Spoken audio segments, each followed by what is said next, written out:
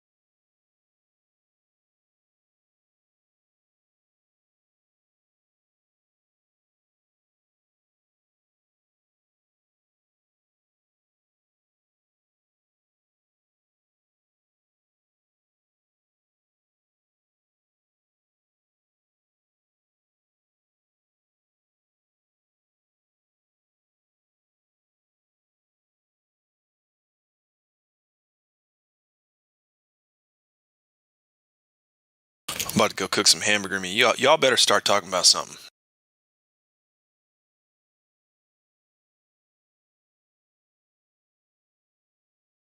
Where's Battlema to talk about how he raises and kills his own beef?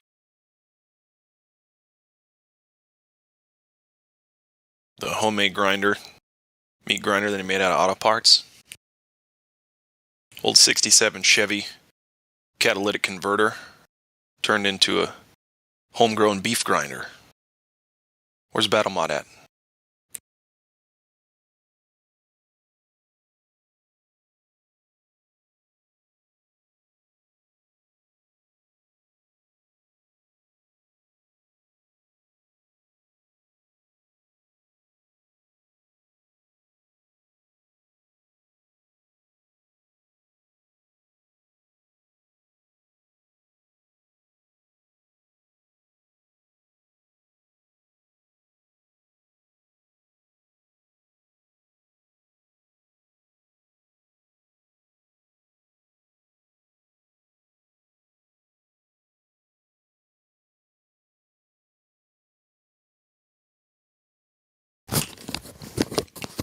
Hello.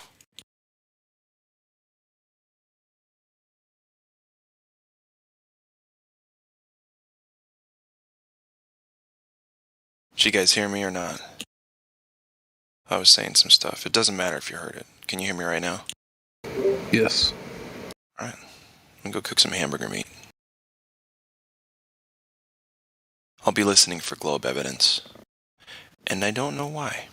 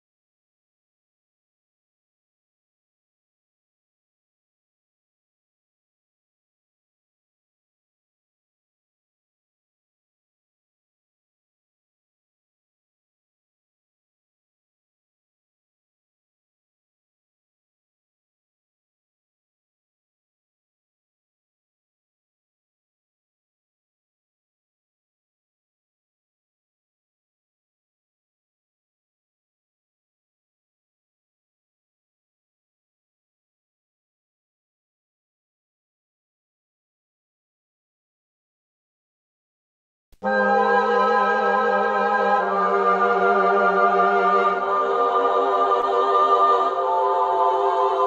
yo, I only know what I see.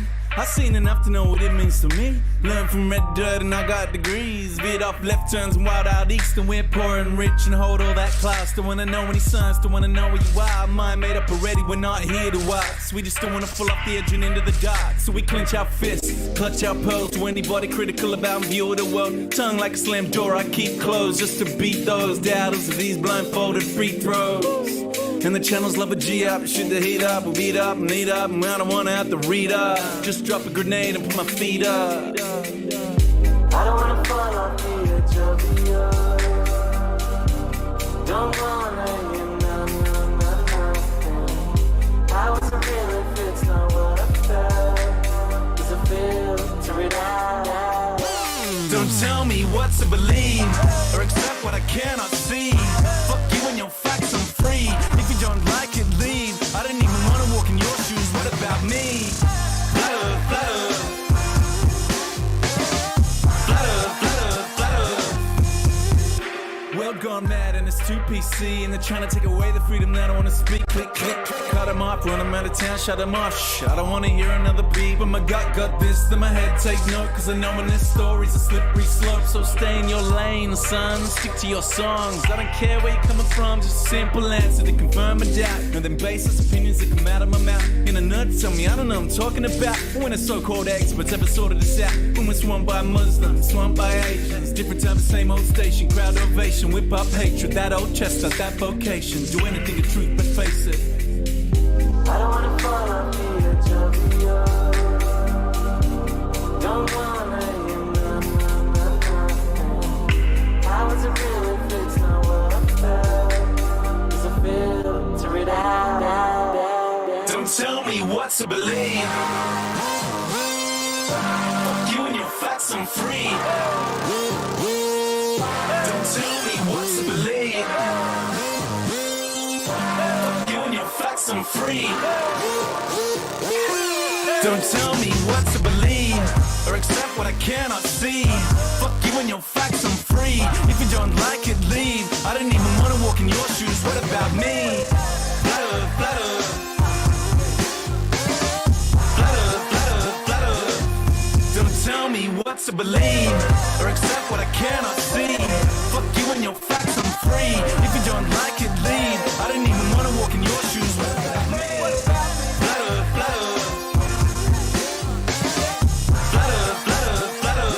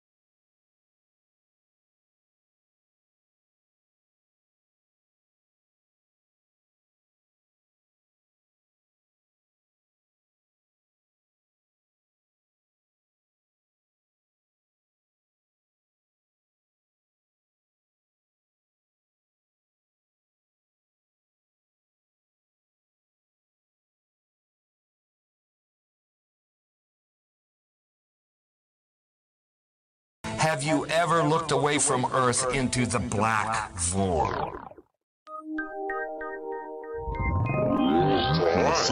Because you can see the stars. Oh yeah. You know, and We were never able to see stars from the lunar surface or on the daylight side of the moon. It's not black and white. I mean, it's black, but there's all kinds of polka dots. Space is fake AF. Space is fake AF. There's more than stars. You can see planets. You can see moons. you see the gas. Bit down there, say the stars.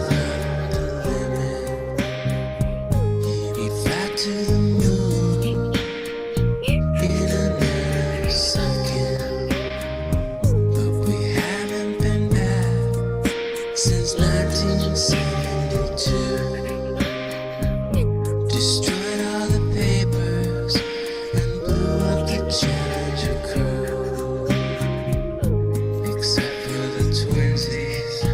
Space is fake AF. Space is fake AF. Look out into deep space away from the sun, it's the darkest light you can imagine.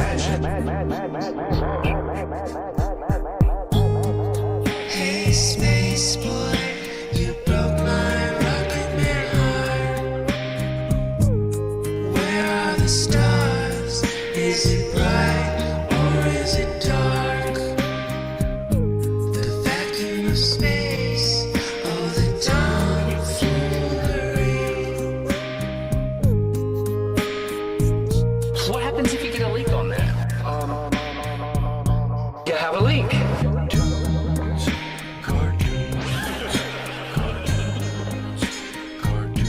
Deep under my bubble.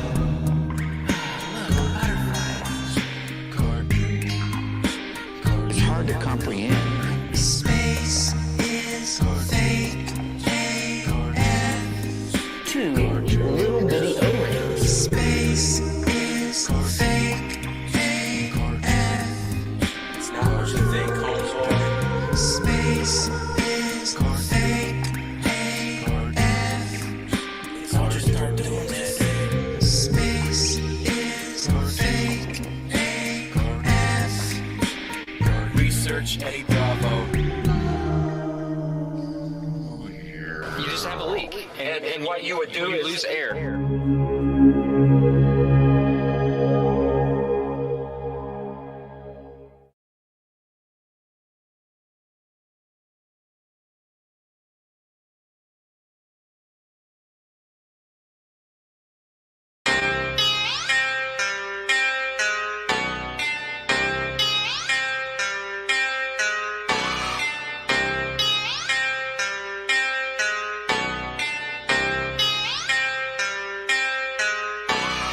What is the world? What is the world that we're living in now that we know we're not spinning? What is the world? What is the world that we're living in now we know curvature's missing? What is the world? What is the world that we're living in now we know flat earth is winning? What is the world? What is the world that we're living? It's like a brand new beginning. We know that most of y'all sitting there wishing, probably just itching for us to go away, completely dismissing things that we say like our minds have gone missing. Meanwhile, you're really the only one shifting reality as if it was switching, like it was some type of fantasy pitching. Next up to bat, but you wind up just whiffing. Nothing but air, you just can't do no hitting. Running around saying that water sticking to outside the balls, your logic is slipping. I understand that you might think I'm tripping. Pay attention to the words that I'm spitting. Only thing that really needs any fixing, your view of the world and the way that you're thinking. No need to go always screaming and kicking. No reason to think that Earth might be tricking. If it was spinning, then we would see drifting. If it was curving, the ships would be sinking. Logical fallacy, keep on insisting. Probably just listen. How about you try some form of consistence? Ships disappear due to angular distance. Makes a lot more sense that the curve's not existence. Why the persistence? Why the pursuit of unending persistence? Fighting a war like a soldier enlisted. Really seems as though you got it all twisted. Why not just be a bit more optimistic? Lies you've been told, the veil has been lifted. Now you've been gifted, given permission to take a position. Not in opposition to the world that we're living. Create ignition, start up the engine. Choose to accept it, now this is your mission. Tell us why the damn curvature's missing. Maybe just call up a mathematician. Give him a listen. Have him tell you about his presuppositions. Talking about how it's not superstition. A vacuum and air pressure juxtaposition. Make a decision. Tell us how this model came to fruition. You have the right to enact your volition right up to the day of mental acquisition. All I could do is provide ammunition. Can't take the heat, stay the fuck out the kitchen. Judgment day or to the last demolition. You can see this as an act of attrition. On the condition that after admission, do you a favor and start the forgiving. Then go out and share your newfound position with everybody who's potentially victim. Falling for the global prisoner system. So many flaws, no woman can list them. Shout to my beautiful parents, I missed them. Taught me to think for myself, I could kiss them. Now to the day that I'm able to whisk them away in my arms, I will reminisce them. Yeah, yeah.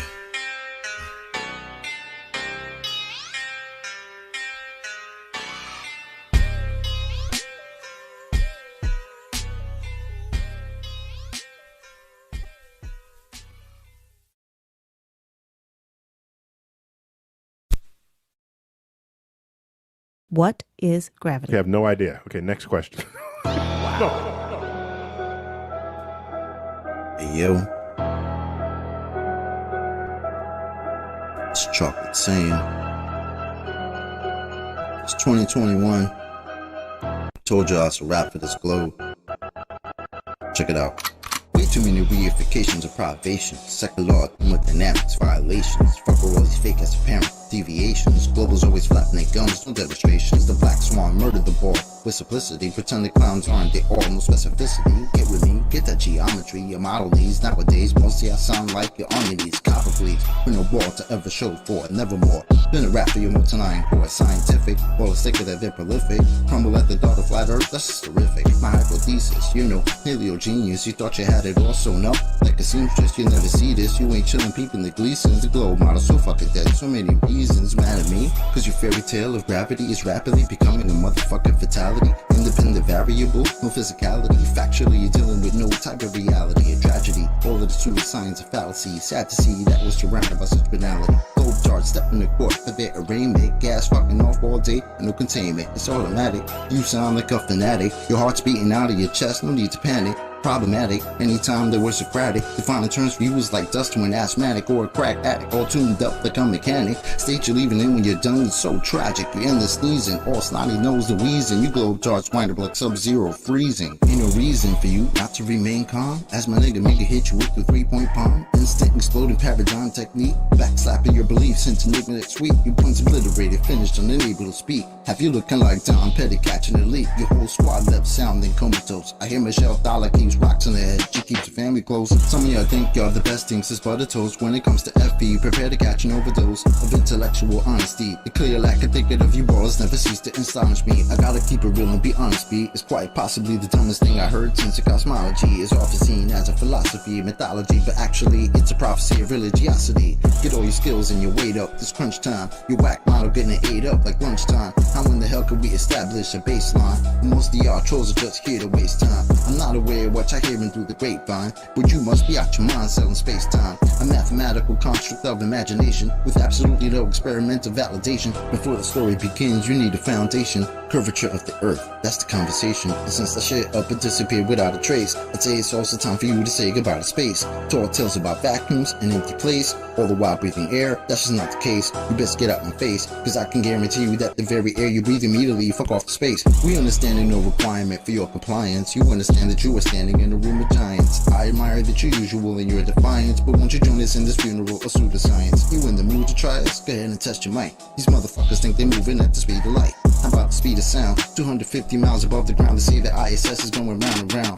Please don't even try, son. It's been a rap since you gave up open your geometric horizon. In the trenches hoping and praying we don't get wise and realize you're smoking more of the grass than Neil Tyson. Oh, speaking of that clown, I wonder how much longer he can keep a push of this in the background. Never debating, always up to the back down. Playing in fear of the gravitational smackdown. This little circus won't last long. I'm betting you the type of clown that sits at home alone with a mask on, thinking you debunked an argument like the Black Swan, never knowing that your radius could be that wrong. Oops, I really meant to say dead wrong implicitly. We've been falsified the globe empirically. Need you to listen, G. It's not logical to postulate you live in a sphere with no sphericity. It's the epitome. It's not a mystery. The globe model's all wrapped up in stupidity. It's quite simple, see. It's probably not the move for you to spew your rhetoric here or religiously, maybe officially. One day you might find yourself vividly in the middle of an epiphany. Lyrical symphony. It's been a pleasure, but our times have both come to an end. Synchronicity.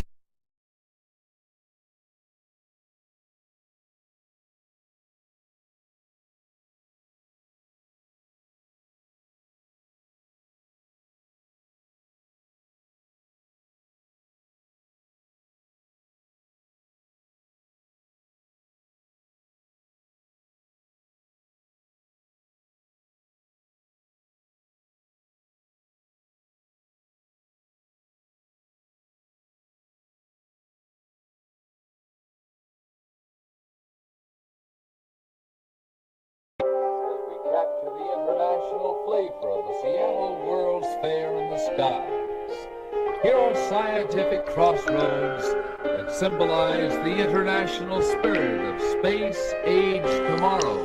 Yeah, we're at a crossroads. I'm living in your tomorrow, and it's an international dystopia filled with man's sorrow. You can forget the delusional utopia. Sitting at at your workstation. Do you get the implication of your predestined designation? Syndrome, domestication, status, victimization, vocation, misapplication of man in creation. One step closer to automation or complete behavioral modification, a psychological operation on the entire population. Programmed emasculation and freedom eradication. Now it's truth by declaration and character assassination. Wars between puppet nations, propaganda on every station, public lost in mass consumption of poisons like fluoridation. They fool you with the concentration, it's still rat poison by demonstration. Is Epstein's friendly relation the solution to overpopulation?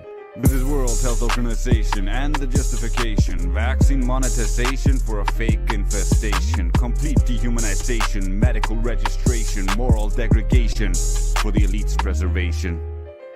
All based in misinterpretation, using the media centralization through the repeated indoctrination and state-sponsored misinformation.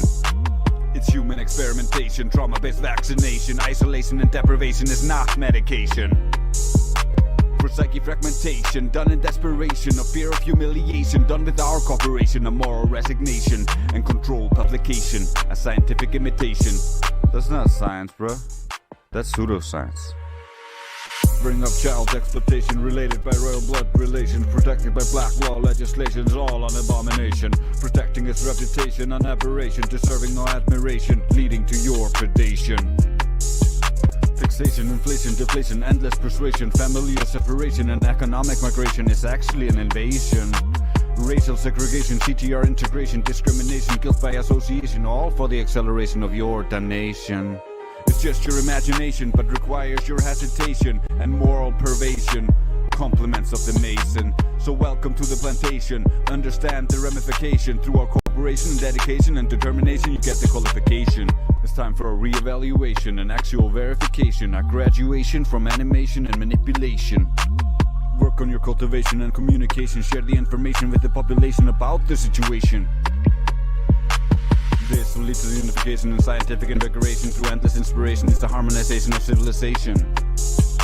Avoid the temptation, break the domination, have the realization and find the motivation. The invalidation of the explanation and imagination brings about a transformation. It's time for a rejuvenation of mankind in creation. This is your invitation for participation in mankind's liberation, man's salvation, a true revelation. Peace.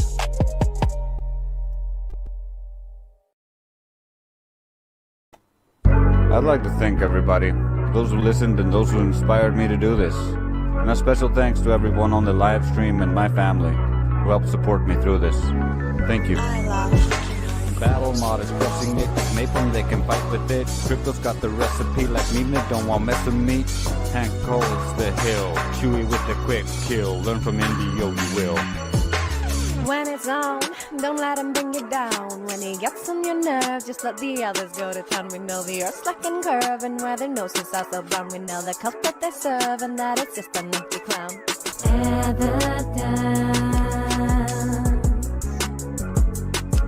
No evidence. I love economic music. Globals don't have any, it's not like it's for you and me. Testing things empirically, living in reality. There are some who see and others that do not, consigned to their lot. Our ladies gotta be truth will make him take a seat. Lulu also sweet, Bambi what a treat. This Tracy was on this track, damn dramatics, he's got the knack. Qualification dandelion does not lack. Whitson and Kai, high as the sky. They shine like the shines, we all know why. Here glad flow, give him the rope. We all know it's a joke. I love Battle mod is crushing it. With Napalm, they can fight with it. Crypto's got the recipe like Nina, don't want mess with me. Hank holds the hill. Chewy with the quick kill. Learn from Indio, you will. When it's on, don't let him bring you down. When he gets on your nerves, just let the others go to town. We know the earth's like and curve, and where their noses are so brown. We know the cult that they serve, and that it's just an empty clown.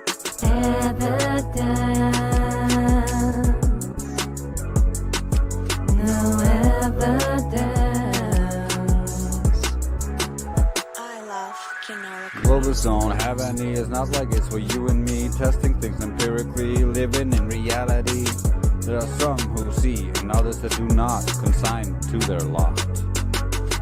Our lady's got a beat. Truth will make him take a seat. Lulu, oh so sweet. Bambi, what a treat. This Tracy was on this track. Damn phonetics, he's got the knack. Qualification, dandelion does not lack. Whitson and Kai, high as the sky. They shine like we shine, so we all know why. Here, glad folk, give him the rope. We all know it's a joke. I love Battle mod is crushing it. Nathan, they can fight with it. Crypto's got the recipe like Nina, don't want messing me. Hank holds the hill. Huey with the quick kill. Learn from Indio, you will. Thank you, everyone. You've been great. Thanks for the beats, Toby Dog, and others. I love Kinolog music. And this is the end of my album, I guess. Next time, I'll try to be more professional. Until then, you can speak to me at 24/7 Flat Earth Discord, where the globe goes to die.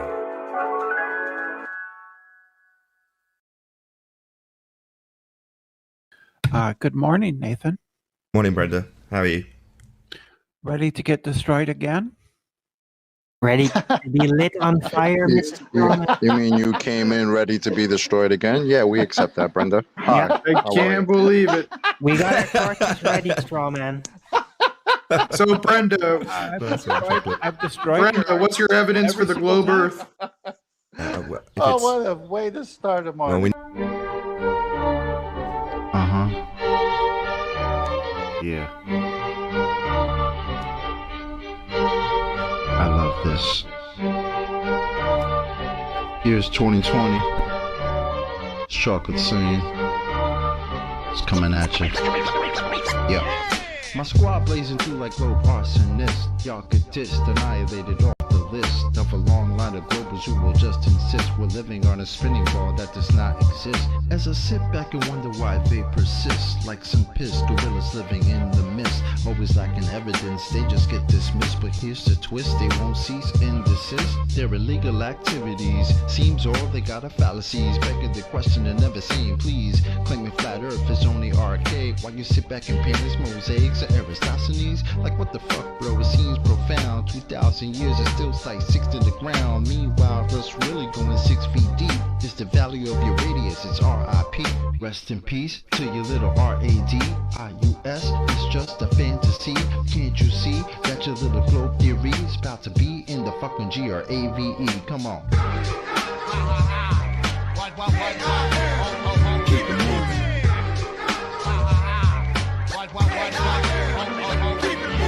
Yo, I'm really trying to ascertain how insane it is to endure the pain that would make a grown man out loud exclaim that a body of water could somehow maintain the outside of a ball. Now that's insane. Even Isaac Newton said that he would not feign a hypothesis for this bullshit campaign of a force that's only a force in your brain. Don't complain, cause I'm not trying to pull your chain. This ain't no game. It's often claimed with thoughts in vain to not go against the grain. It sounds profane. The cartoon world will not sustain. Its reign has been now deemed as inhumane. Me and my fam only want to help you be attained and reclaim your sense of home in your domain. Your life has been spent on the top of a plane, yeah.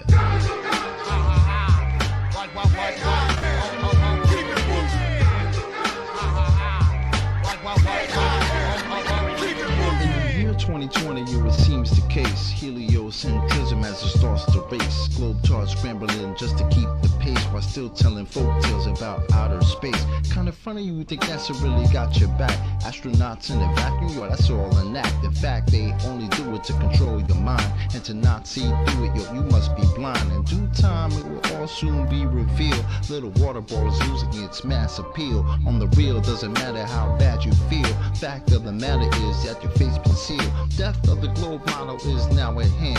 People seeing through the lies all across the land. From Eli to NY to Jin in Japan. It's a rap time to throw the magic ball in the can. Come on.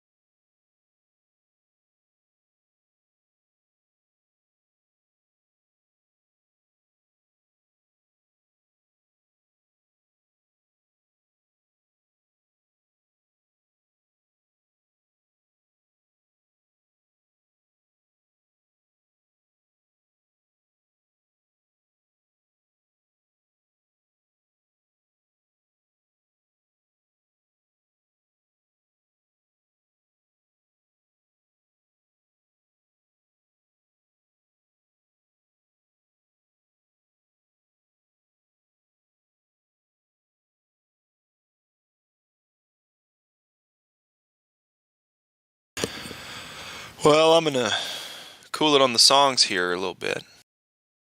Anybody want to talk about the Earth? Got a lot of people in here. Pretty knowledgeable about the subject, I'd say. And if you are knowledgeable as well about this or extraordinarily related topics, come on down.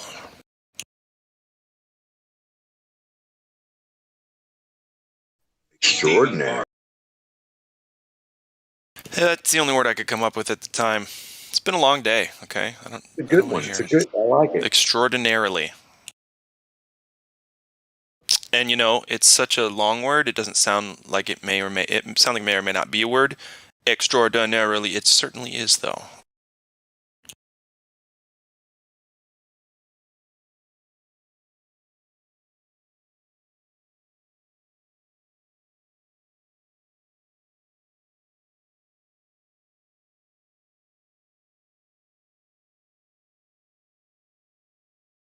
I remember in middle school when I first learned the word anti-disestablishmentarianism.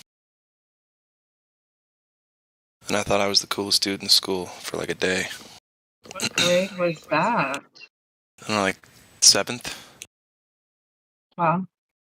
It was just like kids trying to sound smart, right? And looking through the dictionary and stuff. Right.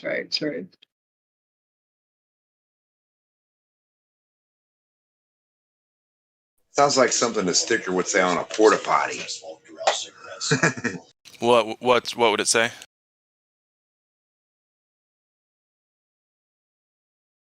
The word you said?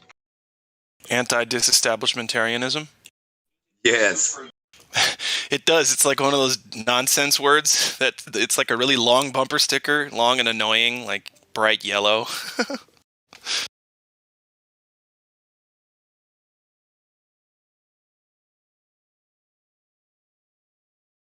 All right, for real. I'm going to make some food, but I expect to come back to a burgeoning, flourishing cornucopia of conversation.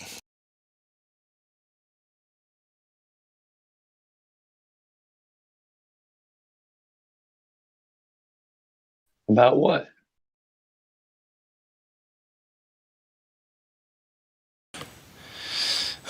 Physics?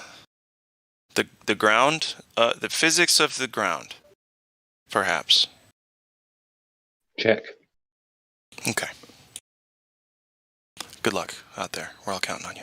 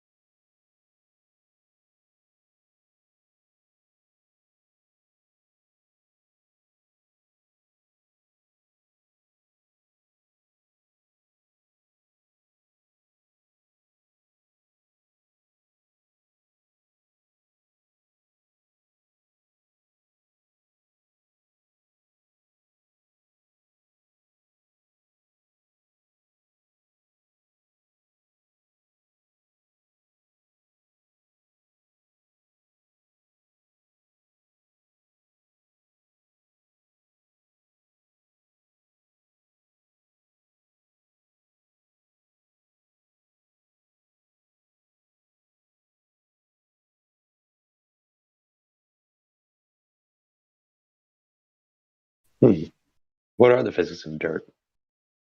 Anybody got any idea?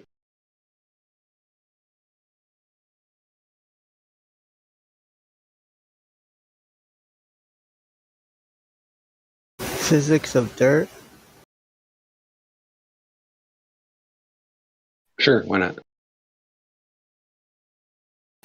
Is that what you're asking?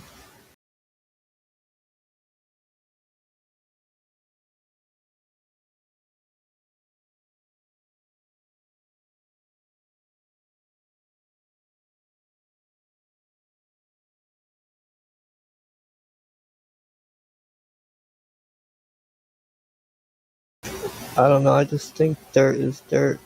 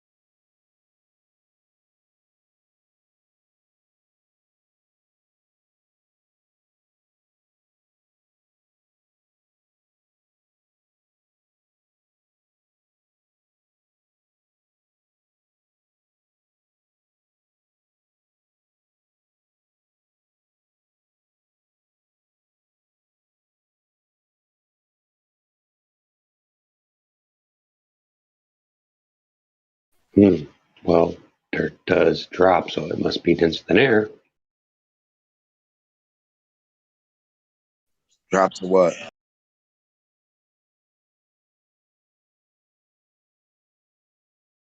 Dirt drops to the ground, yes. And it grows. So you could say it was grounded.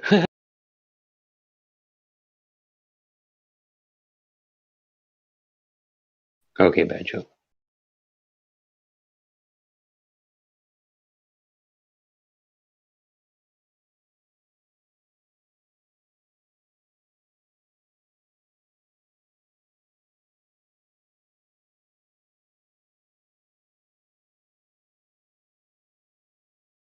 How do dirt balls get to space? To float around That's a good everywhere question. and go from Very planet to planet. carefully. If humans can't do trajectory and they got to have all this math, how does a dirt ball get all the math to leave to space? Mm-hmm.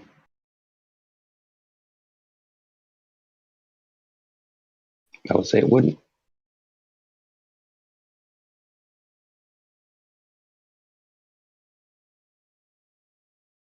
How does a dirt ball get to space?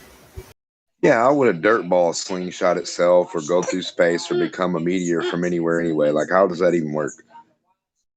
I don't How know. would we see that happen?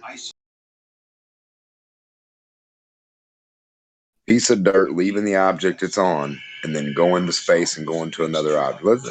I doubt it. It would have to Doesn't defy make gravity. sense.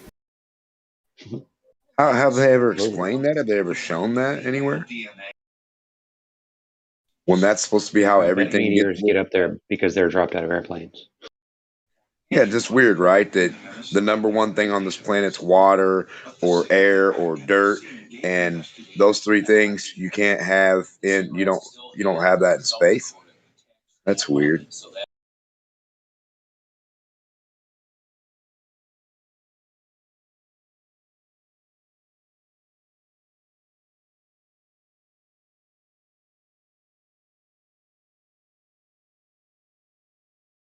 I mean, what's panspermia? How does a rock get to space? How does that even work? I mean, how?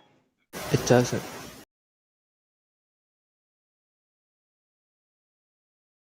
Well, you could hurl it, but that would take a lot of energy.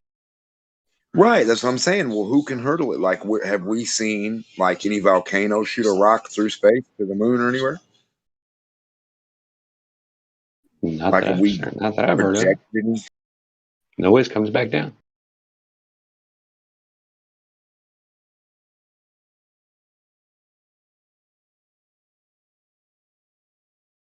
And that includes the space shuttle. It always comes back down.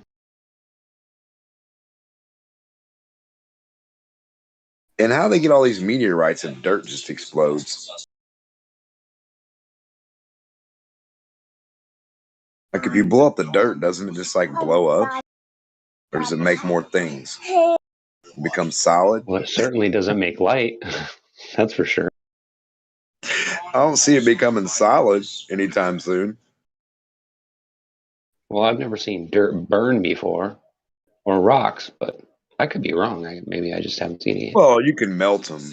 You can melt them. I mean, that's gold. You know, I mean, metallurgy Yeah, material. but air friction alone causing them to Oh explode. no, Not not combustion of that. No, seems a little extreme. Right. No, not just yeah. The claims everybody makes on that are just. I mean, it would make more sense if they were pieces of like maybe pressurized carbon dioxide or some kind of gas that liquefies when it gets up to a high altitude. Maybe it falls, and when it gets to a certain altitude, it just explodes. Well, how would gas. So, like, what planet would be able to shoot something to space, to Earth, or somewhere? Like, where do they get this idea? They just have so I guess many. there's just lots of rocks still out there from when they formed the universe. They just happen to be there, I guess. Yeah, but how in the fuck did they get there? If we can't watch them get there live.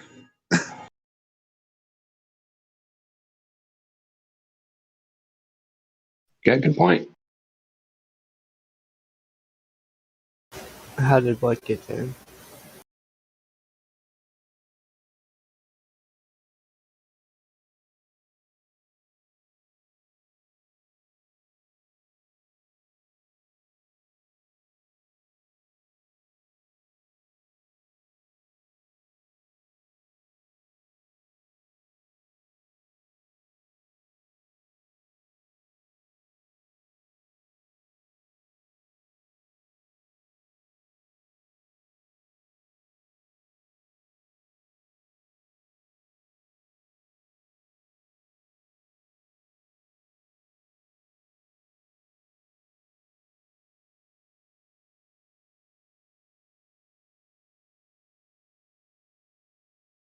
So, short of putting an asteroid on top of a rocket and sending it to space, like, how could they send a rock to space?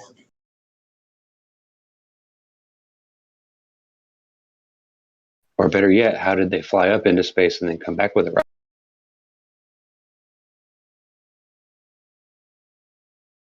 Well, that too, but I mean, shouldn't the initial question be how can rocks even get to space for them to claim that rocks are coming from space to get here? Like, if they're on a planet with greater gravity and all, or this other, and it's like so, like, if they can't, like, if we on Earth haven't seen any rock just leave the dirt and go up to space, then how? That's a good question.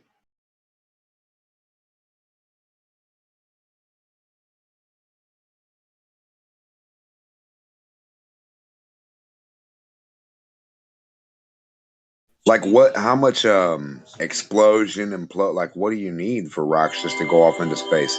And if that's the case that could happen, how could the planet even be? I mean, it wouldn't have any material on the outside surface of it. It'd be out in space. Rocks usually don't float up in the air. Hey, you're talking about your whole universe right now, pal. They're floating around and falling at the same time. Those are not rocks. You're on a big rock. A third rock from the sun, remember? Third rock from the sun. That's funny.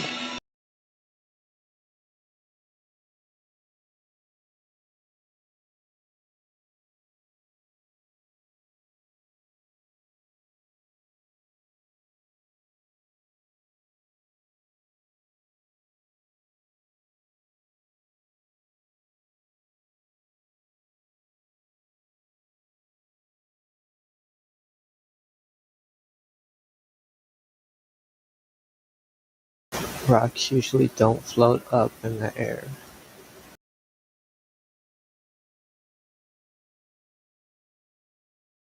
And what's this thing about size? Why does in physics they keep saying certain things about size for space? With no resistance, how could size possibly make a difference? So the physics of a vacuum, in the idea of that, what is size in the great expansion of space, the great nothingness of nothing? So if you have a grain of salt and little things live on it, or if you have something 8 million times bigger than our sun, I mean, the idea to say that you can't physically produce something in physics that you physically claim is physically happening with physics is just absurd. I know it sounds like a little riddle, but it's absurd. Well, these are your physics, and this is how the universe works. Demonstrate them, Todd. Well, I can't, Tim. You see, I've got 8 million excuses and 10 more stories to tell you about stories. But trust me, this is the way these physics work.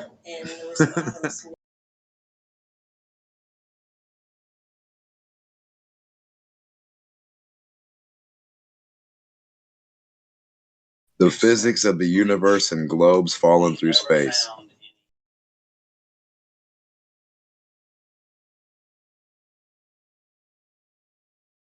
Oh, but the physics on Earth, they're totally different.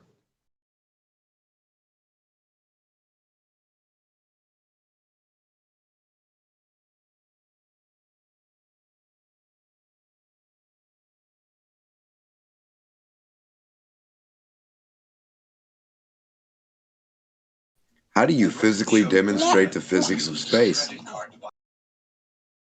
Hang on, I want to go back to where you said, shit. You said something about physically proving something in physics with physical evidence of something physically happening in the physical world. Fucking brilliant. And then the stories about stories. Dude, it's perfect. God. That's why I'm laughing so hard. It's like, that's all I can do. Somebody told me I was funny. I didn't believe them, but I think it's great. You have a child, right? Are you fresh into being daddy? My grandson. Oh, your grandson. Okay. Oh, yeah. Yeah, you might get a little more goofy and relaxed and funny when you're around your grandson. You know what I mean? He said, I'm goody, goody, goody, goody, goody, goody, good. That's 7 goods. So, yes. Lucky he can 7. read. He's 1 year old and he can read. Well, by memory, but you know. That's better than nothing. Yeah. Yes, sir. Kids are smarter. Getting. I mean, I don't know. My mom was like, "You could read by 7 years old." I'm just kidding. Well, I mean, you never really know. She was like, "You read it too," and I'm like, "No, I didn't. Prove it." Yeah, I always asked that. I was like, was I smart? Was I dumb? They were like, oh, you're all right. I'm like, I don't know, man. You were all right. That's fucked up, dude.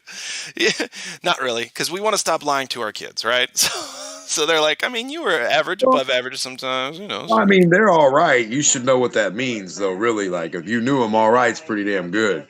Right, exactly. If you're doing all right, yeah, you're doing all right. You're doing fine. Yeah, because if they said you weren't all right, that meant like a whole new thing. Yeah. Yeah, like, oh, he's not all right. Yeah, exactly. That's like levels beneath.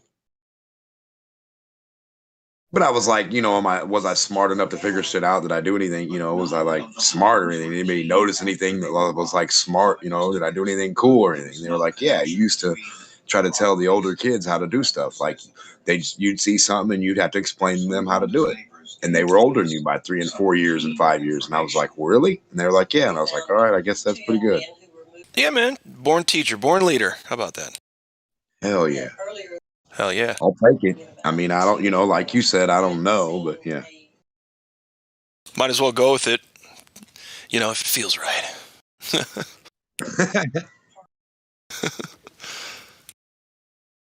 Yeah, but isn't it weird though? Like they explain to you, this is your physics. These are physics, and you're like, okay, physical physics professor of physics, physically show me the physical demonstration, and they're like, well, excuse number one.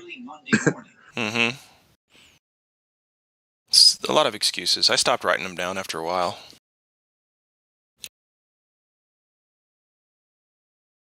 But it's not endless, actually, and that's the good news. The excuses run their course, in especially in a true debate, and then it turns into something different.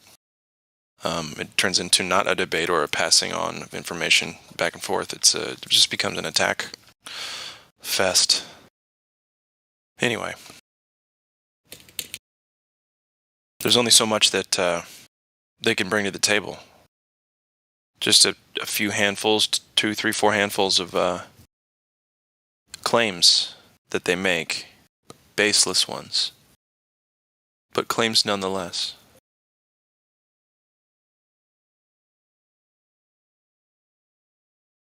So many demonstrations. How many more how many more demonstrations do we have to show them? I don't think we should have to show them anything. I mean, I think not anymore. I think everything's already been done already. I think agree. It's already been tried to. I mean, by I'm not saying let's give up. Let's not give up. No, not at all. Not at all. I'm just saying that I think there are people that have already been down the same path as us, asking the same questions. Whether they got recognized or notarized for it, that's another question or story. But I think they were down the same path. And there's things on this earth that you can sit back and look and say, hey, I think that's exactly what that was for. That was one of the purposes for that big monument or that thing or this thing to be the way it is for the reason it is. Well, yeah, technically you're correct. If it happens that way and it benefits that situation, then it is easy to say it happened for that reason. Sorry, that was... Well, like the Leaning Tower of Pisa, it's left as like a reminder of something, right? But really what? Do people really know? You scratch your head, you say, no, I don't know. But there's a 3.9 degree tilt. That's a weird fucking amount of tilt. It's just a weird amount. It is proof of Coriolis. No. I think they were forcing it. Right. But I think they were actually, someone got smart enough and they were like, let's force the tilt. And see if you can back up and straighten. But why? Just to see.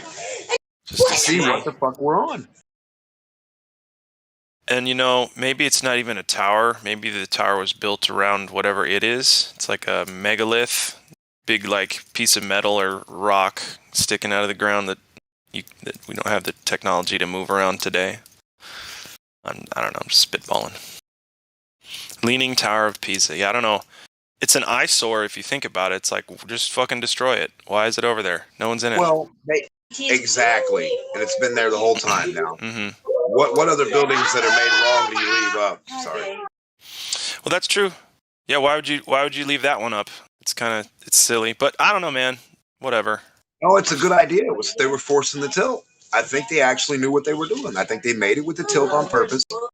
And someone thought, they were doing it with the wrong idea to do it on dirt instead of like on a floating thing on level water. Now, they should have had just a thing tilting on water, and then you get on a thing that's on the water too, like two little platforms that are exactly identical, move away from each other, you push that away from you, and you watch it straighten up. And if you can't, I think somebody was questioning the pyramids because they tell you can't see a degree of tilt, right? You can't see this tilt, right, when you're so far away. 69 miles, whatever, right? 1 degree. But can you see something straight up and down? Yes, you can. So if you force the tilt, then you can notice when the thing's straight up and down or not. See? Oh, well, I see. Exactly. Just like, hey, this is what it would look like if it were Watching curved. the needle go backwards. Yes. Well, that's what buildings would look like if it were curved. Like at a certain point, they'd be like leaning all back and shit. Exactly. That's what it's trying to show you. Exactly. That's pretty funny. Yes. The pyramids also. The ley lines, all of it. I think they were ley lines. I think those ley lines are bullshit. I think that's all bullshit. Well, no. How hard is it to put some fucking lines in some dust? I'm sorry. No, not really that. I'm just saying. I think. I'm talking about the Nazca lines. Sorry, not the ley lines. The Nazca lines. Oh yeah, I don't really worry about those. Shit's Yeah, hilarious, you're right. dude. Those Goodness. are changed. It's so funny. Ants could have drew that. I know, man. Like, get out of here. It's all preserved and fenced off and guarded. It's like, no. I think the lady that discovered him drew him. The lady that was up there, like, doing the work. Yeah, right? Because they're not even quality. Like, the spider's kind of like a second grader drawing a spider. It's like, okay, well, okay. Anyway. Ley lines, yes, those are real. Yeah, I just think they were just something like longitude, something like that. Just so they can line something up and try to like stay on a course, try to measure something or something in a way. Yeah, for sure. Got to have a grid pattern on a flat, linear, level surface. So that's why it's latitude, longitude lines. That's impossible. Inconceivable. That's impossible. No. Inconceivable. Well, it is impossible. The globe is so far impossible. If you can't make a little model of it, right? That's what they're all obsessed with, models. They love to talk about models. So, why can't you demonstrate? Why can't you demonstrate? Model. Yeah. Why can't you demonstrate, Globers, with your globe? You know, the ones that you can buy that are toys, or the educational purpose ones, but the ones you can spin around. Yeah. Get this. Why don't you put a magnet inside? No, because gravity isn't magnetic.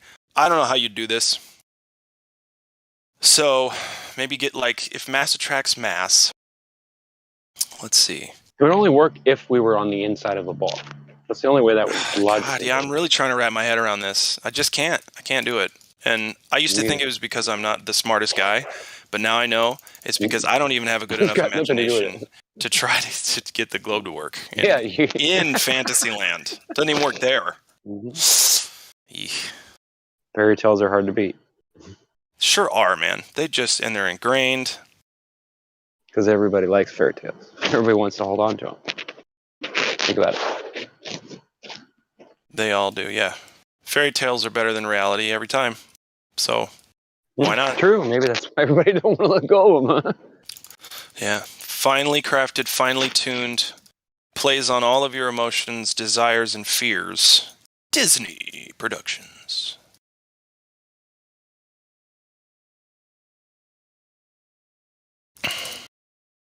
Which is NASA. NASA's Disney.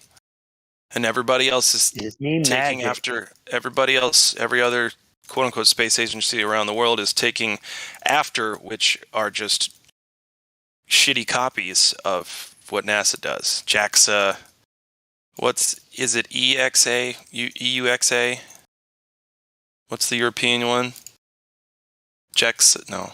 I don't know.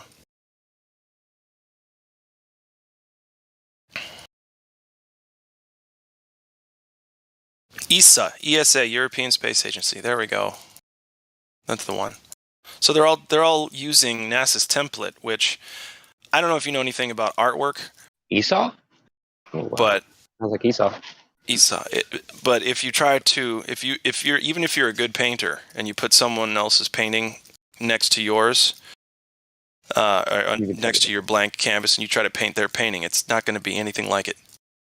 It's going to be probably worse. And that's what those space agencies are in comparison to NASA. And NASA is garbage. So, yeah, I don't know if anybody's seen the Japanese stuff. Was it Lebanon that did it recently too? Yeah. Like, people are just going nuts with... Isn't that why they got bombed? No, just kidding. That was a bad joke. You not go space. Oh. You know the best way we stop you. It's funny.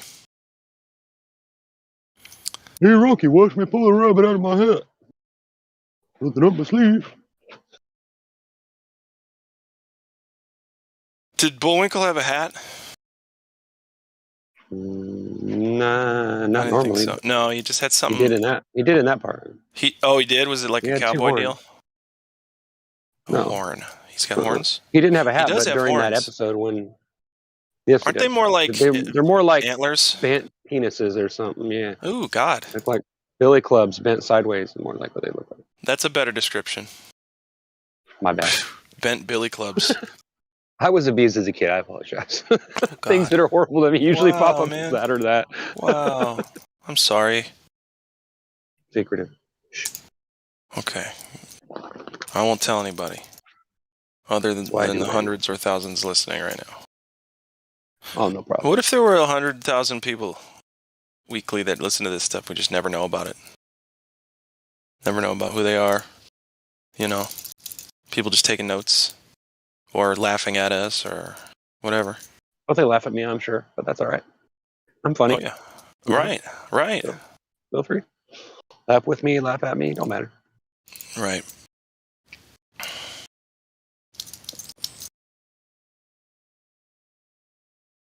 Like recently, I made a mistake of sending a picture of my head to some friends of mine. They're in the room, by the way, and they thought it was quite funny. But I didn't take it personally. I thought it was quite funny, too. But I do have kind of a cone-shaped head. A cone-shaped head, huh? Sort of. Not really, but, it's elongated, whatever. Okay. No, I mean, I'm sure you're right about that. Let's take my word for it. Yeah, someone doesn't just out and say something like that unless it's true. Well, I'm the one that offered it. Exactly. Because they were talking about how certain people probably have cone heads because of this or that, and I said, well, if that's the case, then I'm definitely one of them because my head's cone too. Did and you? They were like, oh my god! Was during your birthing process, was there something that may or may not have caused the deformation of the malleable skull? Malleable at the time. No, it's probably my intelligence just exceeded the brain capacity of my brain. It's going straight out. Your pineal gland's trying to escape the top of your head, bro. That's cool. Yeah, I get it. That's what it was. Yeah, for sure. I don't have any idea. Only happens when you're woke as fuck. I'll be right back. Maybe. Sure. You can't laugh at yourself, then who the hell can you laugh at, man? All right, God rockin'.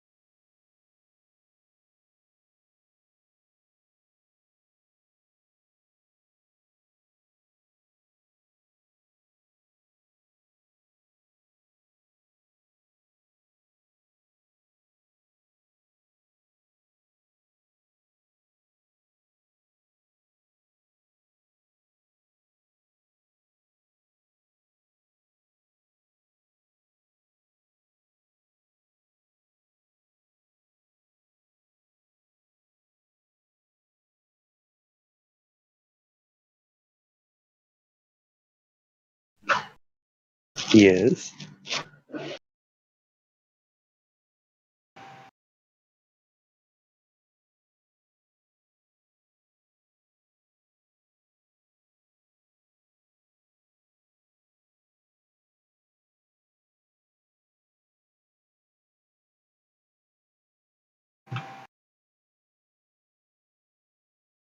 Not true. How are you? I can't hear what you're saying. You're either roboting or you're not coming through. You talking to me? No, I was talking to Truth for Real. Oh. She just came on and was talking, but I couldn't hear anything. All I heard was like a weird sound. Truth, you okay? Oh, my bad, guys. I didn't have my There you go. plugged in. 1 second. That's funny. So what were you hearing? Because she didn't have any input going on. What's inside your head, Rookie? All I heard was that sound. I heard it. Yeah, that's not. I It. don't know. I didn't hear anything like that. I think you need to get this checked out, partner. You weren't even here. What are you talking about? That's yeah, true. no, it was probably my keyboard. I was typing, and I didn't have my headset plugged up. My bad, because I wasn't saying anything.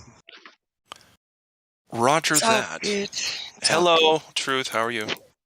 Doing good. How are you guys? I'm well, thank you. I'm very good. Anything interesting happened today? I worked all day, making money on the road, driving for DoorDash. I make a decent coin doing that right now. The benefits of a hoax, right? Oh, did I say that word? Shit. Darn it. How dare you? I can't take it back now. Nope. Oh, well. You've been had. It is a 4-letter word these days. Well, surely no one's going to get upset with you saying DoorDash. Truth's a 4-letter word. You know what? DoorDash is a hoax. I'm just kidding. Well, that's funny. Sure I've no been one's eating gonna get- invisible food then. Well, yeah, exactly. No one's going to get in trouble for saying that DoorDash is a hoax. Because clearly, it's not. Well, I've never used it actually, but I'm sure it does work. Yeah, it's quality. I mean, I need to do something different, though. I mean, the wear and tear on your car is 3 people that work just for stupid. them. Yeah, well, the wear and tear in the car is just the only thing that I can't justify money-wise. If I was, so I was living in Austin for a while, and they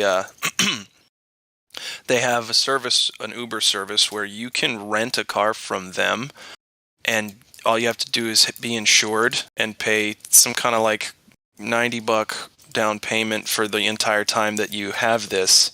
It's probably just an insurance thing, and then you go park your car at the Uber headquarters, pick up one of theirs, and go out and drive in their car, pick people up, take food, whatever. It's crazy. Do you make less money out of it? Well, I think you would. Yeah, you'd make less money. What'd you say? It seems like the way to go. I mean, if you're worried about, just have 2 cars. Have your car, and then have your burner car. Well, like but that's the burner thing. phone. The burner car is going to fucking mess up sooner than the other one. Yeah. And so then it's like, well, I got to either fix that one or use my nice car. Plus, they usually get less gas mileage too. What, clunkers? Yeah. Usually They get terrible. Yeah, but I mean, it depends. You could get a fucking Toyota that gets really great gas mileage. Well, if you had a Prius, that was brand new, you might not. Well, have to no, I know some Toyotas that are, like Honda, Toyota, all them's. They got some small fuel efficient cars. Well, here's the thing. I mean, if you keep it maintained and just do your tune-ups more often, keep a constant check and on your fluids, keep clean fluids, and just treat it well, and it should do just fine. Yeah, I agree. I had a vehicle. After all, it was an Olds Calais back in, oh gosh, I don't even remember what year. 90s, in the 90s. But anyway, I had an Olds Calais. That thing purred like a kitten, man. It had 495,000 miles on it. Wow. Yes, and it purred like that. That's perhaps as many miles as I've driven. I've driven maybe more. I don't know. I've probably driven a lot more than that. I don't even realize it. Anyway, that's cool. Wow, 400. I've never heard of a mileage that high. Was same engine? Yeah, same. No, a different engine. They must have been. I mean, they must have been just babying that thing. Well, I mean, if you maintain it, and yeah, it'd been taken really good care of before I got it, and then Yeah, after you I just got keep it in a garage, drive it real nice. Oh shit. Yeah. I lost it Not driving is just as bad. during the insurance wars Yeah. when they were coming out with the rules and the laws that you must have insurance, and they tow your car and shit if you don't. It's like I was one of those examples that they had to make an example of, right? And so they towed it, and then I had this because I had two babies, and they were in diapers, and I was working, and it's like a single mother struggling anyway, and then they tow your car for no insurance, so you have the tow bill, then you have you the can't afford it. insurance, and then you have the That's right. storage. They charge you storage daily, and then they fine you. Might as well So say you have goodbye. all this shit, and it's like I lost it, man, because the storage kept piling up. It's crazy. It's wrong. But It's wrong. that's called criminal activity.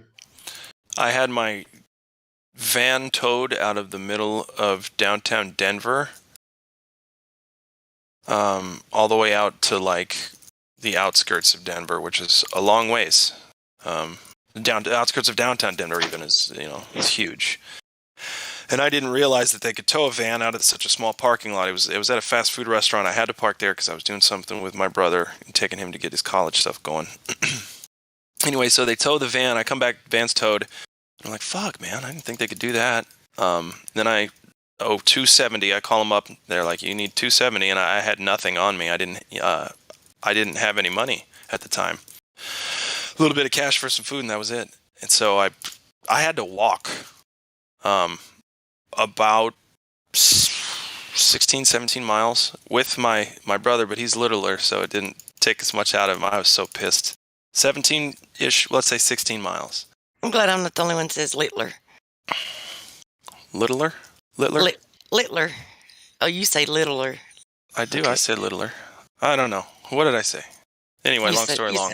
Go ahead. It was $270, and yeah, I had to walk to go get it. Like I couldn't get a ride. I had no money to do taxis, nothing. So we had to walk so far. Can you imagine walking 16? Imagine walking 5 miles downtown. Yeah, I've walked more than I've walked a lot in my life. This is why when people are like, well, get out and walk and get plenty of exercise, and they tell you that, and it's like when I talk about playing ball or going to the gym, they're like, well, just take it. If you don't feel like doing that, just take a long walk. I'm like, dude, I have walked so much in my life. Yeah. If I can drive, I'm going to drive to get there. It's like, because there's something psychological about it where when you have had to walk so much because you were forced to get where you're going, and then when you try to choose to do it for a pastime, it's like your mentality, you still go to that place, and it's not enjoyable anymore. It's like you just can't enjoy it. Maybe if I was doing it with someone who was interested or something, it would be enjoyable. Yeah. You better get that. That sounds important. It's funny shit. Could be every time like to notify you that you're our inch whatever. Every time a phone rings that loud and annoying, I'm like, that sounds important. What was that? It was a cool ring. It sounded like a ring from like a late 80s action movie. No, I mean the guy after that was rattled something off. I don't know. Okay. I was just wondering if you heard it too. I want to make sure I wasn't. Did. Yes, I did. Maybe I need to check my blood. Maybe I need to go get a test. That's okay. You're fine. Yeah. So far. Good. All right. Let me know. All right. Let's move on. What were we talking about? I'm going to get my food. I'll be right back. Oh, I thought you ate earlier. Didn't you say you were going to get food like an hour ago? 2 hours ago? I've been cooking, sir. Oh, I see. Like, back and forth cooking. I'll just check. Yeah. All right. Yeah, gotcha.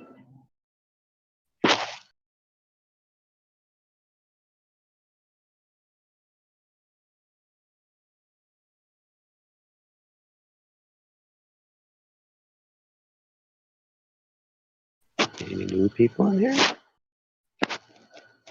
We have called to notify you that your automobile's extended warranty has expired. How many of y'all get those calls? I get one of them almost every day, and I just keep blocking the number, but they keep calling. Doesn't do any good. Yeah.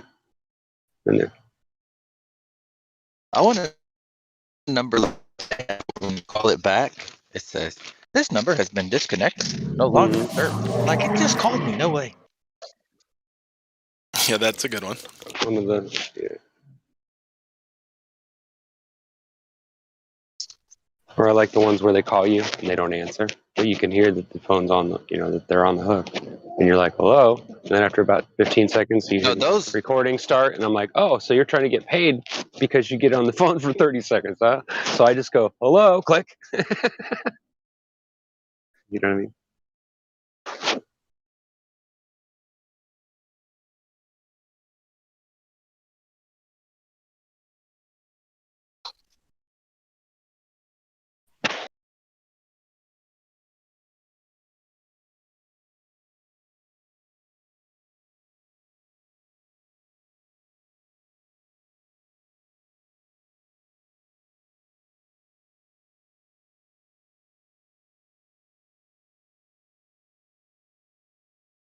Where's Dave tonight? Where's Hank? Oh, where's Healy?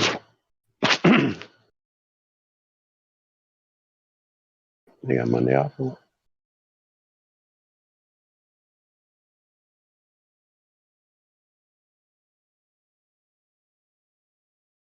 Oh.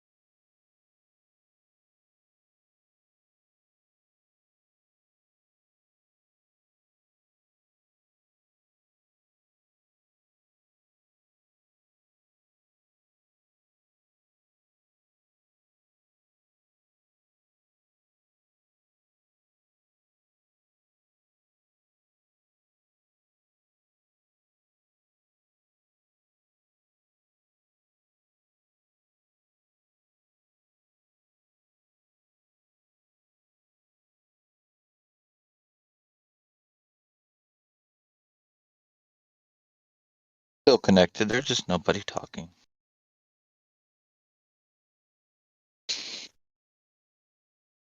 Well, I couldn't hear what anybody else was saying, so it was like I didn't want to talk over people in case it was me.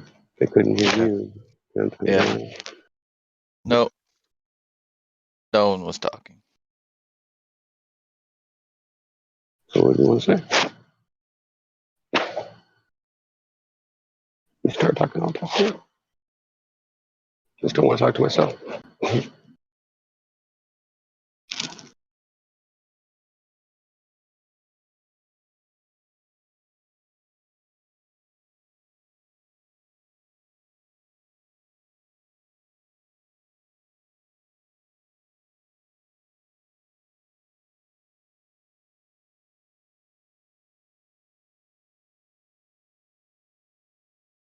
Maybe I'll go see what the YouTube chat has to say.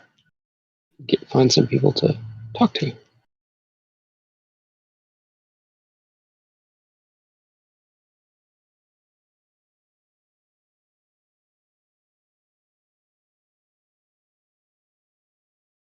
Are people actually active on the YouTube channel? Yeah, quite a bit. I go on there a lot when I'm not listening to the show or participating. Yeah, just to see what people are talking about and talk to people. Sometimes there's people in there to talk to. You never know. Mostly it's the same people that just come in there just to heckle and troll. But it's like there's almost a bigger following of trolls than there is the rest. But they're not very bright, so it makes it easy. You know what I mean?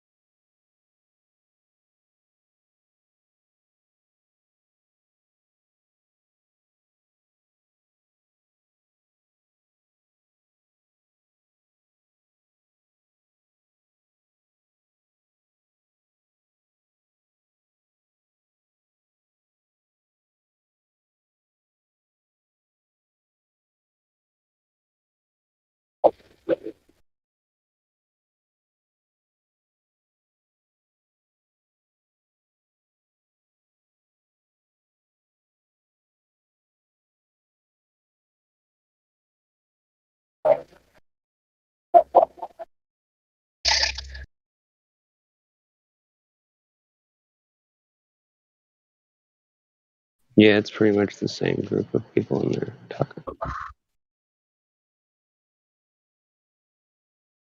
Similar.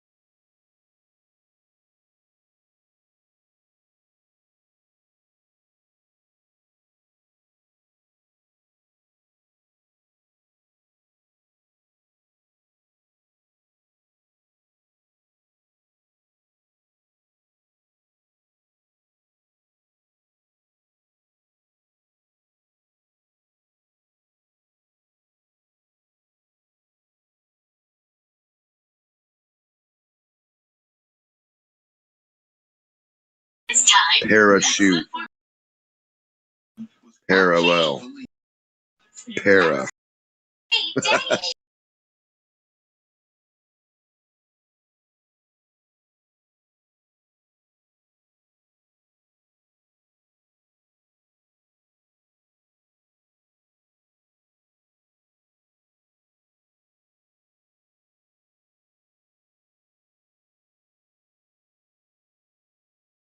Did you look that up for etymologically, or did you just look it up in the dictionary?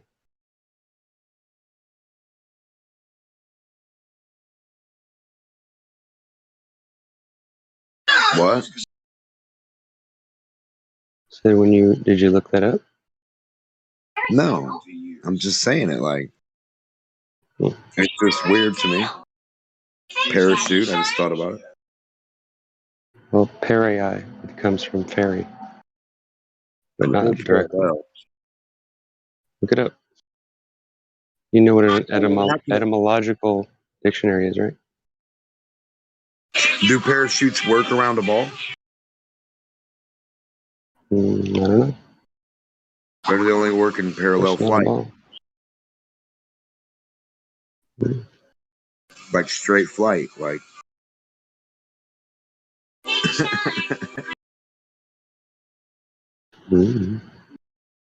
I just imagine an ant or a little man trying to like parachute on the wrong other side of a hill from the other side. Right. Well, supposedly you can fall around the earth if you just got high enough. You could just parachute around the earth. Think about it. Yeah, I still don't. Right? I can't see it. That'd be funny, right? I'd like to see him demonstrate that one. Right. Still no tilt.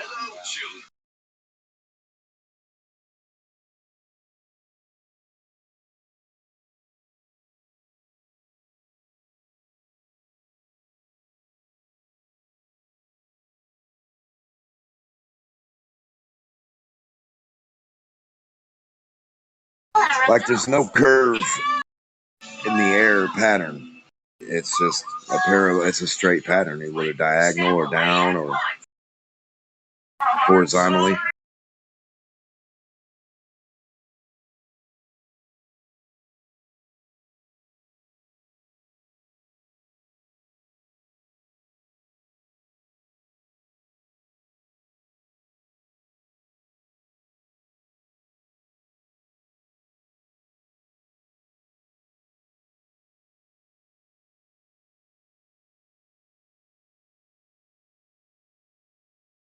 I just don't see how on like the tallest mountain you couldn't literally like jump to space at the right time. It was like 3, 2, 1, space jump.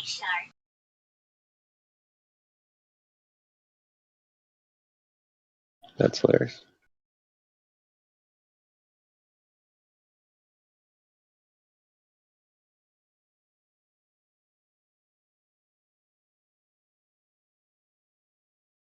Or a space boat. Like, why don't we have like a waterfall dock to space? What the hell? The watery space dock horizontally into space.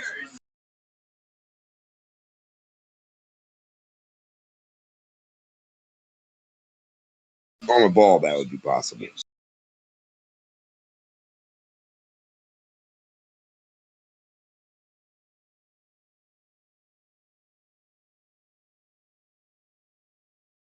Yep, just back your boat up into the hydraulic pump and then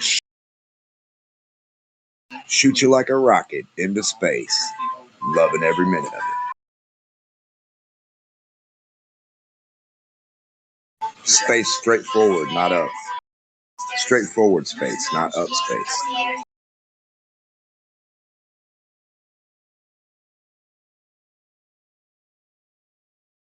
Oh shit, nobody's ever went to space going straight forward, have they? Isn't that weird?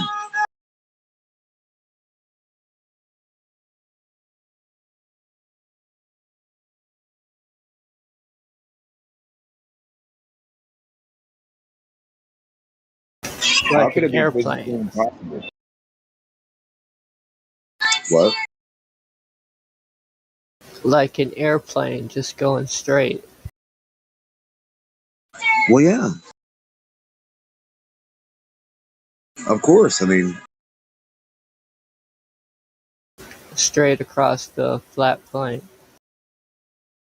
right. And then right at the edge or right to the edge. No, well, I mean, even on the idea of a ball, flatten out a piece of it, then shoot like a rail gun. Have like a 10-mile rail gun. Have your boat in there. Have it shoot across water, on water. I don't know. Maglev. The least resistance possible. You know what I'm talking about.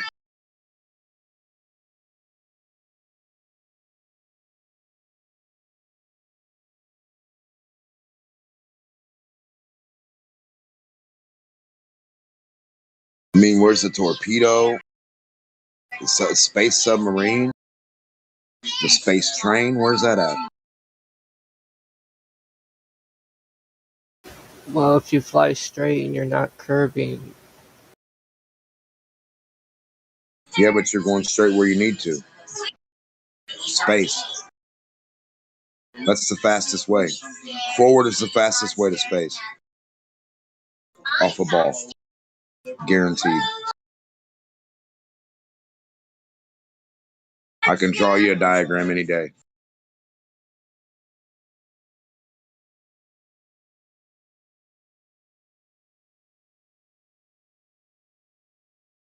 And as soon as you go forward on a sphere, you're automatically thousands of miles up in the air.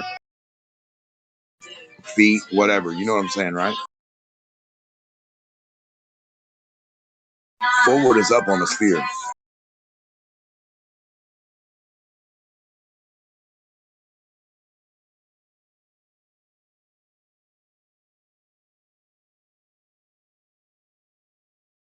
Or down. Same thing, really.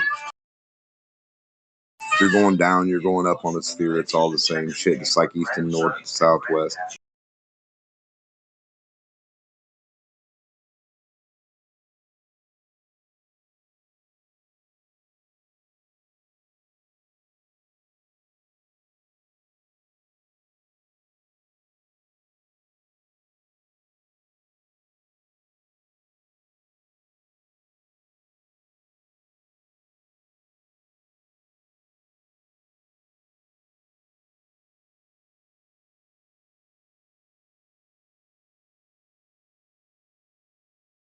On globe water, it'd be forward elevation.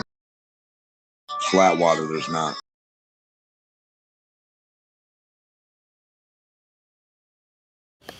So there's some folks in the YouTube chat starting to slime their way in here. So, hi Winter, from over here in the voice text. How are you, Winter? Okay.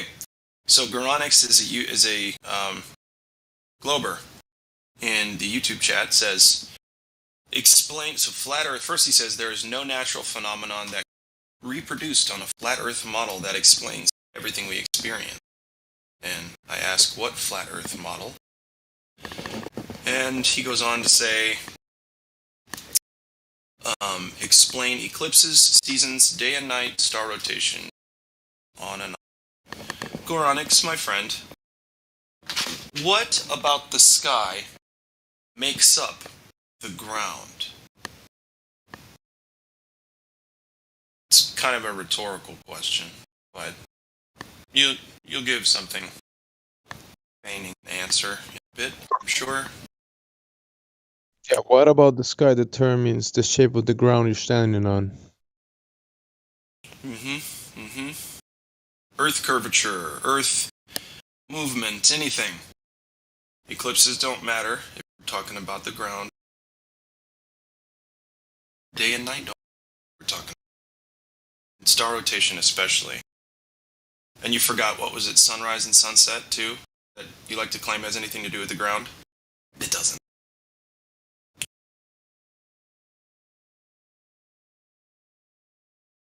We're not making claims about the sky. None of us are making claims about the sky. We'll talk about the sky. But the evidence shows, this isn't even a claim. Earth measures what we can talk about the sky. What we can talk Sorry, about. I was far away. We're not going to go into like speculations or opinions. No, yeah. Damn it, I was far away for that. Anyways, eclipse seasons, day and night. Well, I guess yes, sunrise and sunset. He said day and night, star rotation. List goes on. Right. The list of stuff that happens in the sky and not on the ground goes on and on. Thanks.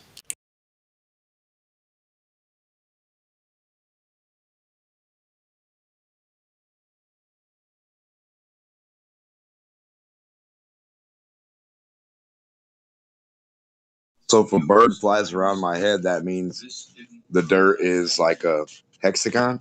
Because I say so? A bird? Well, I mean, if I can look up in the air and just look at something in the air like a bird flying around or moving above my head, that must mean orbit, rotation, gravity, globe. You know what I mean? Yeah, That the must mean bird's orbiting globe. above you. Somehow. Yeah. Take all of that into account, of course. Yes. Mm-hmm. Yeah, the bird's Coriolis. Yeah. The bird has no choice but to just go with gravity. Coriolis, right. Mm-hmm. Well, I mean, the bird doesn't put its nose down to go around the globe. You know what I mean? Gravity holds it in place, right? Because it's locked in place, right? Maybe that's why when you get drunk, you get dizzy because you're really spinning and you just don't feel it. Sorry. The best one. Oh my god. And I've heard that they've used that. I'm not joking you. They have actually used that one. Nice. I know, that's why it's so funny. That's why I couldn't help it. Because I've actually heard that argument. Yep. Yeah, when you get drunk, you start to feel the movement of the earth. You get more sensible. Your senses get more in tune when you get drunk. That's why your in heightened senses can make you drive for hours. And pee in drawers and sleepwalk and beat people up and not remember it. And then not remember everything. And not remember a word of it. Except your socks are really soggy. That's and gravity. You can't figure out why. You know your wife didn't do that. I mean, she's done it on the floor, but not in the drawer. Come on. How did she get up there? Well, I don't know. Okay, sorry. I went too far with the joke. Trying to light it up. She thought it was a pull-out toilet. There you go. She said, this was a big dress or something. A pull-out toilet? Maybe she just blamed it on me. Do those exist? That's incredible. Wow. They go right underneath, like not the fridge, but the sink. Yeah, I know what you're talking about. I'm having trouble holding my composure here. It's bringing back some really funny memories. So. I've had a lot of drunk moments. Not only just for me being drunk, but other people being drunk mostly. You just make sure you have one of those baby car seats next to you with the you can pee in it. Like that has the. What good does it do over there? You got to put it under you. Yeah, but see, you still climb up on the furniture and try to pee everywhere. That's the part. That's the part that sucks. You end up breaking things. And knocking. You wonder why did the alarm clock snooze on its own? Oh, I see. I kicked it off on the floor and peed on it. Okay, I get it. I'm just kidding. I never did that. No, I remember I broke it. Yeah. No, I think one time my daughter came home and I was cooking my car keys in a pot on the stove. You were cooking the car keys. Yeah, my car keys, my truck keys, and the house keys. Cooking them. Huh. In a pot on the stove. And she was like, what are you doing? And I was like, I'm making something to eat. And she's like, are you really? And I was like, yep. And she's like, I don't know why you did that. I think it was a matter of the drugs I was on and, the prescription drugs I was on and the alcohol mixed together. Something like that. They had me on some wicked cocktails for a while. Mm-hmm. But, it didn't stop me from drinking. So that's why I had to quit. About 10 years. Anyway, let's not talk about me.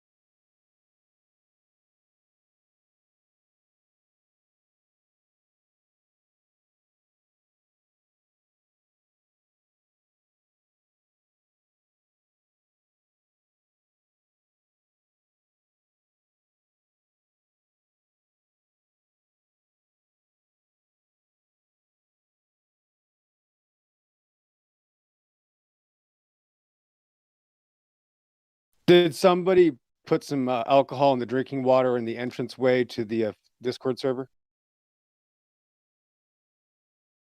Probably. Yeah, you got these people in the Discord server that don't believe in maps now, and they're asking for models. All models using reality or flat Earth models. So I was just hoping you guys didn't spike any drinks, did you? Well, it's already spiked when you come. Sorry. There's no way. I swear I didn't do anything. It came from the tower on the hill, so there's really nothing we can do. Sorry. Okay, I thought it was probably just another Jeffrey Dahmer style, psychopathic rant. But yeah, I hope they can start believing in maps. I don't know if they've ever seen a map, but all maps, including Google Earth, have to be flat to be operated. And all models that everybody uses on Earth are also based on not adjusting for curvature or spin. So if the Glober weirdos in the chat hiding from the topic, I know we're desperately hiding from all of geology, all laser tests, and all radars. We understand that. So if you can just show anything working on a ball or a ball Earth model, I will personally have Indio shut the server down. Best of luck. Oh, yes. It's a guarantee. We don't need to be here. We really do not need to be here, Globers. Please, release us. You'll never see me again. It. No, you'll never see me again, Justin. I know. And that's sad. Anything. No, just show me anything ever in history of somebody requiring to adjust for curvature or spin of the Earth. I'm gone forever. Take your time. Thanks. Do not need to be here. I'm pissed that I'm here still. But I'm also enlightened.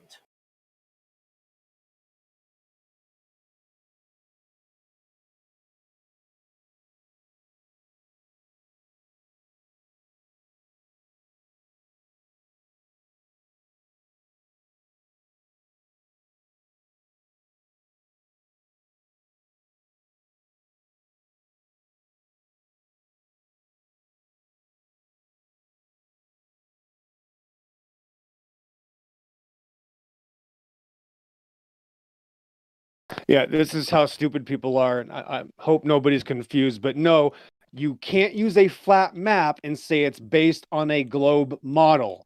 You are clearly an infanticist, and you need to be locked up permanently, institutionalized. There's something wrong with you. Stay away from children. Thank you.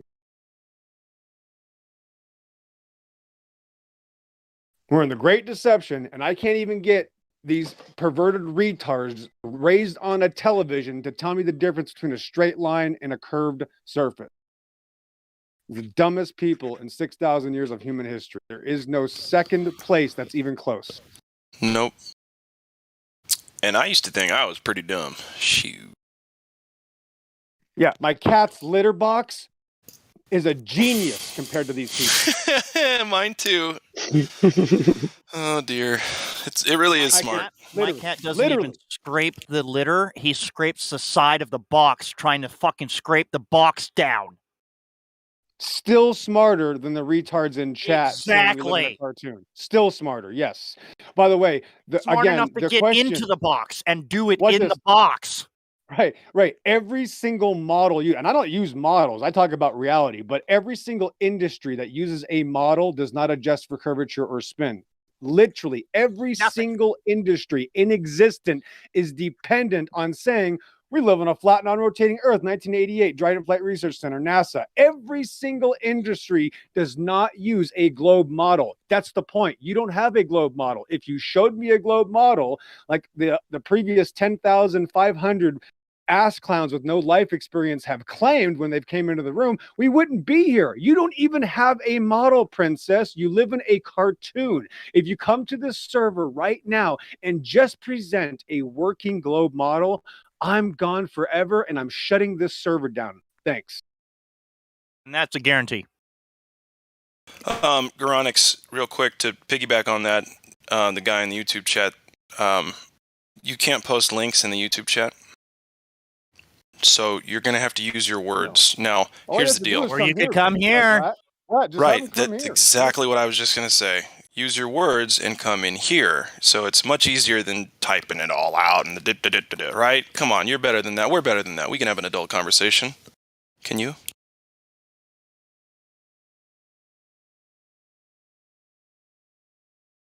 I'll post the link because I can post stuff in the YouTube chat because I'm not a sophist.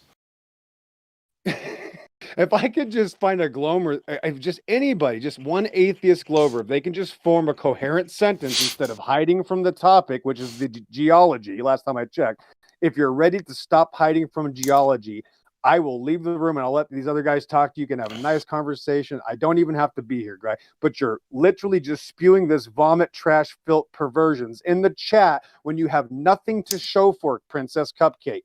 Stop saying things that are not real. You live in a cartoon. There is no globe Earth model. Thanks. That's very true. So one of the Globers says, have you guys tried presenting your flat Earth ideas in science forums? You know what? I don't like to beat up on children. So no, I wouldn't take this truth to those folks. Sorry. What's it? Can you wait? What's a science forum? Can you please give me an example? I think he means not only a science. Listen. I think he doesn't mean like when they used to have science forums, where you'd have a big circle of seats above, and they'd do the surgeries, and you'd watch them, and you know they'd have classes and stuff there too. No. That's a real science forum. He's talking about internet forums and blogs and shit. That's what the fuck he's talking about. Glad, real quick. I was thinking he was talking about the science fair, like when I was 11 years old and had to get the giant piece of cardboard and I had to build something and say I had to make up some BS story. I didn't know what I was doing. I just wrote it on paper and they still gave me a passing grade and gave me an A+ in science, and I just made a bunch of bullshit up. Is that what he's talking about? Yeah, thanks. Yeah, he's asking, have you guys ever tried presenting your flat Earth ideas in science forums or to scientists in person?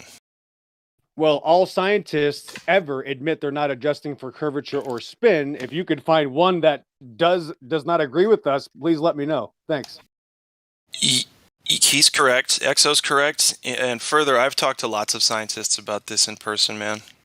I wouldn't be here if I hadn't. Straight up. That's just responsible research, you know? Look into it. You really need to look into it.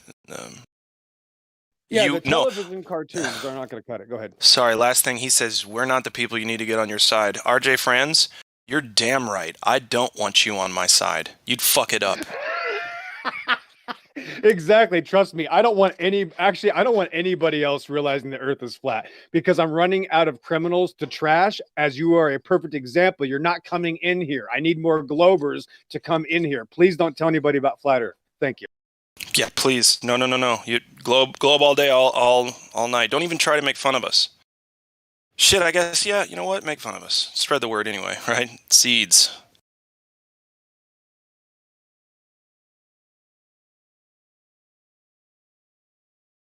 Anyway, so about the YouTube chat for now. I'm going to start cracking down. If you guys keep with the sophistry and the deflection and diversion, instead of just talking about the ground upon which we live, not science curricula, and saying the word if, ever, when you're starting a response, that'd be great.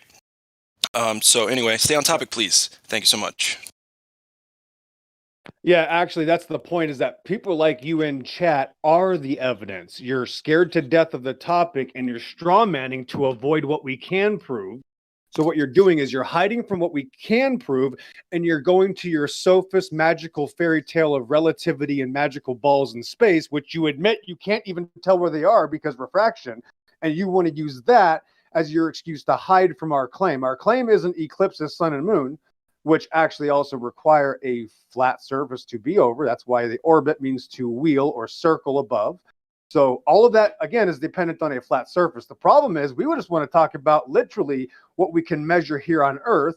And all I have to do is show people that Globers are scared to death to talk about the measurements of the Earth. They're scared shitless. Yep. They won't even go look at it. I don't have to prove anything. No, I don't have to prove anything. I go, listen, if you just have a person that's not scared to death of the evidence, then we can have a conversation. I can't even have a conversation, Glad. That's how easy this is.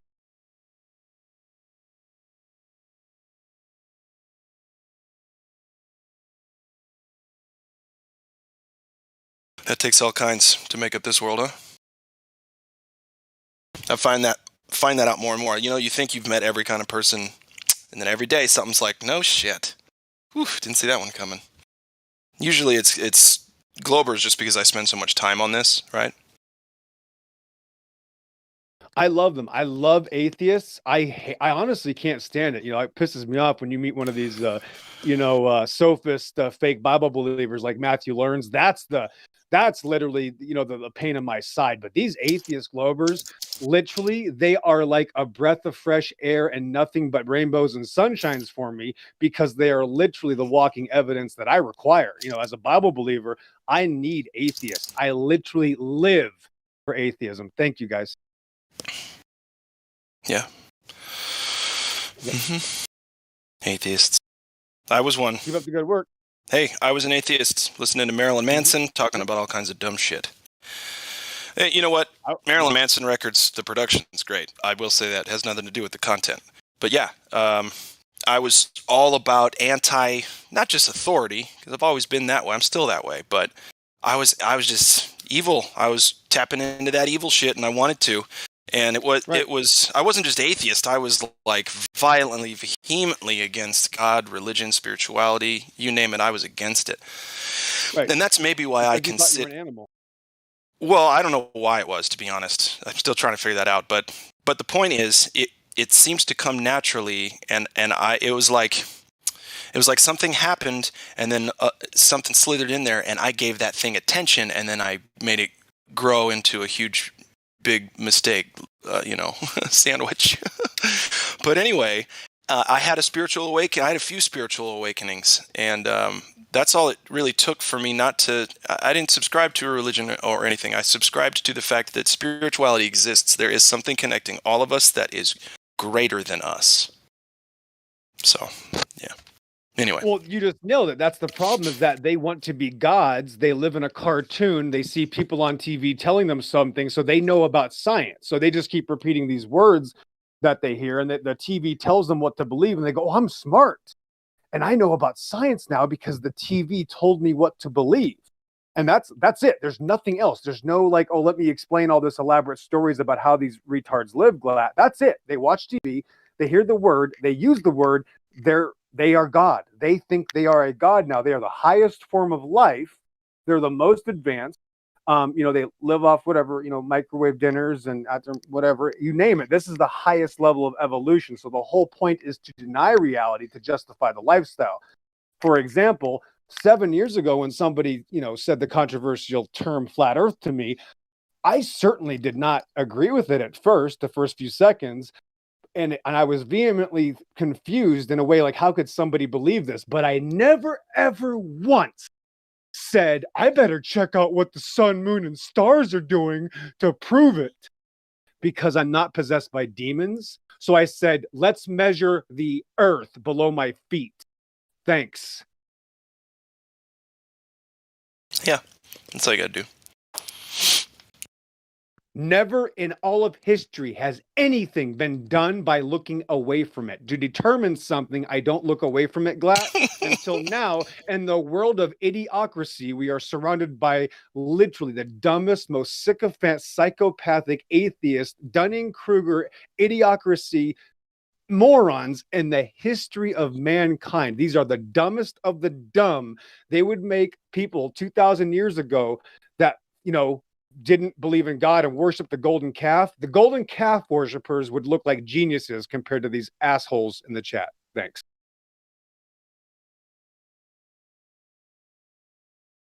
Just keep believing. Hold on to that filet-ying. Streetlights, people. Only one thing I need to believe in. What's that? God. That's it. Seems to be the only one that, for me, seems to keep working. Well, I gotta say that it was looking up to the sky that actually made me convinced the Earth was flat.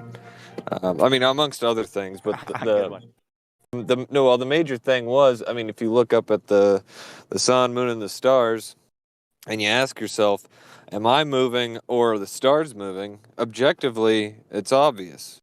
they're moving, not us. 100%. Right, but you can't tell anybody I can prove the Earth is flat because the sky's moving. That's still not going to. You can't. Oh, of you course. Can, you can express right. You can express that you believe that. However, just for the finite reason, the systems that we use, like the empirical system, not even the scientific method. Forget it. The atheists hate the scientific method anyway, so don't go near it. They absolutely say the science doesn't prove anything. They've literally lost their minds. So I just say, well, if I'm going to measure something, do I hide from it desperately and talk about everything else for 5 years, Jenkins and Glatflow? I'll just talk about everything else for 5 years because that's what's going to prove the thing that I'm hiding from, right? That's the way to go. Yeah. Yeah, and Trillion's in the chat now too, by the way. Yeah, and I mean that wasn't the main. I mean that was the main thing that I questioned, but other than that, it was hiking to the top of a mountain and looking out and seeing how far I could see in a flat valley and not seeing the curve and kind of recognizing that, and then looking up, looking down, looking up, looking all around me, and just kind of asking myself what I see, and I don't see a curve, so that's right. kind of.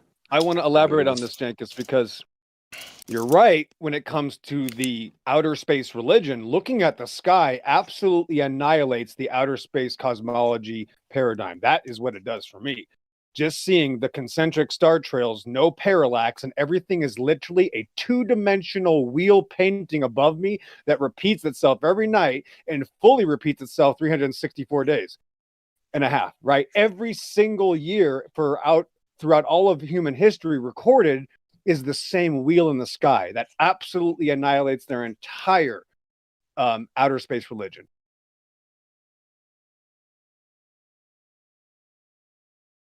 Two concentric star trails from the same point on Earth absolutely annihilates the outer space religion. Every single thing in the sky annihilates. Yep, and it's more of a in the Bible it says that the celestial bodies, the stars and the sun and the moon are for time, the signs and seasons, and it's kind of obvious. I mean, you just look at the most prominent thing in the sky, and it's the sun, and it's it shows us the time, the signs and seasons, and I mean it's just if you think about it philosophically and logically, that's exactly what it is for. It's not some random happenstance of magic or whatever. It's really just. It's a clock. I mean, it's a mechanism. It's a sky clock.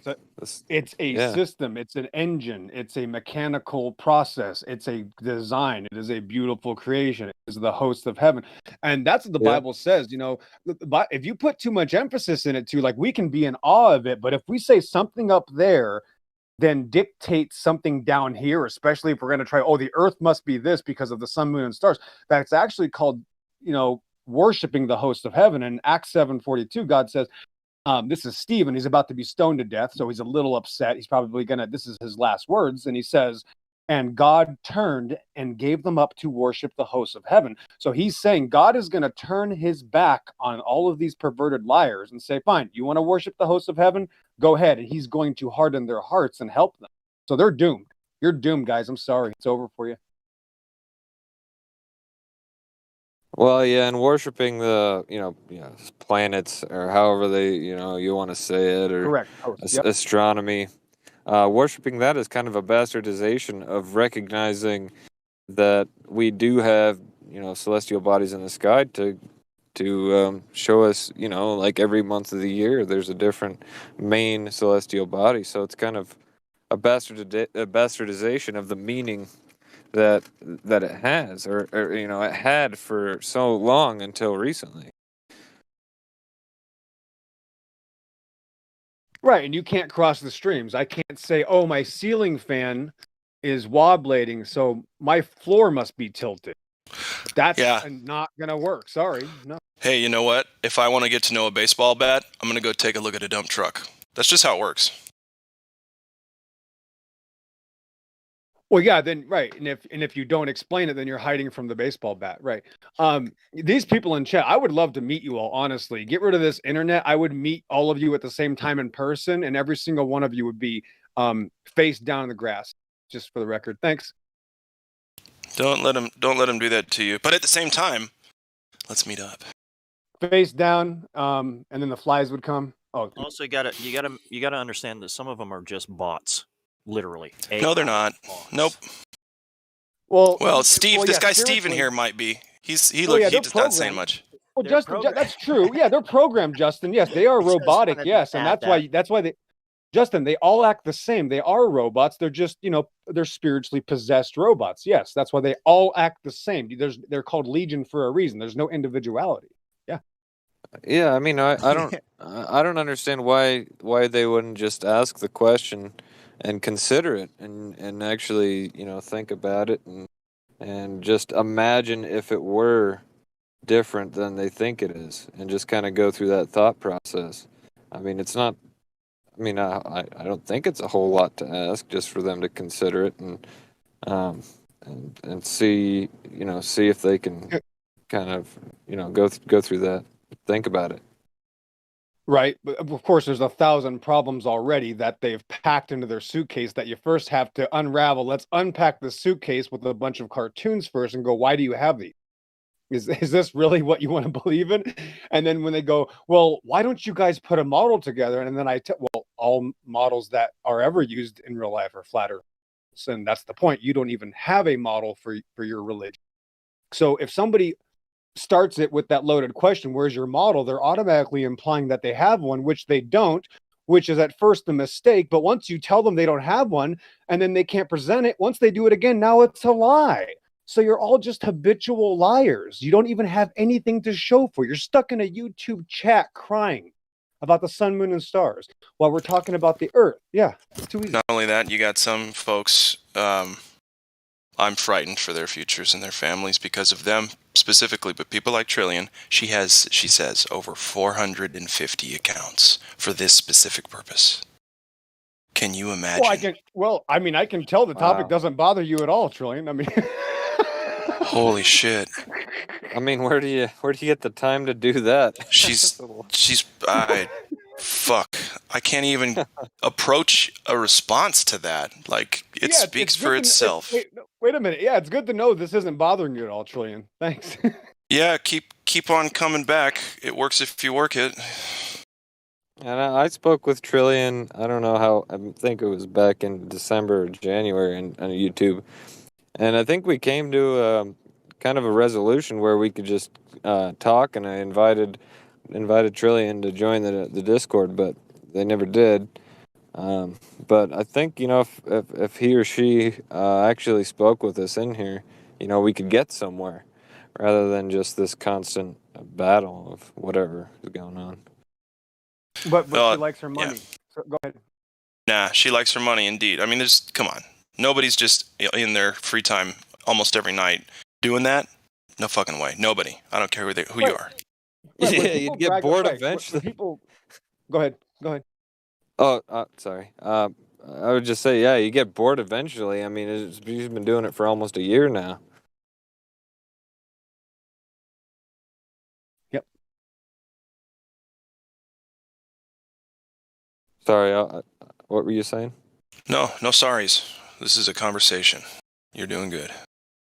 Yeah, it would be nice if they knew. I mean, do Globers know how to use a microphone? Like, do they go to the bathroom and need their mommy to go with them? Like, is there anything they can do on their own? Are they allowed to be in their house without a mask on? Like, are they literally just these prisoners in this cartoon world? And this is what happens to you? Is this what happens to these people? I don't know what happens. I'm just disappointed. I mean, listen, that's the thing. I like competition. I like a challenge. When I never played CS with cheats or hacked GLAT. I like to have competition. In fact, I was the least experienced. I'd like to meet people that could challenge this topic because I'm falling asleep. It's so easy to destroy these people. I just want to add that that my grandmother first grew up 1913. And what she first remembers was wearing masks as well. Just 100 years has passed. Yeah, the more things change, the more they stay the same. It's amazing. She was telling me about it, like through this whole the whole pandemic. And she turned 107 and passed away Amen. during the pandemic. But she was old. Oh my gosh! Wow, she made it to 107. Wow, God be sir. with her. Wow. Yes, sir. And she was very godly. Holy cow! Wow. Wow. Probably 32 grandchildren. I can't count them. I really can't. That's amazing, right? Hopefully, we can keep them away from the Globers. Yeah. Oh gosh. No, little Billy, Sally, and Jenny, you can't trust your eyes. You can only trust cartoons on TV. Oh, unless you're looking at outer space, then we'll tell you what to believe there as well. Nope, those stars really aren't there. They're millions of miles to the right. Actually, they're underneath you now. You can't trust your eyes no matter what. Oh yeah, cats making kittens. Yeah, that proves you came from monkeys, little Billy. Thanks, guys. 107. So she was born at the start of World War I. Yeah, Holy that's shit! why Wow. she had her mask on. Like, I mean, that's literally the time of masks as well. But she was a child.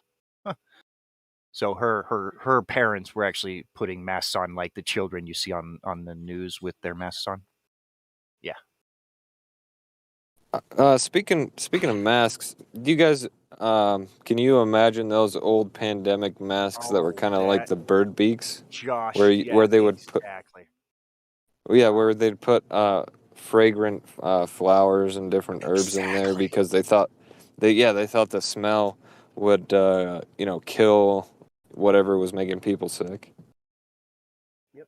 It's kind of an interesting thought. Well, the plague doctor suits. Yeah. Oh, yeah. Yeah, imagine if you wore that around for COVID mask mandates, if you had one of those. There's a good one. That mask right there, the crow one. Yeah. That's overboard, though. That's a modern Halloween version, but Yeah. I mean, you get the gist.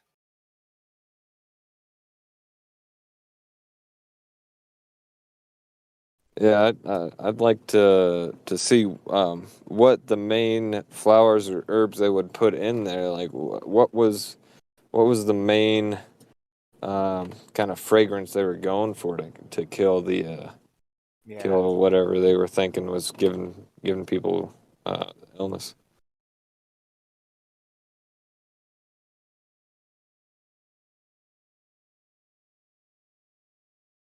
Masturbate. Awesome.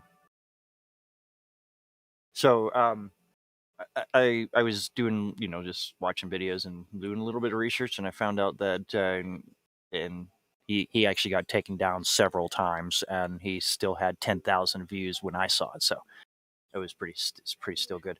How many turpentines do you guys think there is?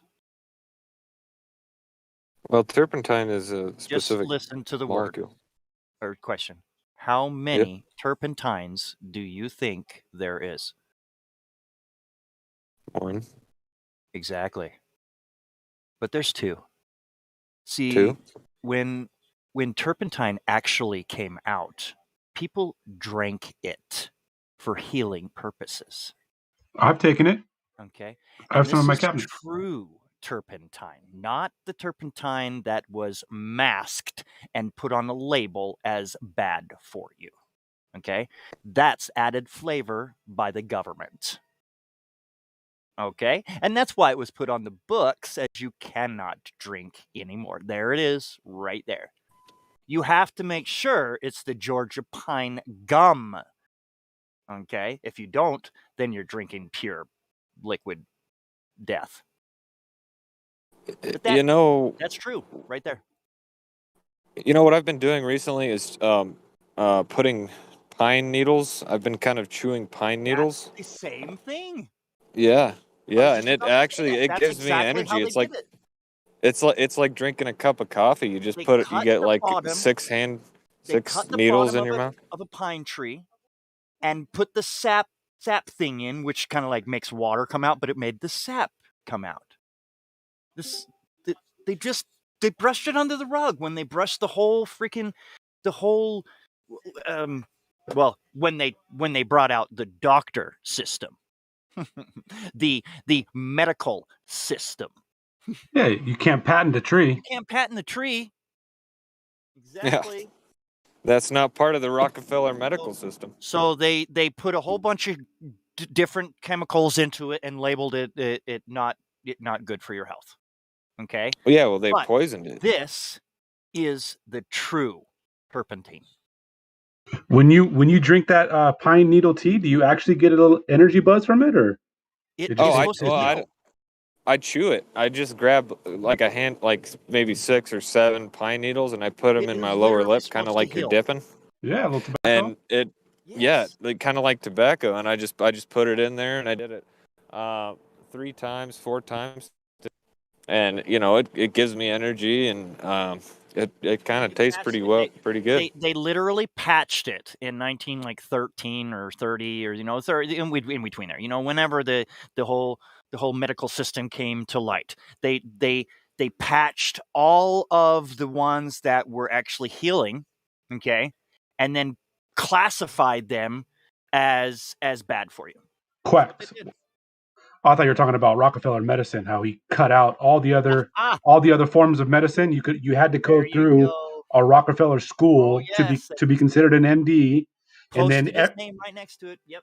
And then everybody else, all the other different variations of healers, whether it be Eastern or natural or native, were all considered quacks.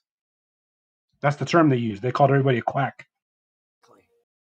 And then we learned that. We learned it because we grew up in it. Nothing we could do but listen, because we're children. Okay? Allopathic. The evidence is there. The evidence is there for you to actually find. They did not hide it. Corbett Report does an excellent Rockefeller medicine history. It's only like 45 minutes long. It's really good. Oh, good. Okay. Yeah, I've been doing a research on it, trying to figure out what I actually should be taking in my body. And I'm not joking you, man. This whole place is a lie. Yeah. They totally took out all of biblical from this place that we live in, from this reality that we live in. They literally changed biblically everything. I think 100% I agree with you that they inverted the Bible is essentially what they did. But to magnify those effects, they stripped away logic. They took away logic. There is no more. They basically buried how to actually problem solve. Their own logic. That's it. They're made up in a book, peer-reviewed billionaire logic.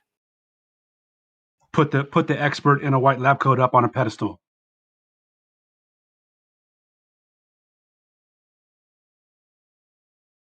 They really need to bring back the builder. What is that? The builder groom law, whatever, where they hung all of the doctors for doing all that. The Nazi doctors. Rummelsburg or whatever it was. I can't think of the damn name. But it was in the Nuremberg trials? Nuremberg, there it is. Sorry, I couldn't think of the damn. Yeah, they need to bring it back, man. Try all these guys. And I hate the guy that actually made it all happen, Ouchie. He came on now and he's saying all of this like it's not working. Come on, you piece of shit. But anyways, enough of that. But yeah, I'm in the same boat as everyone here, as everyone that is brainwashed as well, because we are not leaving. Okay, this earth is ours. It is meant for us, for our 100 years or whatever years that we have, and I believe that we used to live for 500 years because there was no wars, There was absolute peace. There was no sickness, nobody trying to get sick or anything like that. But then some really, really good people. They could have been good too, at that time, but they may have come across some really evil stuff and just went with it. When I was younger, I always used to wonder, hearing the word occult, I was always like, man, I want to know what they know. It would be so great to know what these people know. Now I think I figured out what it is that they have in those books. It's not some old tech. It might be some old technology, but that's not what I don't think that's what it is anymore. To me, it's the ability to what's the word I'm looking for? Search for it. Well, they're basically just handing down secrets on how to keep power over people. That's really all it is. All the secrets, all of the psychological secrets. It's basically how to hold your thumb over the rest of society. That's what a cult means to me now. All those little victories they've won throughout the years. They keep notes on all their little playbooks, and they just run the same playbook over and over again, and they hand it down to their heirs and the families. And they hand it down as if it is just something that you have to do, okay, at your position that you're in. And it's not like a bad thing, even though you're doing bad things. Wow.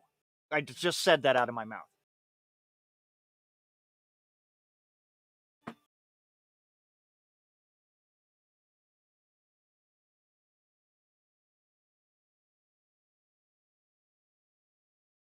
I mean, I'm pretty sure they mapped out the human psyche like 120 years ago with all those. More than that, all those different tests, right? I'm thinking at least 500 years. And then it spread between, like 200,000, 250,000 people that they had, like, maybe they had like a class over and over and over again. And they just sent out like flyers of this class. Come and join us. See what we say. What there was so many of those back in the day, circuses and stuff too. Like, what do you think what do you think that, I mean, shit.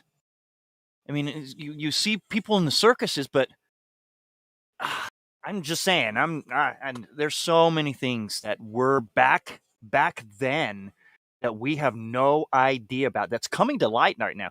Like, I saw a picture of all these electric cars, these fancy buildings and roads that they were riding on in the 1800s. I mean, it's like, I don't think it was paved roads, but it was like built. It was like built to continue and succeed in like electricity. Everything was like electric. I mean, there was people riding on scooters, little kids riding on electric scooters, just like they're doing right now. Okay, but this picture was 1800s. So they removed it. They literally removed a piece of reality and said it never existed. Literally. Huh. Oh, wait, what? We successfully did all that, by the way. It's one thing to try to do that, but they actually did it, Oh my gosh, yeah, you hit it on the nail right there. Get that's, yeah. Why is he muted? Why are you muted, buddy? You came in muted? Hey, I'll be nice to you. Are you gonna be nice to us? In the dryer? Hi. That's a weird name, If you really want someone to actually acknowledge you, you might want to put your name. I mean, that's my name right there. I put KJT at the very beginning because it's some initials for my daughter. So, and she actually was 3 months premature. I almost lost her in the hospital, but I was with her for every day of her life in the hospital. I skipped school. I skipped everything, and was sleeping at the hospital right next to her in her incubator. And the doctors, nurses, everyone said I saved her life. because I was there. God bless. Yeah. That's a good move there, Papa Bear. And that's my story. Yep. It's a good one. Thank you. Good one. And that's why I have it at the front of my name, because that's her initials. The X's, are just, kind of like to pronounce it, a little bit. But Justin is my first name. I go by Justin. It's what makes you a true parent. It was what I was given by my mother. She loved the letter J for some reason. And every one of my brothers and sisters has a J for their name. That's so true. So is I'm mine. not tripping, dude. My whole family. My mom, my dad, me, and my sister all start with a J, dude. It's funny. It's Julie, Joey, Justin, Jamie, Jessica, Jason, Jeff. That's a lot. I don't have a cool family story like that. That's a really neat one. Oh, crazy! But hey, if it ain't broke, right? She says, like, she yells at it. I mean, when we were all together in the house, of course, we had a pretty 2-story big house. She used to work for the college, and she worked with the money situation, so she was kind of like a banker for the college. I mean, she was really good at all of it and keeping track of it. She was really good. There was actually someone that was in the office that stole $1,000. And she found out who, because guess why? She was pinned up. She got pinned. Someone trying to pin it on her. So that they could get away with you, it. Bitch! It was a little slut bitch. She just got there. She just barely got there, 2 weeks old. She was just barely arrived there. The whole story was so good. Oh, well, my mom is. Anyways. Anything that involves a slut bitch, I would say, is grounds for getting rid of. Yeah. She would yell at us, and she didn't know who she was yelling at. Okay. Justin, Jamie, Julie, Jeff, you come over here now. Well, it couldn't have been easy for such a narcissist to have to focus on names like that. Can you imagine? Shoot. That is kind of so. My family is all J's, and then I have an aunt, and all of her kids are D's. She has 3 kids; they're all D's. No. And then her sister, my other aunt, who's her sister, kept going. Oh. Yeah, they're all N's. There's 4 girls; they're all N's. That's beautiful. My mom was the youngest, so when she did it, everyone else was already born. So all of her sisters are older than her. So,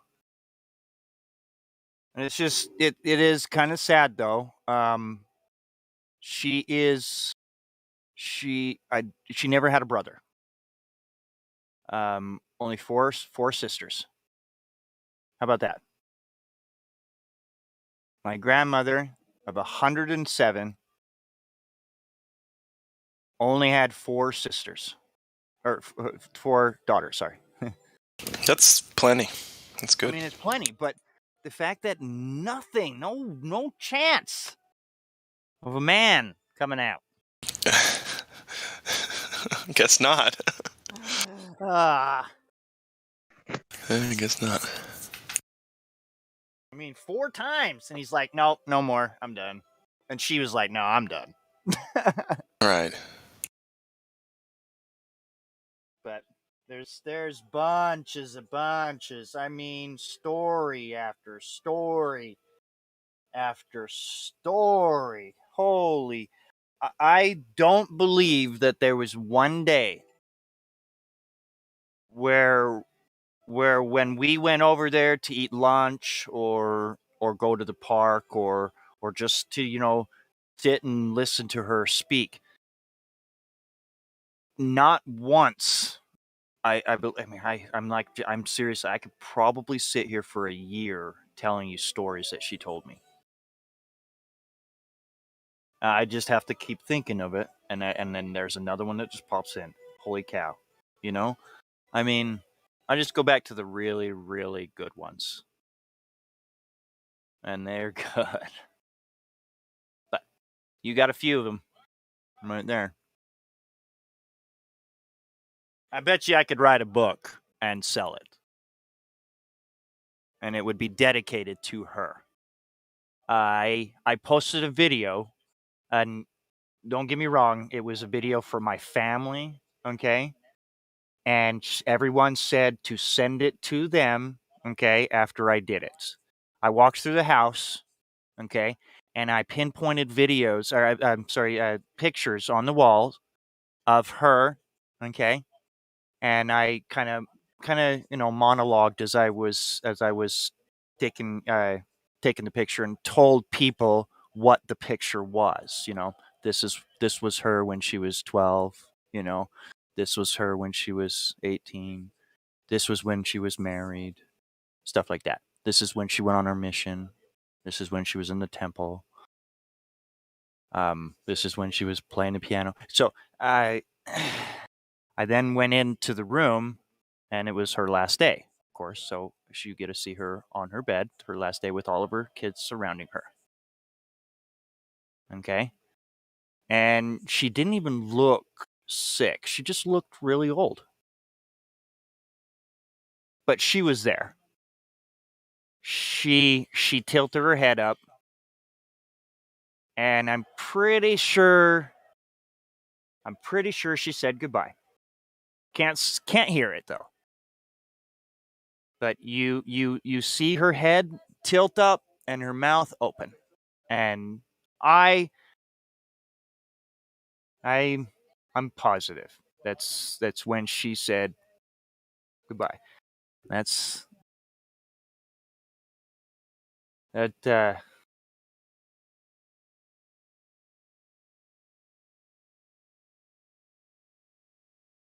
That will be cherished by everyone, of course. Yes.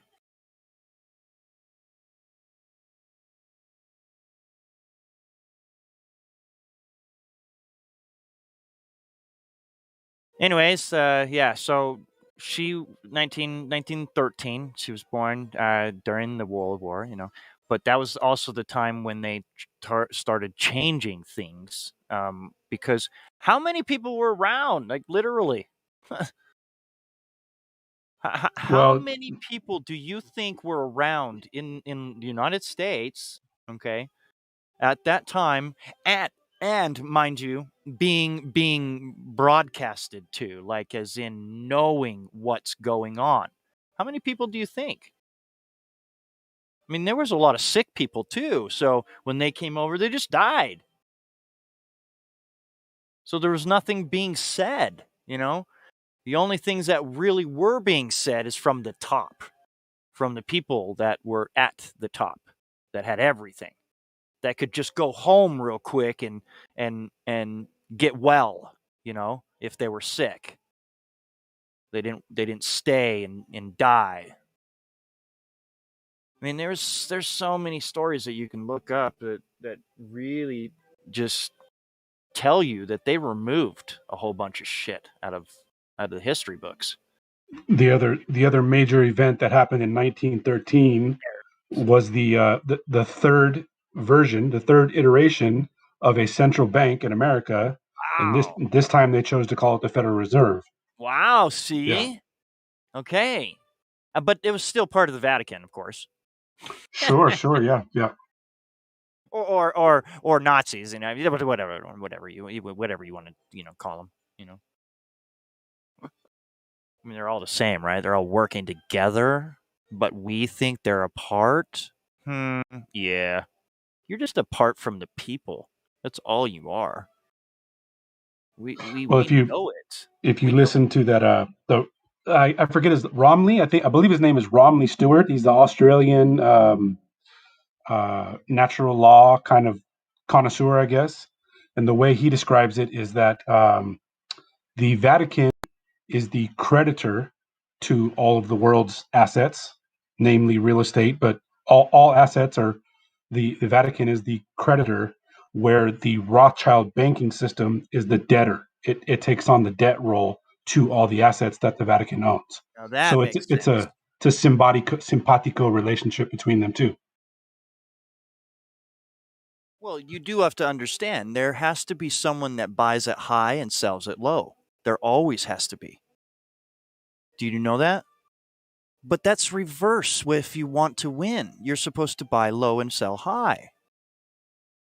Okay? But there has to be someone on the other end to buy your high.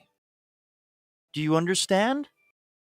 Yeah, that's when they drop the markets on everybody. Yeah, And all the crashes.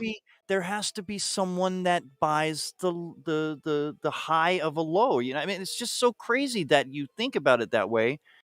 There always has to be someone that holds the bag. Always. And that's why that makes absolute 100% true factual evidence. Okay. You put this billionaire, trillionaire in the top, which is the debt. Okay. And put the Vatican, which has nothing, right? Okay. I mean, technically they say they have everything, right? But they truly don't have anything. And then there's always that pour down, pour down, pour down. Do what I do, you do what I do, and I do what you do. That's just the logic of that reality.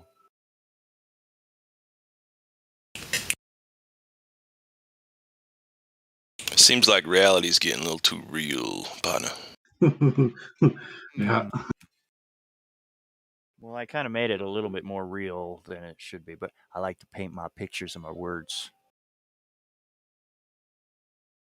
It's good to do that sometimes. If you can paint your pictures very well in a word that comes out your mouth, people will listen.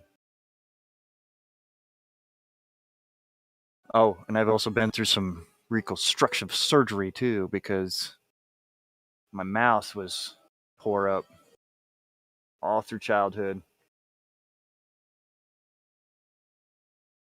That I've told this when I first got in here that I literally have a $12,000 grill. Did you get your whole damn face replaced? Everything. Yeah, crazy. You know, they did that to Tom Cruise, and I went on I went. Yeah, did you see Tom Cruise's grill before? Oh my God, there's no way around it. He still looked good. I mean, come on. He looked like in the movies that he played in, he still looked good. He looked okay, but he looked like he was going to be in jail for the rest of his life at some point with that snaggletooth up there. It's funny. Yes.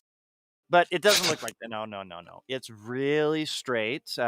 Just my teeth were straight. They were very straight throughout I mean, but just bad choices. So it happens. It does happen. I've had to live with them, and now I'm absolutely wonderful. I'm sure it's way better. Dude, listen. My mouth. I literally went back to college because I got my grill. That's awesome. See, fuck yeah. And my mouth has a lot of maintenance because of the damage I've done to it. And I would just as soon scrape it out, start over. It's something you have to look into. Please don't just jump into it. I know. No, I know that.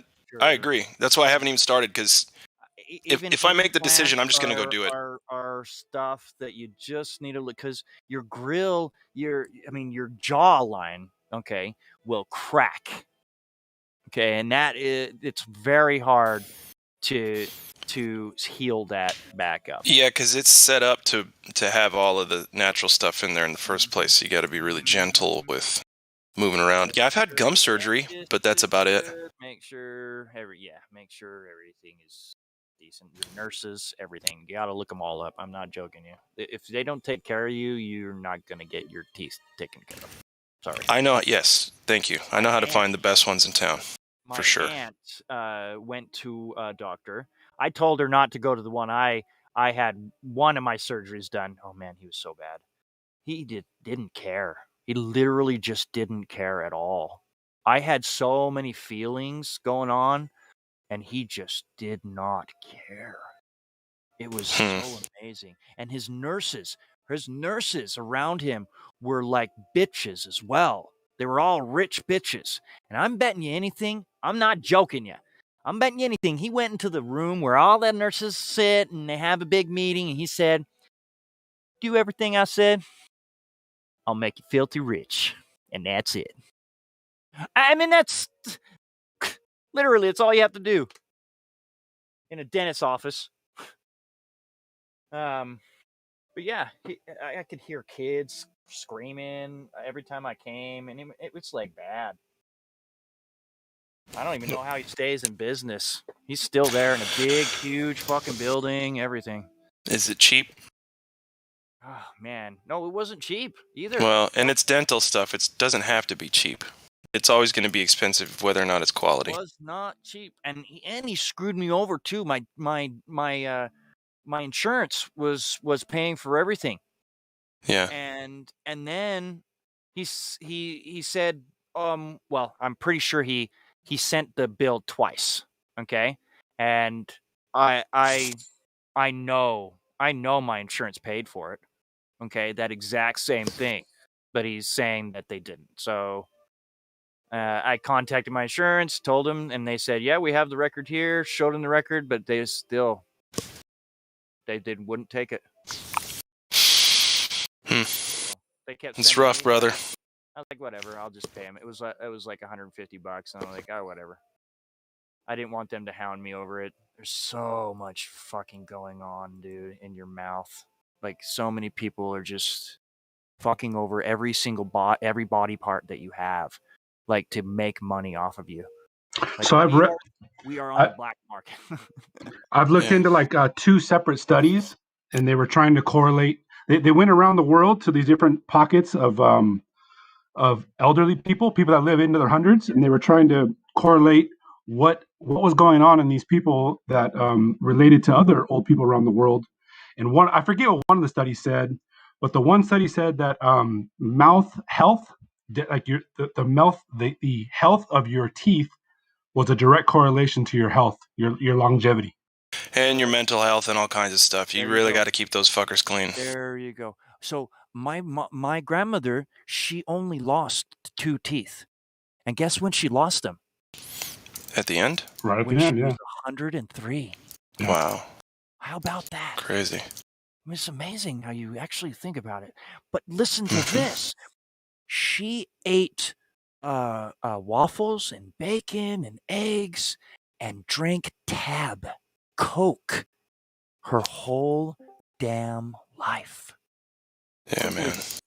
Tab, dude. Well, Tab. let's say, hey, hold on. If she was 107, it wasn't even half of her life she was drinking Tab. Just all of your life. Oh, my. Yeah, man. Crazy. She used to drink the real Coke. Oh, I'll bet it was so good, dude. Real stuff. And you know what that was laced with. Yeah, I've always wanted to try it. You know, I shouldn't have got sober before I crossed some of those bucket list items.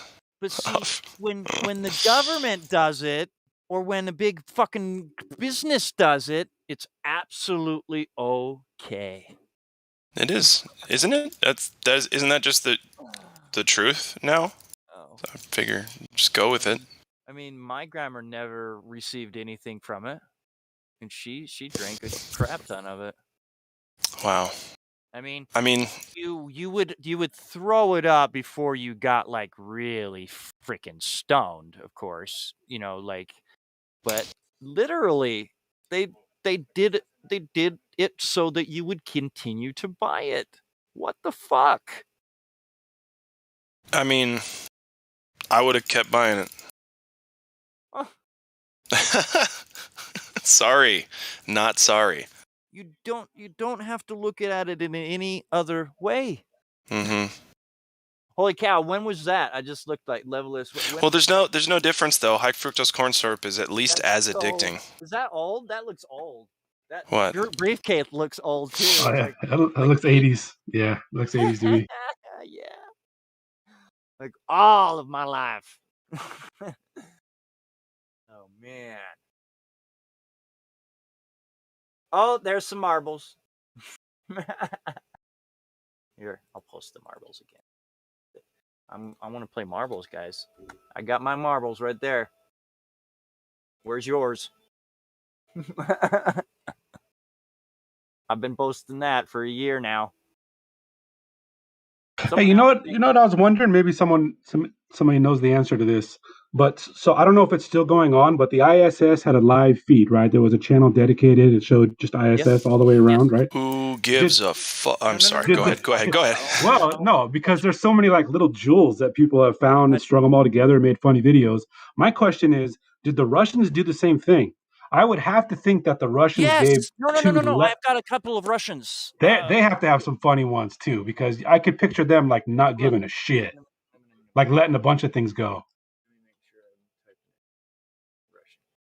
Russians believe the Earth is flat. There it is. I'll just post this and see if it's. Yep, it's still there. Okay, there we go. Is that the only one? No way, that's the only one. Maybe that's the only one I actually watched, because that's the only link I have. Hello? Is that all you're gonna do? Is come in and play music, please? Dude, shut up! I want to hear his jams, bro. I want to hear his beats. Yo, what, my shit that loud? Yeah, it was. Yo, actually. bro, yeah, your shit was that loud, bro. What brings you in tonight, bro? I'm a flat earther, bro. I already know I what don't the think deal so. is. I don't think so. Nah, the Fellow Earth is an flat ice earther? cream cone. Please enlighten us in here, as if we are not flat earthers. Please enlighten us. Nope, I'm the only real flat earther. The rest of you Good. fake. Great. I'm the only real Okay, so one. I'm please the tell realest. me all about it. Remember, this is 24/7 Flat Earth Discord. I know I made it. I'm a Okay, co-owner. great. So tell me all about it. I want to know. The Earth is flat, bro, and you've been deceived by scientists. Okay, is that it? Okay. Yeah, bro, that's it. No, The Earth is you flat. gotta keep going, because I can't just believe you. There's a little more to it. Yeah, bro. That if you let me get the words. Let me find the words. Hold on. Let me find All right, the words. yeah. Hold on. Find the words. Like I'm still thinking about snow cone Earth, actually. Yeah. Snow cone Earth is a possibility too, but I think it's more flat. I think it's like a waffle. Yo, why you think that, cuz? Why you be thinking that? Cause, bro, like it's a firmament, bro, and yeah, bro, you know, it's just flat, bro. Yeah, bro. Can you talk normal? Can you not talk? Do you know how to not talk like that? Did Or anybody like teach what? Are you racist? Are you? you? Are you No. saying that? People Did you speak differently. They Did you just speak. call me a nigger? Can you please Oh. calm yourself? Hard R, huh? Wow. I'm not gonna respond to that. Y'all take care of it. Well, we just muted. All I was asking if he could just like be himself for a second. Stop talking like a weirdo. Was that so much to ask? We're here as communication people. We like to communicate very well. And when you come in saying, "Dude, yeah, man, oh, dude, flip," Yeah. Snow cones. Snow cones. I do like a good snow cone.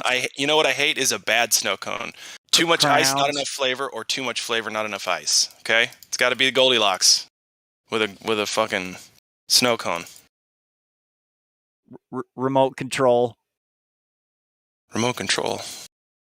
I just looked at something on my desk. Oh. So that was neat. Is he muted or is he gone or what's going on? I don't know if he wants to talk a little bit more. No, it's not your language. We're live. Yeah, I was just making a joke, we man. are live here 24/7. There's two Yeah. channels that say live. Uh-huh. Okay. So when you come in with your communication skills as they are, we don't want it. But you don't want my communication skills. This is how I talk. Are you? And now are you're you eating, judging? which is super Really? duper. See? What do you mean? I'm That's hungry, bro. amazing. You can't do that. Okay? That straight up is not welcome. Didn't your mother ever tell you not to talk with your mouth full?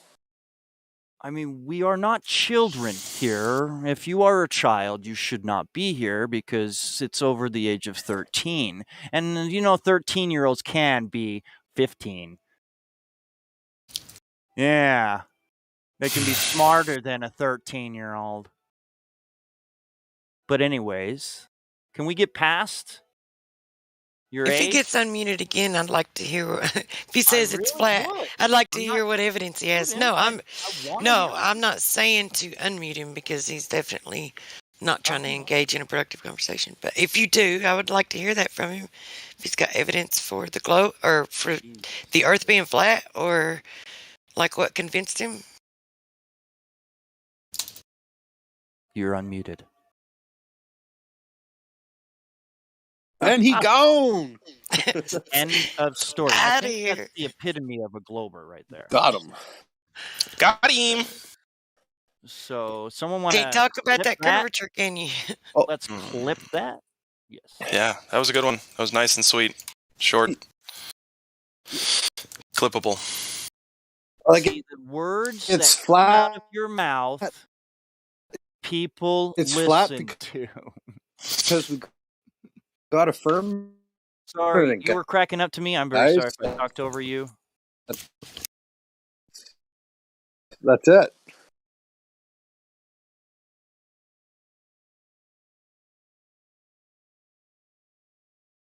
Mic check. Check. 1 2 1 2.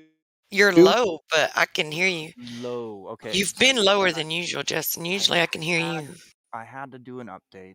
over everyone. I had to do an update, and when an update comes, they fuck like 10,000 different things. You literally have to do so many things when there's an update to Windows. Any kind of Windows that you have, actually.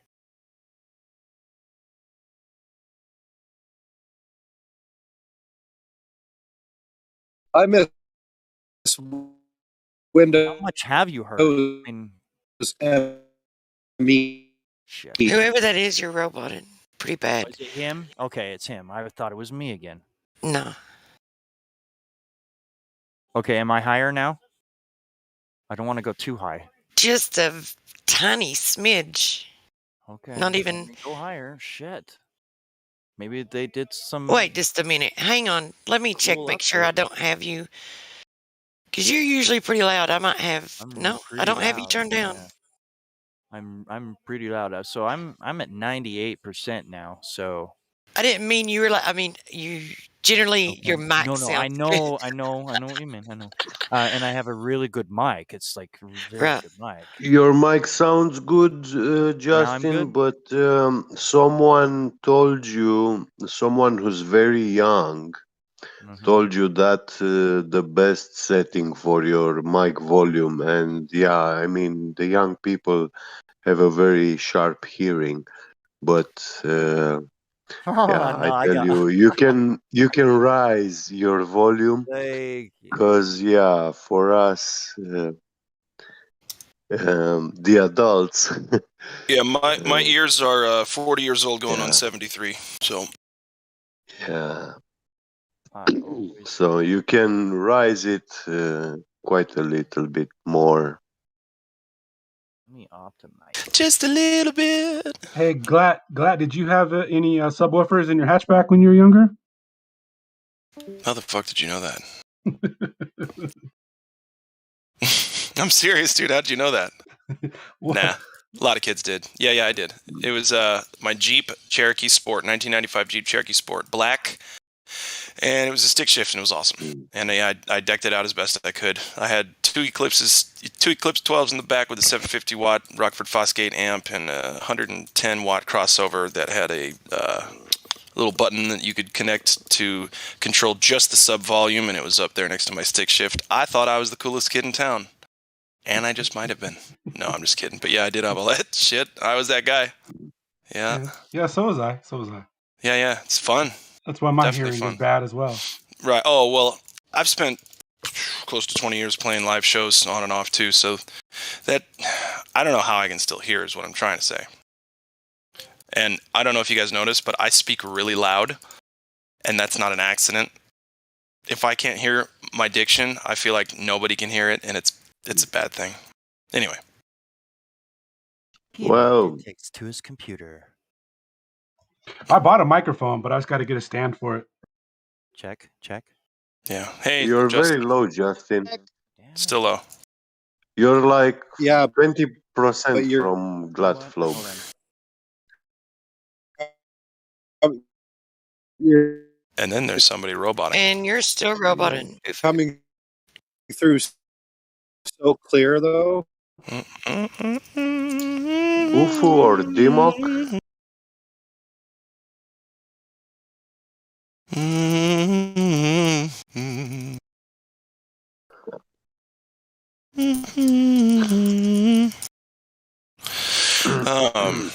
So, what's new?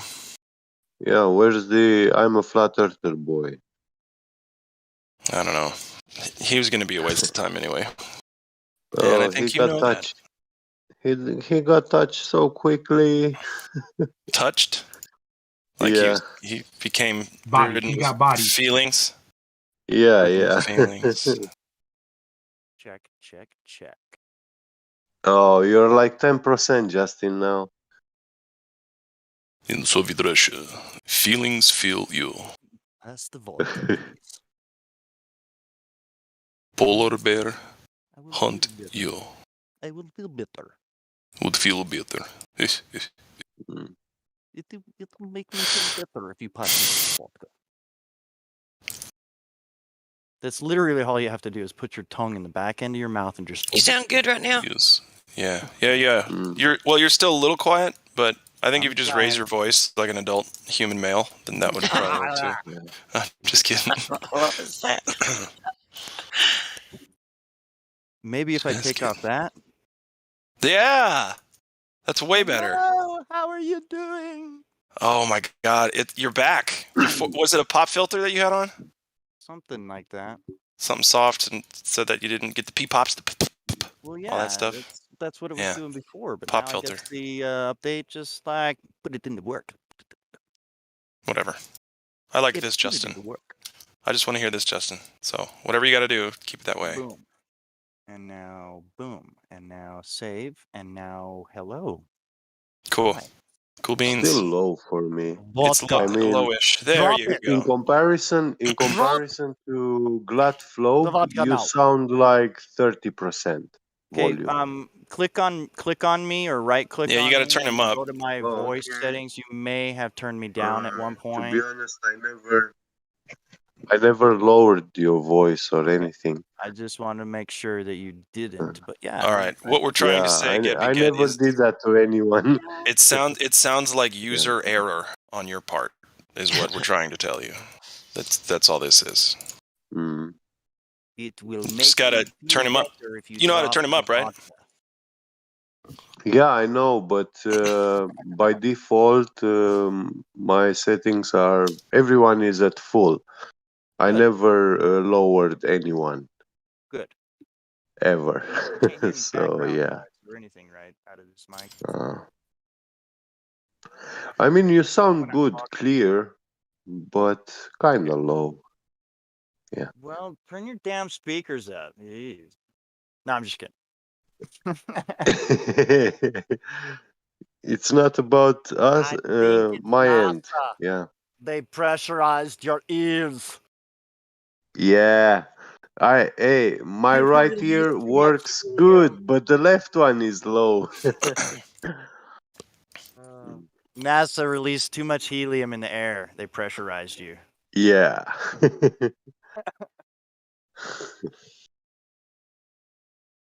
600 man was booted. What? I just saw that in the lobby that Prince B just said that 600A man was booted, and no one booted him. I'm going to the logs.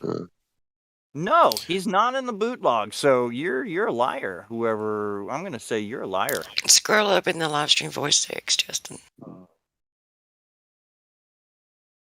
Banned. He said banned or booted? Yeah, I mean not banned. But did someone actually put him in detention? Okay, so that's detention. Okay, sorry. I mean, kind of. I can put him in there. I'm gonna put him in there.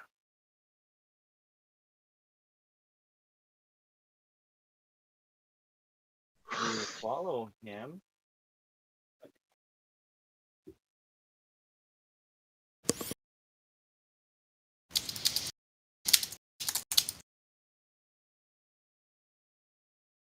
The thing is, I know him. Oh, okay. Well, then guess what?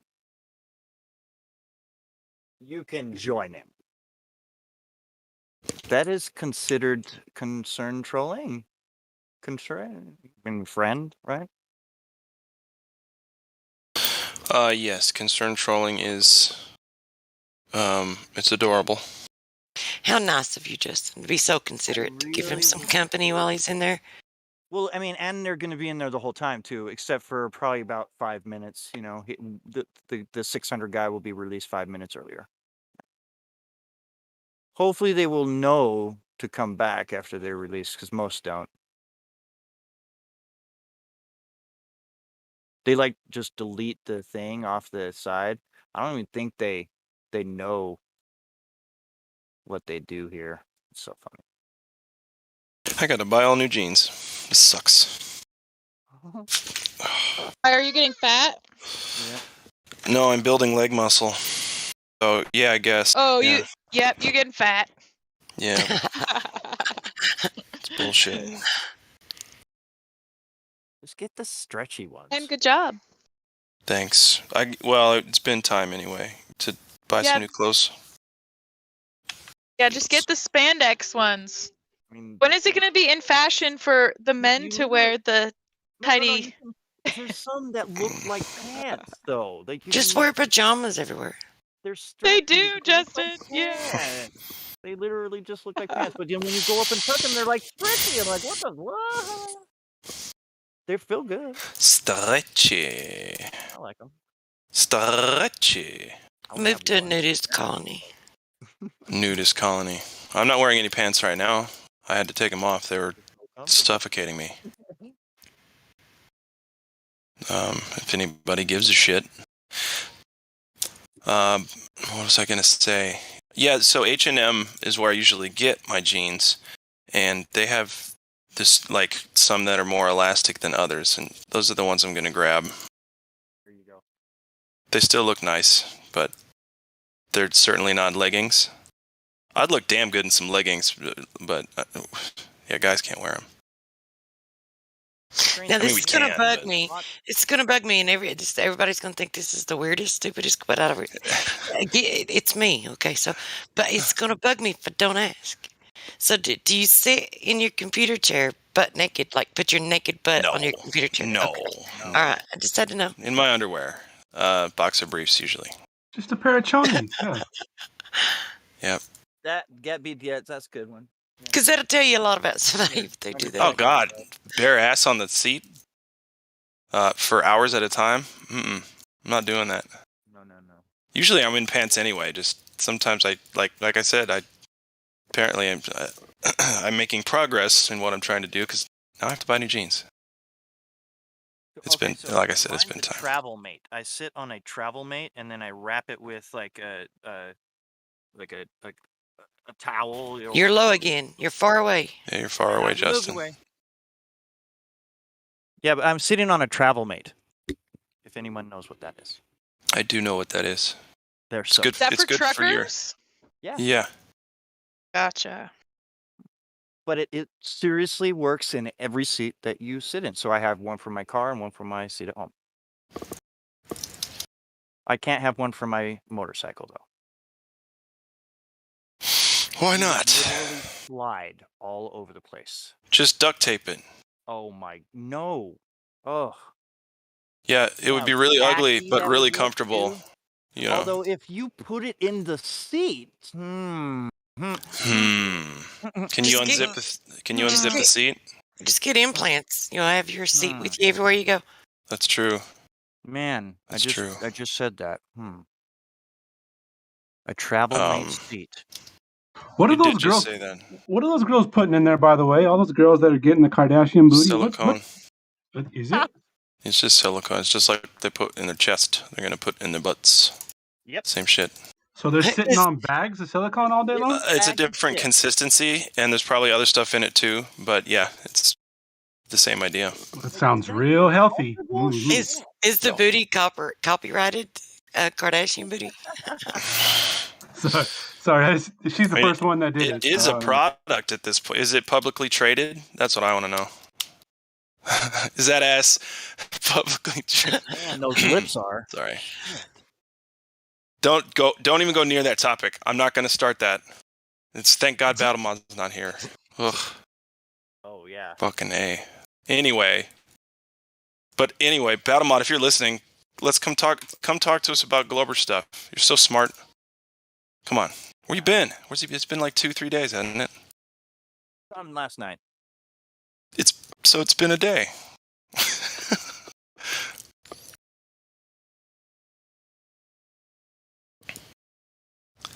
It's like whenever I'm struggling, trying to get a point across, Battlemod interrupt, and it's the only time where I'm not like, you motherfucker, hold on, let me finish. It's like, yeah, yep, that's right, yep. Oh, and QE too, I guess. But QE's, I don't know. He's playing a character, and I love it. In all the best ways. Spinning space monkey religion. It's funny. His website's dope too. Straight and to the point. They're like in the YouTube chat. Sometimes they're like, "You don't have any proofs," and then I literally just copy and paste the flat Earth proofs that are all 100% scientific and empirical. At least they're quotes from all the people that we're supposed to believe about the globe, correct? And yeah. Flat Earth proofs, and they ignore it. They're just like, no, I don't, they probably haven't even clicked on it. And all they do is make fun of the name of the website, Globe Terminator. They go, Globe Terminator. Oh, that's cute. That's all they got. The longer I hang out in this room, it's very easy to justify QE's demeanor towards all these people now. Absolutely right. Yep, I agree with that. Yeah, like I was saying, he's playing a character, but it's a character the Globers have asked for. Like, over and over. They're like, please be mean to me. Please. Tough love. The last time Matthew learns when he was leaving the room. And I just want to thank you, QE. I always enjoy our interactions. And I'm just thinking to myself, you're a damn liar, bro. He's doing that just to be cheeky, just to see if he can even get a rise out of QE, which you wouldn't want to see. Is what I'm betting.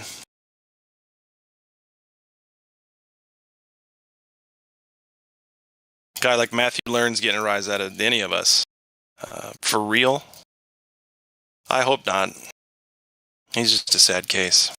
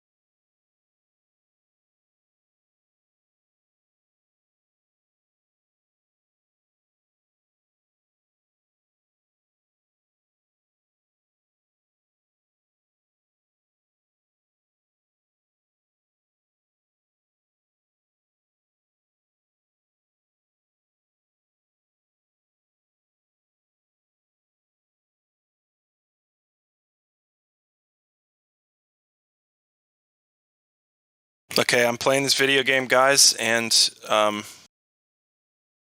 Beelzebub killed my character. But I gave him 88 damage. So One more bullet, he dies. no. I mean, 88's the quote unquote Jesus number, but that the occult fuckers used as like powerful, symbolic, and lesser magic. You know what I mean? Oh, I thought that was his health meter. You killed No, 88 on his health. Yeah, 88, and then it was Beelzebub. Do you not understand what I'm saying? No, I don't. The numerology stuff goes over my head. I don't. Okay, never mind. Someone out there does, but here's the thing: it's not important. I was just, yeah, conspiratarding out for fun, I guess. Yeah, you get into those the RV truth vids, and every 33 is. Yeah, everything has a 33. Literally, everything is 33. Me saying "Hello, how are you" in Jewish gematria or Hebrew translate to 33. It just does. There's no way around it. Thanks, RV Truth. I see that you're an agent, and that's okay. You're very passionate, so I hope you're getting paid. Hope you're having a good time. But you're obvious. Like Richie from Boston. Richie from Boston. Believe me, or don't.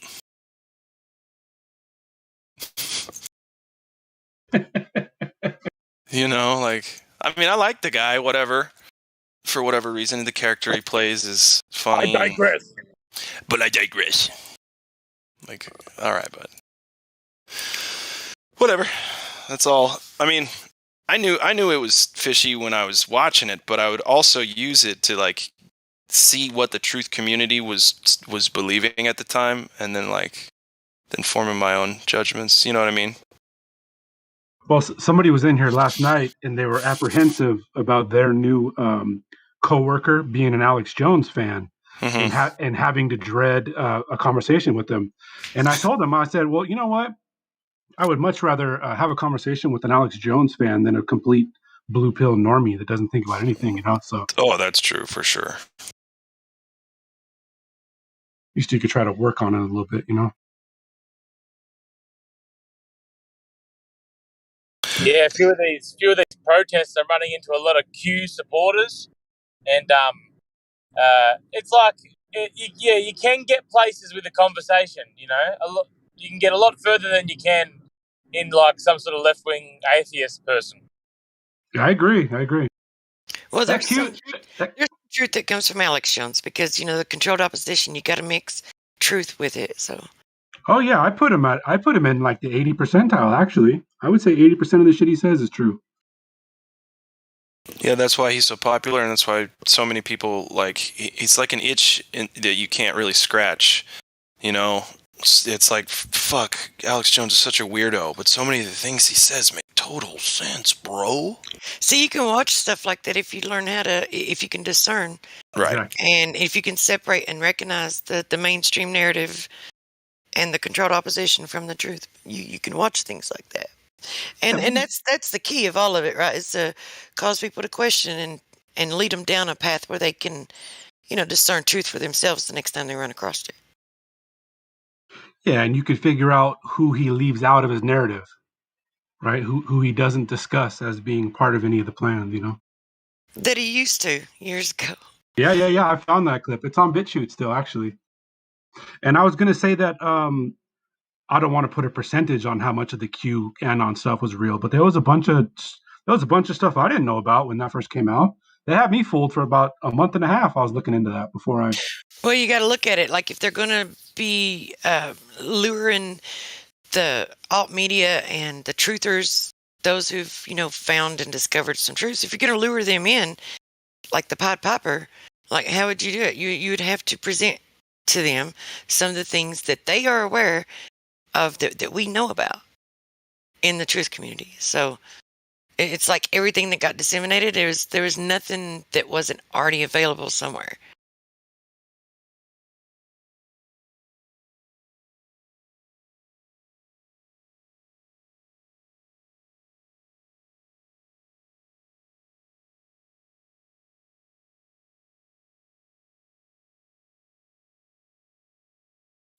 Morning, Roger.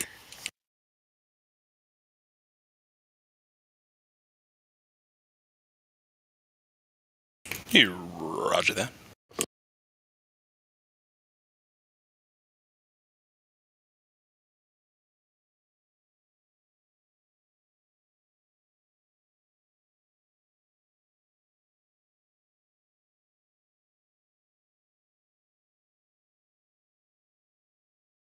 Anytime anyone tries to convince you that martial law is a good thing, boots on the ground is a good thing, run the other way. Oh, absolutely. I've known that. I've known that since I became socially, which didn't happen until I was like 30. Okay, jeez, whatever. Which coincidentally, right when this whole thing popped off, Richie from Boston was yelling about National Guard invading. It's funny you say that. Well, yeah, and then you go, Did he well, really? predictive programming, and even though that's first grade truth, there's something to it. Like it was a good thing. He mentioned it like it was a good thing. Well, National Guard Yeah. is different from the actual, but me, I mean, I don't see why we need either. I mean, why would you even need it for that anyway? So he was saying it like it was a good thing. Because I've not really watched any of his stuff. No, I wouldn't go so far as to say he was saying it was a good thing. He was just pushing it. He was pushing the fear porn, I guess.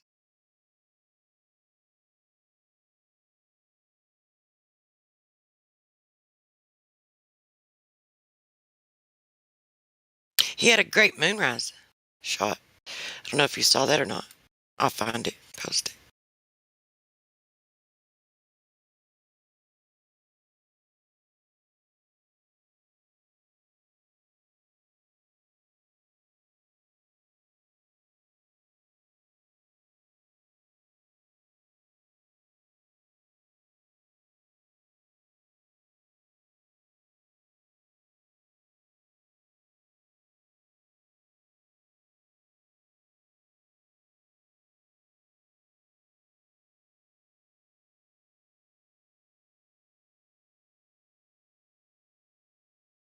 You know who I watched a lot that doesn't really get mentioned in here all that often is Jeranism.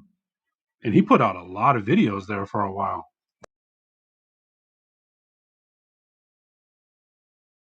What makes you say he doesn't get watched a lot? I think he gets watched quite a bit. No, yeah, he gets watched a lot. He doesn't get mentioned in here. I don't hear so many people talking about him in here as when they're reminiscing, you know? Well, we share his stuff, and like all of them are mentioned in passing, but to focus on one person, people tend to get the wrong idea if you focus too much on one individual, and it appears as if you're trying to put one individual up on a pedestal because they're dying for us to create a leader, right? So Okay, I got you. Yeah.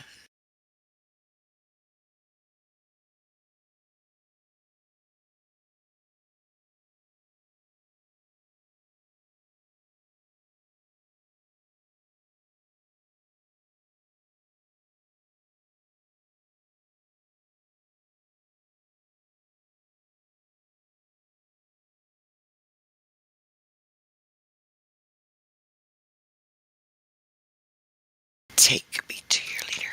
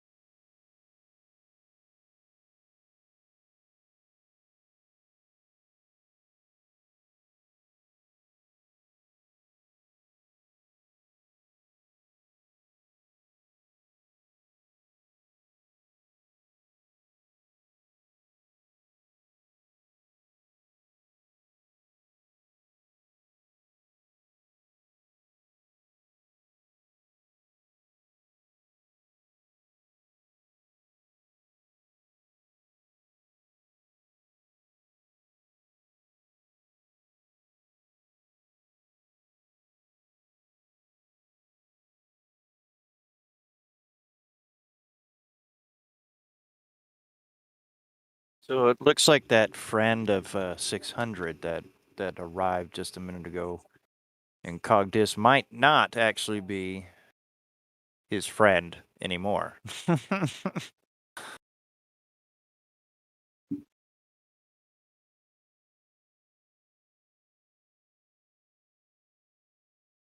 He's going to post some pictures in the debate text. Hopefully they're good. I gave him the role, so hopefully I didn't do that prematurely.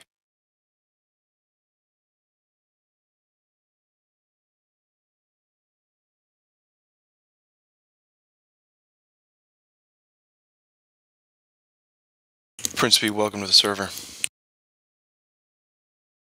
Whoa, I've never seen that one from Richie. What? When was that? Was that last night? Or when the moon happened? Oh no, this was back in 2016, I think. Oh wow. Okay. Yeah. He's been all over the place doing Well, I knew that. stuff like that for a while. Could be 2017. I know it was August 16th when he done it. Because I was thinking that a person should be able to go on the same day. You know, with the cycles going within 3 days, it should happen in the same spot. Like if the days are off a little bit, so within 3 to 4 days, it should happen in the same spot. So he captured that from the beach. So a person should be able to, you know, go further out and. Yeah, that's a crazy video. You gotta watch. He wants you to watch the whole thing. 20 minutes of that, but yeah, it's crazy. You can do it. Just increase your speed. Hun, that's what gets me in trouble is when I increase my speed. Whoa. Okay, guys, look at the debate text. What's the debate text? Where's it at? Follow us to the debate text. Prince B. Holy cow. First of all, that first picture's, you know, I hate to put a model to it, for one. And then, wow, this is how easy it is to. That's a good one. I've seen that one.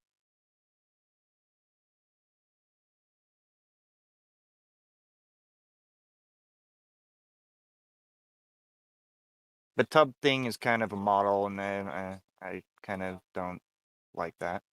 Because you never know if there's like a split in Antarctica and the water actually goes into more water and then goes into more land and then goes into more land. No one knows that. No one. So I tend to think if they're transferring billions and trillions and quadrillions, there's more land out there.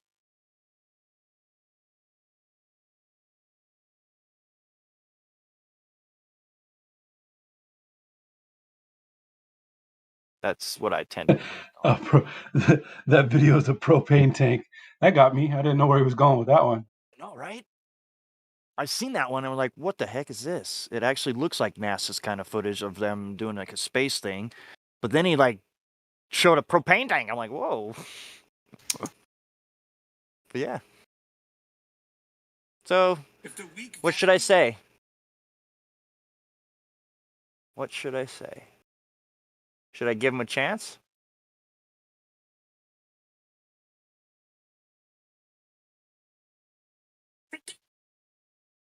I have a soft spot for Owen Benjamin, dude. So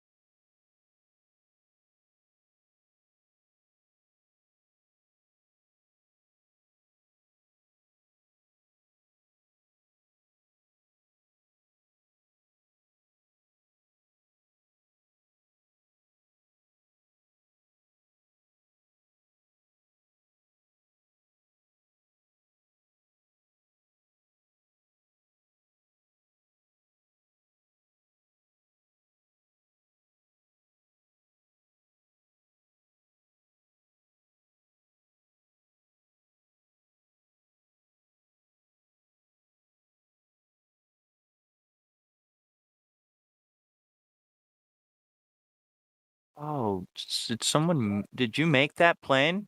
That looks cool. Like it's all. Yeah, FPV. Okay. What does that stand for? FPV. First person viewing. So he has a camera that's on it that's really nice, probably all fisheye lens and crap. And then this 3D camera that he uses on his face. DIY drones. I like that. I could get into that. If you post one of the flying videos, then he'd be like freaked out. It's so awesome watching those things fly. And then smashing into things too, because they have to smash into a net when they finish. They have to like go real fast. And it's so awesome watching that happen.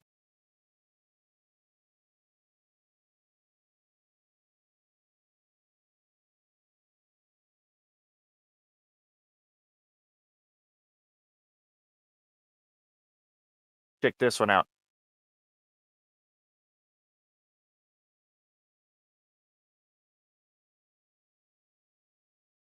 That's awesome. Yeah, that'll give you some goosebumps. Just keeps going. Sweet. There it is. Yep. The spiral eyes. And how long does it take to learn how to fly one that well? Oh, long time, man. I bet, I'm man. telling you. Whoo, that's just like playing basketball or football. You have to really get into it. With the hand-eye motion, you crashed. You really crashed. At least I did.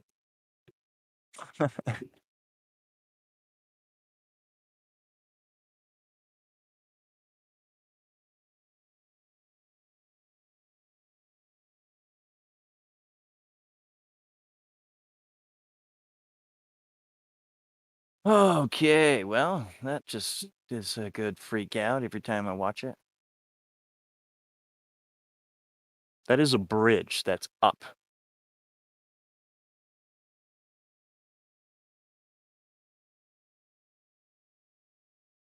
And it dips down. Oh, it's just so crazy.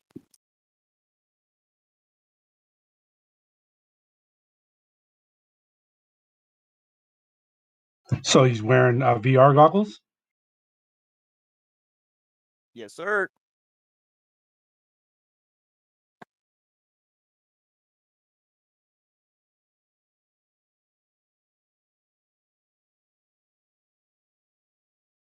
It could be a screen too, I have a phone screen or a tablet screen. That's still kind of first person. Goggles. But the goggles is the one that he's doing. Not me. I did the screen one.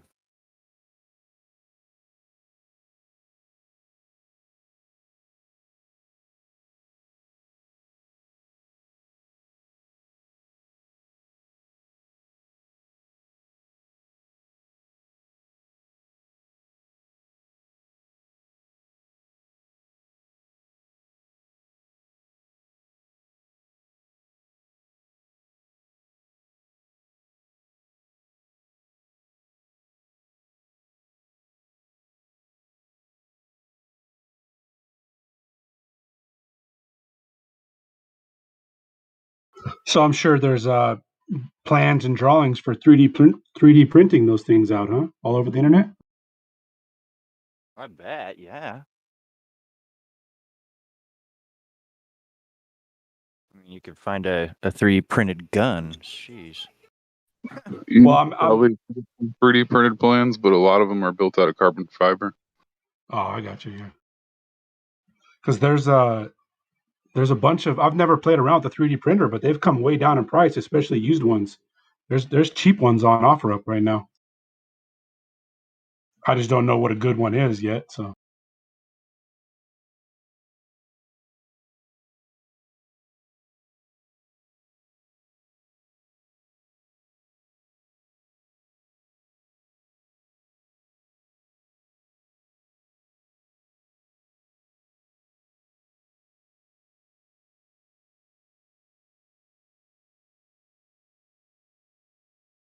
I'm not gonna lie, that looks fun as hell, actually.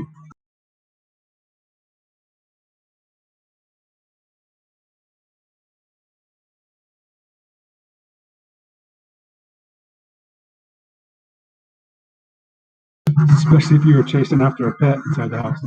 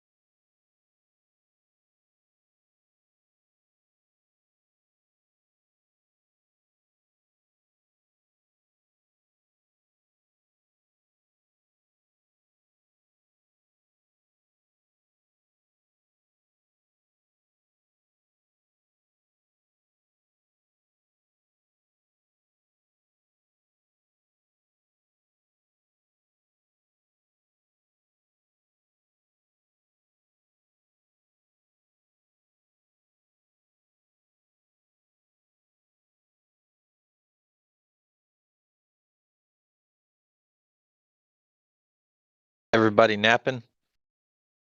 Y'all taking cat naps in here or something? Nah, man, I'm just grooving out over here, you know.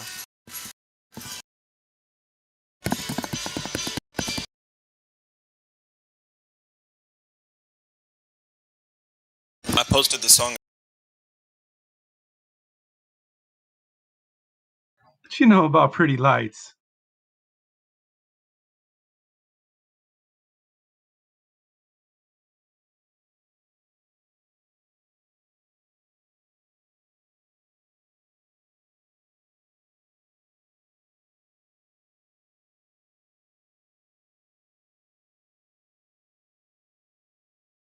I know a lot of people put them up to celebrate Saturnalia. Does he? I've never actually. I just listened to his music on YouTube. I never saw a show or anything.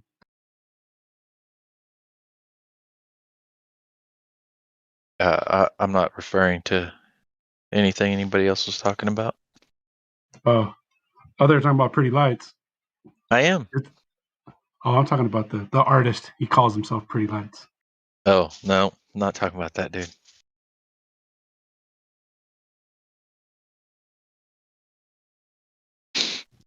Maybe he takes a lot of acid.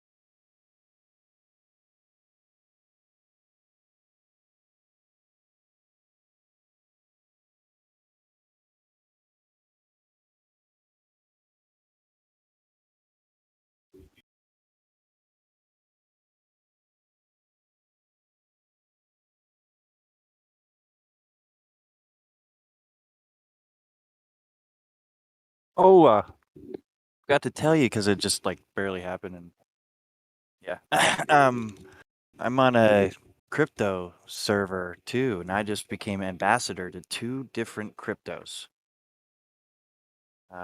Neg Coin and Cheetah Coin, and these guys have been going for like 3 years now, but they're technically Bitcoin when Bitcoin was in like 2011, 2010. So they're 10 years kind of like behind Bitcoin. And I just got named ambassador. Freaking awesome.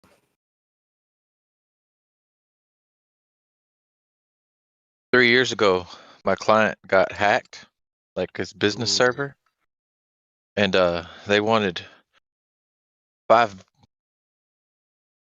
like I think it was 4 Bitcoins. Oh no. It was like $5,000.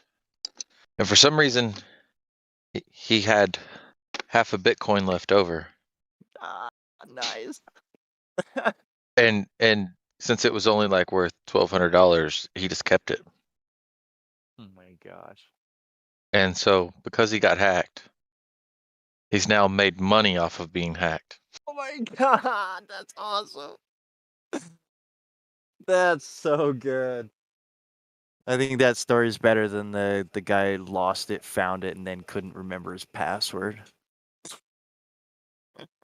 That's a dude that has like 300 Bitcoin in it or something. Mother. Oh my Right? god. Well, that's the thing is so the most Bitcoin it will ever be printed is 21 million. Oh, and that's what makes it better because Yeah, he lost his shit, and we know it. Oh, they estimate like 5 million coins are already erased, never to be seen ever again. So there's really only 16 So million that coins. means that it will never go down, guys. It will never go down. It may go down a bit, so buy the frickin' bit because it's going right back up. I love this stuff. It's not going anywhere. But I'm telling you, 10 years, you're looking at. So I'm keeping quite a bit.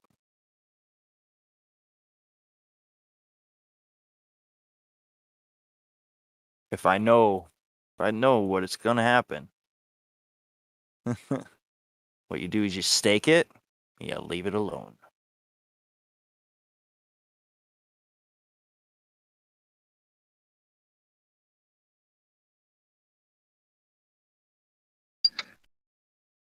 What's that on, Justin? Is it on the smart chain or? It is a coin that you have to mine. Oh. Like I said, you can't buy it. It was when it was like old. So you had to mine it. And don't worry. If you know me,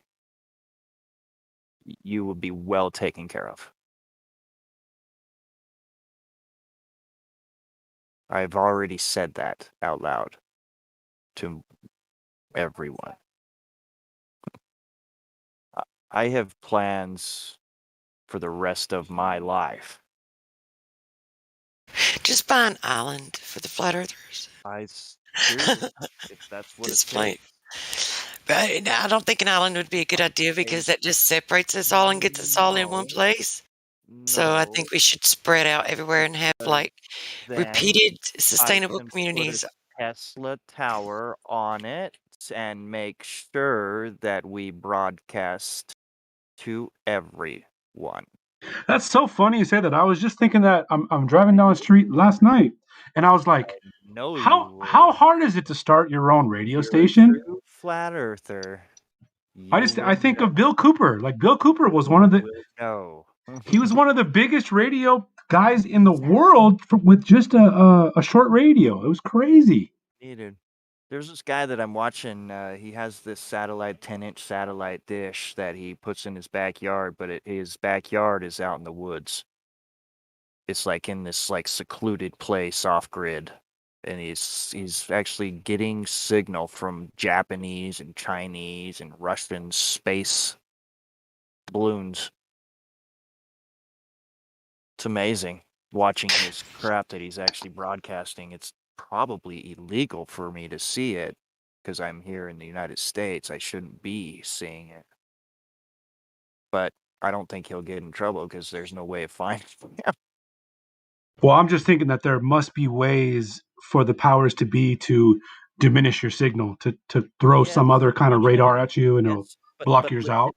Dude, did you know about that hacker that took over the station like 8 times and changed the news broadcasting, made his own little story and had like his face and it was really trippy, like really trippy stuff that he did. Just look this stuff up. Literally, he broadcasted. In what country? Here? I don't know. I really can't. I'm sorry. But anyways, he literally broadcasted all of this crazy stuff, and he took over a radio station that was news station that was broadcasting live, and it was a video Like he was actually broadcasting video too. And I don't think So that- anyone ever found him. No one. And I Nice. believe it was just out of a basement. It was So just the other any kind of thing was like diminished, and we had the 5G towers where they can just track everything coming out of your home. So the other day, one of the questions during the precious metals thing in here was like, what is your perfect idea of utopia, or if you're creating your own little city or whatever? And I was really I didn't come in and answer, but I've been really thinking about it, and like yeah. So one of the things that I would do until everybody gets on the same page with the information is I would just red pill everybody. Everybody would have to listen to all the different texts and evidences I and wouldn't be forceful. Now, it's not a forceful thing. I would have to broadcast it on a broadcast that I know I can do, but it's not like I can just take over something, And no. I don't wouldn't mean want to do that I because don't that's intrusive, and then that's breaking every kind of rule. It would be breaking rules. So no. So I didn't mean like blast it on the loudspeaker from the center square. I meant you have all these different channels set up, and they would all be topic related. If you wanted to learn about this, it would just be a loop. There would be like classes going on that loop. have those people like on YouTube, or like Facebook, just posting stuff about it. That's getting it out there and stuff. That's just free speech. So if they don't care about the free speech, then it will get to everyone. Just like it is right now. But they're trying their hardest. Oh man, they're trying their hardest to get rid of it. Woo! I mean, because it's so apparent that the mainstream media is so toxic, even to the blue pillars, that if you just start putting a little bit of truth out there, it'll become popular like instantly. Yep.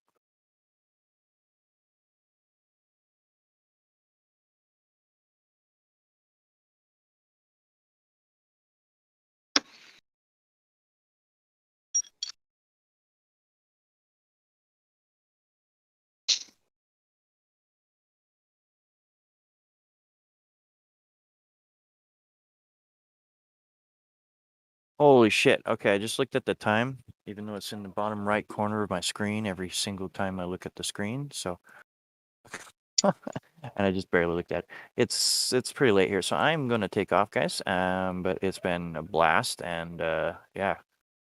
I will probably see you tomorrow if you're here. Always a pleasure, Justin. Peace Thanks, out. brother. Peace out. Yes, sir. Good night, guys. Take care. Good night.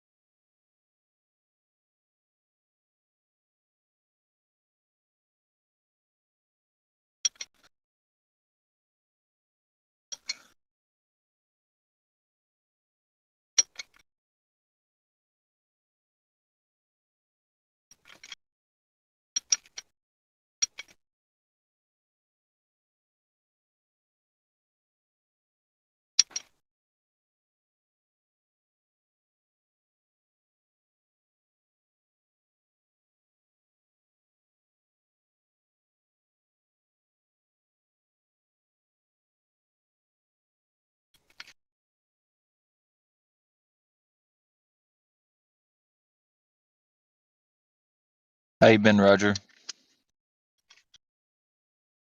Yeah, fine.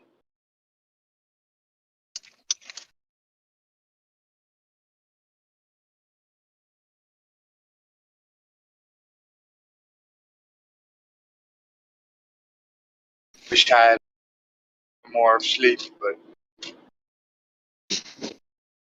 I slept 17 hours yesterday.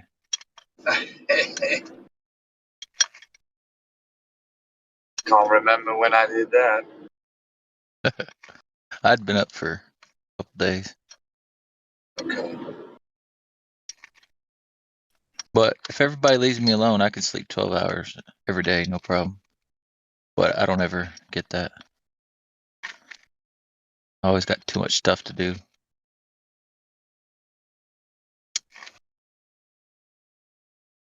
Yeah, me too. I usually sleep like 6 hours, 6.5. Between 6 and 7. Yeah.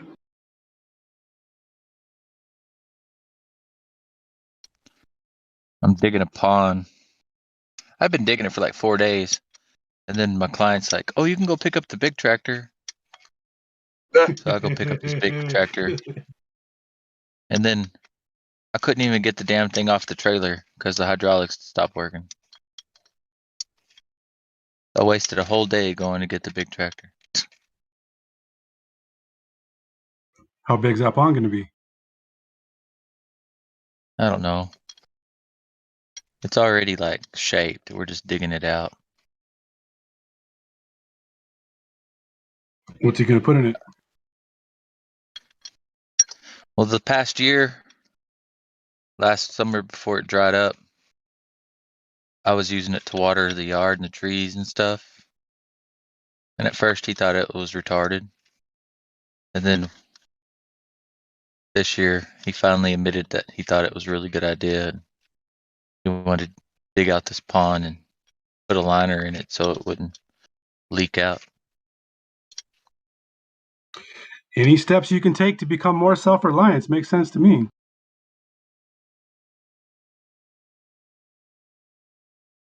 Has anybody ever seen the video that there's a guy that lives in Arizona and he doesn't have a neighbor for like 250 miles. It's the middle of the desert.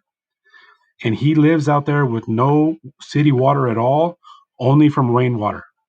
It's amazing. His setup and stuff is really cool. I didn't realize you could live out there in the middle of nowhere with just rainwater.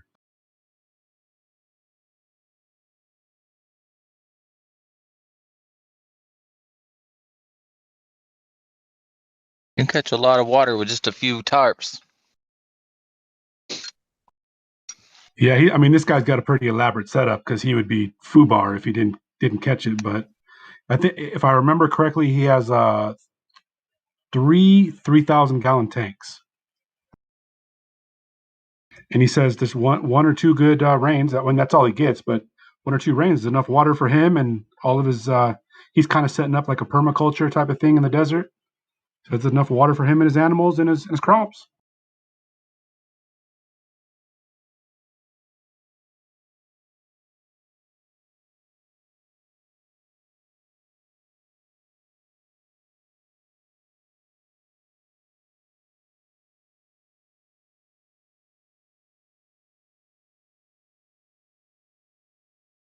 I bet those crops are on a drip system, so you don't waste no water. I forget, to be honest. It's been a while since I watched it.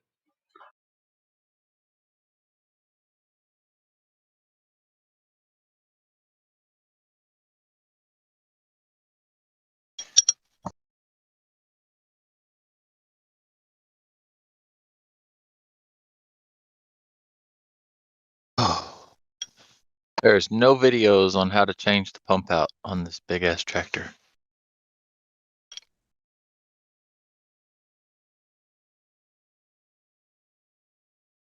You'd think there would be a video for everything by now, right? Yeah, I'm careful not to call myself a real mechanic. If you show me a video of how to do it, I can go out there and take the bolts off. But diagnosing the problems and figuring out how to do it it's not my strong suit. People think I'm way smarter than I actually am just because I can usually figure out how to fix stuff. I just wanted a video to see if I could take it. It looks like I can take this pump out without having to take a whole lot of stuff apart. But I don't know if it has the clearance or not. It's like underneath the cab and behind all the hydraulic stuff in the back. I don't know if I can get it out or not.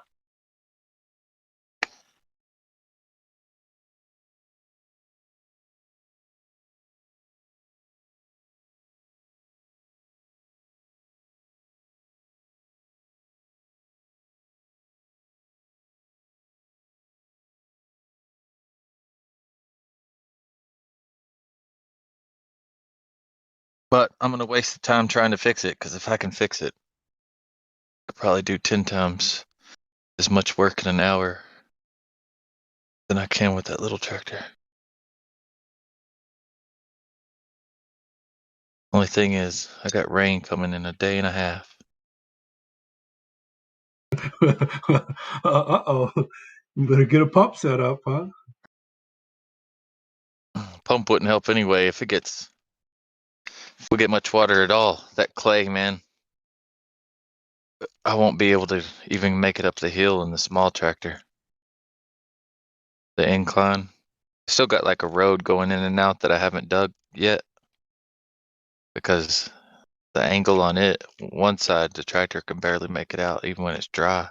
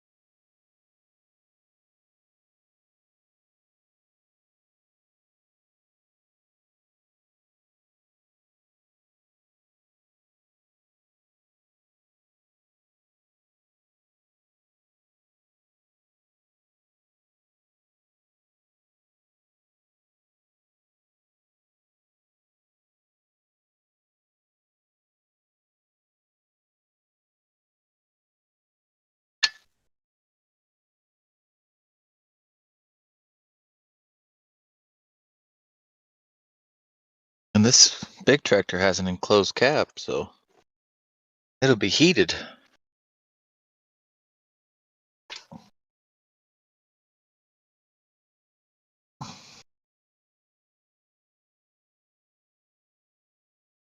I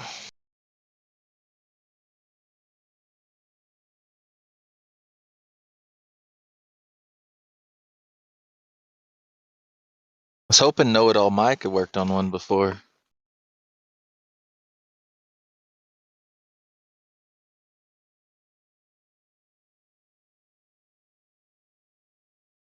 I'm sure he has at some point.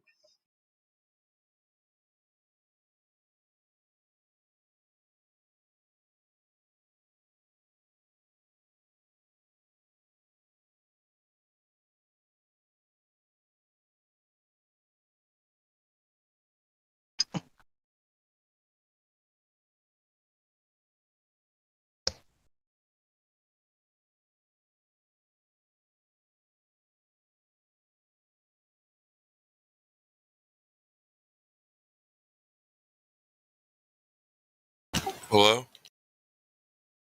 Yes. How's it going?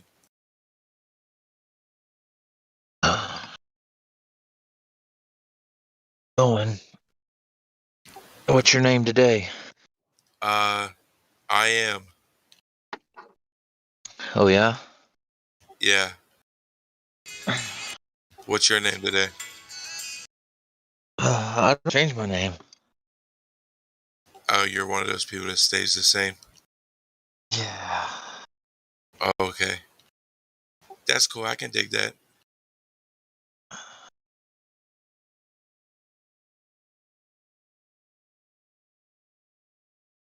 Hey, truth prevails. What's up? Who's this? I don't even know who I am anymore, but I hope you're doing okay. What was your name? Shit, did I forget? Chalice. Well, that's not true. Okay. Hey, can you prove that, Gladflow? Yeah. Alright, feel free to go ahead, waiting.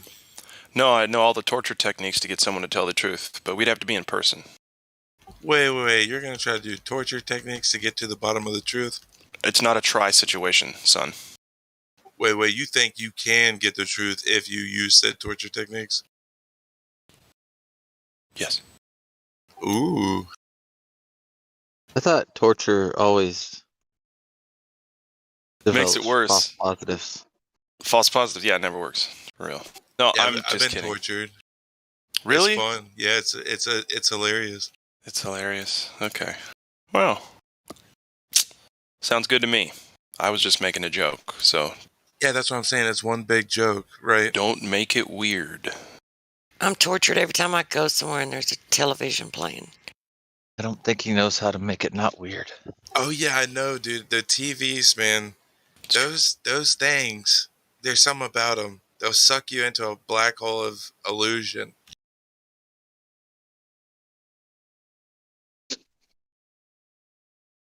And trust me, A that's lot of definitely people not a place pay a where lot you of want to money be. for illusions. Yeah, illusion is big business, dude.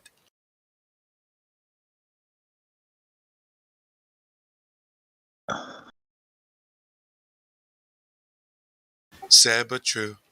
Sad but true.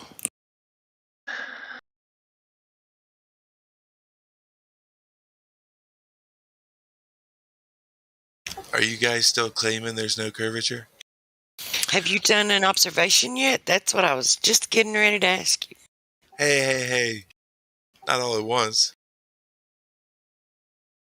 I know this voice. It's Destrixiny. You don't know me, kid. Pipe down, Junior. You're in a therapy guy. He's been drinking too. Drinking what? You've been drinking whatever you've been drinking, you feel me? I mean, I drink everything. He drinks the living water of his own cistern. Ooh, that sounds perfect. It's called urine therapy. You're in and therapy starts shortly. Wait. Is this for real? Are you guys like really doing this? We are really here talking to you. We're really doing this, man. We're doing it up. I mean, look, it is what it is, dude. And at the bottom of the day, dude, you're going to have to understand that you can't fathom these things and they are the truth. What is the truth? Be specific. I already told you. You said these things, they are the truth. What are those things? All the things that were just spoken of. No, you're being lazy. Give me one of them. You. He never answers a question directly, hardly ever. I know. I'm going to make it really difficult for him. Woo-woo stuff going on in here today. Everybody just they're real ambiguous, you know? Are you pointing a finger? Or do you want to... You feeling strong? What do you want to talk about?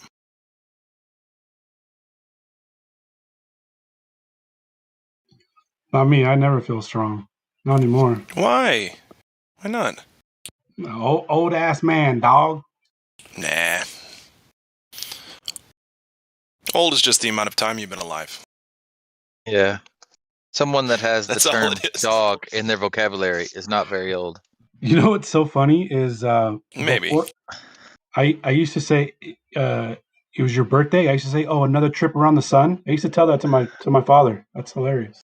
If he only knew. Birthdays are only possible on a flat Earth. Yeah.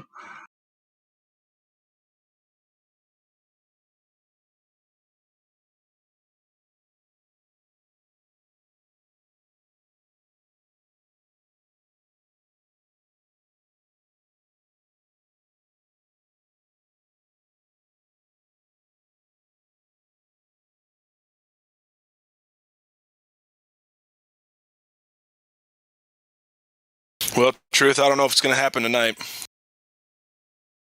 Yeah, I'm not holding my breath. I'm actually going to go fix gonna my happen? sandwich.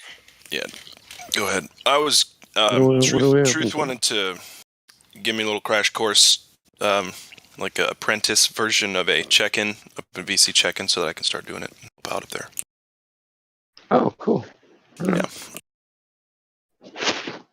Well, we've got to have someone to check in first, so it's whenever. Tomorrow's another day. Not my wife. No, my wife does better than anyone. I'm sure that's true. I'm sure of it. My wife actually sticks to what she was taught instead of just going with it. I'm sorry, instead of just going with what? Whatever comes up. Yeah, no, I get it. I won't be as on topic as some, but it'll be a lot of fun. I'll get them nice and lubed up for the experience.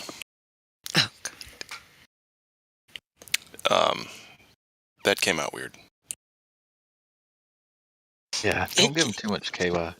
It came out just how you wanted it to come. How do you know That's just a bit terrifying. Nah, it's funny. It's all about fun. Got to goof around, man. There's nothing else to. Slippery slope. What is talking like that? Well, it's always slippery. You betcha. No, after you lube it, it's a slippery slope. Oh my God! See, you guys. See. I gave y'all the ball now. 30 Y'all be running with that. Damn. Y'all be running with that ball now. At least I understand what she's saying. Yeah. Wow. Listen, I'm gonna keep listening. I got to do some things, then go to bed. But truth, if someone pops in, I'm there for like the next hour. Well, I'm grabbing. Be a smooth ride if someone does pop in. Would you stop interrupting the lady when she speaks? He's got his internet. He can't, like, he's a little bit behind. Probably he can't always tell. I'm used to Chris and Kelly, both of them. They can't, like, they just now got to where they can actually talk without roboting. So cool. Yeah.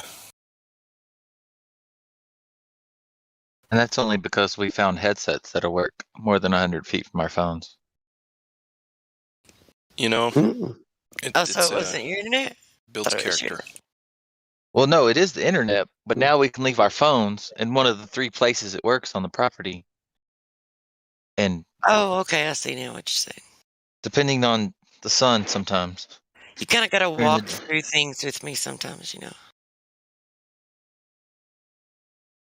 I'm a little slow. Oh, that was you talking, Rookie? Yeah, your microphone sounds way better, dude.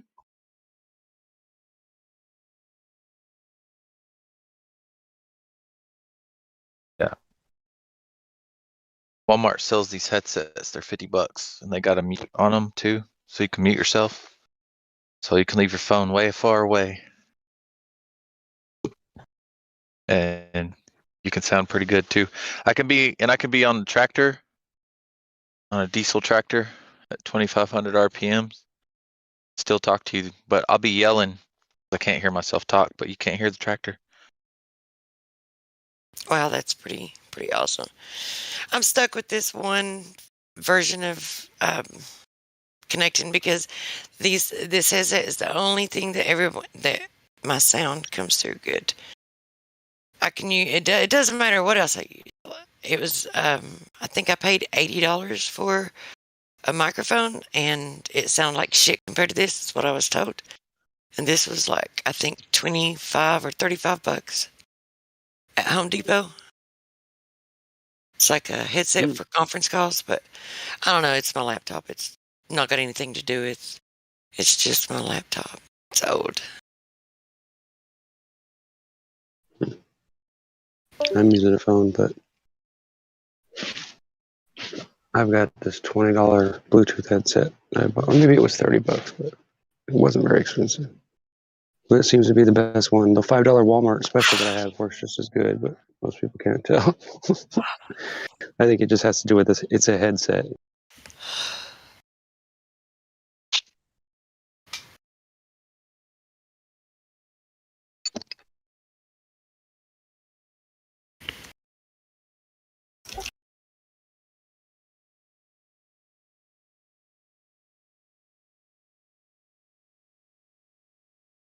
You got any tickets lately, Truce? Tickets? Oh, the non-illuminated license plate. No, that was it.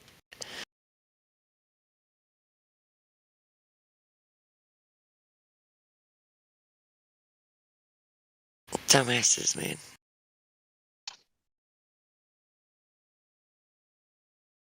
No, I don't make waves in the pool because I don't want the sharks to be attracted to me.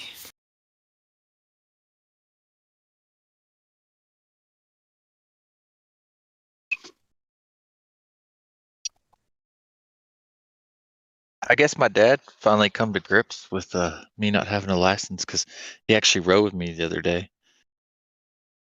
It's only like the first time, the second time in 12 years. So do you run into a lot of trouble over that? A lot of issues? The last time it was because it was freezing outside and I was letting him drive my truck and he was just going too damn slow. I was like, dude, you're not going to go faster. I'm getting behind the wheel. Do you ever have any issues? No, I don't get pulled over. Do you have tags though? Cool. Yeah, I'm always in someone else's ride.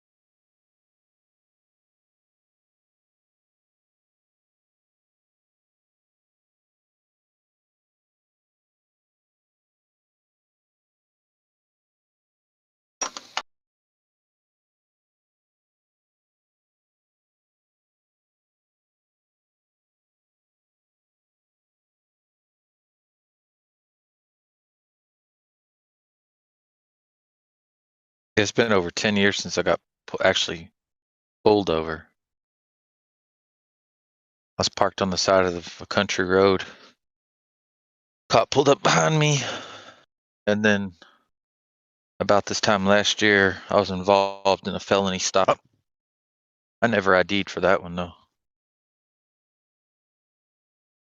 Because they didn't tell me that they pulled me over for a traffic violation.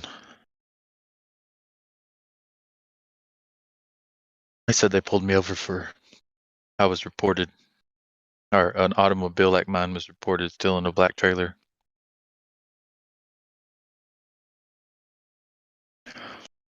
So that's penal code. Texas Penal Code says I don't have to ID until after I'm arrested.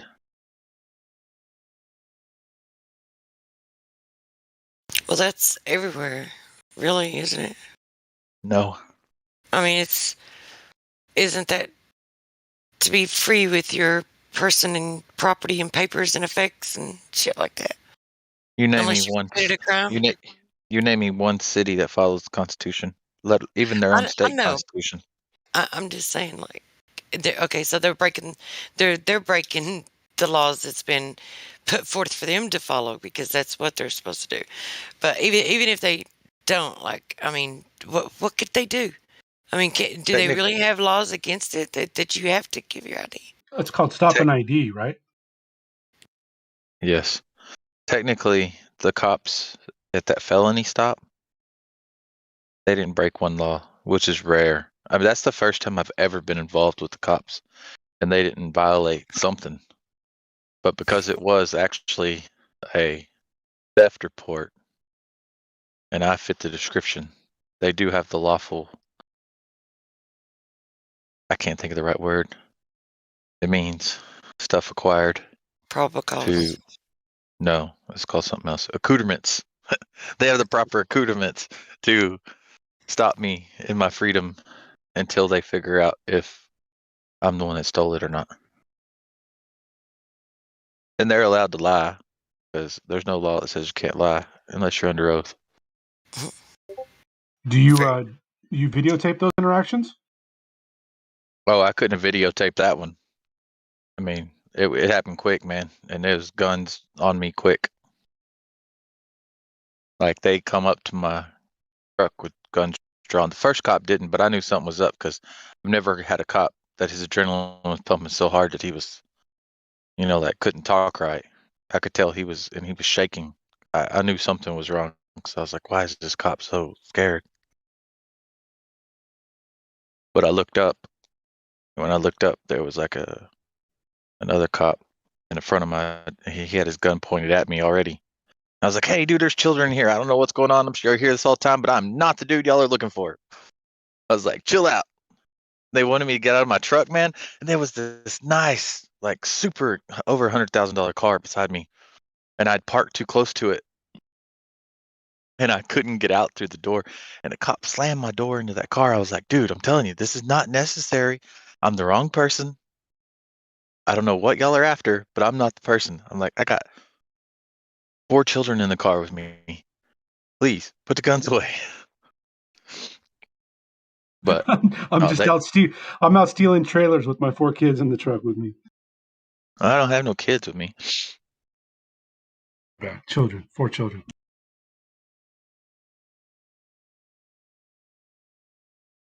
Yeah, when they finally told me what it was, I wasn't going to ID. They tried to lie and say they were going to take me to jail, fingerprint me. I've done it enough times to know not to argue with them. I just let them lie to me. It wouldn't have benefited me at all to tell him he was lying. I know you can't get my fingerprints. What'd they think you did? I thought I stole a trailer. Oh shit! Was the trailer hooked to your car? Yeah, it wasn't my. Yeah, but it was my trailer, and it wasn't stolen. I told them. I said, as soon as they told me that the reason for pulling me over, I said it's real simple. Just whatever trailer was stolen is going to be a tandem trailer. Is it's going to be have dual axles, man. Nobody steals a single axle trailer. Nobody. It's not worth it. They're not worth no money. Unlike it's going to be a tandem tandem axle trailer. I was like, just call and ask. I guarantee you, it's going to have 2 axles on it. But I also told them names on anything. I also told them they could check the plates and see that. Well, yeah, I mean, the plate on this trailer and the plate on the truck match the owner. You could just throw another plate on it, but I stopped some kid and took their bike before. It was a goat riding a bike, dude. You should have just recorded that, man. You made a lot more money off the recording than you would have off the bike. Well, then I got home and realized I had the bike there, and I took his bike back. Like, oh shit, sorry, here you go, buddy. I thought he stole my bike. Oh, it was just identical to yours? Yeah, it was identical, and it was weird. It was a weird bike. I'd never seen it. Yeah. If you're a good-natured person, I bet you felt like a real jackass. Yeah, I did. I would have had to take both bikes with me back and been like, "Look, man, I'm sorry. I really thought you stole my bike." Oh, I told him. I think I bought him something after that or something. Yeah, it was like, a younger person. I mean, I didn't do nothing mean. I said, hey man, where'd you get that bike? Did you steal that bike? And the kid said, yeah, I did. So I was like, I'm gonna have to take it back because I think it's mine. And he's like, all right. I wouldn't have took it back then, man. I would have took it to Goodwill or something, or gave it to somebody else if he said he stole it. Well, I mean, hey, I took it from him, so I just gave it back to him. I don't know.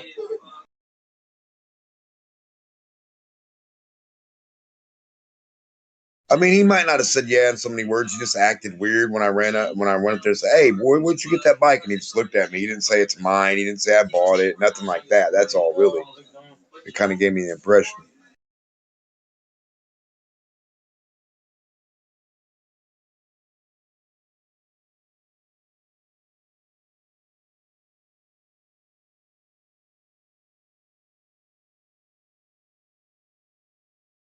Yeah, but you can get this headset on at Walmart, $50.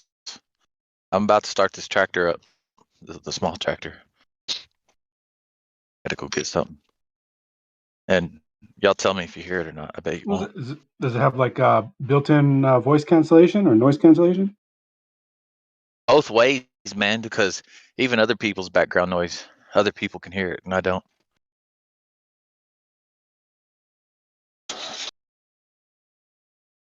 Can y'all hear it? Only the first half second of the starter, and then it cut. I can't hear y'all. It's so loud. Did you hear it? I heard the first half second of the starter, and then it canceled out. Yeah, and it's so loud I can't even hear myself talk. I'll be yelling at people if they're loud enough for me to hear them.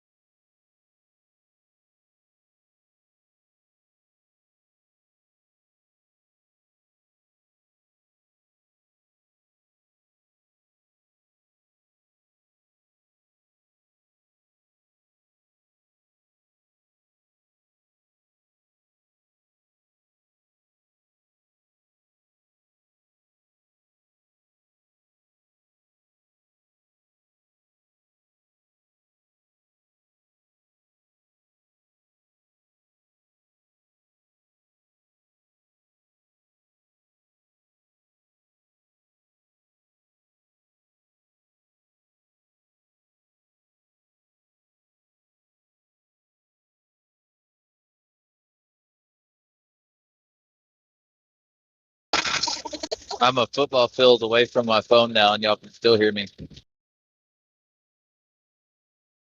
Yeah, that's pretty impressive.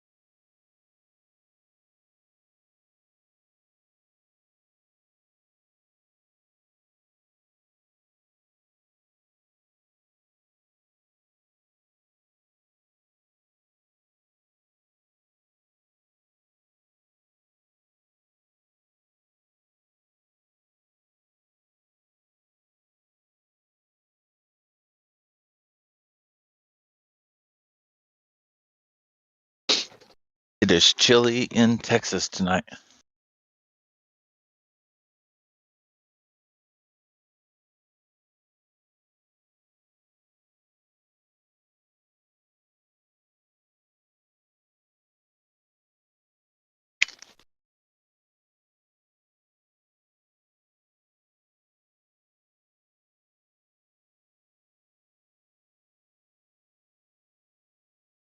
For any of y'all that smoke, there's like a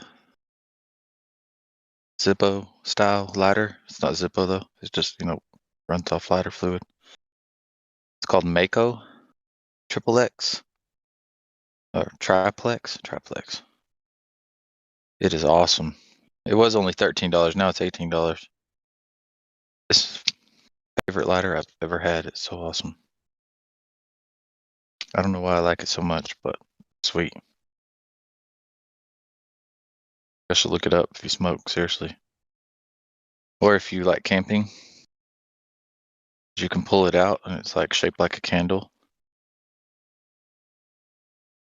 And you could light a spark it? fire, even in the rain. Yes.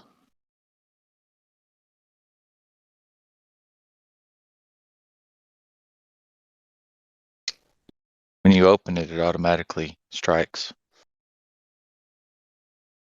And you don't have to take it all apart to change the flint. There's just this little piece that raises up. Well, isn't that neat? How about when you accidentally fucking start shit on fire because every time if you start playing with it in your pocket? It don't work like that. What then? What happens then? When you've covered in turpentine and paint thinner, what then? It doesn't leak. It doesn't leak like a Zippo when you overfill it. No, but say that you're covered in turpentine and paint thinner, and you strike. You shouldn't be playing with fire, then, should you? Damn it! You're right. Damn it. Only you can prevent forest fires. What was that other?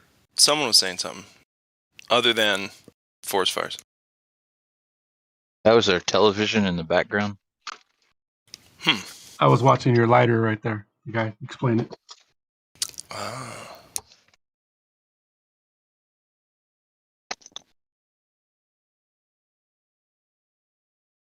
Oh, you looked it up? Yeah, I posted a YouTube on it in the chat. It's sweet, man. I love it. I bought one of them, and then I bought 6 more. Like, it should definitely be in everyone's bug out bag.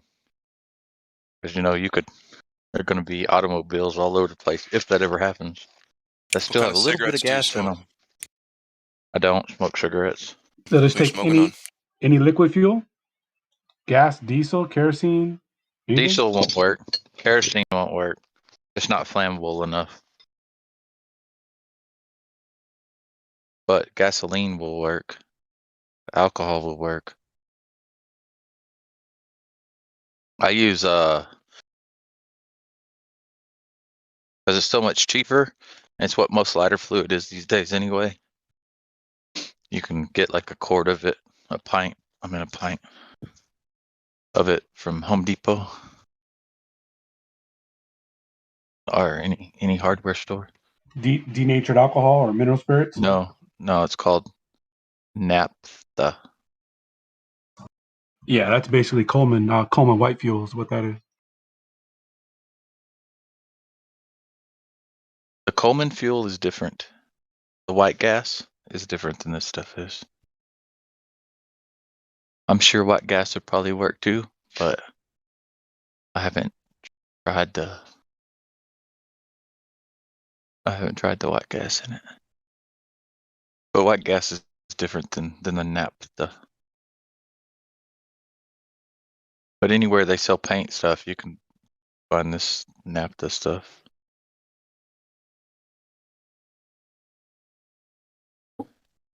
And then I refill my, like the Zippo lighter fluid can with that. You could put it in a vape juice bottle too, but you have to leave the bottle upright. It's so much thinner than the vape juice, it'll leak out. Sounds like a nightmare. Sounds like chores to me. I need my shit to be simple. It is simple, dude. I haven't filled it since I got it 2 weeks ago. Pretty simple. Well. I'm just waiting for it to not light. But the way the top sits on it, it's sealed pretty good. No, if you smoke. You get one. You'll see. They're awesome. Yeah. Well, I don't smoke cigarettes, but yeah. I smoke pipe tobacco, and I can't taste it. It doesn't taste any different. Like Zippos used to, be able to taste it. Zippos. Yeah, you'll taste the chemicals. They use different stuff now, though. Almost all lighter fluid, even Zippo now, is that naphtha.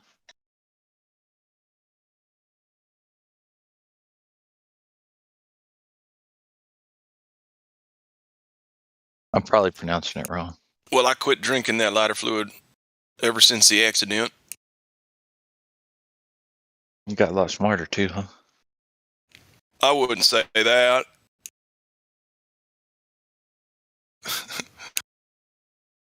You work on that accent some.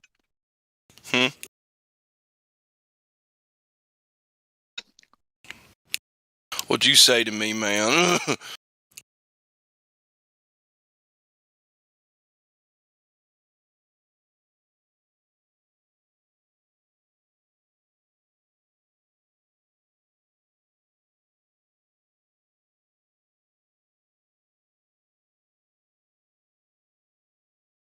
Yeah, I like Zippos. I'd play with them in class and get them taken from me. The teachers would always take them from me. I was sitting in class in school suspension one time. You know, like a dugout pipe.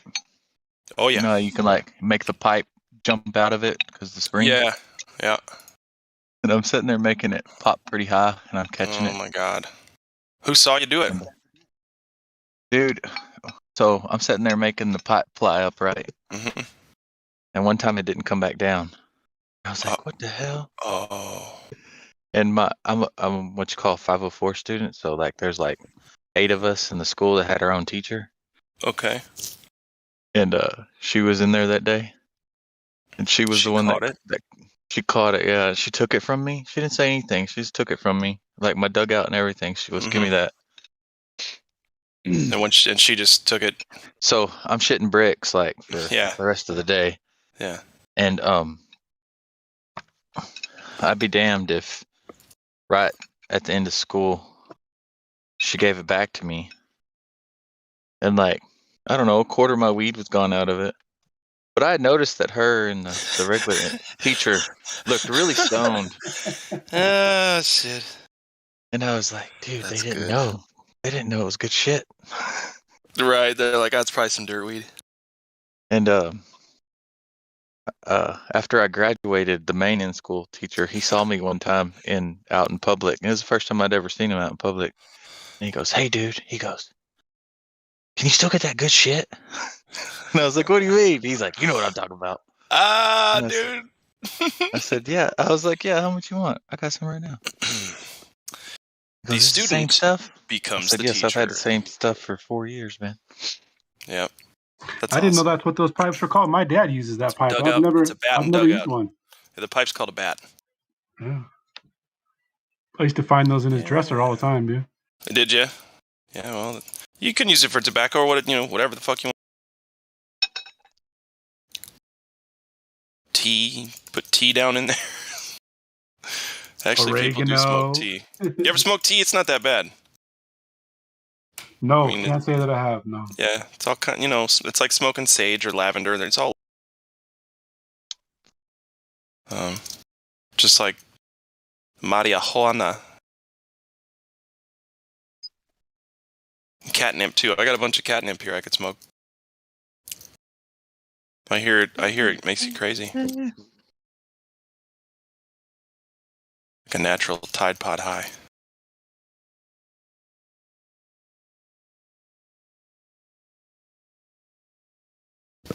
Hey, Glad, have you ever? I'm gonna post this video. Check this guy out. You probably appreciate him.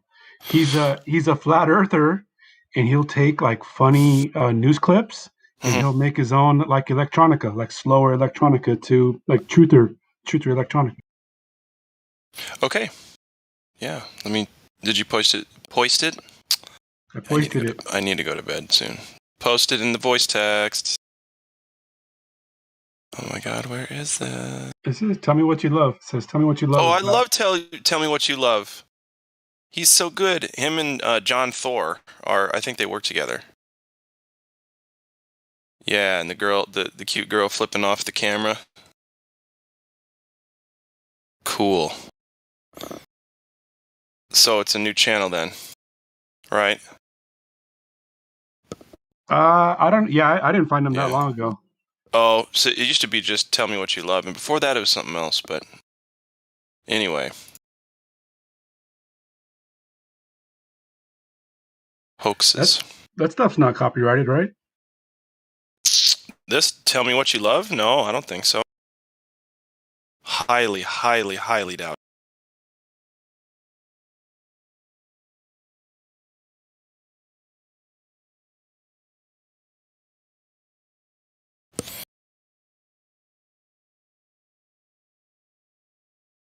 And I think it's like a German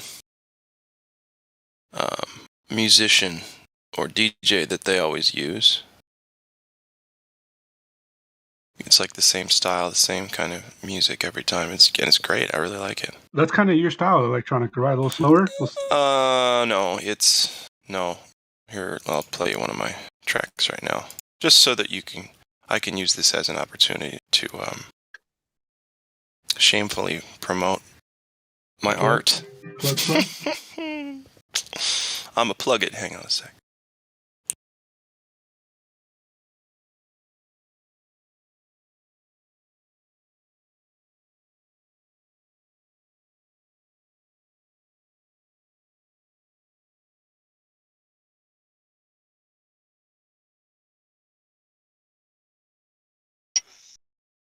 Tomorrow should be interesting. Helio's supposed to be down in biblical. I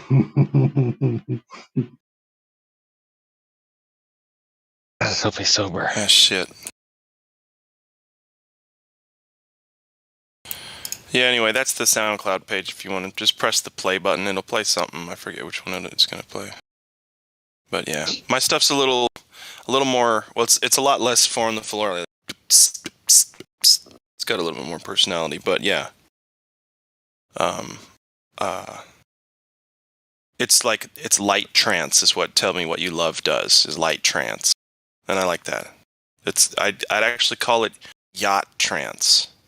So like, yeah, I could see that. Yeah. Cocaine and yachts, right? And models that are too skinny, and probably dudes. That music could be playing there. If that makes any sense.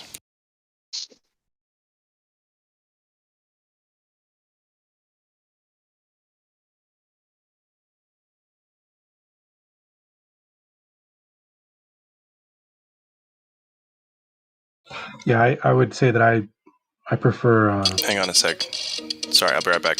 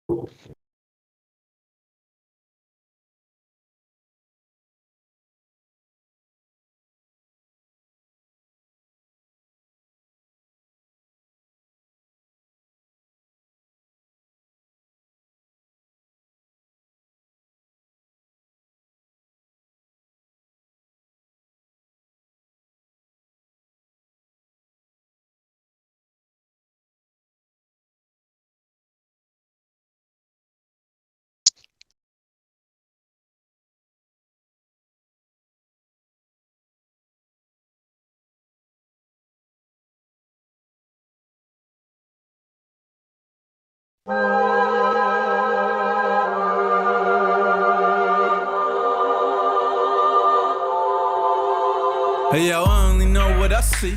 I seen enough to know what it means to me. Learned from red dirt and I got degrees. Veered off left turns and wild out east, and we're poor and rich and hold all that class. Don't wanna know any signs, don't wanna know where you are. Mind made up already, we're not here to watch. We just still wanna fall off the edge and into the dark. So we clench our fists, clutch our pearls to anybody critical about view of the world. Tongue like a slammed door, I keep closed just to beat those doubters of these blindfolded free throws.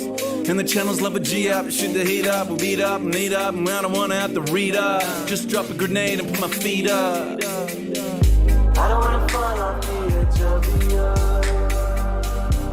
Don't wanna hear nothing. I wasn't real if it's not what I felt. Does it filter it out? Don't tell me what to believe, or accept what I cannot see. Fuck you and your facts, I'm free. If you don't like it, leave. I didn't even wanna walk in your shoes, what about me? Flutter, flutter. Flutter, flutter, flutter. World gone mad and it's too PC, and they're trying to take away the freedom that I wanna speak. Click, click, cut them off, run them out of town, shut them off. Shh, I don't wanna hear another beat, but my gut got this, then my head take note, cause I know when this story's a slippery slope. So stay in your lane, son, stick to your songs. I don't care where you're coming from, just a simple answer to confirm a doubt. And then baseless opinions that come out of my mouth. In a nut, tell me I don't know what I'm talking about. When the so-called experts ever sorted this out. When we're swamped by Muslims, swamped by Asians. Different time, same old station, crowd ovation. Whip up hatred, that old chestnut, that vocation. Do anything to truth but face it. I don't wanna fall off the edge of the earth. Don't wanna hear nothing. I wasn't real if it's not what I felt. Does it filter it out? Don't tell me what to believe. Fuck you and your facts, I'm free. Don't tell me what to believe. Fuck you and your facts, I'm free. Don't tell me what to believe, or accept what I cannot see. Fuck you and your facts, I'm free. If you don't like it, leave. I didn't even wanna walk in your shoes, what about me? Flutter, flutter. Flutter, flutter, flutter. Don't tell me what to believe, or accept what I cannot see. Fuck you and your facts, I'm free. If you don't like it, leave. I didn't even wanna walk in your shoes, what about me? Flutter, flutter. Flutter, flutter, flutter.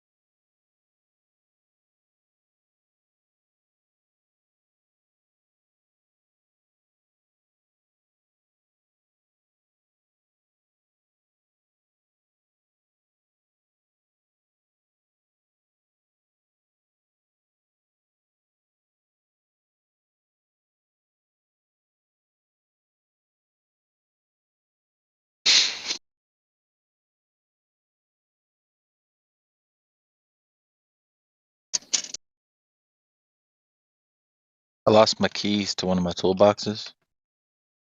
And I'm sitting here picking it.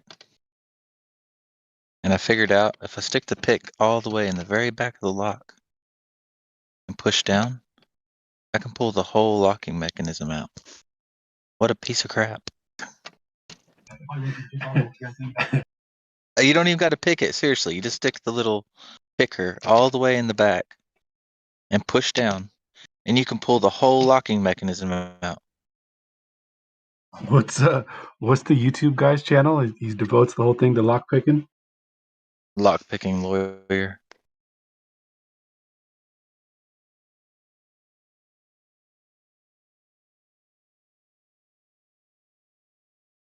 I need to send him a video. I need to take a video of me doing this and send it to him. Be like, look at this piece of crap lock.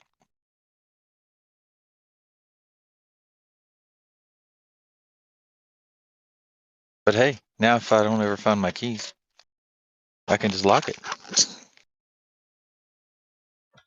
Never hurts to add a new skill set. I definitely don't know how to pick a lock. He makes it look way easier than it is. Way easier.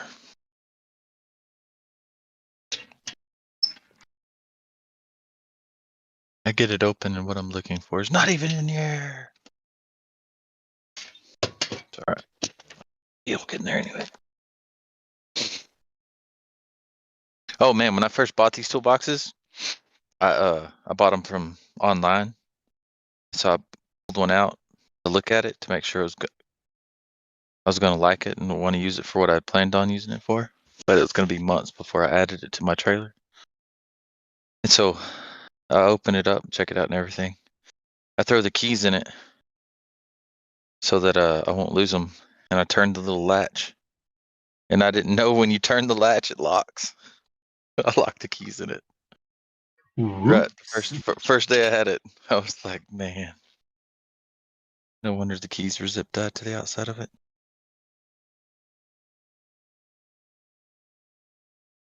I usually don't do stupid stuff like that, but I felt pretty stupid that day. Yeah.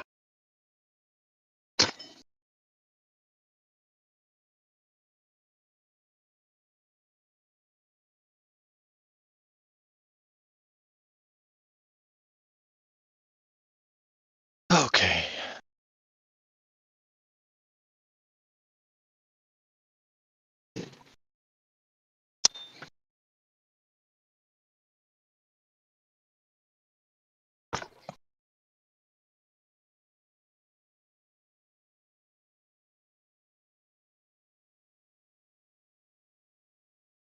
Welcome to the conversation. How are you doing today?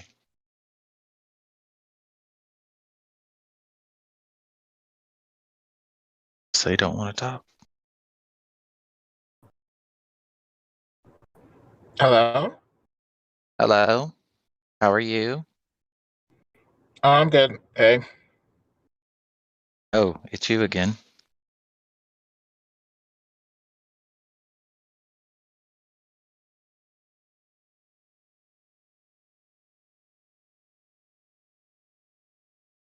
What's on your mind tonight? Oh, just doing some reading. It's an interesting book talking about different way to look at gravitation and electricity, discharge, charge, masculine principle, feminine principle, masculine principle going out and expanding and making contact and going out into space, the feminine principle contracting in a vacuum and pulling inward with great force. These two things coming together to give us gravitation, magnetism, solid, less solid, that sort of thing. It's pretty interesting. Lemon, when you first said hello a while ago, you sounded totally different. I did not recognize it was you. Thought you were someone else. Apologies for that remark I made. Oh. When I said, oh, it's just you. I thought it did not sound like you at first, man. And then once you started talking, I was like, oh, that's Lemon. That ain't who I thought it was. Oh, no problem. No problem. It's kind of late, so. Did you learn anything from watching those videos? It was interesting. There was an interesting lecture by Dale Pond about this principle, and made a lot of sense talking about especially this feminine cooling principle for more efficient machines, more efficient technology to kind of power something different from a physics and engineering standpoint. I'll put it in the chat.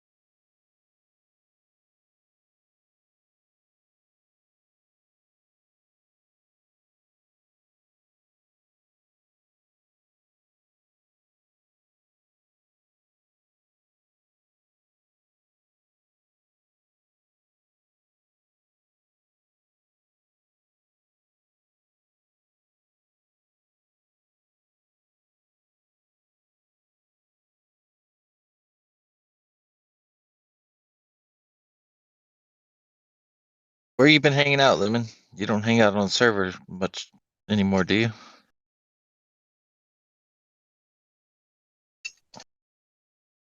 Gone. Yeah, I guess that was the beep, huh? Where's that accent from? Lemons. Oh. I think he said before that he was a brother, but he definitely don't sound like one. I could be totally wrong though. No, I hear that. I just want to know from where, though. I do hear that. Oh. I don't hear it at all. But I think one time I heard him say something about it. We're talking about racism or something. I could be wrong though, because it was like a year ago. If that was him.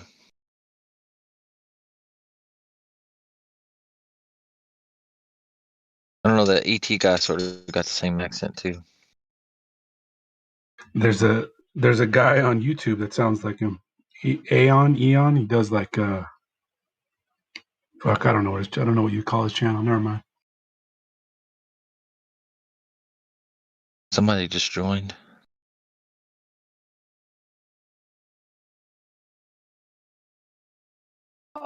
Holy.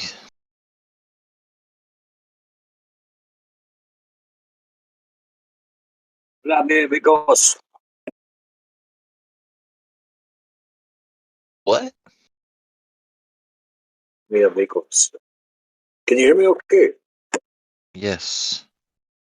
Oh, cool. Thank you. I have to switch to the laptop because my PC just borked. Is that Solar speaking? You back? What? You back?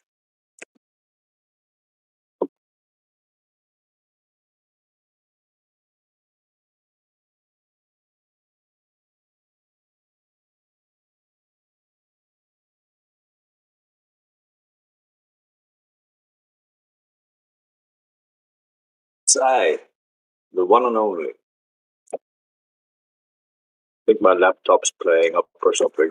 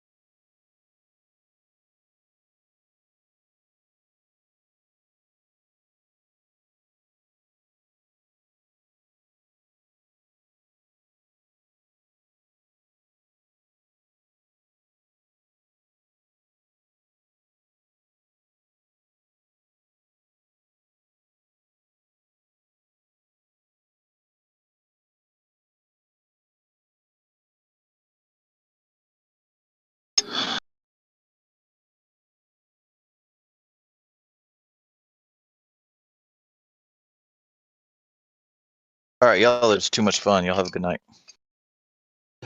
Night, bro. Listen to some YouTube or something.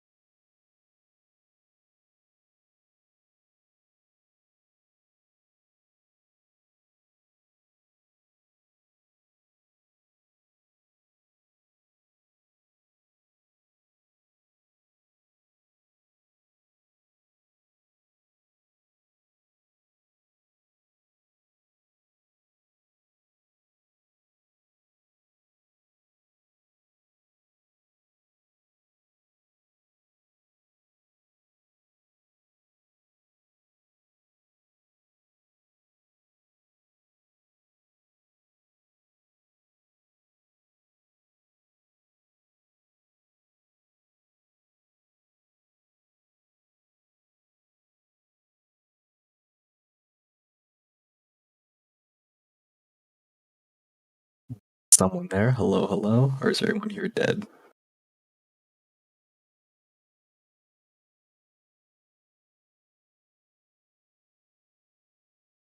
Not dead. Nice.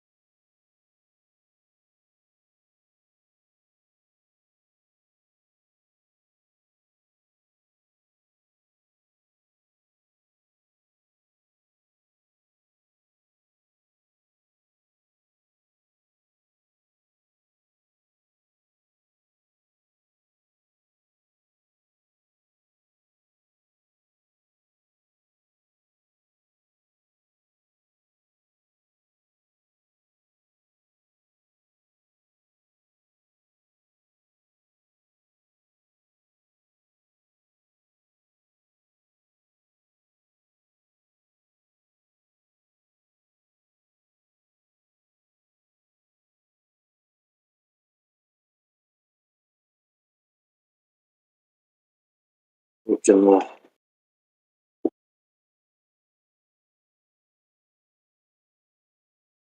What? Someone say something.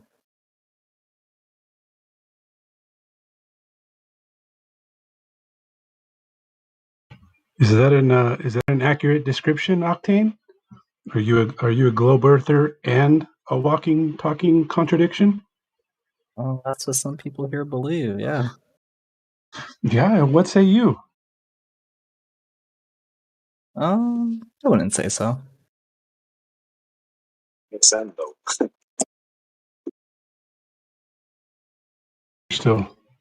You're about that globe Earth, son?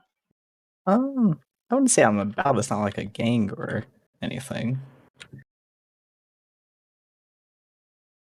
But I mean, yeah. I mean, it seems to make sense. It works for what people use it for.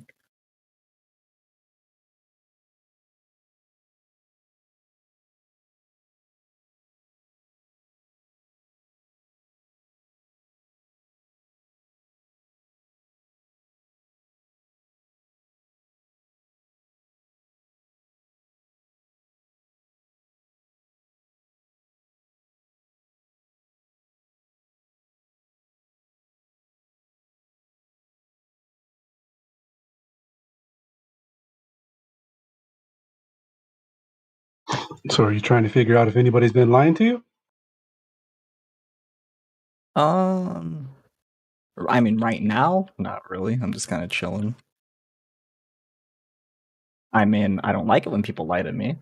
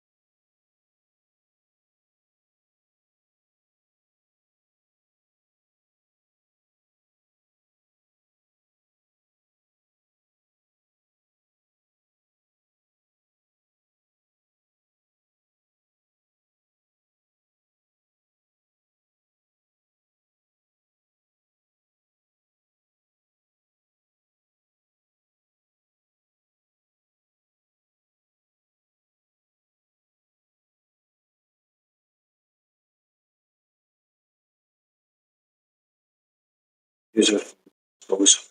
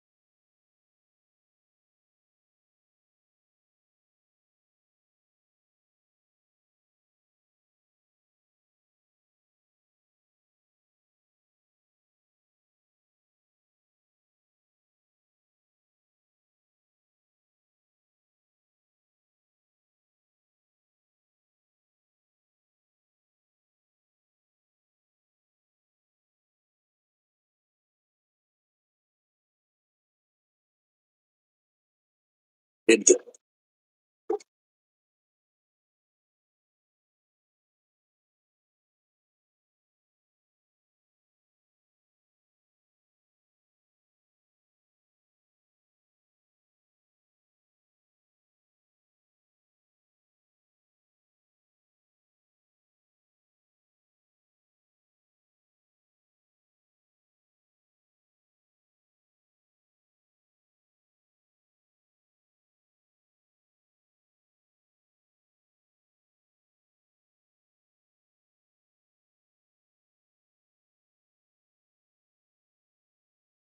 yeah, man.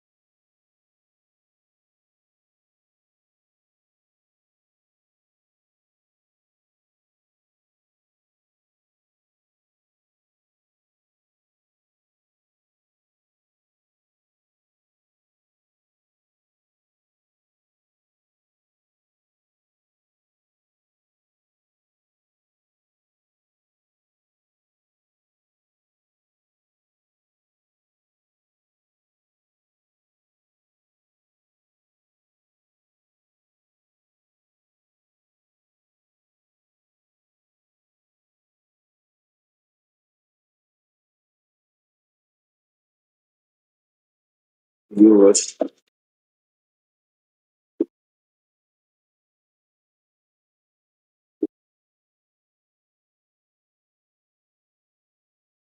Yes.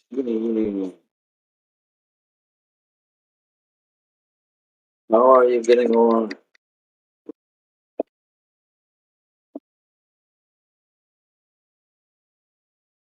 Well,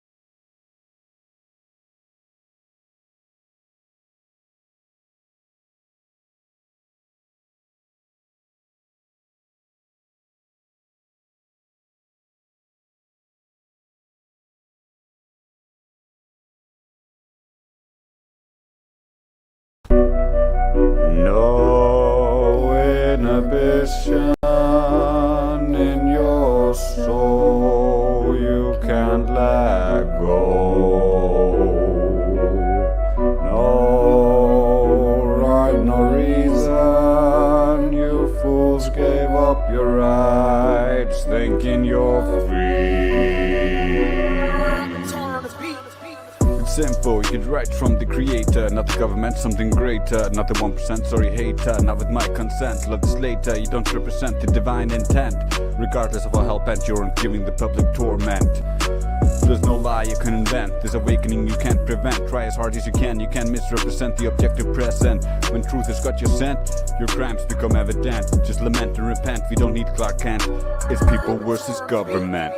Lost in imagination, you don't trust your eyes, you trust man.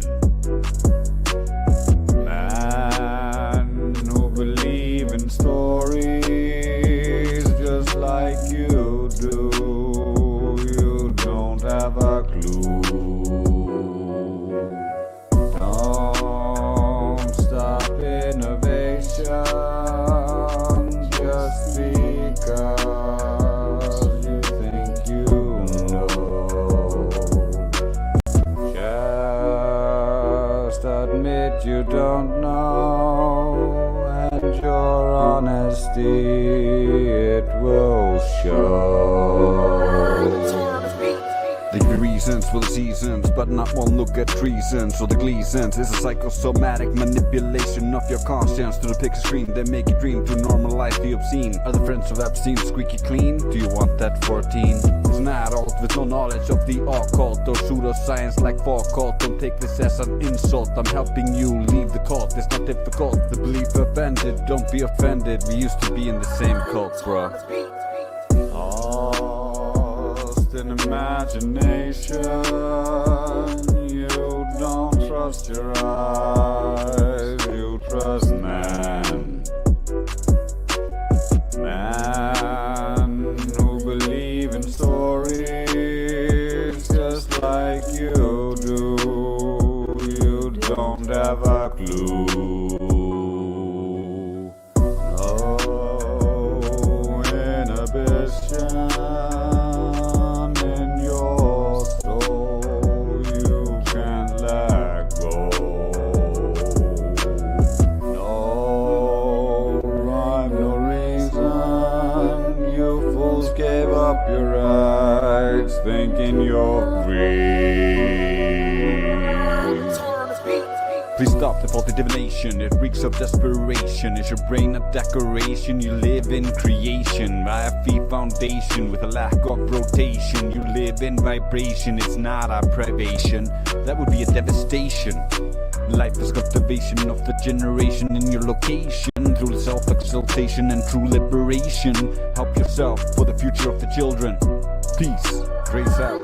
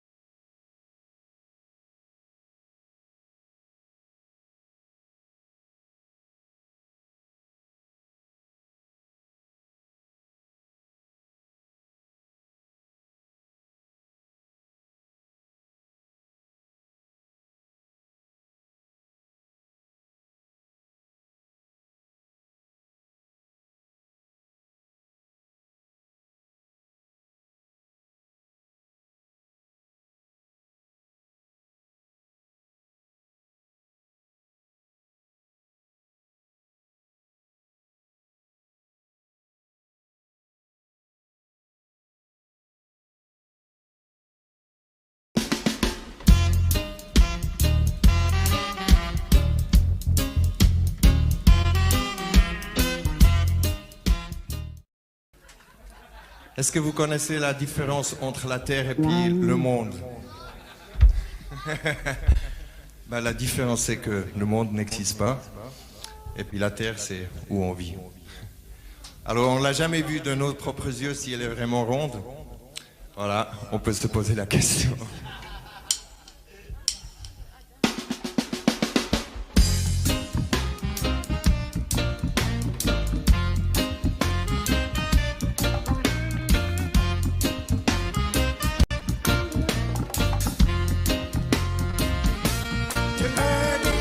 So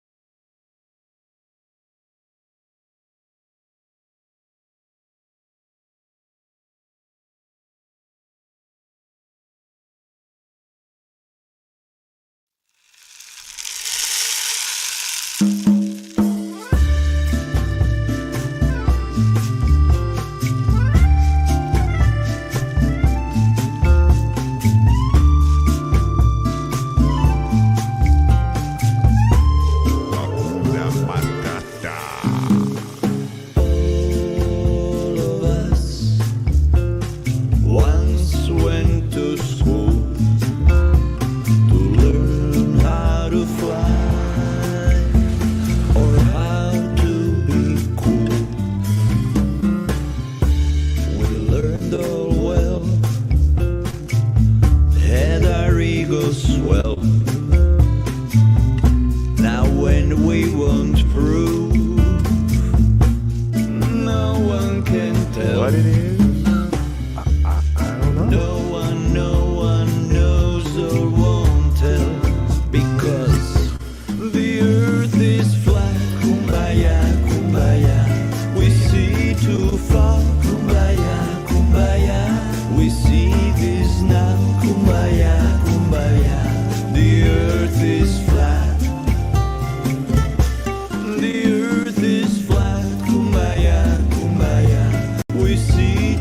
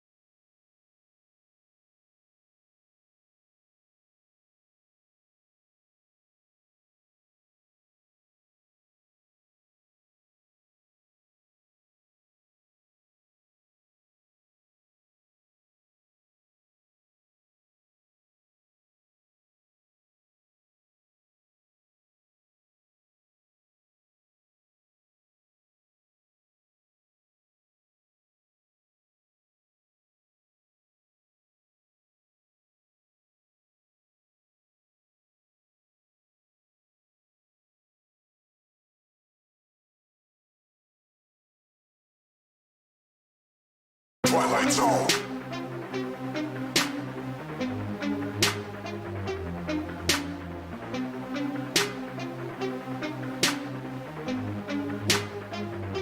We're living in the Twilight Zone. We're living in the Twilight Zone.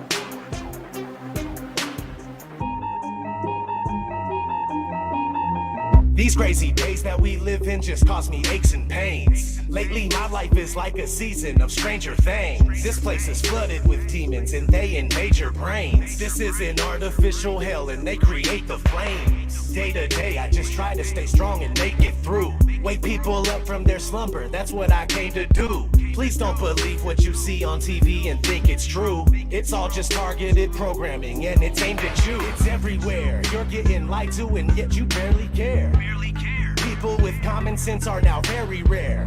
But the way that they brainwash you isn't very fair. They can shove that mind control programming up their derriere. I do not consent to the way they tailor society. Ain't no variety. Plus I really hate when they lie to me. I use music as a tool to release the anger inside of me. You don't know how fucking crazy it's driving me. That we're living in the Twilight Zone. They claim you have freedom, but they don't honor it. The world is a prison and you're the occupant. We're living in the Twilight Zone. The government's useless and they're incompetent. And satanic pedophiles are prominent. We're living in the Twilight Zone. The things that you believe are the total opposite. And being called crazy is just a compliment. We're living in the Twilight Zone. It's ran by the New World Order conglomerate. But there's a storm coming and there's no stopping it. We're living in the Twilight Zone. It's where we live and control you through fear and terrorism. They wanna keep you in a mental prison where they tell your vision through the television. Where the ignorance is bliss and they just keep you living in it. You're a business, getting us citizenship. What did you really think that your birth certificate is? Get the straw man on. Money isn't paid, it's all a bank note. It's only a bill exchange when you pay that loan. Like a monopoly game, but you can't pass go. When you turn on the TV, all did you get politically entertainment? The news that you see is all suggestive. Lowering frequencies, could you reach to our stress? And you're responding, telling me that we're free living in this country. Military overseas and it's up for our peace. Just a record on repeat from the programming. Like probably want a cracker. Put you through education for domestication, control the mind faster. Giving you medication to poison our masses. If you ever question what's coming from our masters and you're rocking the boat, or you're ever having any thoughts of your own, you better hope you never caught walking alone. To be locked up a road off by the echo. Got your life looking like a sci-fi show. Brain scrambling when the Wi-Fi's on. Airplane mode when I buy my phone. If your eyes wide closed, we're living in the Twilight Zone. They claim you have freedom, but they don't honor it. The world is a prison and you're the occupant. We're living in the Twilight Zone. The government's useless and they're incompetent. And satanic pedophiles are prominent. We're living in the Twilight Zone. The things that you believe are the total opposite. And being called crazy is just a compliment. We're living in the Twilight Zone. It's ran by the New World Order conglomerate. But there's a storm coming and there's no stopping it. We're living in the Twilight Zone. I ask myself, why do I even bother? Cause people are just like sheep that are lining up for the slaughter. If they're killing rats with fluoride, then why is it in the water? They're using the news to fool us, divide us so they can conquer. The longer you stay asleep, then the longer I'm gonna scream at you. I can't believe you let them deceive you, it's inconceivable. I won't stop until you wake up and do what you need to do. This world is overran with an evil that is unspeakable. Most people don't know, so they just vote and pay taxes. The devil's hiding in the shadows and controlling their actions. And they think that the earth is a spinning globe on its axis. But I don't have any time to devote to this madness. I have nobody to relate to, so I ride alone. Just me and all these wild thoughts that are inside my dome. I feel like I don't belong here and I can't find my home. I'm tripping and I'm wishing it was different, but we're living in the Twilight Zone. They claim you have freedom, but they don't honor it. The world is a prison and you're the occupant. We're living in the Twilight Zone. The government's useless and they're incompetent. And satanic pedophiles are prominent. We're living in the Twilight Zone. The things that you believe are the total opposite. And being called crazy is just a compliment. We're living in the Twilight Zone. It's ran by the New World Order conglomerate. But there's a storm coming and there's no stopping it. We're living in the Twilight Zone. and there's nowhere that we can go. Awake and now I'm feeling all alone. We're living in the Twilight Zone. And the rest that remain asleep, sedated and still thinking that we're free. We're living in the Twilight Zone. And there's nowhere that we can go. Awake and now I'm feeling all alone. We're living in the Twilight Zone. And the rest that remain asleep, sedated and still thinking that we're free. We're living in the Twilight Zone.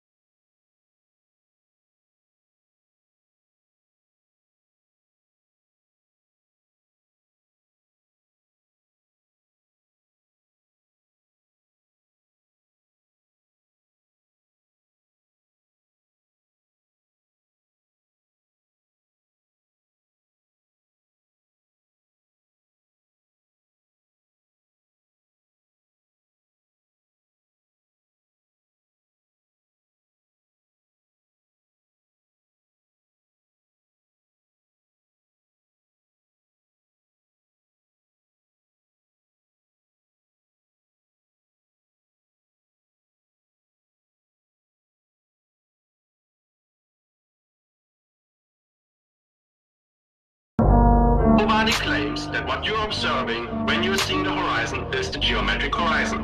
That's fascinating, but to do geometry you must have one. It is an optic phenomenon. So to do geometry though, you must have one. A tangent point with a straight line to it. Now you're telling me all about what you haven't got. So, which one of you guys can fight? Which one of you thinks you're right? Step up to the mic and see what the people them decide. Who will see his demise when the truth finally come to light? I've been on the globe for my whole life. Something in my nose don't smell right. Meditating, feel a slight breeze in the wind, but I know I ain't moving, this is no ride. How you gonna tell me that the air that I'm breathing, that the PSI I'm feeling, it contain, motherfucker? How you have gas pressure next to a place 10 to the negative 17 to a space, motherfucker? What did Nixon say? One small step for man, it's one giant leap for mankind. And at the same time, a can of tuna landed on the moon while the Vietnamese died at the same time. I ain't got time for the life MLM. Helios, flame out, breaking down the dam, crushing off false gods in the program. Believe when he say that I am that I am. I am that I am.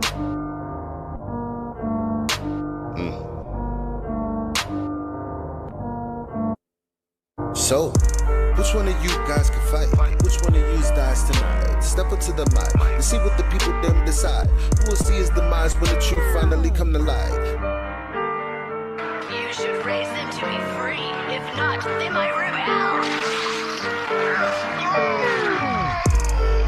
You are not an educator, you bringing me down like an elevator. Better yet, an escalator. You keep gumming my shoes so that I never make it. I'ma put you down like you a tire levitator. Speaking of the elevation, the black swan, why is the horizon 10 times further than the geometry you predicated? Probably cause you never did it. Never did, never will. Now global, tell me how you really feel. This is not a globe, this is the appeal. This is not a globe, this is just for real. This is for your soul, something you can feel. Saying you won't change, but I know you will. Here's your Dr. Bill.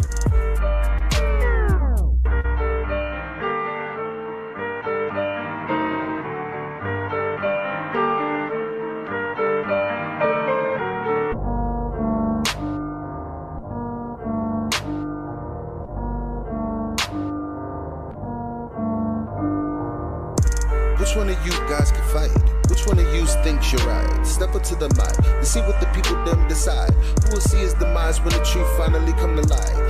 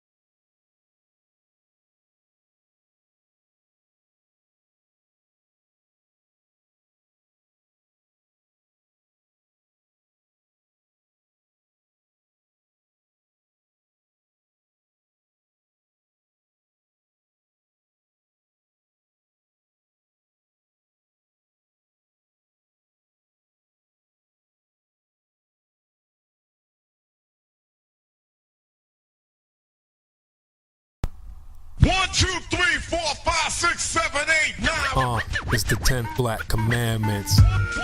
Yeah. This globe, you can't tell me about this earth. Can't tell me nothing about this curve, this speed. And my real truth is, truth is on the beach. I ain't forget about you, brothers. My Nikon PD shooters. Shout out to the lobby. I've been in this game for years. It made me an animal. It's rules to this. I wrote me a manual, a step-by-step booklet for you to get your game on track. Don't let your way get snatched. Rule number uno, speak on what you know. You shouldn't make claims unless you know for sure. Otherwise you're telling lies. And if that man catch on, then your ass is gone. Number 2, never let them think the earth move. Don't you know the pendulum tricks are not science? Yeah, take it from your highness. They need to be set up from high up and kicked or fired up. 3, never trust nobody. The science guys will set that ass up properly gassed up. Fallacy to store it up. Shit for the fast buck. They be lying in the comments, just confuse that ass up. Number 4, know you heard this before. Never get high on the CGI. Number 5, never speculate on the unknown. I don't care if they fight with an ounce, tell them bounce. Number 6, that goddamn citation, get it. You think a globe be backing up the claim and forget it. Number 7, this rule is so underrated. Keep flat earth society and servers separated. Shadows and sticks don't hit this bullshit. 2021, man, that shit's archaic. Number 8, DC checking 1 or 2. Stop typing and get a mic or something to speak through. Number 9, should have been number 1 to me. If you ain't trolling back, get your ass in BC. If the team must get you slipping, they ain't trying to listen. They be pitching your ass out, straight out to cog this. Number 10, a strong word called a measurement. Strictly for honest men. If not, just watch them spin. If you ain't got the globe proof, say hell no. Flat earthers want that proof, rain, sleet, hail, snow. All these rules, you'll smash globes until they break up. If not, 24 trolls who won't wake up. Truth hits your mental, watch your mind shake up. You were sleeping now, you about to wake up. Snacks in the back on your way up.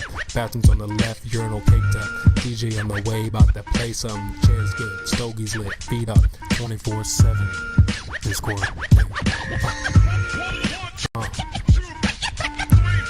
CB, yeah. Shout out to the mods, golds, silvers, values, lobby gang, yeah.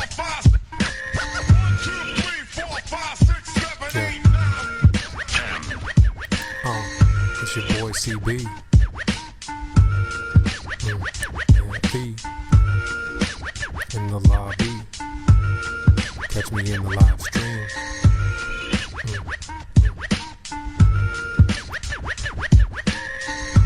24/7. Shout out to India, CJ, Baba Yaga. Yeah. Nemus. Effie in the house. Tell 'em bounce.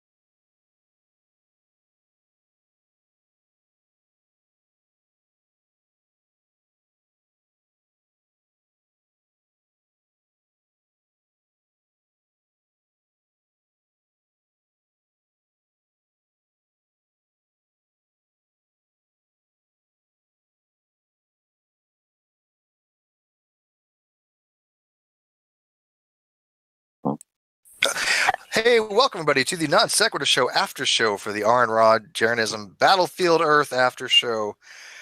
Yeah, I'm done. By the way, I'm done. I need to go get something to drink. I don't have anything to really add to this anymore. What the hell was that? I mean, look I've been trying to. Kyle and I have set these things up, and we love to have honest dialectics. We love to have discussions. And I've dealt with Jeranism before, and I understand that he's very sophistic, and I understand he uses a lot of rhetoric. But I have never seen anybody for 2 hours do nothing but give rhetoric.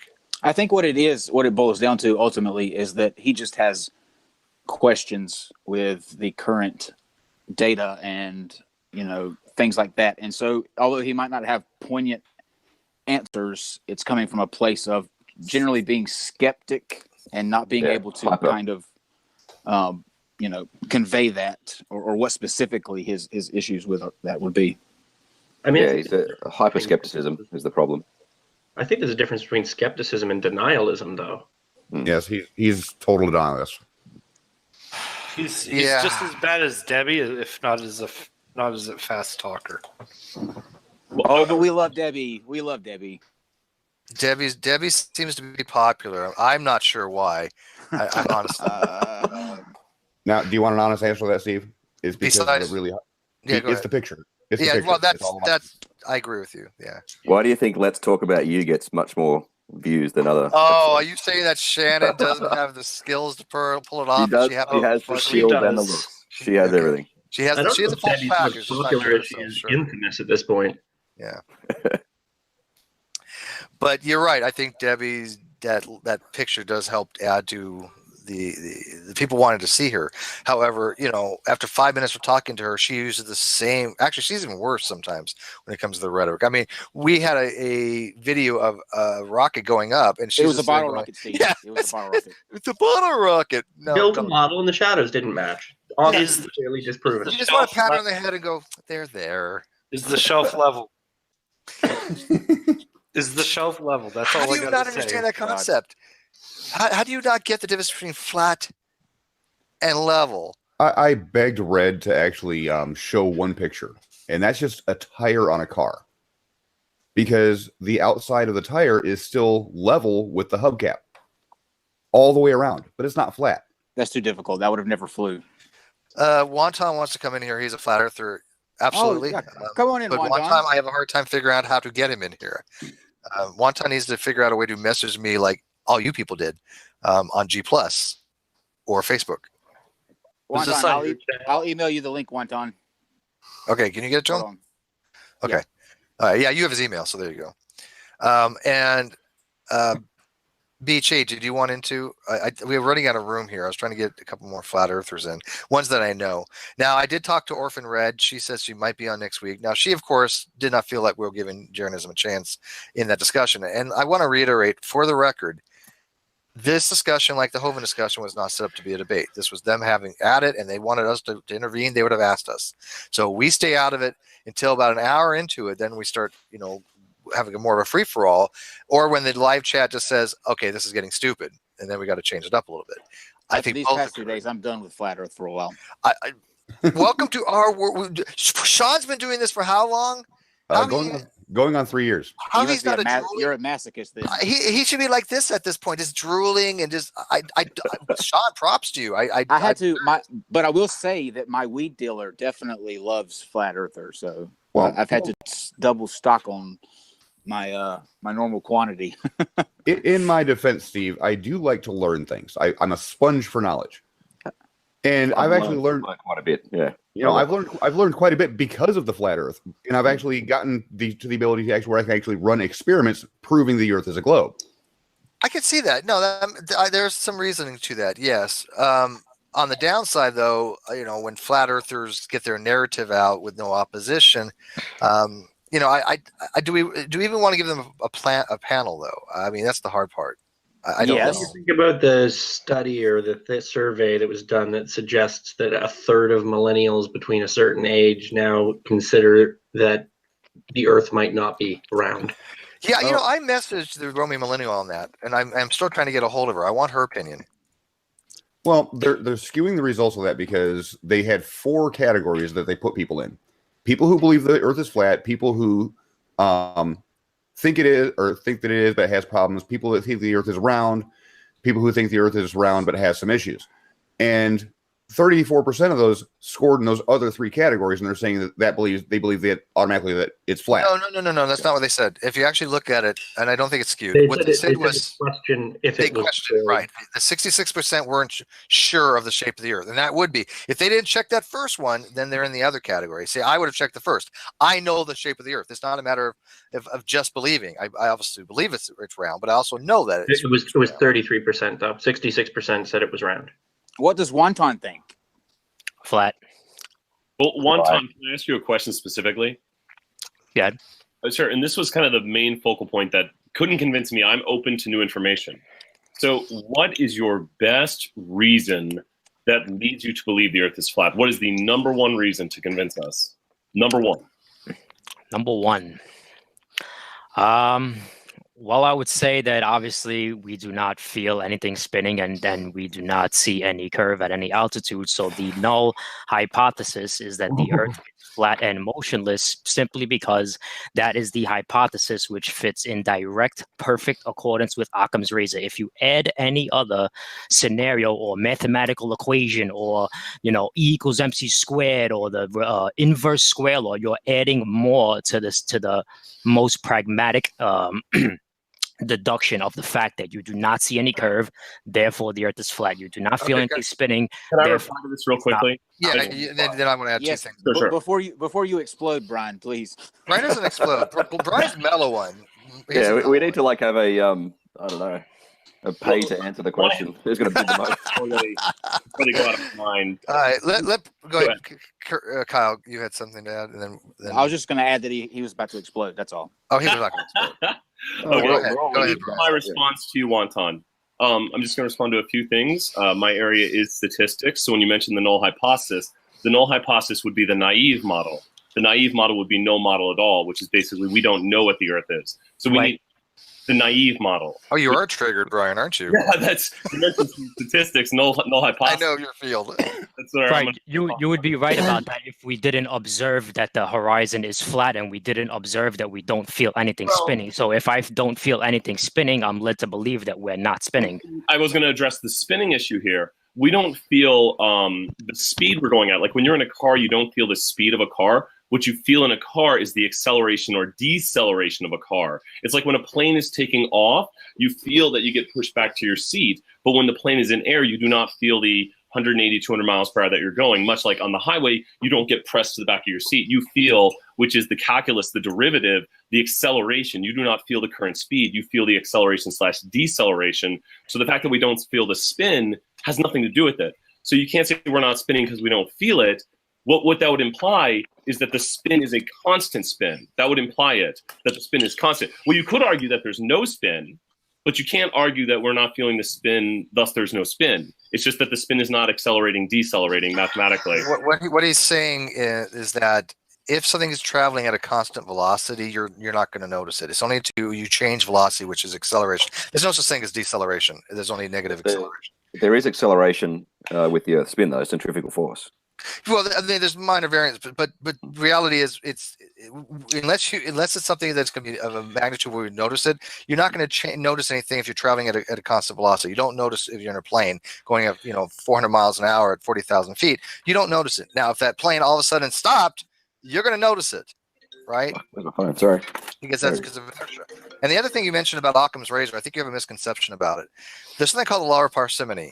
And the law of parsimony is basically where Occam's razor comes from. And it basically says, given 2 competing hypotheses with equal explanatory power, you take the one with less assumptions.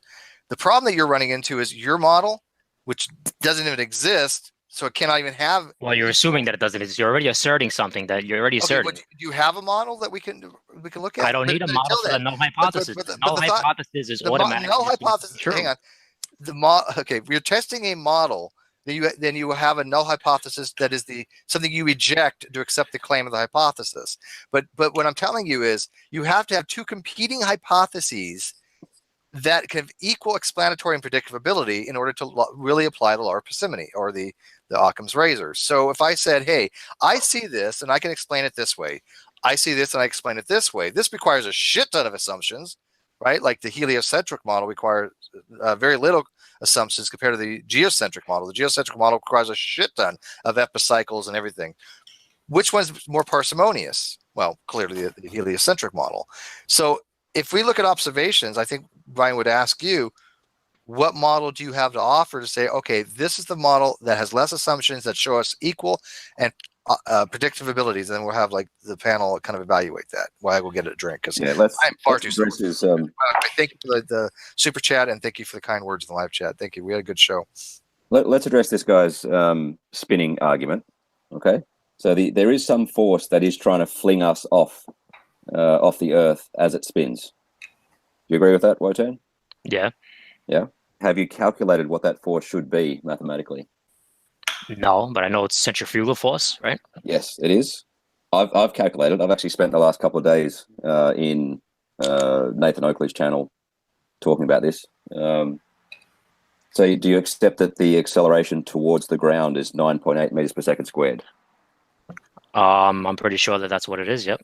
Yep. Cool. Been measured. That's good. We can calculate the centrifugal force in those same units, meters per second squared, and it's 0.03 meters per second squared. Do you think that you will feel that? I don't know what those figures mean. Well, there's the force of what we would call gravity, and it's not. It's of magnitude 9.8. All right. So if you're at the equator, it will be 9.8 minus 0.03, so 9.77. The strength of gravity at the equator, 9.77. If you go to the poles, it will be 9.80. Do you think you could feel that difference? So 9.80 compared to what again? 9.77. 9.77. Yeah. Do you think you could actually feel that in your body? Well, depends. I mean, I don't even know if your math is correct, first of all.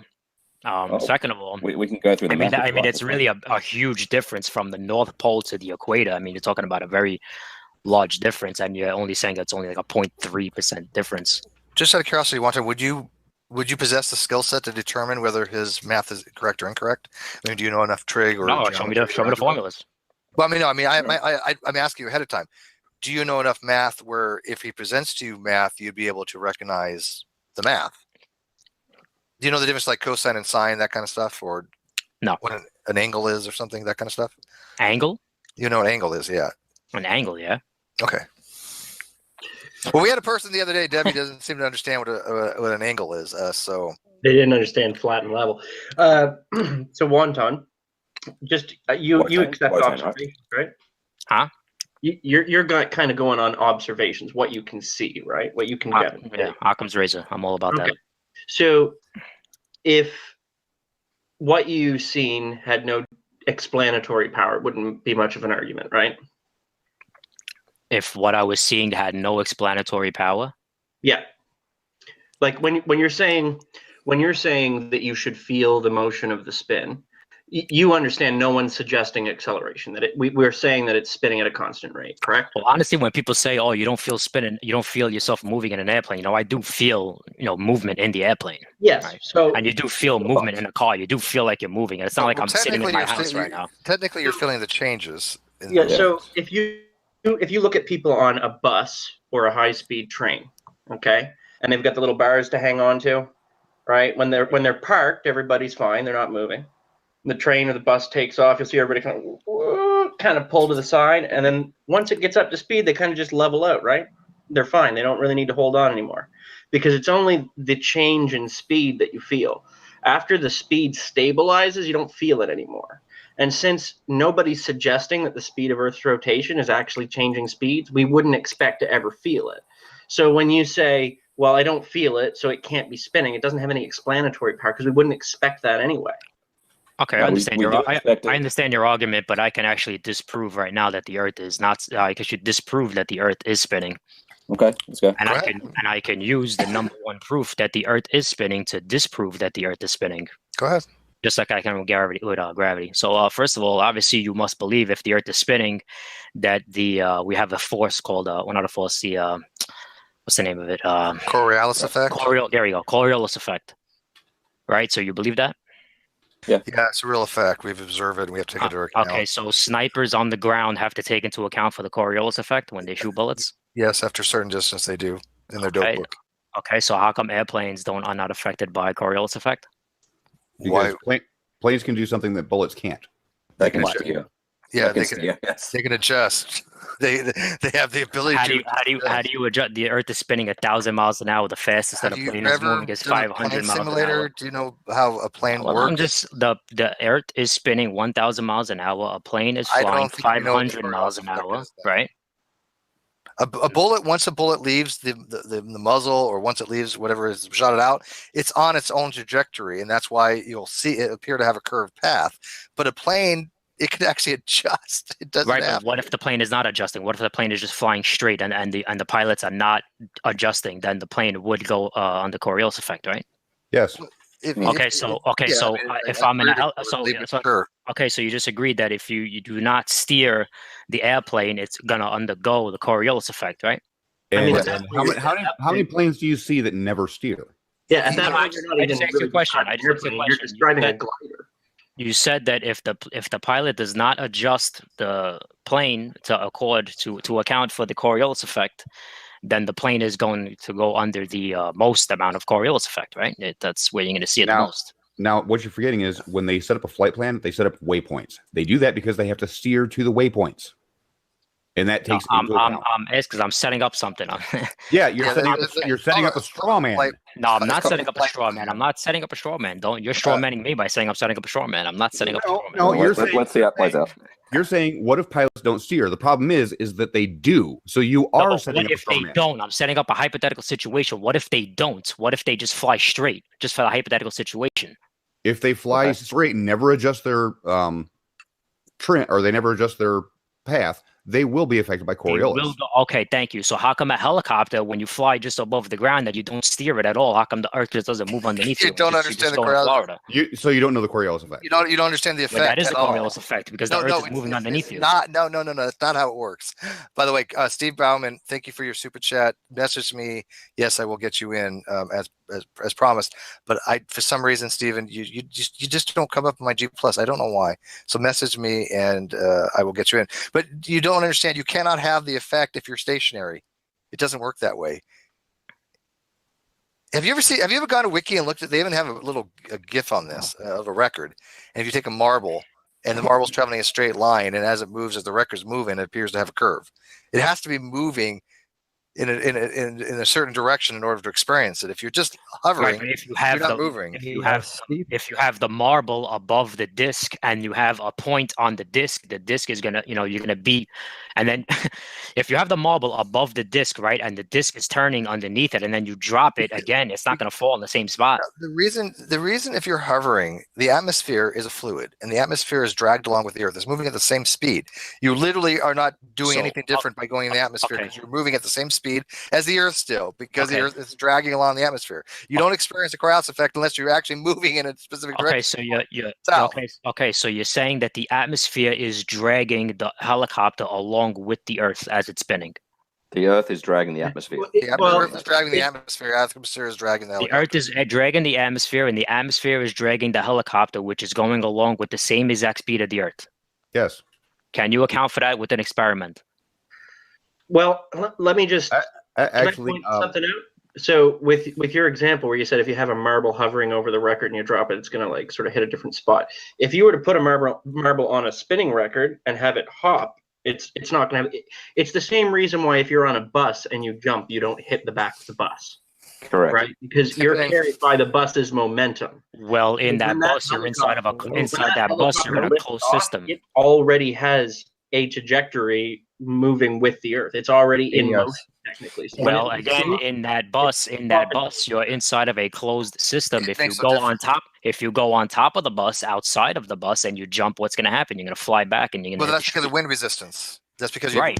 No, exactly. jumping So the off wind the is bus. pushing you back the other way. But in your model, you're saying that you're going with the Earth. So let me ask you one time: if I have a car and I'm driving 120 miles an hour down the road, and I have a bee in my car, do you think that bee is actually flapping its wings, keeping up at 120 miles an hour? No, because it's in a closed system. It's but think about this, right? It's moving at the same speed as the car, right? Right. Okay, unless it flies out the window and you have air. Now you have air hitting it, and that's going to, again, momentum, stuff like that. So that's going to cause it to change its vector. But if it's in a car, the air in there is moving the same speed as the vehicle, just like the air is moving the same speed as the Earth. So you're saying that the Earth is inside of a dome. It's inside of a I closed don't know system. how you became. Hold on. Let me field It's this. a closed system in the sense it has an atmosphere. Right. So let you me have field this one. systems within Okay, systems. go ahead. Right. Let So me- you have let the me- atmosphere. Yeah, go ahead. Let Sean take this one, and hopefully Arn's on his fourth drink by now. Let me field this in because I've actually dealt with this argument before. There is no drag in a vacuum. There is drag on the surface of the Earth. Correct. The Earth is going to win in the friction fight. Yep. Coefficient of friction. Yep. Okay, again. I mean, do you think it's possible that maybe because everybody in here that I pretty much I know everybody in here very well, and I can tell you everybody in here. Well, maybe not Kyle, but no, I'm kidding. But everybody in here has an understanding. Careful, Steve. I love you, Kyle. But I can tell you right now, there are people in here that know physics exceptionally well. They Oh, put I us in the definitely rest know of the this shit. physics. Okay. Yeah, count me out. Count me out. I mean, there are guys in here you have no idea their qualifications, and I'm not going to dox them too much, but it's safe to say that they are the shit when it comes to science. Okay, so could it be that maybe you just don't have the technical skill set to understand what they're understanding, and that maybe you should go out of your way to try to maybe learn it a little bit better? That's why I'm here. I'm asking questions. Okay, but you kind of telling them the way it is rather than them telling I'm asking you you a question. You're saying that the Earth's atmosphere is the Earth is spinning and it's causing the atmosphere to spin, and then the Earth's atmosphere is causing everything in the atmosphere to spin at the exact same speed as the Earth is spinning. I think that's impossible. You need to prove that. Steve, that inertia could is easily the be same. What is it about the Wait a second. is the atmosphere a giant steel plate that's making everything in the air But go wait the a same second. speed? Wait a He second. wanted- Not he always. wanted- Wait a He second. wanted George. an experiment. There's an easy experiment he can perform. Well, just a second, George. It's not always at the same speed. We have weather. Coriolis affects hurricanes. I live in Florida. They turn one direction when they go into Florida, and if they go towards South America, they go the other direction. That's Coriolis. That is Coriolis, correct. I couldn't agree more. Okay, so now let's say you're up high in the atmosphere where the air particles are much thinner, right? The air density is thinner up with the higher up you go. How is it that the air molecules are also going at the exact same speed as the Earth? They're not, they're less. I think Aaron's trying to talk, but his mic is super quiet right now. Yeah, I thought so too. I thought I heard him. I wasn't sure. Aaron, you want to do a mic check? Well, let me see if I can just adjust that. Oh, there you are. There you go. There's that. We thought you might have lost your voice after that. Whatever the fuck that was. Hey, Aaron. If I can pause for a second, this is the first time we've had Here's the the funny thing. This is a strange coincidence. As I was talking, I took the sandals off my feet, and I felt like a ball under my feet. Did you? As I was on your podcast, and I eventually pulled it back and picked it up and realized it's the Earth. It's the Earth. It's a sign from God, Aaron. I don't That's know a sign how from God. coincidentally it's a sign from God, but It's yeah, a sign. I have a sphere of the Earth. Now, if you look at this tiny sphere, you have to remember that the atmosphere on the sphere would be thinner than if I were to spray paint this little ball. That's about how thick the atmosphere would be. So That's a relative scale, yeah. yeah. So when the Earth moves, the atmosphere moves with it, obviously, and it shares the same momentum as the moving of the Earth. I mean, the only variance is going to be that in hot places things expand, and in cold places they contract, and so there's going to be some movement of currents, and that the only variance in the movement of currents is going to be to where the land masses are versus where the water is, but there's not going to be any effect at all from the fact that this little globe is spinning. That's not going to affect any fucking thing. And then the beautiful thing is that the distance between this little ball and a similarly sized globe of Mars, say, which would be about the size of a marble from here, would be the next town over from where I am. That's how pathetically small that is. But if you think just think about the layer of atmosphere, so very thin here, and it's obviously going to be following the turn of the Earth, and so it has no choice. But the we that are on it are going to be attracted to the middle of this sphere, and we're not going to know the spinning except that we see the stars passing by, which we do see. We actually do see the stars passing by, and we've done time-lapse photography, and you can look this up. There's lots of time-lapse photography of the entire cosmos passing us by in any given night. Aaron? Yeah. May I add that you can see the northern hemisphere stars rotating counterclockwise when you look to the north, and when you look to the south in the southern hemisphere, you'll see them rotating, the southern stars rotating clockwise. So it's just the same motion of the Earth, just when you look at it from different directions. Correct. That is correct, but that be strongly implies a globe. It's correct because you have turned 180 degrees the other direction. But if the Earth is turning one direction, the Earth has not changed direction. You have turned 180. But if regardless which side of the equator I'm on, the Earth is still turning the same way. Yeah, correct. The stars do move. The stars rise. The sun is still going to rise on my east, no matter which hemisphere I'm in. Exactly. Correct. It's the same motion. You're just seeing it as a different sort of. You're just seeing the same rotation of the Earth from a different view. From a different vantage point. If you use the equator as the basis, then I guess I could see your argument from that point. If you're facing the north celestial pole versus the southern. Yeah, there's a really cool picture at the equator where it kind of gets the circumpolar. Both celestial poles, yeah. Both celestial poles, and the stars going this way. It's magnificent, by the way. By the way, John Michael sent $10 super chat. Thank you. He says thanks for the great content, and please thank Aaron for taking time out to deal with Jism. Can we set a little? Can we set a little task for Wotan? So do you guys? Yeah. So Jism on occasion actually produces something. Yeah. I didn't comment this evening, but my first bottle, the one that I opened the cork on, was La Fin du Monde, which, of course, is the end of the world. Nice one. That's actually made up near, I think. Is that not made in Montreal? Oh, boy. Now I have to look it up. It is by Unibrow. Yes, you're right. Yeah, it's made not far. I'm in Nova Scotia. Isn't that the greatest? It's great. Tonight I'm having a wine night though, so cheers. Fucking Unibrow. What a great name for a beer brew. Well, yeah, if I can interject something real quick. They have a few different types that are made of that brewery, and they're all really good and they're all really strong. Also this evening I have enjoyed Baltica No. 6 Porter in honor of our imminent invasion by Russia. And you read Trump's tweet? I did too. If I can interject real quick, I finally get a chance to meet you, Aaron. It's a pleasure, and I really wish you were still like halfway through your first bottle, but you were dealing with Jism, so I understand. You guys have actually saved me from an ordeal. My wife is currently painting the bathroom, which I couldn't be a part of because I had to do this podcast. You're welcome. And there's my excuse why I can't be helping her right now. Very good excuse. I'm glad we could be your excuse not to do something around the house. Aaron? Yeah. Once again, Aaron Ra wins. Flawless. And I got to reiterate again, because I really do want people to understand this. We really do want to have honest discussions. Matter of fact, we have a New Covenant group in the live chat, and the place is a wonderful channel by Dr. Jones and Bob Greaves and a few other people that they have really good dialectics. Love their channel. I understand though that we have a little more biased positions. Opinions are sacred. I'm all for having good conversations, but. First of all, I cannot change my actual beliefs, right? And I cannot change the fact that I know the Earth is true. So if you want to call it a bias, so be it, right? I'm not. Is it a bias?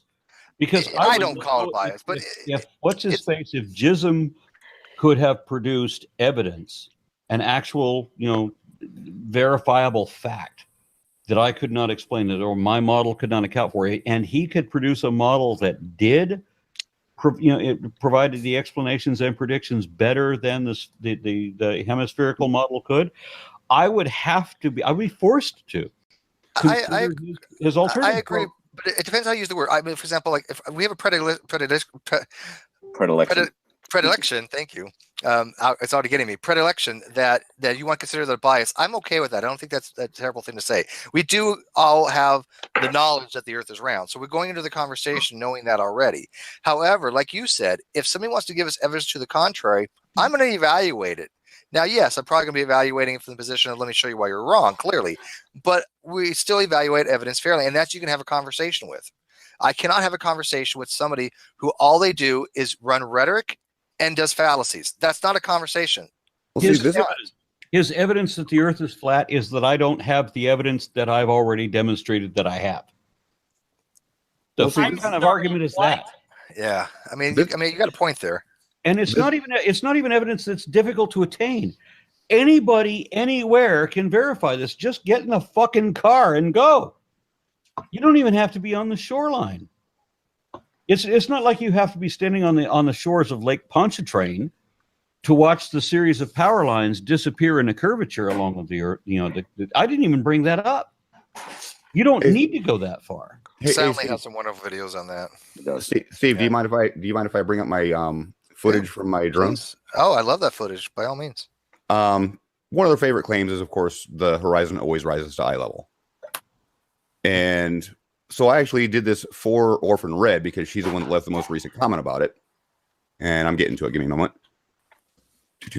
So I put my drone up and was doing a multiple sunset like I like to do with my drone. And on the overlay, I actually put an arrow at the horizon level. And come on, my channel. Do you need to be presented because you're not showing anything yet? I'm still pulling the video. Okay. Come on. Hey, Aaron. Yeah. I'm going to send you a request on Facebook because I'd love to chat with you sometime. All right. Just let me know what kind of request so I can get it. Because I sent you a friend request and a message. Oh, give me the name. David McGinnis. Yeah. Aaron, you completely wrecked Jism. I think so, but I really don't think he cares. No, you freaking wrecked him. Okay, I gotta tell a joke here. The Spanish word of the day is rectum. I met Jism and I wrecked him. Oh my god, that's terrible. Wrecked him, Daniel killed him. All right, Steve, on set. All right. Oh, you go. Name, because I'm looking through my recent friends requests and I'm not seeing it. Okay, now here's the thing. I can send you his page in a second here. Okay. On the Mavic Pro, the gimbal on the camera actually auto levels whenever you go into a hover. So what I did was I put this arrow on the screen showing where the horizon was for the entire video. And as I raise altitude, you'll notice that the horizon drops. And this is only going from 190 feet to 1,639. And it's a huge drop. Sufficient to prove a sphere already? Works for me. Oh, yeah. So just going up. If I'm in an airplane and I see the sun set so that the clouds are no longer lit, but my airplane still is, isn't that enough? Well, and here's the thing. Look, this can be explained using around Earth easily. I didn't even see the transition right there. But hang on. But my point is, this can be explained on around Earth. I have never seen a flat Earth model where this will work on. I can never see a model that says, you know what, this flat Earth model will produce the same things that we're seeing here. There isn't any. It just doesn't exist because on a flat Earth model, the sun cannot go below the horizon. And that's why the guy wouldn't give me a model because there's no way he can explain a solar eclipse. I've been standing under a fucking solar eclipse. How can he explain that? He said, what did he say? What did you?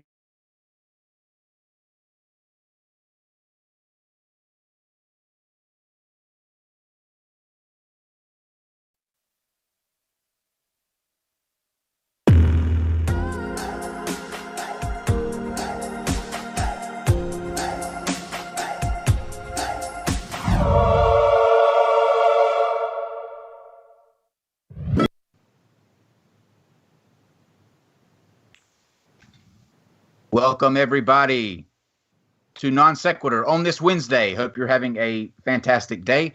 We are starting on time for once. We have both parties in the call, so we are good to go.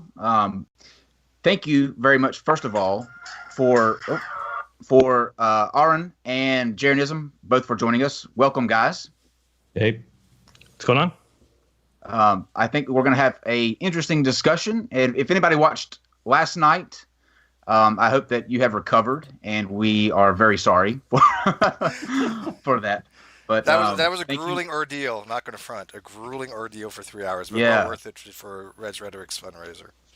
Yeah, we wish him well, and the other guys too. But thank you for joining us and for your support. We appreciate it. We're on the cusp of 5K, so that's really exciting, and that is all due to your support, and we couldn't do it without you. So first of all, we wanted to thank you for that. Just a few announcements to get out of the way before we begin the discussion. Next Tuesday, not next Tuesday, but the next, April the 24th at 6 o'clock. That's a Tuesday. We have Matt Dillahunty and Inspiring Philosophy joining us for a discussion on Is Religion a Positive Influence in Society? Also tomorrow at 8 o'clock, we have a kind of a touchy subject, but one I think that is very necessary to have, especially now, is the gun debate. And we will be doing that with S.J. Thompson and R.M. Huffman. They will both be joining us to have that. Also, this Friday at 8 o'clock, we will be having the roast of Kent Hovind. We have gotten several submissions from different content creators across YouTube that are all fabulous and hilarious. So you're not going to want to miss that. That's going to be something else. And so, stick with us for the next 4 nights at 8 o'clock, and we'll have something for you guys. But other than that, I'm going to turn it over to Steve to introduce the topic and then let the guys introduce themselves. Yeah, these guys actually need no introduction. I mean, we've had them on a few times. Aaron's been on a couple times. Darren has been on a couple times. However, if you don't know who they are, we're going to allow them to briefly give a brief description about themselves and what their take is on the whole battlefield flat Earth controversy, which I use the term loosely. But Jeranism, welcome back, first of all. And if you want to kind of explain to the audience who you are and your position on this, and then we'll just go to Aaron and then take it from there. All right. Well, thank you for having me again. Hello, Aaron. So I'm Jaren. My channel is Jeranism. Everybody knows that. Hated by many, despised by more. I think that I'm due a Nobel Prize, though, soon, because I'm the one person who is bringing science and religion together in their hate for me. So, and what I say, because my beliefs are my own. I believe what I do based on my own research. I used to believe in religion that I was raised under, and then I was able, despite that difficulty, to break from religion, and I became an atheist and a believer and backer of science.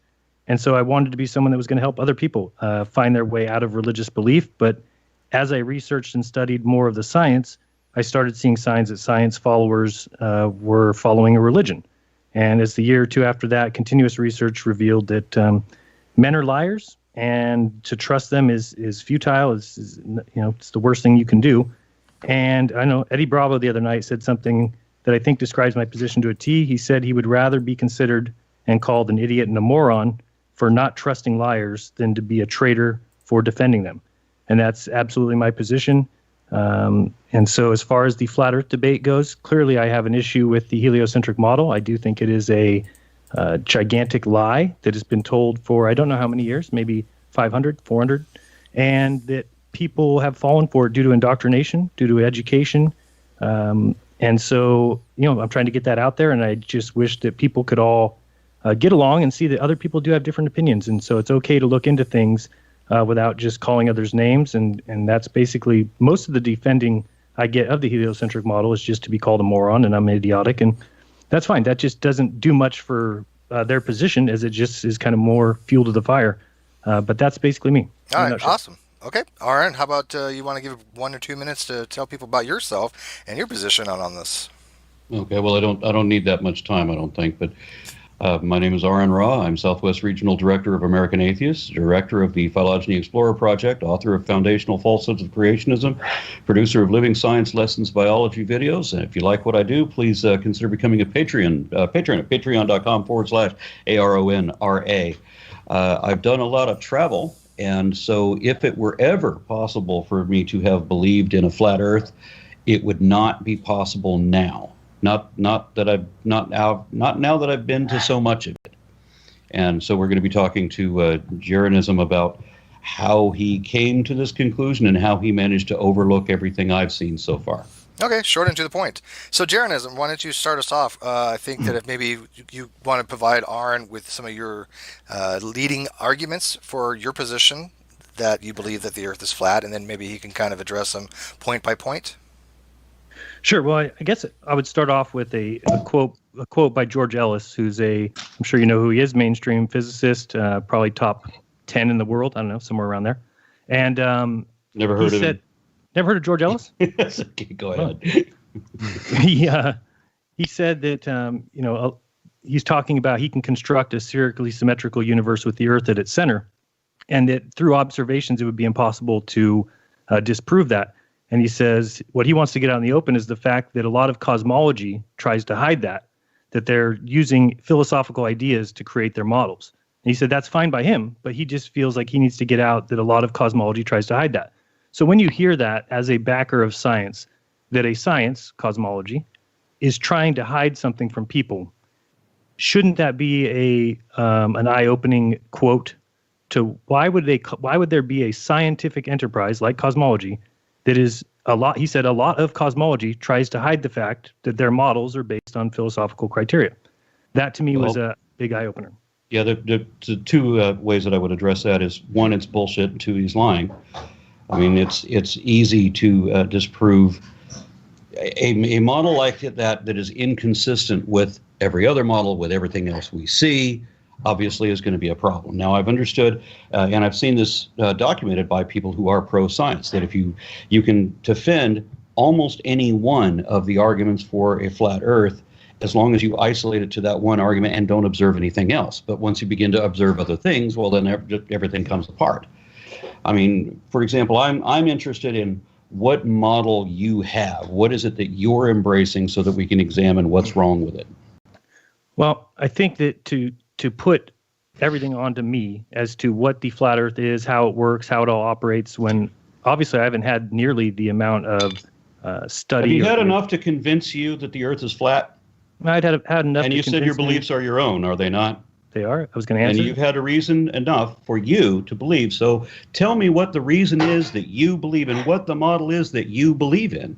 And I believe that the globe is a complete and total lie, that it does not match observations, that it's completely against every sense that we have. To believe that you can see 25 trillion miles is an insane belief.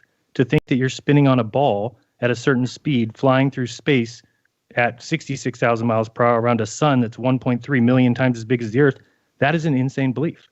So the entire argument is that all of the available data is incredulous, and that's it. You don't have a model? Sure, I have an idea of what I think the Earth is shaped. I think it's a plane. It's a plane of existence. It's got peaks and valleys, ocean floors, and tall mountains. So is it an eternal plane? No, I wouldn't say so. No, I'd say that it ends at a certain point. So do you have a reason to believe that it is either a finite or eternal plane? Because water shows me that it doesn't curve. You know, granted, I understand the global mindset that water's pulled to the center, but there's no evidence of that. There's no evidence of things attracting things to the center of anything. There's no evidence. There's no evidence that water would be level in a finite measurement? On a globe? On anything. Flat Earth, round Earth, the water would be level, right? Water's level, correct. Okay. And even on a globe, if we're only going to measure 6 to 8 inches of it, then water's going to be level, right? Correct. Okay. And it doesn't matter if you're in an airplane or on a mountain or on any part of the globe, it would still be level that few inches, right?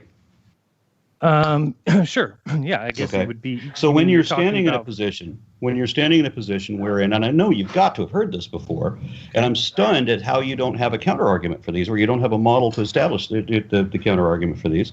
For what? When you're standing on a shore and you watch the masts of a ship disappear last, or when you're on a ship and you're approaching the shore and you watch the top of the lighthouse first before you see the base of it, or when you're in a car. And when you're driving along and you see the top of the mountain first, and the mountain rises as you get closer in the globe, and you can see more of the mountain as it rises before. You can see the globe of the Earth just on a road trip. You don't even have to be in an airplane. So how is it that you not see this? How do you account for these? I would ask the same question back. How have you not seen the evidence that boats do not go over the curve? That there's because clearly... I have seen the evidence of the boats going over the curve. So I can't see the evidence of the not evidence that I have seen. So which videos have you seen that show a boat going over the curve? Not just videos, my own eyes. I was recently on a road trip, across Iceland, and I was noticing, because I was going to talk to a flat earther soon, so I just made note in my mind that I've seen this mountain before. As I approach it, I'm an hour away from it or so, and I just watch the tip of it, and we point out, look how much of the mountain we know of is there that we still can't see because it's still under the curve of the Earth. And as we drive toward it, we see more and more of it. And same thing when I lived in Washington State. Mount Rainier is an enormous volcano, and you can only see the tip of it from Washington, or excuse me, from Seattle. But as you can get closer to the border with Oregon, you see the whole mountain. And it's amazing that you can drive towards something for so long and just see a little bit more and more of it, but it's always on your horizon, it seems, because it's so enormous. Do things get smaller with distance? Mm-hmm. Yeah, so something is smaller in the distance than it is when you're close to it. Except when you can't see the base of it, and you know the base is there, and you've already seen the base because you were there yesterday, and you have to wait then for the curve of the Earth to reveal that base.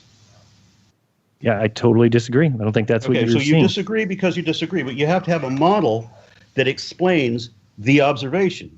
That is the observation. That is the evidence that the Earth is a globe. So how do you counter that evidence?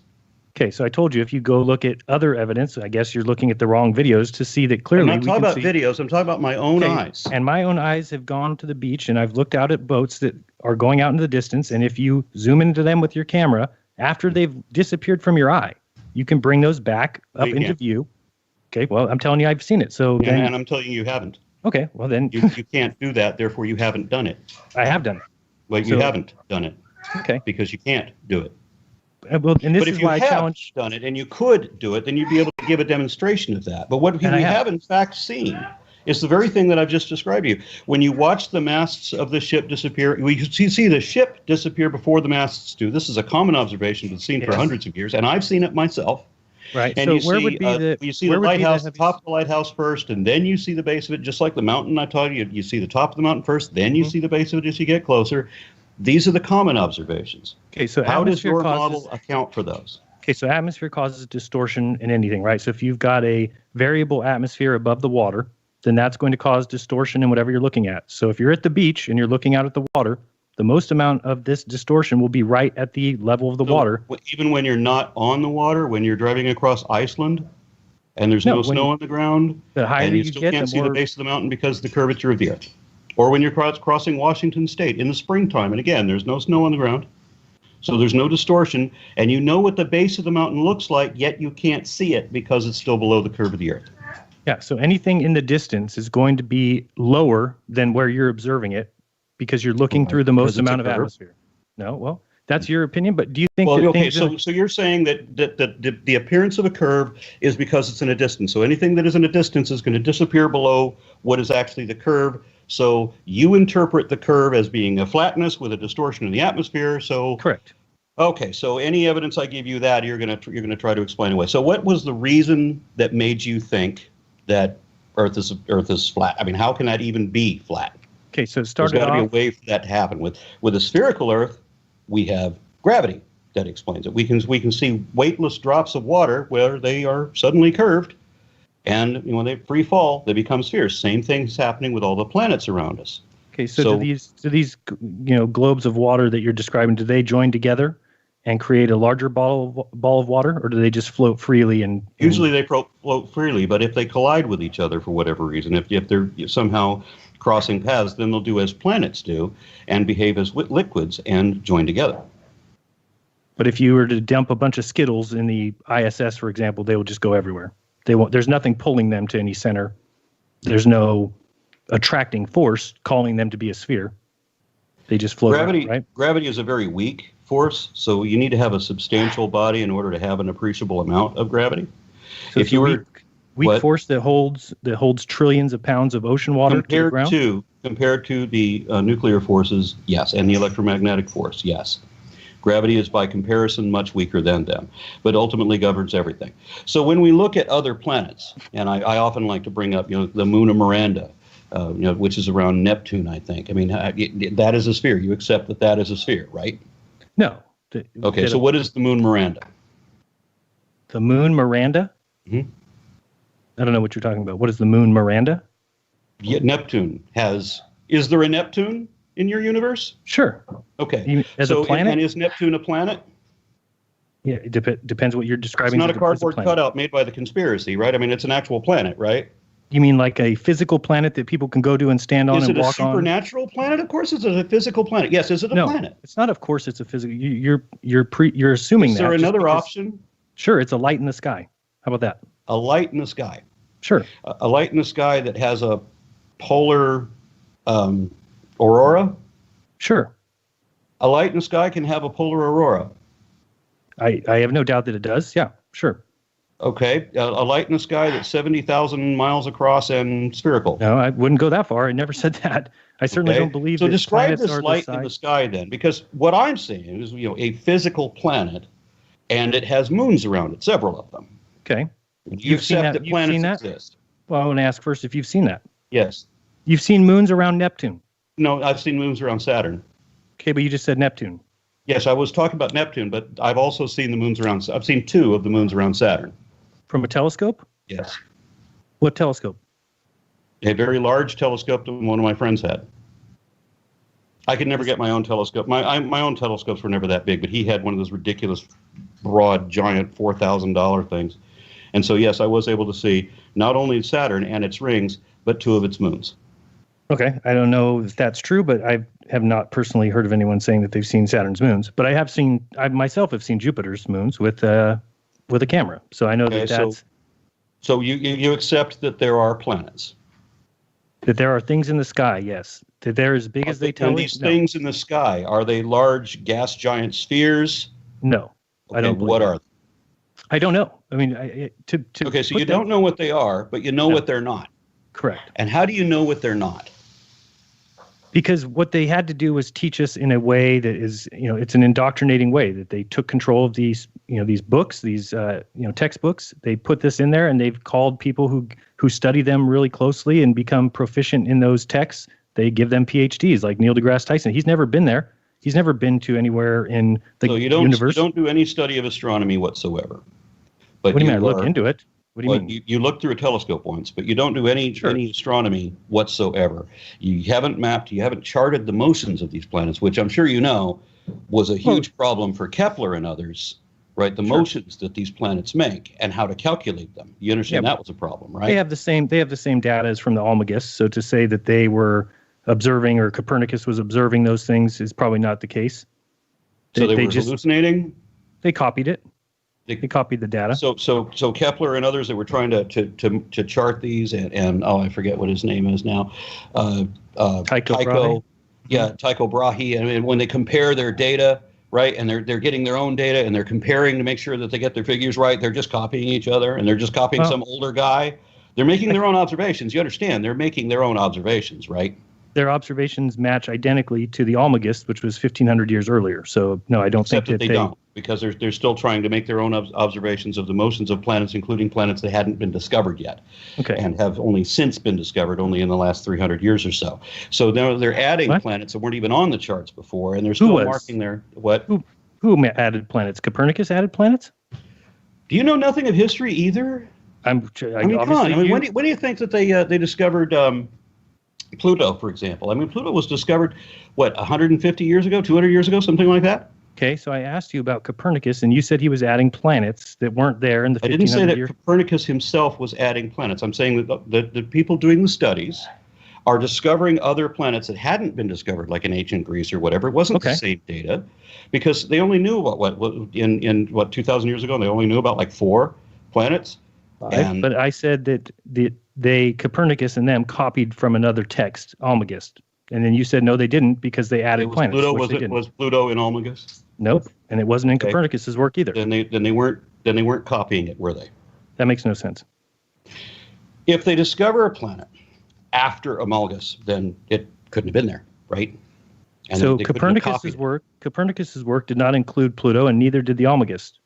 Okay. He wasn't saying that it did include that. What he's saying is that science since then have introduced because other they're making planets. their own independent observations, and in so doing, they discover more than the original 4 planets. Now they have more. Okay, sure, gotcha.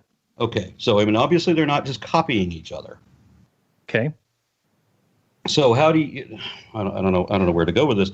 The entirety of your argument can't be that you don't trust anything anybody says, and incredulity. You don't know, but you know it's not. You know more than the experts without knowing anything. That can't be your position. Okay, well, my position is that these so-called experts are simply given that title because they read very carefully and are proficient in repeating what is in the textbooks. Except when they make independent observations, as we've just established. Okay, so they've made these independent observations of lights in the sky.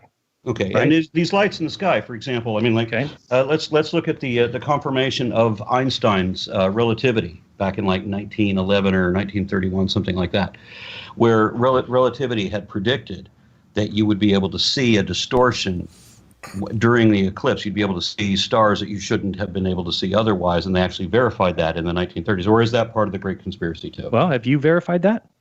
I wasn't there in 1931. Okay, so you're going to trust. But I was there less than a year ago, standing under a full solar eclipse in I think it's North Carolina.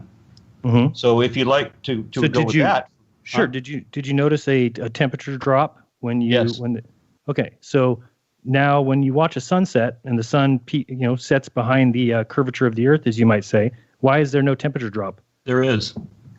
No, there's not. It's been tested. There is. Okay, there's maybe half a degree. Half a degree. No, it depends on where you live. If you're in the desert, it drops immediately. Okay, but how much? Because during an eclipse, it drops quite a bit. I've lived in the desert. Real quick, if I may, if either you gentlemen think that you're being interrupted or have anything needing mod control, feel free to ask me or Kyle at any time. I'm just letting this have a free-form discussion between you two, and I figured that either one of you can stop at any time and say, hey, can I get a little bit of mod control? Okay. Yeah, well, we need to have a model. We can't. The argument can't just be that you don't trust anything anybody says, even when I'm providing my own eyewitness accounts. It can't just be that. You have to have some kind of model that we can explore. So, what is it?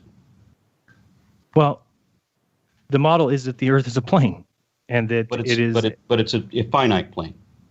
It's a finite plane. Yes. Okay. I don't know where it ends. ends. We then have to jump to the other questions that I asked you about. And I was going to answer that. Okay. So you asked earlier about what it was that made me think that the Earth could be flat, and it started with being interested in looking into it and saying, well, you can't possibly fly around the Earth. I've flown around the world. My wife's gone east and gone all the way to Germany from the United States. I've gone west and gone to the Philippines. So I said, this clearly can't be the case. It cannot be flat. I tried to debunk it like everyone has. And then I looked into it and said, well, let me look at circumnavigation north-south. That was the first thing I wanted to see. So circumnavigation north-south, because it can't exist on this map that everyone shows, the FE map or the AE map. So when I went looking, I saw some guy. His name was ZQ Pilot. He's on Facebook. You can go look him up. He was going to set the record for the fastest plane journey, north-south circumnavigation. So he had his little plan lined up. I watched it live. I didn't watch till he got to Brazil, but he flew from North Carolina to Brazil, and then he was supposed to go Brazil to New Zealand. He went Brazil to the 90-degree mark, turned around and went back to Brazil. Then went from Brazil to New Zealand to Alaska, to the North Pole, and back to North Carolina. So I said, oh, that's too bad. I guess he's not going to get the record. He certainly didn't circumnavigate. Look it up. He was given the record for circumnavigation, even though he went from Brazil to South Pole, turned around, came back and said the weather was too crazy over there. He couldn't go across the South Pole. He went from Brazil to the South Pole. And where was his first position? He started in North Carolina. And that doesn't qualify? He went from North Carolina to Brazil, then Brazil to the South Pole, turned around and went back to Brazil, Then went Brazil to Brazil to New Zealand. Okay. Then New Zealand to Alaska, and Alaska to the North were Pole. you and back. were you expecting him to cross the pole? Correct. That was his plan. His layout, his flight plan was to cross the South Pole. So the problem is that he didn't cross the South Pole, and so that means the South Pole doesn't exist? Well, nobody's pretty much crossed the South Pole. I mean, I know people who've been to Antarctica. Okay. Is that the problem? No, Antarctica exists. You just cannot cross it. It's not a continent to cross. Well, I mean, people have crossed it. They've got satellite photos and such, but I mean, it takes a little bit more than a conventional plane. Satellites stop before they get to the 90-degree No, they mark. don't. You can look at any data. It's all a circle around. I have looked at any data. I've looked at lots of data that shows, full-on satellite images of the South Pole. Satellite images of the South Pole. Wow. That's what you're saying. You've seen. Yes. Okay. So I mean, this is So you said you can look at any data. I've looked at any data. I've seen it. I encourage people to do their own research. Do not trust me. Do not trust Aaron. You need to go look at it. And I encourage people to do their own research too. I mean, there's a number of things that disprove what you're saying, and you're missing all the cues. You have to have a model. Remember, you have this flat plane, right? Now, we were talking about the other planets for a moment, and you said there are lights in the sky. What holds them up? I don't know what they are. To say that there are lights in the sky would be like me making a statement. Would it be lights in the sky with different bands of colors and moons around them? Are the moons also lights in the sky? Assume to be. They look. Are they moons? Are the moons made of dirt? I don't think so. No. How would you? Is our moon made of dirt? I don't think so. No. What is our moon made of? Green? Is it green cheese? Nope. I don't think it's cheese either. Okay. What is the moon made of? I don't know. I know no one's been there. You'd know it's not dirt. How do you know it's not dirt? I guess you can't say I know it's not dirt. I know no one's been there, so I could say that know you know it's. You don't know that it's not a planet. That you don't know that it's not dirt. You don't know that it's not any of the things you say that you know it's not, because it in fact is that. And you can't just say I don't know what it is, but I know what it's not. That's not a valid argument. Okay, my argument is that no one's been there, so nobody knows what it is. But somebody has been there. Okay, and that's your position that you believe that in 1969 that we sent men to the moon. We did it 6 times. We set up mirror reflectors up there and still communicate back and forth to the moon that way. Yes. Okay. Well, they and you also see the moon at a different angle from the northern states than you do in the southern climes. Which would be the same thing on a flat model. Put a circle on top of your ceiling in your bedroom. Mark an A on one side and a B on the other. That because you can't see the North Star from Australia, where I've been, where I've seen the Southern Cross there, and you can't see the Southern Cross from the northern climes. Yeah, those are too far. What are you talking about? What does that have to do with because they're only too far if the world is a globe. If it's flat, you'd still be able to see them. That's not true. You can't. Why not? Okay, go into the sky a dome? No, but go into your bedroom and then what is the sky made of? Let me answer your question first. If you're going to just keep asking questions, how am I going to answer them? If you look at the room that you're in right now, it's probably got an 8-foot ceiling. Imagine that room is 5 miles long. So you got 5 miles of room. If you had a light on top of that ceiling, after about 2 miles, it will converge with the floor. You will not see the light anymore. So how can you say if there's because it will never happen? That would not happen. Now, if you're talking about the curvature of the Earth in a 5-mile room, then that's something to take into account. But if it is actually level, if this actually was a plane, there would never be a time where the sun disappeared below the horizon. Well, it doesn't really disappear below the horizon, so that's where you're mistaken. Okay, so like 3 days ago, I was on a plane flying back from Milwaukee, and the sun went down before we landed. And the sun went away from you. Mm-hmm. The sun went, from our perspective, the sun goes down before we landed. So at one point, we see the sunlight on the top of the clouds as well as on the plane. Okay, well, actually, if you're in a plane, then the sun goes down to the point where the clouds are no longer lit. And we know that if we were on the ground, we would have called that sundown. The sun has gone down from the perspective of the ground. But me in a plane, 35,000 feet up, I'm still fully lit. I can still see the sun, even though the clouds below me cannot see the sun anymore. Okay, so from a plane, from your position in a plane, then you do understand that the sun is stationary, right? So actually, the sun is not going down anywhere. It's if actually the heliocentric model is correct, then yes, the sun is stationary. Okay, so then you're spinning, and the actual Earth spinning with its atmosphere is carrying your plane backwards to where that's what's causing the sunset. Why would that's it be calling backwards? That's the way. That's the only way. There's no such thing as backwards in this case. Here we go.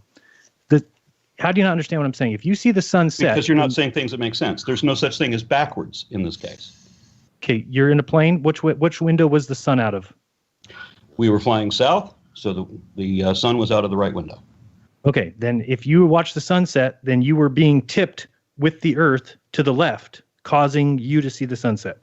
So the entire plane of the Earth does this. What?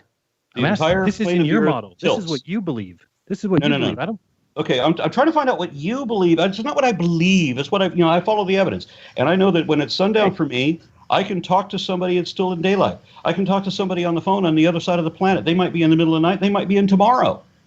Yep. Because this is the way a sphere works. It's This is also not the way a disk works. It is the way a disk works with the sun going around the top of it.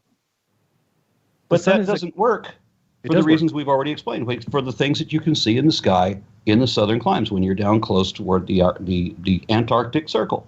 Okay, if there's a northern star that's above the North Pole, then after you get to the equator, that star is now at the horizon. It's dropped due to perspective. So if you go past the horizon, you cannot see the North Star anymore. Which on a disk, you would still be able to see it.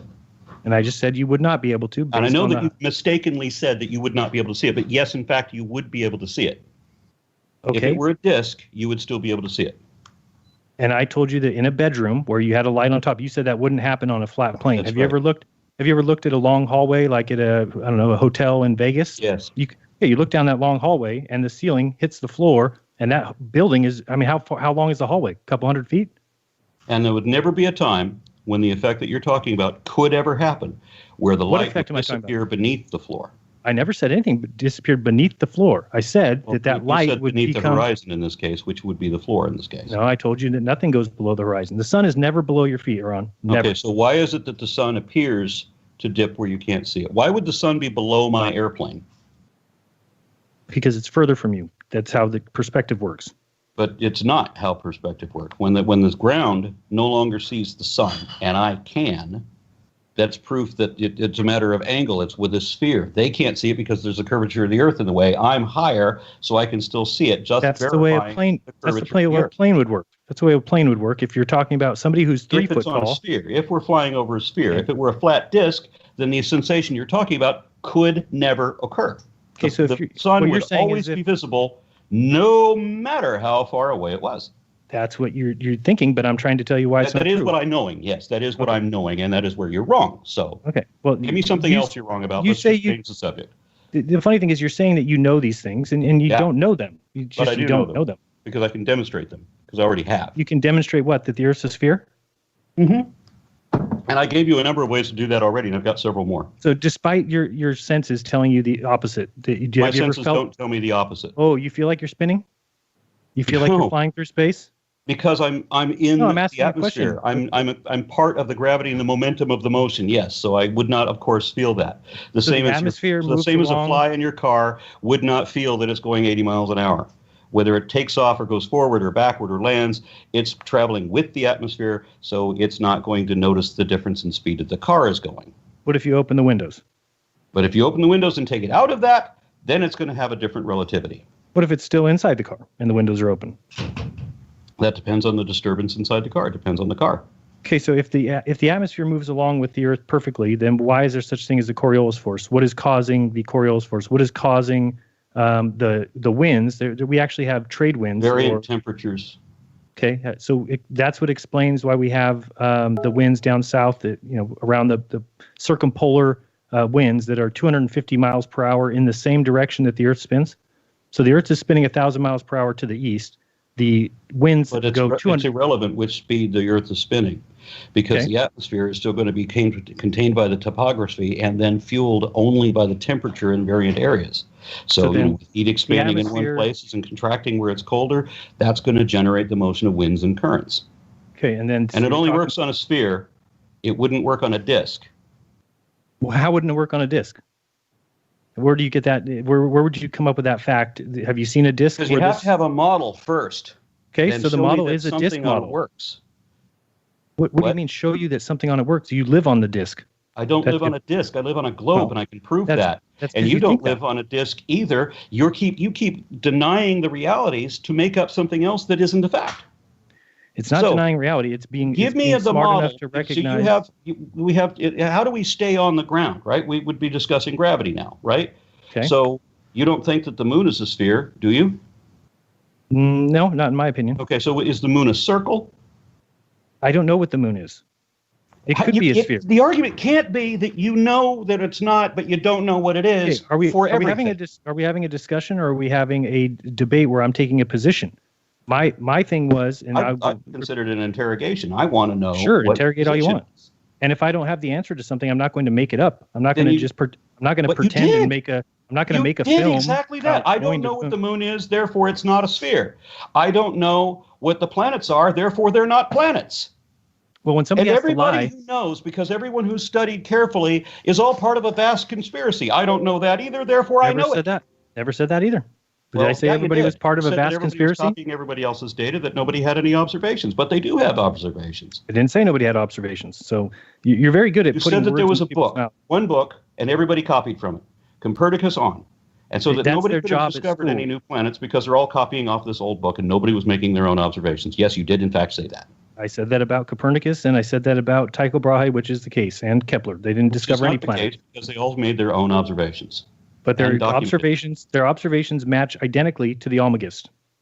Because so, yeah, well, I'm just telling you that on the planets that exist, yes, but on the ones that were added later on or discovered, it has nothing to do with on, Copernicus. It has nothing to and do then with we Tycho have Brahe. satellite images, which of course you're going to deny because that's all part of the. I'm not going to deny. Right? They're definitely composites. I'll show you every one of them that they're all composites. There's not the only so picture. It's a massive hoax.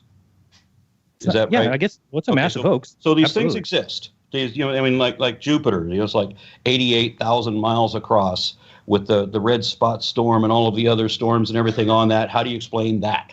It's a storm of gas? Yeah. Okay, where's your evidence of this? Do we have video evidence of this gas planet existing in its size and everything? Yes. Where is it? I want to see it. Look it up online. It's everywhere.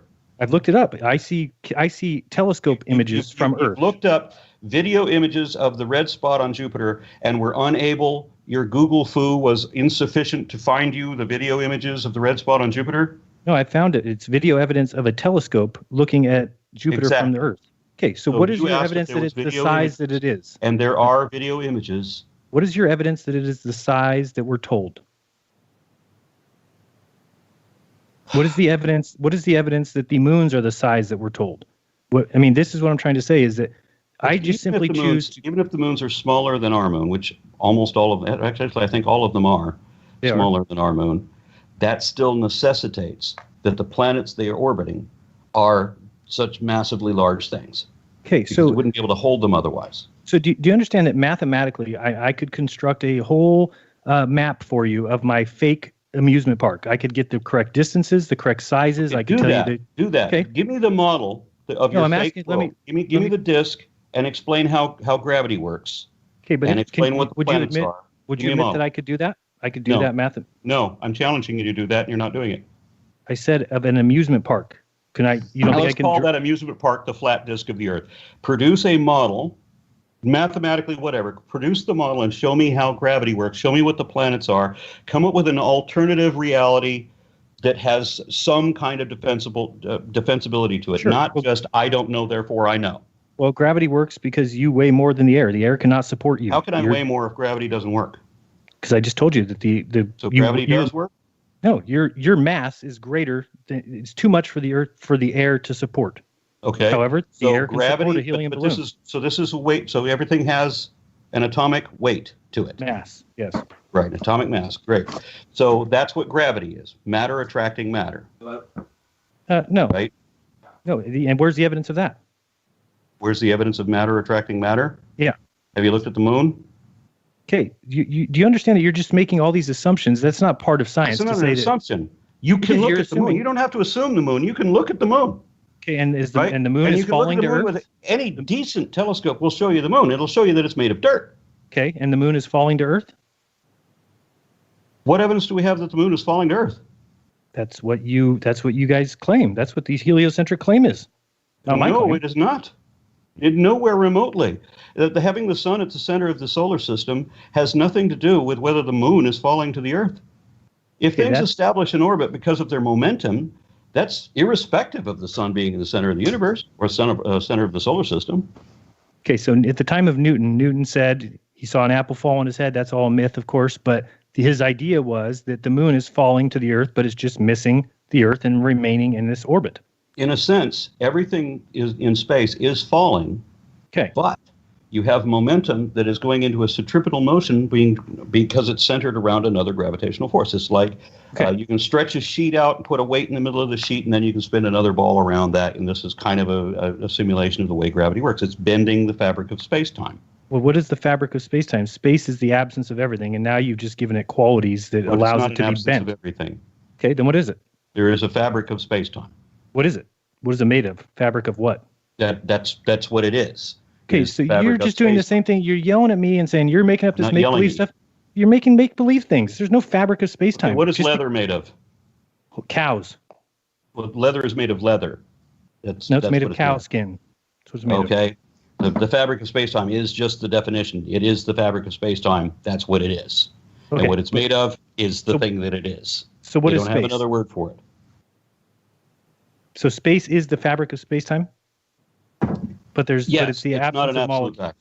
But it's the absence of molecules, right? For the most part, it's not a perfect vacuum, but it's very close. Not a perfect vacuum. Correct. So, do you accept that gravity is matter attracting matter because everything has an atomic mass? No, because I don't see any evidence of anything attracting. So you have an alternative to gravity. What is it? You have mass, and things with mass obviously weigh more than what's around them, so they fall down. More? What makes them weigh more? Their mass makes them weigh more around the area that they're in, the atmosphere. Compared to what holds me to the Earth? Is it because matter attracts matter like gravity, or is it the air some can't support other you? Thing? The air cannot support you, but the air can support a helium balloon. The air cannot support me because matter attracts matter, which means that gravity works, or matter does not attract matter, which means gravity does not work. Which is run.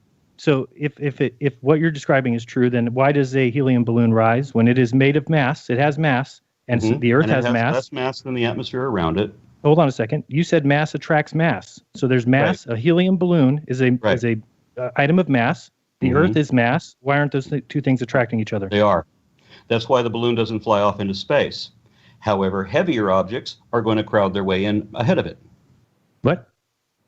The Earth is itself a massive ball of matter, which is going to exude a lot of pressure gravitationally on all other things. So oxygen and nitrogen and hydrogen, or oxygen and nitrogen at least, and CO2 and all of this are going to gather in ahead of your helium because the helium is lighter, and so is the hydrogen by itself. So those things are going to be on the outside. Okay. Now that's on the sphere. That's in the reality. Now what about in the disk Hold on a world? second. You still haven't described. You have two things of mass, and mass attracts. So why isn't it attracting the helium balloon? It is. I say a second time. It's moving away from it. So it you is. have attractions that move away. Time, I will explain because the helium. You can explain. The helium weighs less than the oxygen and the CO2 and everything around it, which means that those other things are going to crowd in front of it, which is why that's going to go higher. That's why we're on the bottom and the helium is lighter than us because there is less mass. Mm-hmm. So the air cannot support us, but the air can support it. And that's because gravity works. But in your situation, you've got a whole other thing because you don't have the ball of liquid metal and all of that creates all this gravity that holds all these things down. You have a disk, which can't work that way. So gravity can't work in your situation, which means you have to come up with an alternative model. Well, it is the majority of mass, but I don't believe in the gravity that makes things spheres. No. What kind of gravity do you believe in? Well, if you want to talk about the fact that things have a tendency to fall down, my only thing there is that it's not necessarily. People say, why is down a preferred? Well, why isn't down up? Well, because if it was up, then up would be down.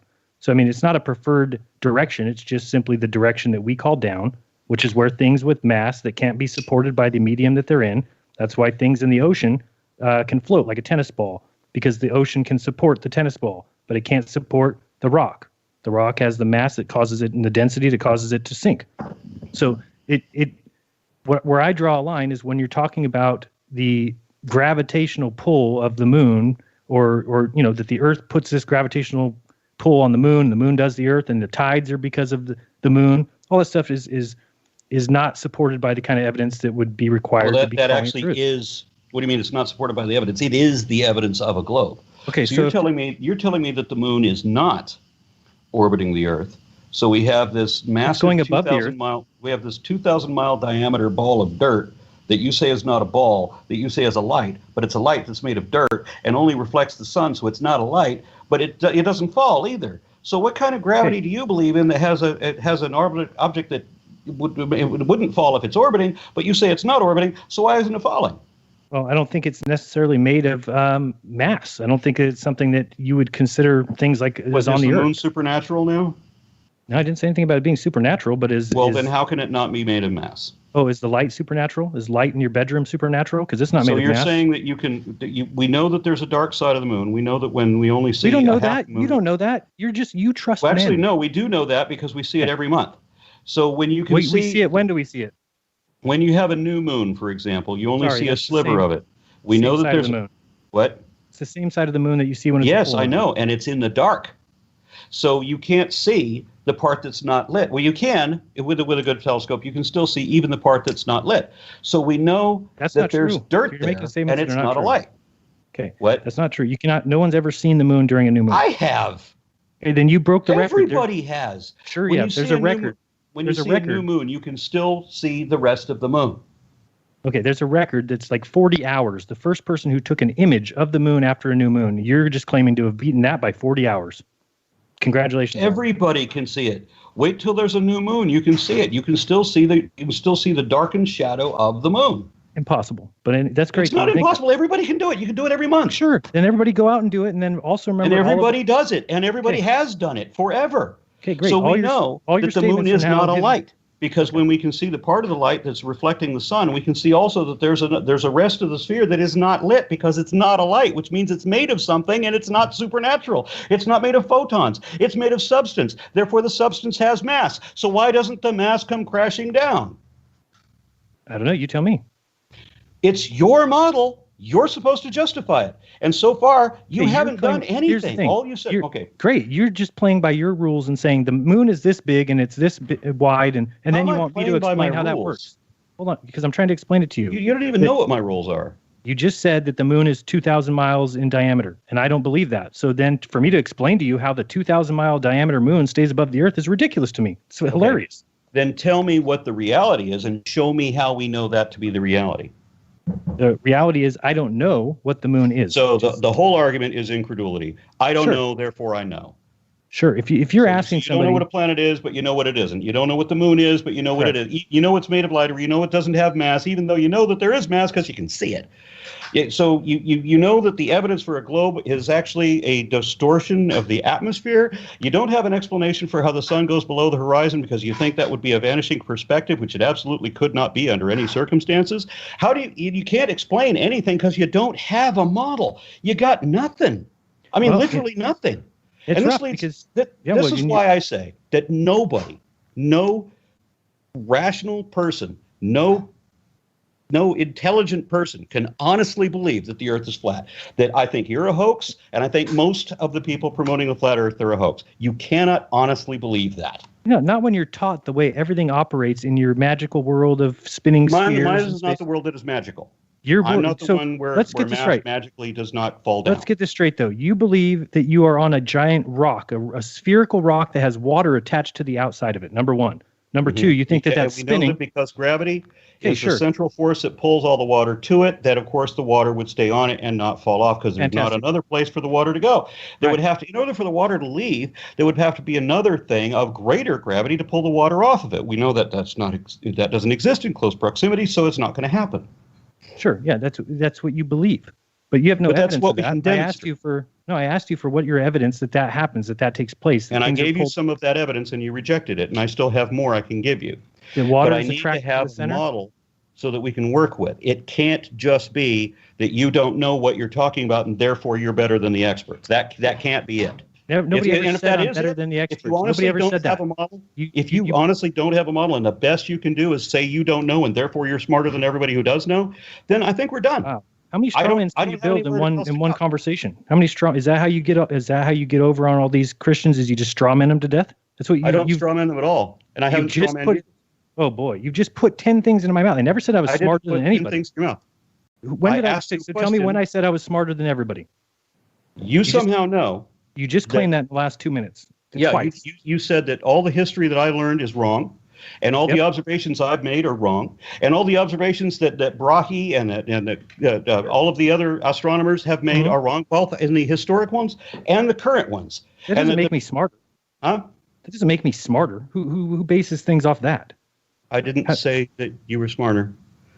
But you somehow know more than the experts, or you know something the experts don't want anyone else to know. And that's how you opened this up. Okay, they're not in on it. They don't know any different than you Who's are. in on what?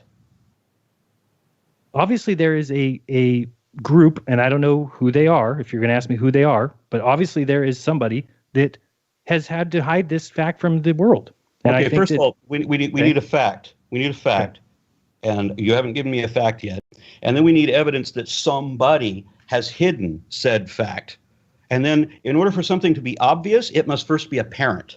So we have to have some apparency in order for it to be obvious. So I'm saying that obviously there's no conspiracy because the fact is that we have all the evidence for the spherical Earth, and you've got absolutely nothing except that you don't know, therefore you know.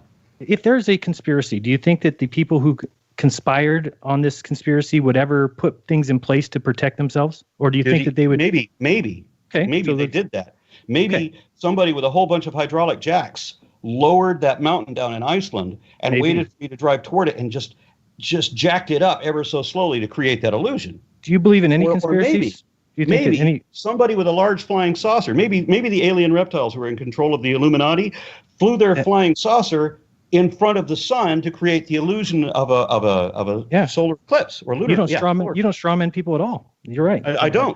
How dare I even accuse you of You should understand what a straw man is before you accuse somebody of something. I know what it is. It's every time you've put in an argument into place that is completely fallacious. I never said anything about alien reptoids. And then said it was your argument, and I never said those were your arguments. Okay, so you're just using that. I'm coming up with hypothetical situations, and I'm begging you to try to explain them. I need a model from you, and it can't be, I don't know what it is, therefore I know what it is. Okay. That can't be it. And I'm trying to tell you, if you were lied to about something, then in order to prove that you were lied to, you're saying that you need to have the complete and total truth, not just evidence that you've been lied to. No, this is what you're saying. No, I didn't. You're saying I need to have a model. Evidence. In order to show that someone's lying, I need to show, one, that what they said is wrong, start with. Two, that they knew it was wrong when they said it. Now, that's the harder challenge, but I can do it. Whenever I accuse somebody of lying, I make sure that I can do the second part. I have to do the first part first. And then in order to make it a lie, I have to show the second part, that they knew it was wrong when they said it. Okay, and the difference between you and I is that you believe what men tell you about, like the moon. You think Except that I can show. You can show that we've been to the moon? How are you going to show me that? Well, I've seen rockets. I've visited rockets. I've worked with rockets. Okay. I was around the whole time. What are you going to tell me? I just talked to the guy who said he didn't believe in science. Another flat earther like yourself who said he didn't believe in science. And I had to tell him, what do you mean you don't believe in it? You're demonstrating it, because science isn't about belief. Science is about verifying. It's about calling each other's claims out and then demonstrating them to be true. And so he goes 1,800 feet up in the air in a rocket he built himself. Vivat, congratulations, you're proving science. Tell me you don't believe in it. Definitely you believe in science. And you're demonstrating its accuracy. He was completely misquoted. He never said that was. I was talking to him directly. And he said that he was going to go up in a rocket and prove that the Earth was what? Initially, yes. He said he was going to prove that the Earth was flat. Never said that. Yes, he did. Okay, prove it. You talking about Mike Hughes? Yeah, I talked to him directly. We have talked to him. His goal is to eventually go to the Kármán line. But the rocket launch that he just did was not to demonstrate the Earth was flat, but to raise awareness for it. Thank you. Yes, and he explained that. He explained it to Arn, yes. Yeah, Okay, and I know that. I know exactly what he said. You just said he went up 1,800 feet to prove the Earth was flat. Yes, eventually his plan is to do that. That's why he built the rocket. Right. Okay, and he said in the course of that conversation, he said he didn't trust science. He didn't believe in science. And I said, but you're demonstrating science. You're showing how science works. Well, there's you built different a kinds fucking of science. Rocket. You're repeating Goddard's experiments and demonstrating them to be true. Absolutely, and there's the science that we touch every day. My cell phone, the computer that we're talking through right now, all that science. Nobody's saying they don't believe in that science. But yes, somebody is saying they don't believe in that science, and that guy said he didn't believe in that science. No, he doesn't believe in theoretical science. The theoretical physicists that come up with this nonsense. Like I'm sorry. Kaku. He understands how the mechanics of the chemistry works in this. So we understand the atomic theory is not just a theory. There's actually atoms involved. Okay. There's what we call atoms, but yes. And there's what we call atoms. Yeah, you know what we call atoms? Atoms. And so we have atomic theory, but we also know that atomic theory, like every other scientific theory, is also a demonstrable fact. Theory of gravity, For example, they're a demonstrable fact, these theories? Yes. Okay. Every scientific theory that still exists today is a demonstrable fact as well. That's evolution, cell theory, germ theory of disease, all of them. That's a scientific theory, not mathematic theories. So, mathematic here's theories the are thing. something different. And here's the thing that you don't, your religion that you believe in. I don't whether have you a wanna- religion. You certainly do. I certainly do not. All You religions, have to- you have all to believe religions things. all religions are faith-based belief systems. I reject faith. I'm an epistemist. Faith is the most dishonest position it is possible to have. Any belief that requires faith should be rejected for that reason. Hey, then you I do have not faith have that we a went to the faith-based moon. belief in anything. Every religion posits a belief. Every religion posits a belief in a supernatural essence of self that continues on after the death of the physical body. I believe in no such thing. I have nothing in my perspective that meets the qualifications or criteria for a religion. Nothing. Okay, do you believe that we went to the moon? You just said that you don't have any beliefs. You don't have faith in anything. You have to have faith. I didn't say quite I a don't lot. have beliefs. You We have either faith. base our beliefs on evidence, as I do, or we believe some on faith, which means we're going to believe them anyway, even if they're not supported. And that's your position. No. What? Because you don't have any facts to support you. Oh, boy. I So you think have the hang on, I facts. think this is a good time to kind of jump in because I don't see this kind of going anywhere because I'm not seeing an argument being actually promoted, Darren. And Well, so- yeah, that's what I said. If So- you can't do some So if this was Well, if this was billed as a debate, if you would say, Jaron, we're going to have a debate with Aaron Ra, and he's going to take the position of the Earth as a sphere, and you're going Right. to take the position, that would have been different. That's right, not and the this way is I want to make it clear this was not built a debate. You guys set it up such you guys have a conversation. People have been asking us why haven't we intervened? It's because this is between you two to talk. We can intervene if you ask us to. And also- Neither of you have, but So for the record, I never asked to speak to Iran. Could care less what his beliefs are. I don't agree with his beliefs. He's a completely trusting individual of men who are known liars. And I Except that I'm refuse not trusting, and they're not known liars. to. So you and went I to the can moon. prove that what I said is true, and I can also prove that what you're saying is false. Okay, and you went. So you went to the moon to verify that its But I size. can And, prove that. No, I didn't go to the moon myself, but I can Okay. prove that what you just said about me is a lie. I don't Okay. have a religion, for example. That's false. You're going to have to retract that and say, my mistake, you don't have a religion. no, because you okay. What is the age of the clearly do Earth? not have anything that could match any of the criteria for a religion. What is the age I don't of the have any Earth? faith in anything, for example. Faith is a belief that is not based on evidence. How My does beliefs are it- based on evidence. Okay, here's the problem with that: is that you get to choose which. You're just calling your evidence. You're just calling this stuff fact, just because your religion Because you know promotes what it a as fact is? A fact is a point of data that is objectively verifiable. Yeah. And that's the facts that I'm calling about. And I think The things What's that I the, can prove. what's the age of the Earth? What's the age of the Earth? The age of the Earth is estimated to be something about 4.6 billion years old based on radiometric dating of mostly, what the hell is it? And is that a fact? Yes. Is it a fact? Yes. Okay, so does that require a faith in the Well, hang on, fact before that we the go, Earth is- hang on, Hold No, on a second. faith I'm is a in the belief middle that of is not based on evidence. guys, before we go Yeah, down but this you are line, getting God, to You're choose- talking about Jaron. trusting in evidence. That's Hold on. something different. Faith is a Hold on. belief. I wanna that get is to not my- based I on wanna evidence. make sure we My don't- belief derail is based this on discussion evidence, here. demonstrable evidence, things I can show to be true. That's what makes them facts. It's a fact when you They're can not show things that you it can is show. true. No, you're just calling your. It'd be like debating a Christian who gets to call the Bible his facts. All right, He's real calling quick, it evidence. Jaron, I can if call I it a may. liar when he calls it a fact because the Bible is not a fact. If I may, there's an And there's equivocation. nothing in the Bible that constitutes a fact. Hang on. Hold on one second. There's an equivocation problem going on, and it's not getting anywhere or anyone anywhere because you guys are quite well. There's an equivocation thing going on where you're using these words differently, and I'm well aware. The audience is well aware you're using these words differently, and it's not going to get you anywhere. Look at when. That's why I'm giving definitions, Right, and he is not. Exactly. Yeah, I'm giving the standard definitions, which I can prove are correct. Yeah. And he's using a definition that he's equivocating, that he can't show to be correct, and he's doing that just to straw man me, which is the projection fallacy that he's been accusing me of since he began. He's using Jaron. You're using stipulative definitions, which are fine, but you're not defining them, and then you're bringing him the argument that Arn's using his actual definitions that are what's commonly understood. This conflation of belief and faith is not an argument. There's no argument to be had there. It's just rhetoric. Can we try to avoid some of the rhetoric and actually get to something substance? Because for the last hour, no offense, I've heard nothing but rhetoric, and the audience has heard nothing but rhetoric. Is there anything more substantive that we can actually have a discussion with, and you guys can actually talk about when it comes to the flat Earth, and avoid the epistemic uncertainty and this rhetoric that is just basically saying, "I don't know, but you know what? You're wrong." That's not an argument. Well, is there? Let me ask this: is there cases of science where there's been clear deception by scientists? Again, not an argument. I'm asking a question. How is it an Yeah, argument? the answer is yes. Yes, there have been, and absolutely. it's been exposed by scientists. Okay, so that's part of the peer review process, and this is why accuracy and accountability are so valuable in science, where they don't matter at all in religion. Okay, So- I don't believe in religion. So my question is, when you talk about peer review like that, you're describing it as this holier than human kind of entity. No, that, of course not. I didn't say anything like that. You strawman me again. I didn't No, say it was holy. You just said it was found out through peer review that took care of any lying or any deception in science. That's what you said. Yeah, in other words, checking other people's math to verify that it is correct, seeking out and exposing any flaws. Not remotely similar to the word holy by anyone's definition. Okay, by saying that, though, you're basically saying that all science will take care of itself and there is no inherent problems in peer review. Science even is though, a self-correcting process. That's correct. Okay, even though there's been studies done that have looked at peer review and have shown clearly that when you have a self-congratulating method, like... Not congratulating. Well, peer review is self-reporting. not self-congratulating. It is quite the opposite. Can we do this? No, it's not. Can Jaron? Yes, it is quite the opposite. Can we It make is this definitely the opposite? Because you're seeking out. You're the only way you can be rich and famous in science is if you can upset the status quo. You have to be able to prove somebody wrong, especially about something well established. So anybody that makes a claim. What has Neil deGrasse done?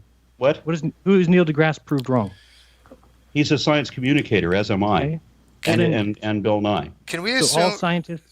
Can we assume, for the sake of this discussion, all of science is wrong? All the communicators are wrong. Everything. Well, we that have to assume hang on. this discussion. Yeah. Everything is wrong that we know. Okay, let's just get that out of the way. Everything we know is wrong. But Jaron, can we now just move on to you providing something of evidence, something of substance that says this is what you look at. This will show that the Earth is flat. Let's assume that there's Sure. yeah. Let's assume that everybody's wrong, and so we never went to the moon. We don't know what the hell's going on. Aaron has never read a book or nothing. Tell him your argument of why the Earth is flat, not why it's not round, but why it's flat. Okay, so I think there's several ways we can prove it, and that they're not being proven, like a flight going across the South Pole from, say, Auckland, New Zealand to Cape Town. That flight doesn't exist. It's never existed. That clearly the South is much wider than the globe calls for. That's why there's no underground. So are you saying then that, and this came up in the last conversation, because I do know people that have been to Antarctica and they do this. Now, that because of the hole in the ozone, there are dangers to be considered when flying over the South Pole, but they can do it. They have done it. But easier than that would be circumnavigating Antarctica. So we can fly to Antarctica. And I know somebody who's going to Antarctica in just a couple of months. No, I'm sorry, they're going in the winter. But they're going to in the winter on this hemisphere. But they're going to Antarctica, and they could circumnavigate the entire continent. And would that not verify it? If you were on the plane with them, would that verify it? You know how long that takes? Yeah. Because this is where I keep asking you for a model that you don't provide.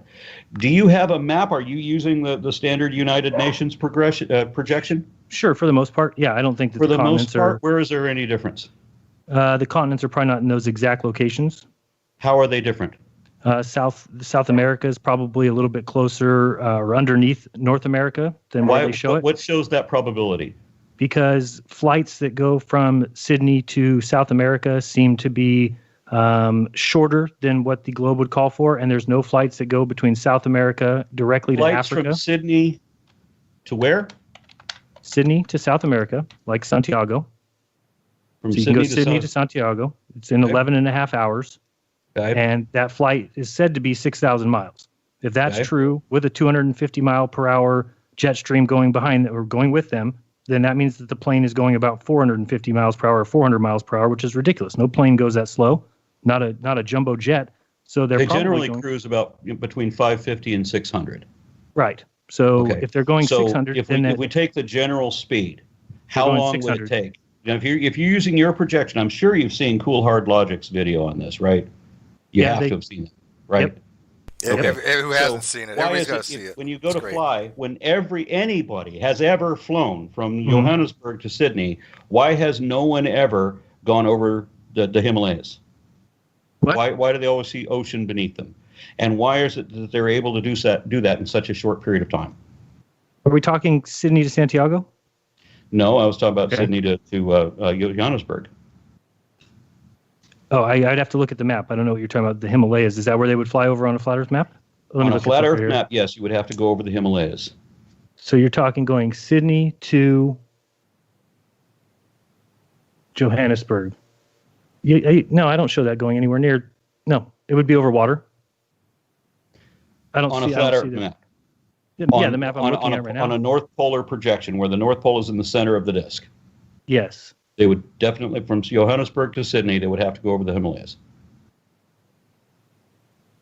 I'll have to take a look. I'm looking at a straight line from there, and it doesn't. I don't see it going over that. But but you asked for why I think it's wider in the south, right? How long would it take to cover that expanse? What expanse? 600 miles an hour.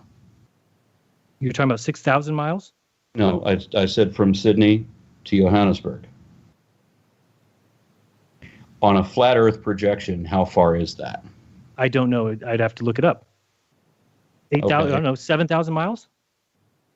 About you're just asking me a random two locations, and I'm supposed to know. I'm the not distance? asking you random numbers. You said you'd seen this video. Certainly, you would have seen it because it's the biggest refutation that you have of your entire perspective. I would have thought that you'd have a counter argument for it, and you'd have a way of explaining how it is that I can book flights. You can book flights right now from Sydney to Johannesburg, and you're going to get it within the expected time frame of a disk. Of a globe, and you're not going to ever find anything that matches the disk.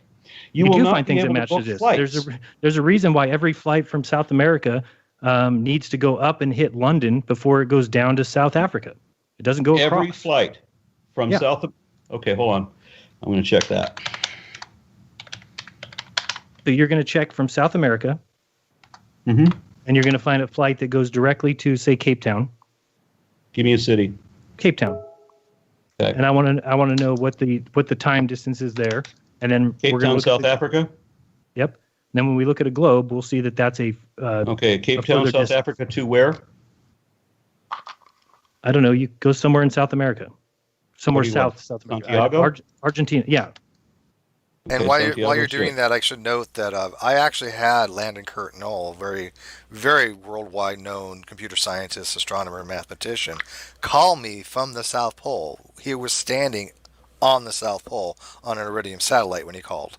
Well, then it's got to be part of the conspiracy. So, I mean, and he's one of the nicest, most upstanding persons that I've ever met. I mean, did he go across the South Pole? Did he cross to the other side? If you're on the South Pole, then yes. How he got one foot is on one side, the other foot's on another side. Yeah, how he got there. He turned around. Well, hang on. How he got there? There's he tweeted out the map, and you can actually see it's called Traveling Astronomer, I believe, on his Twitter, and you can see where he went down there, and he literally was at the South Pole. Now he has actually no reason to lie about that. Nobody stopped him. Nobody has no. Well, what do you mean nobody stopped him? So now we're supposed to believe that people can go down there just alone? He went down there by himself? Did I say that? I don't think that's what I said, though. Okay, you started to say that if I nobody stopped him. Who's going to stop him? The military. Looking on Travelocity, I've got Cape Town to Johannesburg. I go to Cape Town to Tambo, and then you had to go north. Look at where Tambo is. And then then it goes south. Let's see. Also, if you look at underground sea cables, there's not one that goes from Australia or New Zealand to South America. That's because if they ran those cables, they'd end up 2,000 or 3,000 miles short. So they don't exist. So from Johannesburg to Sao Paulo. Find a cruise that goes from New Zealand or Australia to South America. So it doesn't Cape Town exist. to Johannesburg, which is in the south. So it's exactly opposite of what you just said. You said they have to go to London, but instead it goes from Cape Town to Johannesburg. Johannesburg is the international airport, and then you go from Johannesburg to Sao Paulo straight across, and you said that was impossible. And I didn't say it was impossible. It's further than it. So you said what is every the distance? airline had to land in London. No, I didn't say every. I said they all go up from north. South America to Africa, they always have to go to London.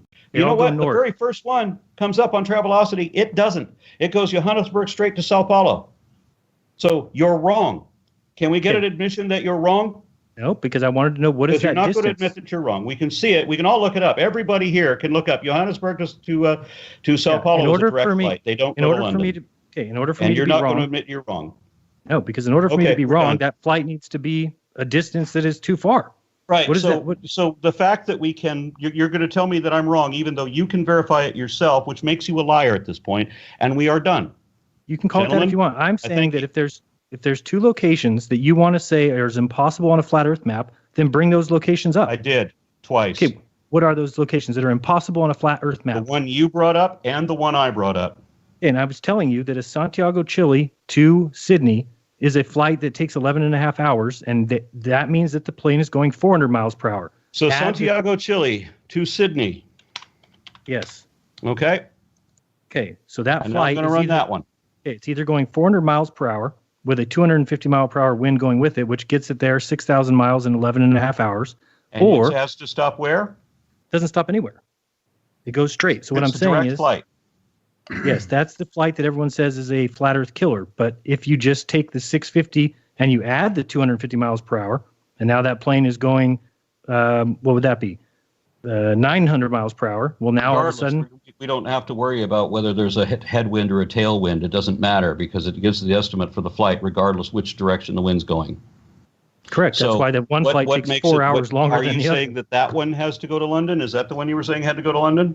Nope. I'm just saying either the plane is going 400 miles per hour on the trip from Sydney to Santiago. So you're going to pretend that argument never happened? You never said that there was you couldn't do a direct flight from then? You did say there was no direct flight, and I think you found. Yeah. I think one or two. I think we're done. Jeranism is part of the big hoax. It's just a game. There's no substance here. He has no model. All he can say is he doesn't know, therefore he knows. We're done. Yeah, I know there are some people that want to ask some questions. I'm having to, and I'm sorry, Darren, I get along with you, but yeah, so you know where I stand, right?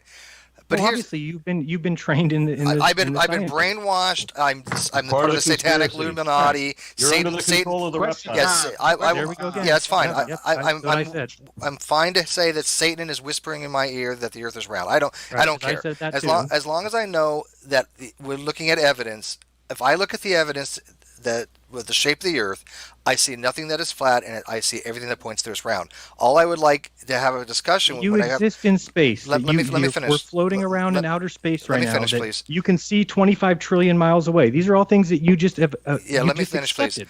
Please. I really want to have flat earthers come on and give us evidence that supports the position, not the rhetoric and not the uncertainty, because anybody can do that. I mean, anybody can have that as quote-unquote argument. It's not an argument. So how would you expect it to start? How would you expect the conversation? I would expect you to start by giving me a model that I've asked you for. A model would be nice, yeah. What do you mean a model? Well, you know my model. No, I don't. We know your description. You have a description of the shape of the Earth. You don't have a model. What am I supposed to explain to me what a model would look like? You couldn't describe what the planets were. You couldn't describe how gravity works in your model because it's not the same way that gravity works in anything else. You couldn't explain how the moon stays in the sky. You couldn't explain how we get the impression of the sun getting down to how the sun appears to move through the sky at all. You gave no explanation for anything. You said you have no explanation for nothing. Right. You have absolutely butt kiss, except you didn't that accept you know any that of it. everybody's wrong. You don't accept what I'm telling you. That's on you. What option do I have? There's no evidence that you're presenting for him to accept. What the hell you're talking about? I agree with you absolutely. You don't know what you're talking about. You don't know what the answers are. I agree. Okay. So I think that's the point, Jaron. Hang on. If what Arn's saying is, if you present to him some evidence he can evaluate, then that's one thing. But all you're doing is saying, I'm not an expert in this. I know nothing about the top. Evidence and he refuses to accept it. Hang on. No, well, actually, no. He actually looked into it and he found your evidence was wrong. Any reasonable person could accept. Yeah. Okay, I told you about, I just said look at a hallway, and you said that never would the light disappear from your eye as far as it went down. Right, okay, so that just proves your point. So what did you give me that I could accept, or that any reasonable person could accept? As I'm telling people to go do their own research, and you watch. You're telling people to go do their own research, in which case they will invariably see that I am correct and full of shit. So what did you tell me that I could accept, or that any reasonable person could accept, as evidence of your position? You guys don't have to worry, because flat Earth will go away if it's in your case of what you're saying is true. But you watch, it will continue to grow, and the reason why is because people will wake up to the fact that they've been lied to. There's no fact to wake up to, and you haven't demonstrated any fact either. Of course, because you've already bought into it. Your whole life is built around the idea that you bought into anything. You literally did not provide a fact. You said there was a fact that the conspiracy had to hide, but you never said what the fact is.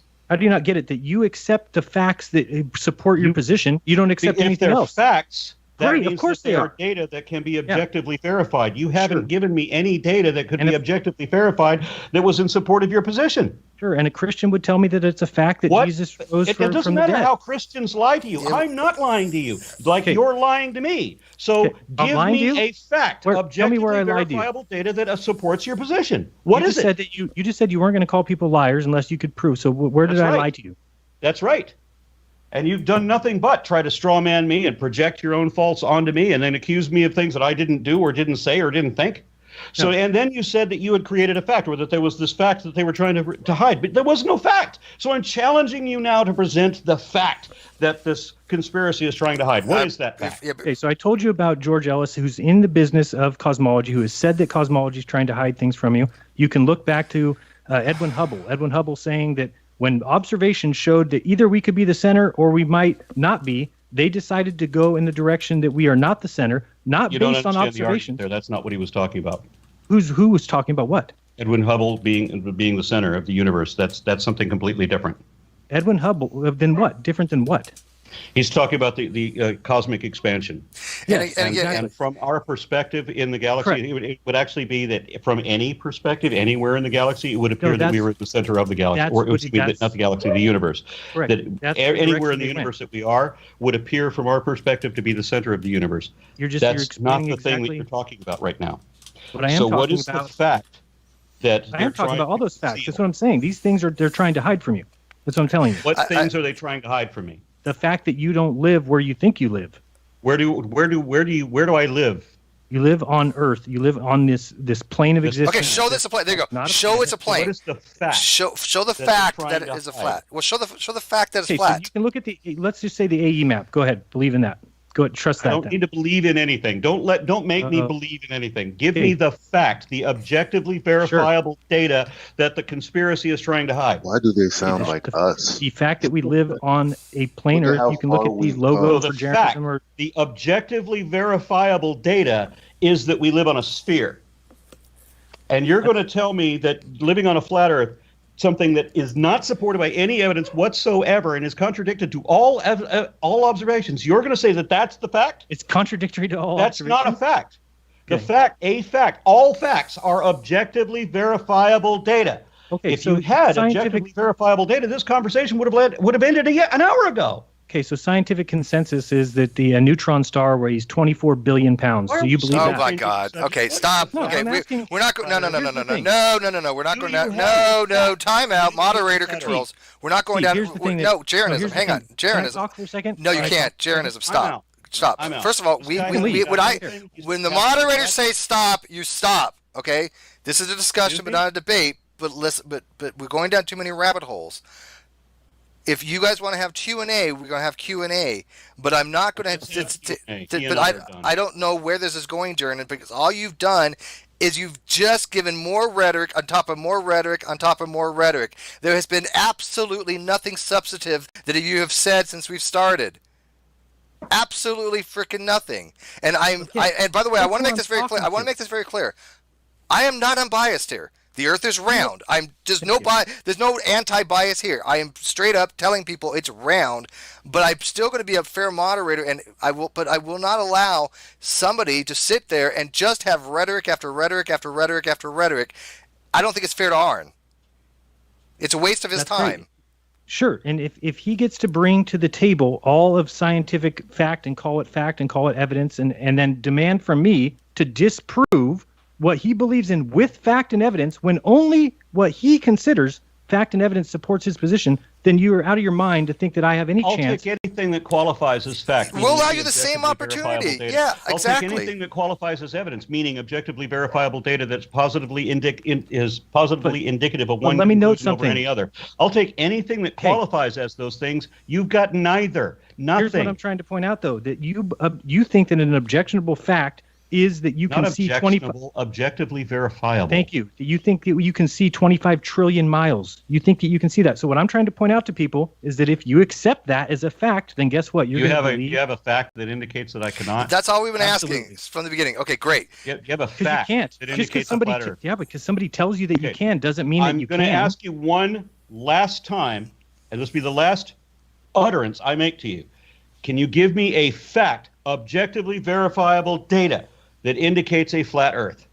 that there's no curvature, that there's no measurable curvature on the Earth. That's an opinion, not a fact. You can measure all the. Gotcha. Okay. What do you mean it's not that's an opinion, not a fact? Because you claim the things that you believe in as facts. So what do you expect me to bring? How would I bring? All right, demonstrate there's no curve.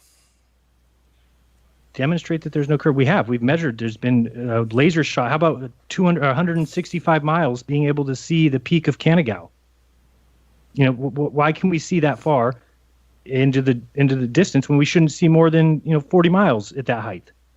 It should be 4,000 to 5,000 feet below the horizon. Now you must believe that it's being lifted up and placed for you at the horizon line. That's why we see things beyond the horizon.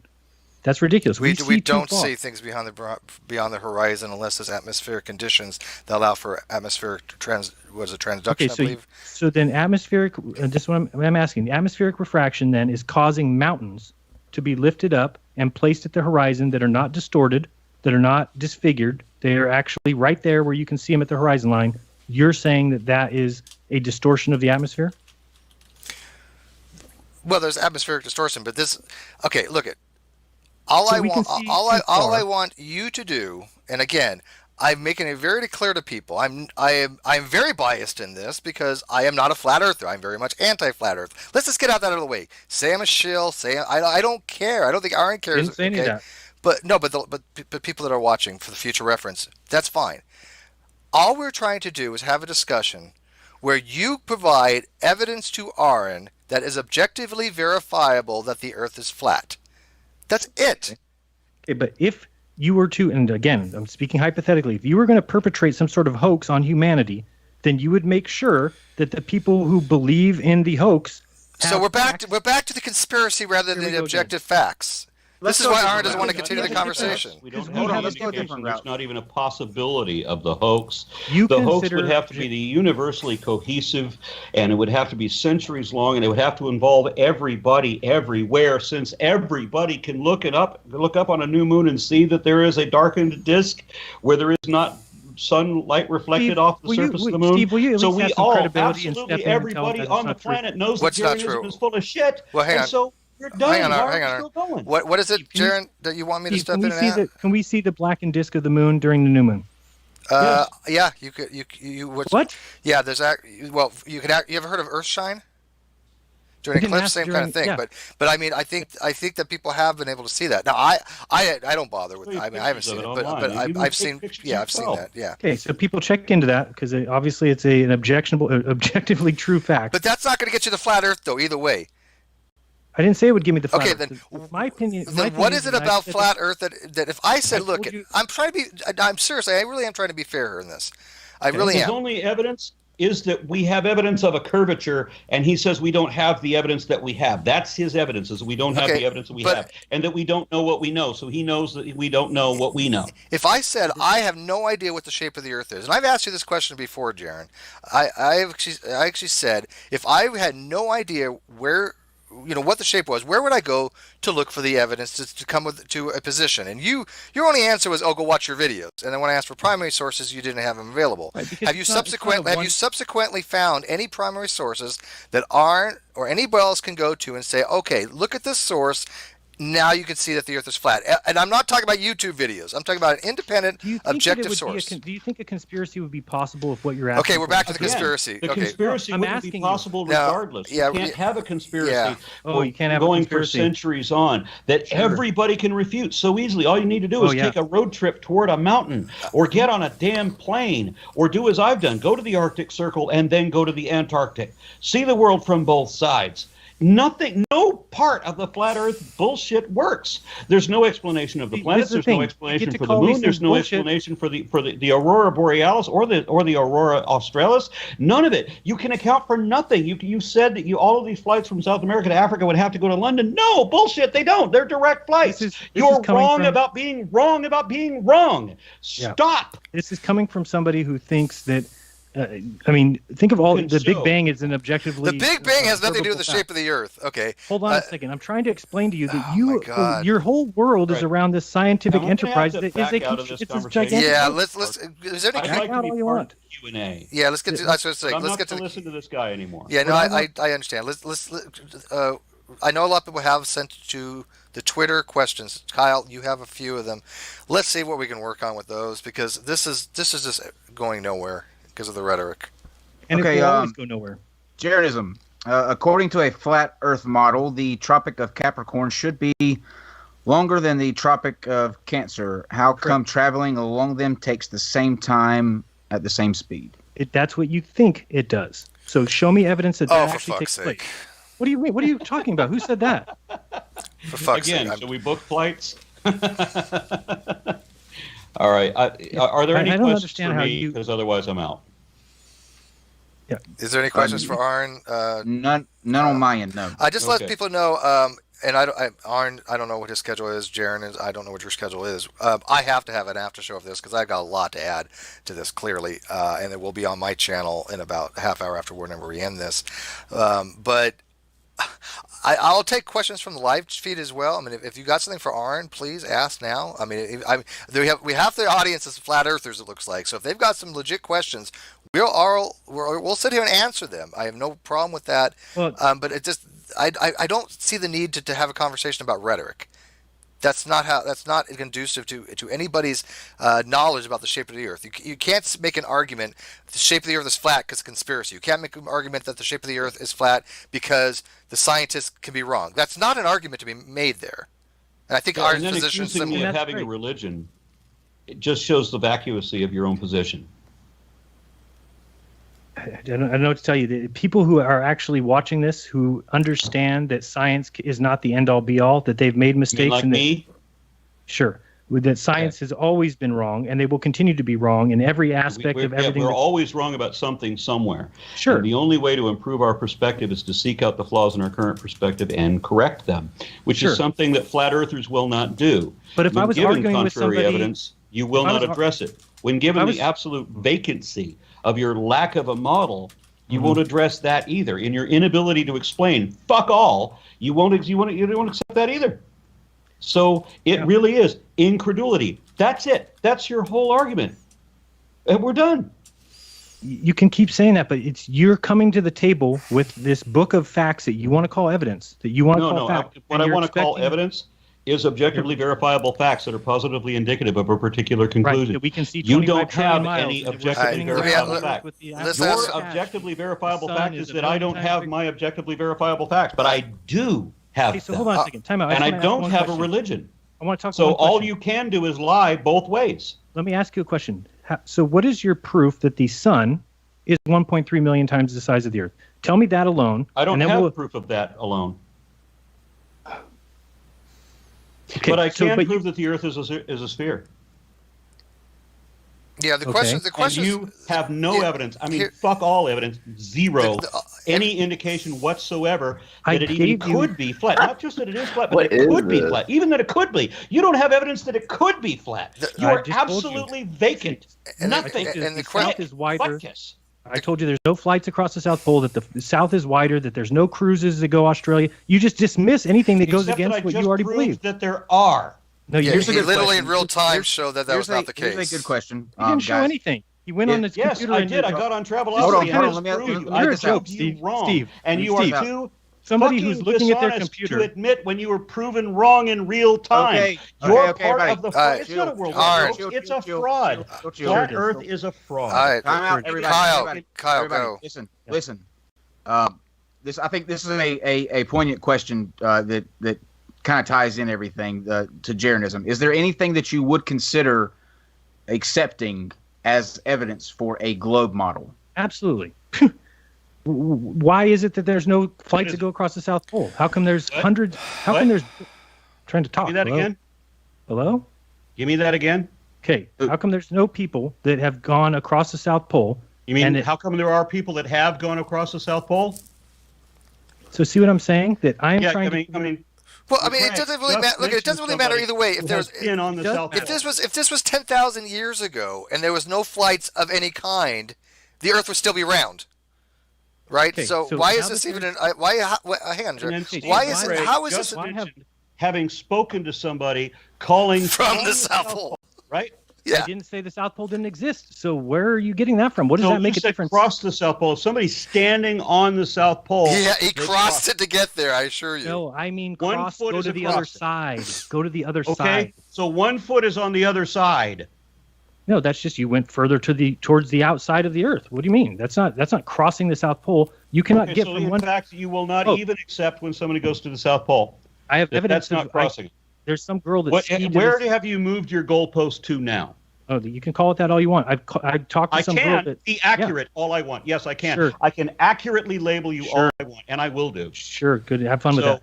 So there's. Where have you moved the goalpost to now? Sure. There's a girl that has skied from the one side of Antarctica. She skied to the South Pole and then came right back. And I emailed her and said, why didn't you go to the other side? If I went to the South Pole, I would just cross over to the other side. She said they would charge me $75,000 more to be picked up on the other side. Oh, the flat Earth is confirmed then, right? One side. No, the side closest to Santiago is the side where there's the settlement. That's where you go. That's why you don't cross to the other side where there's no point to pick up and there's no peninsula coming down.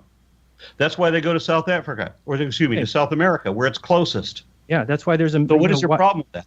So are all these nations that are against each other with the treaty that's all So are you saying you will accept if somebody goes to the other side where there's no pickup point, and so the whole flat Earth movement will suddenly decide, oh, okay, he proved his point, and they'll all shut the fuck up?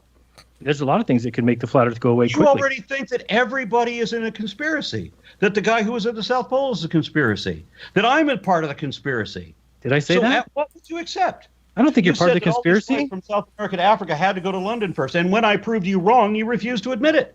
So what will you accept? What I said is that you can look at those flights and the distance, because you asked me, we were talking about the shape of the Earth, and I said South America is more towards underneath North America than it is. What? Give me a specific. I did. Why is there no cruises that go from... You gave me a specific, and I just proved you in the same minute, and you refused to concede your error. Give me another one. Everyone will see exactly what you're doing. You refuse to think... Yeah, I hope anything. everyone sees exactly what I'm doing. Disproving you. Okay, so... Now give me so a what specific that we can falsify. There's no cruises that go New Zealand to South America. Why would that be the case? Because it's a vast expanse of ocean. You have to go to Tahiti. No, it's not. It's the bottom of the globe. I'm sorry. No, if you checked the globe, there's a vast different distance between New Zealand and Tahiti, and from Tahiti, there's a particularly vast distance from there to Santiago. It's the widest expanse of open ocean that we have. Okay, and there's on a also globe. Easter Island's on the way. Couldn't they go there? No, Easter Island is not on the way. Not on the way from New Zealand to Santiago. No, it is not. Santiago? No, it's not. Okay. It's right there. It's right in the same path. It's right not there. It's way north of there.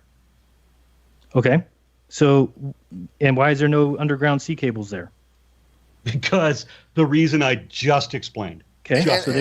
But they have the sea cables go all the way up through the Philippines and across through Japan and across. The sea cables go where they're traversable, where they're shorter distances. They don't go to the widest possible area they can. And Tahiti is extremely remote. Easter Island is even more remote. But they don't go to the most remote places to string cables to the most remote places. They go to the shortest places because, finance, costs, things like that. Okay, so no cruises. So the way to prove that would be to book flights, which we can show right now. Everything that you said about the distances on your flat Earth projection map are all fucking wrong. Absolutely all of them. What did I say? What do you mean? Absolutely all of them. You made the flight from South America. It would have to go to London before it could go to South Africa. Just proved that wrong. And you refuse to admit it because you're part of the great hoax. And you have a channel that's based on your lying to people as part of your hoax. So, of course, you're not going to admit when you're proven wrong. And they are putting links. They're putting links right now in the live chat of cruises from South America to Africa, a whole bunch of other places. I mean, they're literally putting links in there now, demonstrating that you are. I guarantee people can look at them all, and they'll be hilarious. You guarantee? How the fuck I don't think that's the case. You've already been proven wrong. Show me one, Steve. How can you guarantee something you've already been proven wrong about? Steve, what the fuck is your guarantee? Well, are you going to pay I can't me? right now, honestly, but people can. Are you going to guarantee that eternal salvation or triple my money back? What are you going to do? Yep, that's the thing. Yeah, where's these guarantees coming from, Jaron? When again, I don't understand the argument that cruise ships do this or cables do this. If none of those things existed, it has jack shit to do with the shape of the Earth. If I went back in time 1 million years ago, what evidence would I look at to see that the Earth is flat? It's the same as it is today. What am I looking at? See too far. The fact that we don't see that. We see what we do see it everywhere. We see it all around the world, and you're not even listening to that. You just I don't see that though. The fact that we can see what? We can see too far. What does that mean? The fact that we can see too. When the sun goes below the horizon, we can't see it. Okay, when you can see locations on Earth from further than the globe model predicts. Then where is the evidence for that? Because I have never seen that except for certain tropospheric conditions where you have everywhere that you see. There are certain places where light will bend and it will actually go through the atmosphere and you can see a little bit further. But that has very special But that's not conditions. what's going on because and we know when those conditions exist. Sure. They create mirages or upside down Fata Morganas. Fata Morganas, yes. Okay, but when we see the Chicago skyline from Michigan. Same principle. Wait, hold on. Time out now, Steve, because you're saying that, and it's you're objectively wrong. wrong. We see the same thing and all year round. You're objectively wrong in the claims that you made earlier, multiple times. So all year round we can see something. True, I guess. So that and a billion other things, yeah, and the fact that so we have this billion things that make the globe true, and then we have the absolute fucking donut bunghole that you produced to support your position. Yeah, and if I don't know shit and I refuse to know shit is your argument. No, it's that we can see too far. There's the argument for you. Just like there's no I don't even see how that's an argument. Yeah, that's not even. You see how that's an argument that we can see further. Your fact, we should be able to. You said the fact that you had that supported the flat Earth was that I didn't have the facts that I have, that everyone has. That those facts don't exist. That was your fact. And because Steve, I'm going to back out of this altogether if you don't get me to the Q&A. Yeah. Just remember, you asked. One sec. Jaron. By the way, Jaron. By the way, I've been. Remember, I didn't ask to talk to you. Yeah, I've been. I have Jaron. I have been. Jaron. They promised me they would be frustrating. They promised me that I would need a bunch of alcohol to get through your mind. I did tell them that. Gobbledygook. Yeah, it was. I was true to my word on that. So, Jaron, let me tell you this. Hang on, because I am true to my word. I'm very honest. You told me look to talk to me. That's what you said. said. Aaron, not Ron. Yeah. So I've been in the Navy, and I can answer the question. Hang on. Let me address one thing. I would never lie to anybody. Did you lie to me? No. Then why did you tell me that he wanted to speak to me? I have not. I didn't arrange this. Kyle did. To a flat earther for more than a year. Exactly. Got a flat earther to talk to. Yeah. I had been trying for more than a year to get any flat earther to come onto my podcast. None of them would, including yourself. It's been a difficult challenge. Yeah, you're right here now because they invited you, but you refused my invitation. When was that? A year ago. I never refused anybody's invitation. Ever. Well, you never responded either. And I asked several people to ask for me in all the little networks to connect me to a flat earther that would come onto my podcast. Nobody. I would have done it. But I do want to make the point. It's easy to say now. I do want to make the point before we get more questions. If you see a ship go over the horizon, I can have the most powerful telescope in the world. You're not going to see the bottom of that ship. So what you said about not seeing too far is complete bullshit. Just straight up. That's not true. It is. I'm telling you right now, it's complete bullshit. You can never see the bottom unless somebody that can show some kind of peer-reviewed, verifiable claim to that effect. Yeah, unless it's like I said, atmospheric conditions. Get some scientists counter to that to verify and test it. Yeah. So it's even. But then they're going to be part of the conspiracy, won't they? Well, you only allow the scientific verified papers and peer-reviewed papers. That's the only thing that you consider fact. Bullshit. That's right. Of course you don't. Bullshit is not allowed to fly. So if you make a claim, you have to back it up, and then we have to be able to check your figures. And back it up, and it has to be able to be gone through the peer review system of protectors that are there to weed out anything that doesn't match and mirror. Steve, why am I still on I don't know. I don't know either. Are we going to do a Q&A? Yeah, Q&A. Kyle, we got some more questions, Kyle? Because I agree. This is not going anywhere. The only other one that I have on my end from the Twitter, I'm not watching the live chat, Steve, so you'll have to go that route. But the only other one that I have is why would there be a conspiracy in the first place? I guess they're asking like why that would be an issue. I've said that before, that science did a great thing when they stole the idea of I don't know, not control of the earth, but when they took the control of the earth away from the church. They did a great thing, that we don't want to be a part of the Catholic hierarchy right now. So they did a fantastic thing. I wish that we had taken control over from the church. That would be wonderful. Well, you kind of did. But then what happened was, if they would have realized... Not in this country. Have you noticed what's going on in this country? It's pretty sad. Yeah, it's like 78% of people think that they're going to heaven or something. So when you look at that and you understand that they if they were wrong about something like the shape of the Earth, that it would have been impossible for them to admit that, because it would be giving the reins back to the church. They would have basically destroyed all of scientific enterprise by admitting that. So they had to keep it a secret. They had to work it into their models and just go with it, because otherwise there would be no science today. But the problem I have with that, Jaron, is that in order to do that, they have to change the laws of physics. They have to change mathematics. Oh, they absolutely do. That's an unequivocal reality. Laws of physics are not prescriptive. They're descriptive. We don't get to make them, right? We discover them and we formulate them, but we don't get to decide the rules of the universe. And the rules of the universe do not allow for the type of flat Earth that I've seen people, posit, but you haven't even posited us a model that we could even look at. And I don't think you know what a model is. A model is a representation of a system that has explanatory and predictive abilities. That's what a model is. I have not yet to see a model. Okay, so if you're going to contest the current existing model, correct, you have to provide another model that explains the data better. You can't not provide all and just say everybody's wrong. That doesn't work. And that's the key. Describes it better and predicts better. What is it about a flat Earth that explains observations and makes predictions better than something like Stellarium? Stellarium is a wonderful program. A lot of people have it.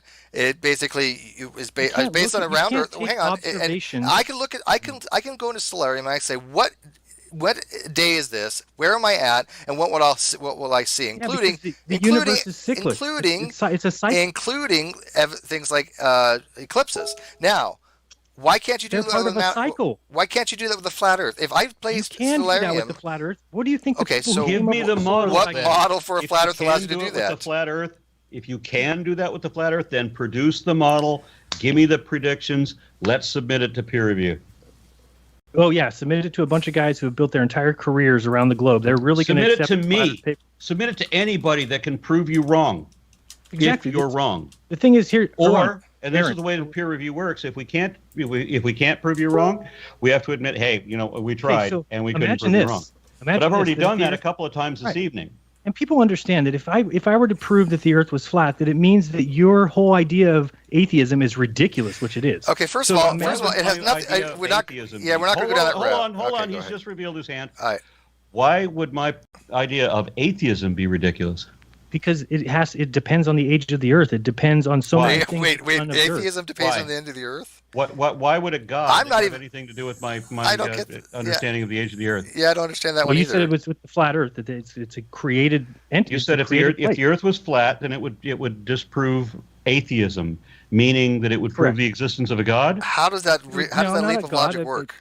Well, that's what atheism is the position that the theists are incorrect when they claim there's a God.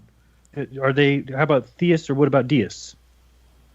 Are deists claiming there's a God? Yes. Okay, then deists and theists are incorrect when they're claiming they're a God.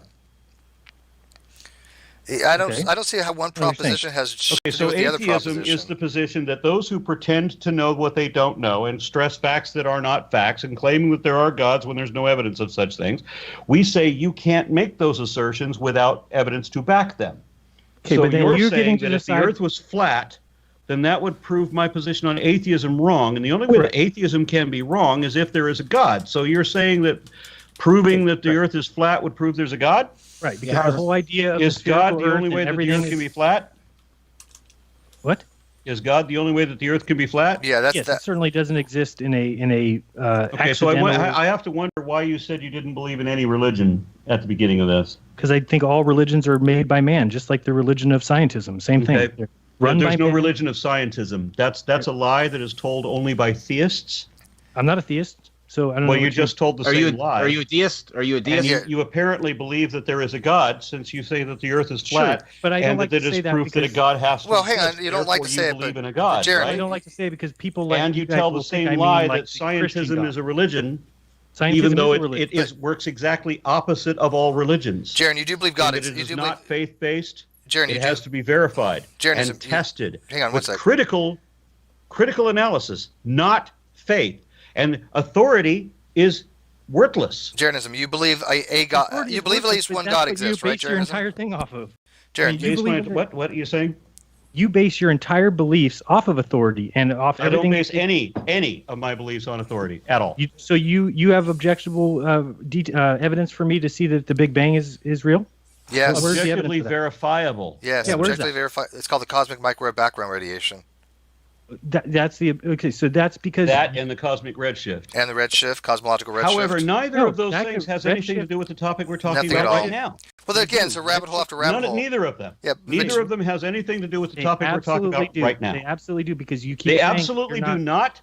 They are a red herring Mm-hmm. to get away from this topic that you can't defend. In a court right of now. in a court of law, We're you talking need to about whether prove- in a court of No, law, Ken- we'd be talking about whether the Earth is a sphere, No, not you where would it came prove- from. You would prove So credibility. we don't and the have to credibility worry is about the trash. Big Bang if The we're talking about credibility whether is the trash. Earth is a sphere. The credibility shows there are in the- even if it was a steady state universe, the Earth would still be a sphere, and we'd still be able to verify that. Steady state, Big Bang doesn't make any difference. Either model, the Earth is still a sphere. Why can't you focus on that? When's the last time a human being took a picture of the Earth? Then, if it's a Okay, sphere, I just want to know. I want to talk to a human Last being time that took a photograph. A human being took a picture of the Earth. Well, that would be earlier this year. But that's part of the conspiracy. Yeah, by and they've reptiles, had I guess. photos from space that people have took for a long time. I have one. No, I said we have one the last full- question, the but I full do. Earth. We do have. The We have. full Why do we have all the red herrings? Why don't we have? Yeah, we have too many red herrings. Why We're are going we to get to still questions. not We're going to get to questions because this is more red herring. Okay, so another question that Sean Hufford asked to Jaron because he wants to know. He said because you said you don't refuse a discussion. He says that you refused the first debate with Red's rhetoric. You couldn't meet his first two conditions and added a final condition that Reg had to show his face. Is that true? Correct. Yeah. Okay. So you wouldn't have a discussion with him unless Red showed his face. Yeah, I don't really appreciate people who don't show. You're not even on camera, and you're. Okay, but I've been on camera many but- times, so. But why does that I matter know- if somebody shows their face or not to the shape of the Earth? I don't understand that. Because that guy, Red's rhetoric goes around cussing people out, acting real tough. That saying doesn't rude change things. his argument. Hold on, can I talk? So when you say rude things to people that you wouldn't say in public, you wouldn't say to somebody in person. Then if you're I'm protected sure by Art the does. anonymity, you can let me talk or what? Go ahead. Okay, when somebody's protected by the anonymity of the internet, then they can get away with saying anything. I don't think it's very impressive. But it doesn't change what he says. It doesn't change the quantity this is and the irrelevant. quality of what he Ultimately, this is says. irrelevant to the entire conversation. It has nothing to do with the topic at hand. Let's get back to. Yeah, you still have to deal with the argument, regardless whether it was said by Charlie Brown or a sock puppet. Right. It doesn't matter. It's the strength of the argument. Exactly. It's the Okay, strength of and- the argument, not the person revealing their face on camera. That Yeah, has and all of no that is relevancy. irrelevant because everybody sees my face and they all know who the fuck I am. Yeah, and Okay, that's good. and That's he's why I'm probably on the with you. exact same way in person. From what I understand, I know dozens and dozens of people that know Arn Then in why real would- life. why And would unless he- you trip, I would unless you hide kick behind on your webcam, I don't know who the fuck you are. Well, you can look on So- tons of videos. I'm all over the place. I'm great. I'm glad that you have tons of videos. I have 500 some odd videos on my behalf, and I'm not, as you are, hated by everybody. No, I've seen it, and you can see me anytime you want. You can go look. You can ask me to turn if I had my camera plugged in, I would turn it It on. doesn't really matter because, as I said, it's the strength of the argument, or in this case, the lack thereof. Okay, and if you don't think that it's that you shouldn't debate anybody, so if somebody came to you and they're just some screen name, their name is I don't know, Atheist Hater, and they come and they want to debate you, and they're just going to mouth off and call you a bunch of names. They're calling you your wife names. They're calling you names. You don't think it's important that they at least identify themselves if they want to go and publicly have a debate with you? What I have stated publicly and what I've posted on my blog is that I won't debate anybody who nominates themselves. Right. What I will do is if a collective of Okay, people but why not? says, Why not? If I'm you- answering their- that question but it's right their now. You're argument. interrupting the answer to ask the question. Your argument that you have to The defend. answer I'm giving you, you're interrupting the answer to ask the question. What I have explained previously in my blog is what I will do is I'll debate anybody if a group of people says this person represents us, and thus by beating that person in a debate, which is the only option, then I will also have beaten them. That is true. That has been a long-standing thing that he's had for quite some time. So here we're gonna be wrapping. Hang on, we're gonna be wrapping this up. So let me leave it with this. Half the audience is flat earthers seems to be in the live chat. We have 880 some odd people watching, and a lot of our Hey guys. Hey guys. I just want to throw this question out Sure. there. I mean, I've noticed that it's a very scary thing that's happening in this country right now. in that we used to have the middle of the road belief where everybody had the idea that, you know, science was something that's real and demonstrable, and you'd be a fool if you were to reject science. But everybody also had this idea that when you die, you somehow go somewhere. And that's been changing. And statistically, right now, we have atheism on the rise in every state, while religion is in a state of decline in every state. But simultaneously, we also have religious extremism on the rise, and that's creationism and that's flat earthism, both on the rise. So the only way that those two statistics can be correct at the same time is if there's a division, and roughly it's between 46 and 52% that people are walking away from science, or excuse me, walking away from religion altogether, and people are walking away from science altogether to religious extremism, including, you know, where you have to deny reality in favor of Scripture. And it's not just denying the age of the earth, it's also denying the shape of the earth. So I have to wonder, what is the appeal of this ludicrous religious belief that causes you to deny the reality that we can all demonstrate? Because it's not a reality like you would describe. You're describing reality as in we experience it. You will never, Aran, experience. It's Aran. No wonder you can't get the shape of the earth right. You can't pronounce his name correctly for the 50 times. Aran. I can verify that to you. Okay, Even hold on a second. for satisfaction, I can prove my position. Okay, because people are living in a place where they've been told what exists outside of them, right? How far they can see, the universe around them, the planets that they see. People actually are trying to go to Mars, that they think it's a good idea to go to Mars, where you can't exist, there's nothing to eat, there's nothing to drink, there's you have to wear a suit. I mean, there's so much ridiculous nonsense that we should be taking care of the Earth first. And yet we should be taking care of the Earth first.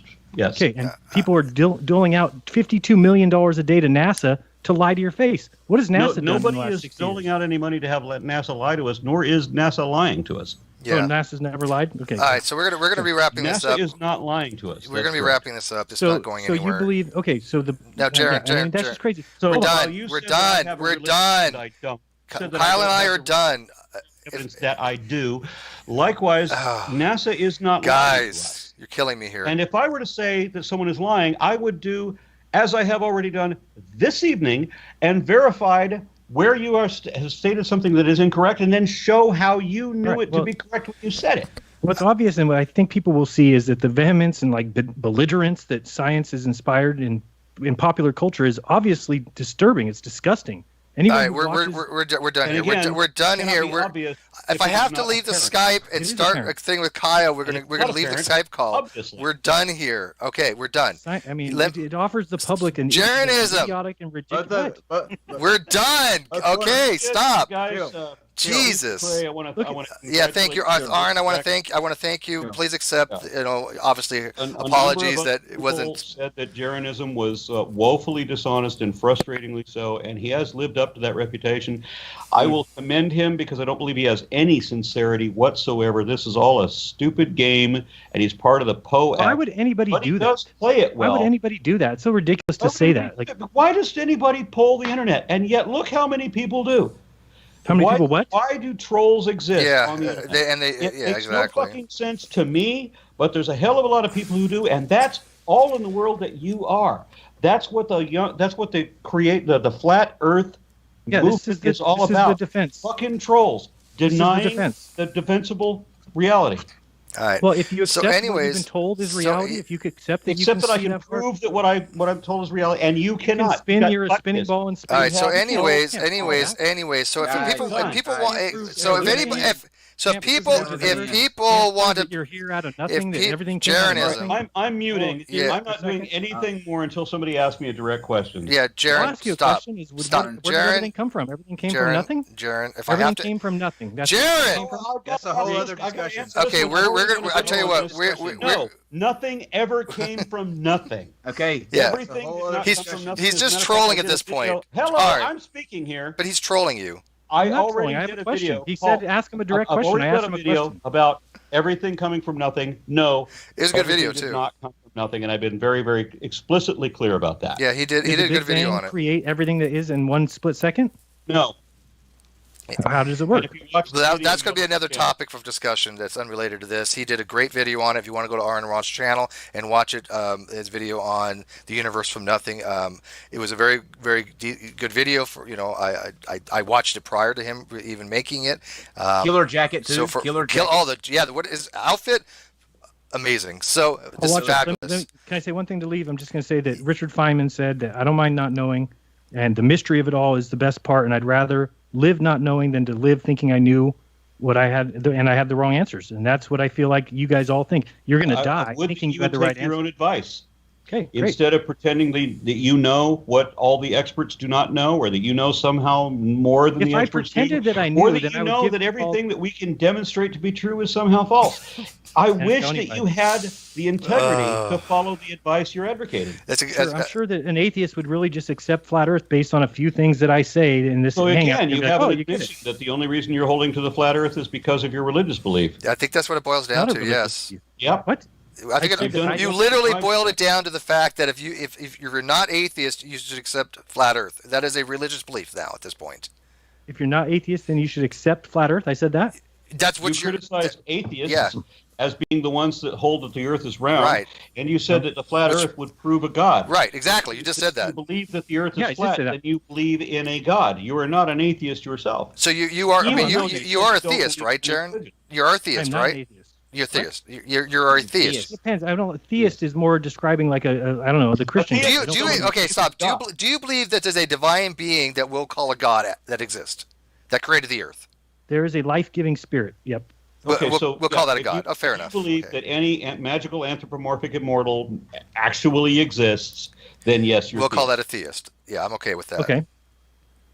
Okay, but I mean, deism is really the belief that God does not. That's fine. Deism is a form of theism unless you're dealing with classical theism. Talk about the subtleties. You believe in a magical anthropomorphic immortal that, by the way, does not exist, and you believe that for wholly vacuous reasons, and you have zero evidence to support the evidence is all around you. And by the way, I just want to throw this out. Around me that the Earth is a sphere and that your God is made up.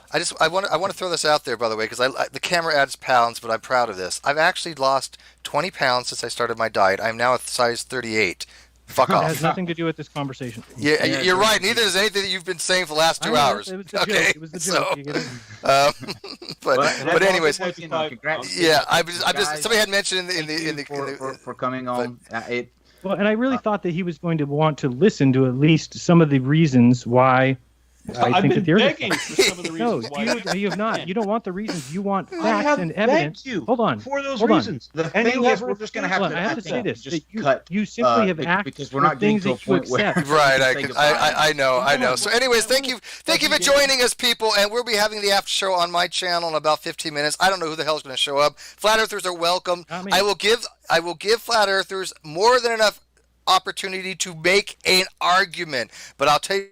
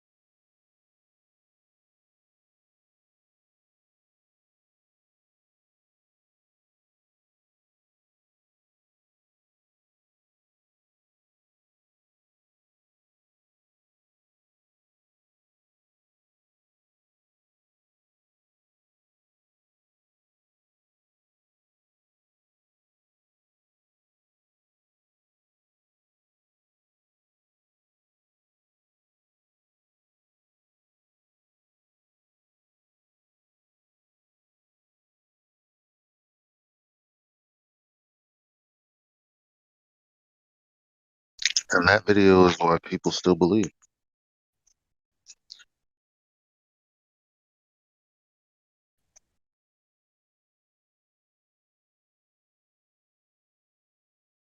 Hey, what's up?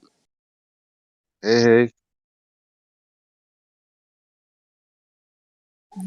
What time is it how's over there? everything? 7:14. Oh, okay. I thought it was too early. Good Yeah, morning. no. Hey, get. Hey guys, did you know that most of the accidents happen in a curvature? So they don't survive to tell the proof when they find it, you know. Yeah. Did you guys hear that the Jaren video that was playing? Yeah, I did. But only the end. I heard the whole thing, unfortunately. Yeah, that it was almost like uh hold on. It was almost like he was the Glover and they were the flat earthers. Like some of the things that they were saying about us, you have a religious belief in. Where's the evidence? I don't want to speak about all these other things. I want the direct evidence, blah, blah, blah, blah, blah. It's so crazy. Yes. Like, but I'm sure people have seen more of that. And I can understand why they're still where they're at. And and I can also understand how they would come into our Discord thinking what they think until they talk to us. It makes sense if everyone is coming off of that kind of stuff. Yeah, Well, he kept asking for the objectively verifiable fact, the Iron guy. And I'm just like surprised because he thinks that NASA and everybody else is telling the truth when he himself can't objectively verify it. It's just like the irony just doesn't make sense. Yeah. Just they see a bird on the fence. So go ahead. No, sorry, I was just jumped in. I thought I'd say hi, guys, and yeah, it Oh, just proves hello. it just proves that there is no debate in these Globers. The programming, the indoctrination from whatever, it's just there, is it? There's no debating them. But I feel like he should have done well. I can't say he should have done better because this was a different time. So, maybe it's just, the development of the conversation now that I'm like, come on, you could have did better than that. And that goes to show, even with all your knowledge, because I'm pretty sure he had the quotes that tell us we've been lied to. He was trying to get them in there, but they weren't accepting any of that. They only wanted to deal with direct evidence. And that's the one thing that most of that we couldn't really talk about until now. Well, it's like the argument that Jerinism came up with, which they shot it down straight away. They wouldn't even come up with, apart from blaming refraction rubbish, about the fact that we can see too far. I mean, they came up with the argument of the refraction and everything, but I mean, logically, we can see too far. We can. I mean, they're saying that. Well, they even admitted, didn't they, that the bottom of, say, a mountain or whatever will disappear. But then again, you've got low atmospheric sort of like density that you've got to see through.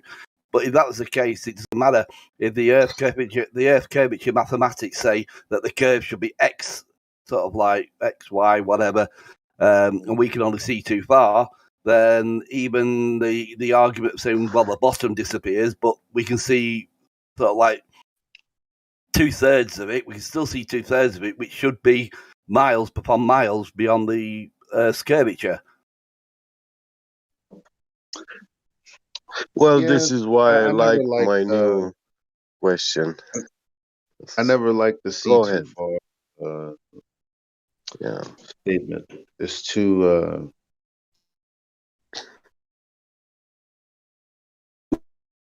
In the last days, I like to ask them, AOL. why do I might be robot. I am robotic? Maybe. Mic check.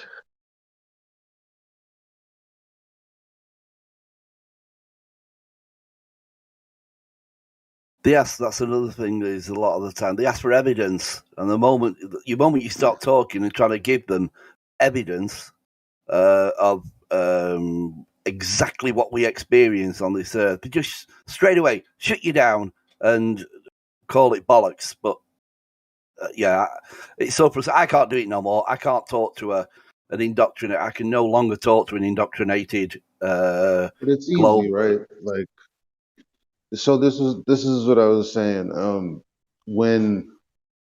When like that took when that part of the conversation was happening, right? And he said, well, you know, the buildings or whatever, whatever is is obstructed by Earth curve. Um, the first response for me is because of what? Because of the geometric horizon. It's obstructed by the horizon, right? Because that's what it would have to be beyond to say, okay, I can see this tall structure beyond this point. That's the whole point of it all. And we already have an argument that just complete it's not even an argument. Well, I guess it is, but um at at least to be very simple with it, it's like, well, there's a claim that the horizon is 1.2 times the square root of the observer's height. No, it's not. That's it. No, it's not. Yeah, it's not. Why And does it that's why I matter? like Because to. that whole formula is based on the geometric makeup of whatever they claim we live on. So that's the consequence of that. But we don't see the consequence of that. So sorry, go ahead, Gabriel. Mm. As you were saying, it's not the curvature that's obstructing our vision. And that's why I like to ask them, why do air refractometers, these devices, they precisely tell us at what distance the horizon is and at what distance things start to disappear from bottom up. These devices are called air refractometers. Um, in most cases, they call them also atmospheric refractometers. But yeah, this is my personal choice to call them air refractometers. So, and they have these instruments at weather stations, but not many people, even the workers there, not all of them know what those instruments are and how they work. You know, they are very much like Michelson-Morley interferometer, pretty much the same thing.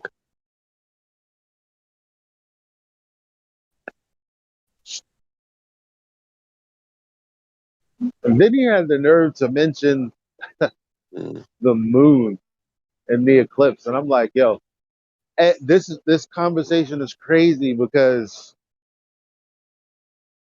that's the far the progression has happened. We went from them able to have conversations like that to if they came in here like that, it'd be over. And Yeah. like it wouldn't sound the way it just sounded when they were talking to Jared. It would sound completely different. Yeah. Asking for direct evidence would bite them in the ass. Like for instance, it's like, okay, this mariner has traveled this distance using a sextant. How does the sextant work? Yeah. Oh, they don't know that. Triangulation. Also, How is the Earth flat? heliograph Because of celestial communication. navigation. That's it. Yeah. Or heliograph communication, communication with light signals using mirrors. That's how they used to communicate, like before the telegraph. You know, even in the times they had the telegraph, actually the heliograph was much cheaper and easier.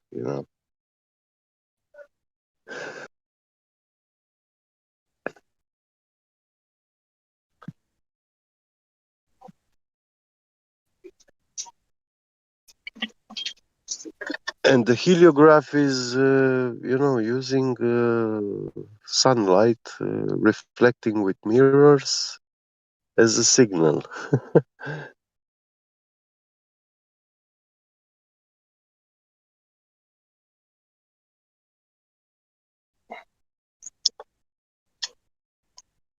They're such simple devices, and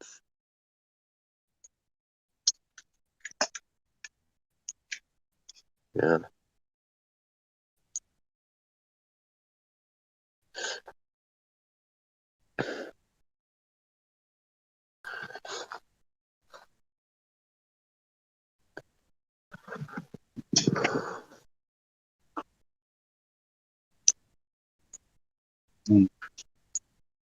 I posted yesterday a map. They had in Arizona this heliograph system of communication. It was covering like the whole state. So all the cities were communicating.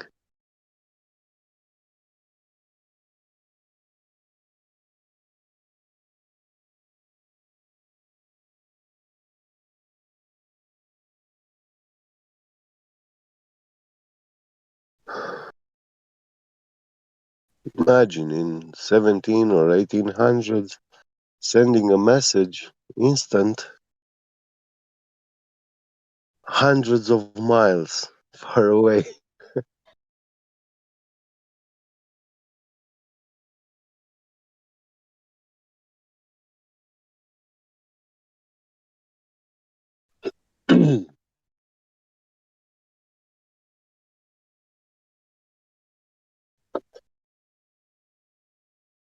We think that without internet we wouldn't be able to communicate, but we actually were capable.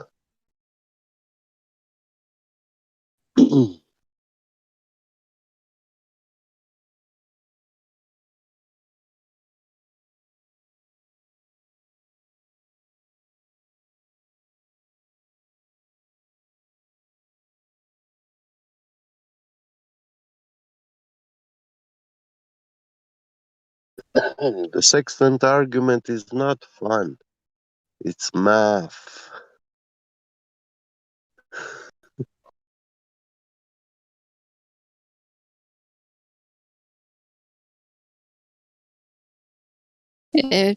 For what Elijah was saying earlier, it was pretty frustrating to listen to the debate. Not gonna lie, because I'm not sure how old the debate is, but some of the arguments that Jaren was using could have been a lot better. Presented, laid. Yeah. Yeah. Yeah, I see this to Jaren. I mean, when he's making videos, he's very well structured, presenting information and stuff. But when he's debating with someone, he doesn't bring like all that weaponry, all that knowledge. It's like, Well, yeah, supposedly this video, it was supposed to be just a flat earth discussion, not necessarily a debate, so it wasn't structured as one. But they were just interviewing him. Like he just kept asking him question after question, and like if you heard the first half of the discussion, it was about planets, and basically he just kept asking, okay, so then what are planets? You know, Yeah. I don't But know. It just if could it have was been better. supposed to, This if is it was supposed a to be a nightmare flatter for them discussion, to real quick, demolish the planets. Go ahead, Elijah. if it was supposed to be a flatter discussion, I mean, well, again, I'm assuming the video is old. Like, he's saying we see too far is not it. It doesn't tie it Yeah. to the globe at all. Well, I mean, when they say well, yeah, it does, but it focuses on more how, I don't know, things can be projected over the horizon. It's like, well, if the horizon is the thing that's in question, then we should just talk about that. But the video is old, so it's like, okay, whatever. But again, like you could just he try. Well, I mean, he see if it were Indio speaking about the laser test, that would be different. Indio would have brought Yeah. information. He didn't do Yes. any of that. Yeah. Yes. Yeah. All That's in what, so I all, just checked. It's about 3 years old, the video. So I mean, it's he knew better is what I'm saying. Like he could have brought some good material to the discussion rather than just saying just random things. I feel like he was just not prepared, or I don't know what he was doing. But this is what I wanted to say, that to say we can see too far to the globers, I mean, it's silly, you know, it sounds silly for them and for us too, without presenting anything before that. I mean, this phrase line fits very good after the Black Swan argument. After. But not before, you know, because it puts their minds into the dark, you know. It just shuts them. It's a phrase that shuts them down. It's well, supposed to do but that. Yeah. I don't think he needed the Black Swan because there were other materials way before the Black Swan that presented the fact that we see too far. I don't know exactly what year or when the pictures of like the long distance photography came Yeah. about to the argument, but he was also saying that we see mountains like being supposedly on the glow models being refracted over the curvature over a physical, it's a non-physical object. I Okay. mean, So. being Yeah. refracted over the Yeah. physical horizon, right? He was saying Yeah. stuff like that. So, I mean, he could have. I don't know. I think it's easier for us to sit back and like dismantle his discussion, right? But it's It just would have been frustrating.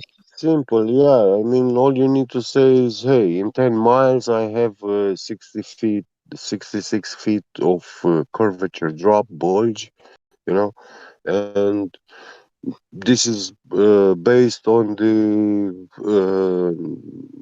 values which they gave us, you know, their radius. And yeah, they have to explain geometry or refraction, you know, something, but they have to. Mm. I thought he said we can see too far just like that, naked, you know. Yeah.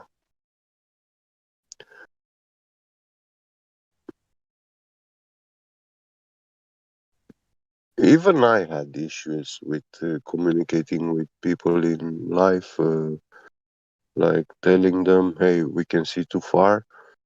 They didn't understood what I say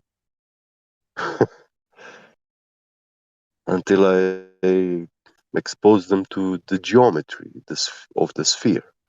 And yeah, we started to have a baseline agreement, and then from there, yeah, they saw there are some discrepancies, big ones, and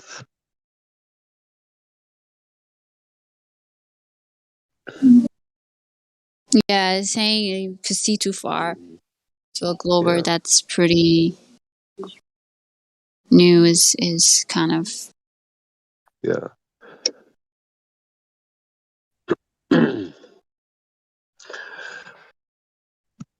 The hardest to debate Glober is my dad. I'd asked him where the National Geographic measurements are and where they started and where they're at live, or with time-lapse photography.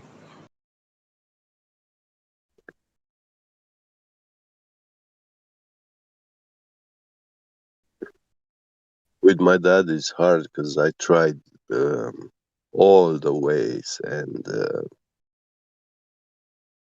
he's very philosophical, but also worked as a metrologist.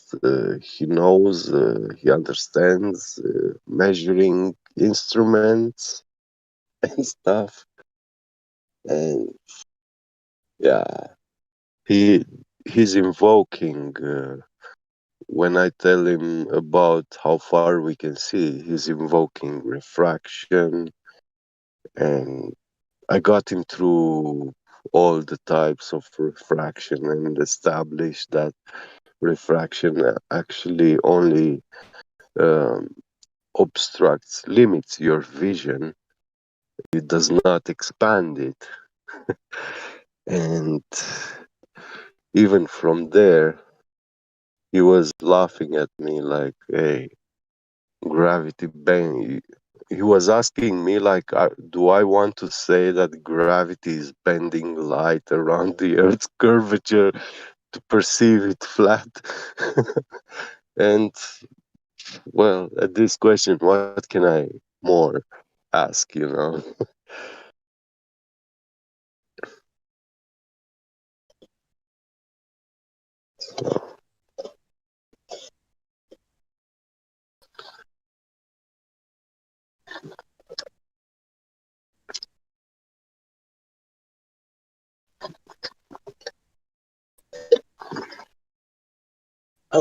Time to go to work.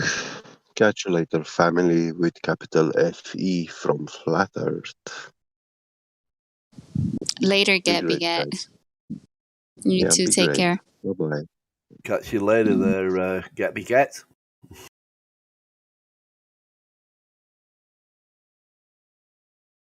Another one, guys. Another one. If we go going back to the debate there. Well, was it a debate between Aaron there and Jerinism?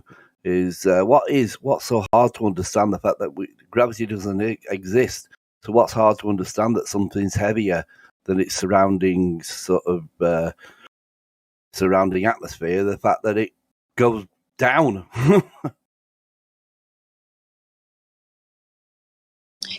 Yeah, if you caught that part of the debate or the discussion, he says, Aaron himself says, oh, so the helium balloon goes up because the air doesn't support heavier things, but it can support the helium. But gravity is still there. So what is your explanation for gravity if not gravity? It's just so dumb. Well, gravity. I mean, even Neil deGrasse Tyson, doesn't he? Says, "Oh, I don't know what gravity is. I don't know what it is, but it has to be there because the atmosphere or the universe is made up of 90% dark matter, and the fact that it's got to be there, dark matter's got to be there for gravity to exist." Now, that's just words to me. That's just a load of bullshit. At the end of the day, what is no simple than the fact that we're living on a flat plane, and what is more simple than the fact that something is heavy And if you want to use the word mass, then use the word mass. I mean, people refer to mass attracting mass, and well, at the end of the day, I don't believe in mass attracting mass. Mass is mass. Mass is the size and the weight of an object. And the fact that that weight, the mass and the weight of that object is heavier than the surrounding atmosphere, the fact that it's going to fall through it, it's simple. It's going to fall down till it comes to something solid that's going to stop it. What's so simple about that? The fact that a helium balloon or anything lighter than the atmospheric pressure or the atmospheric surroundings, if it's lighter than it, then it is going to float. I mean, what can be more simpler?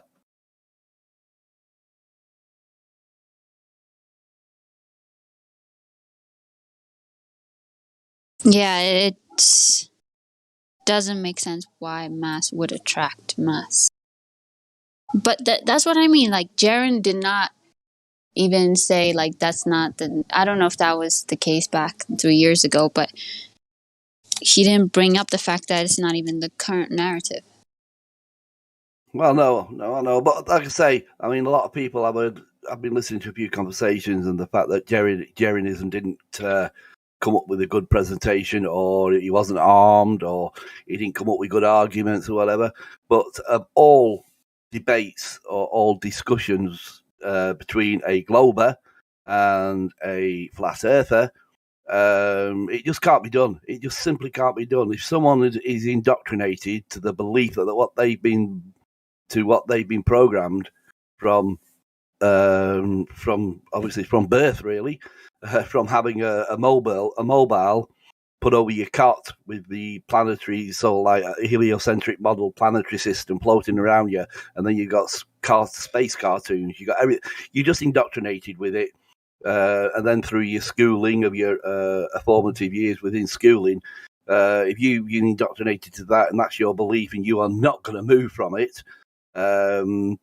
You've got no inclination on even sort of exploring any alternatives, then having an argument with that, or a discussion even with that type of person, is just impossible. That's what I've learned. It's just absolutely impossible, because you just get shot down left, right, and centre, and it's just pointless, and you get nowhere.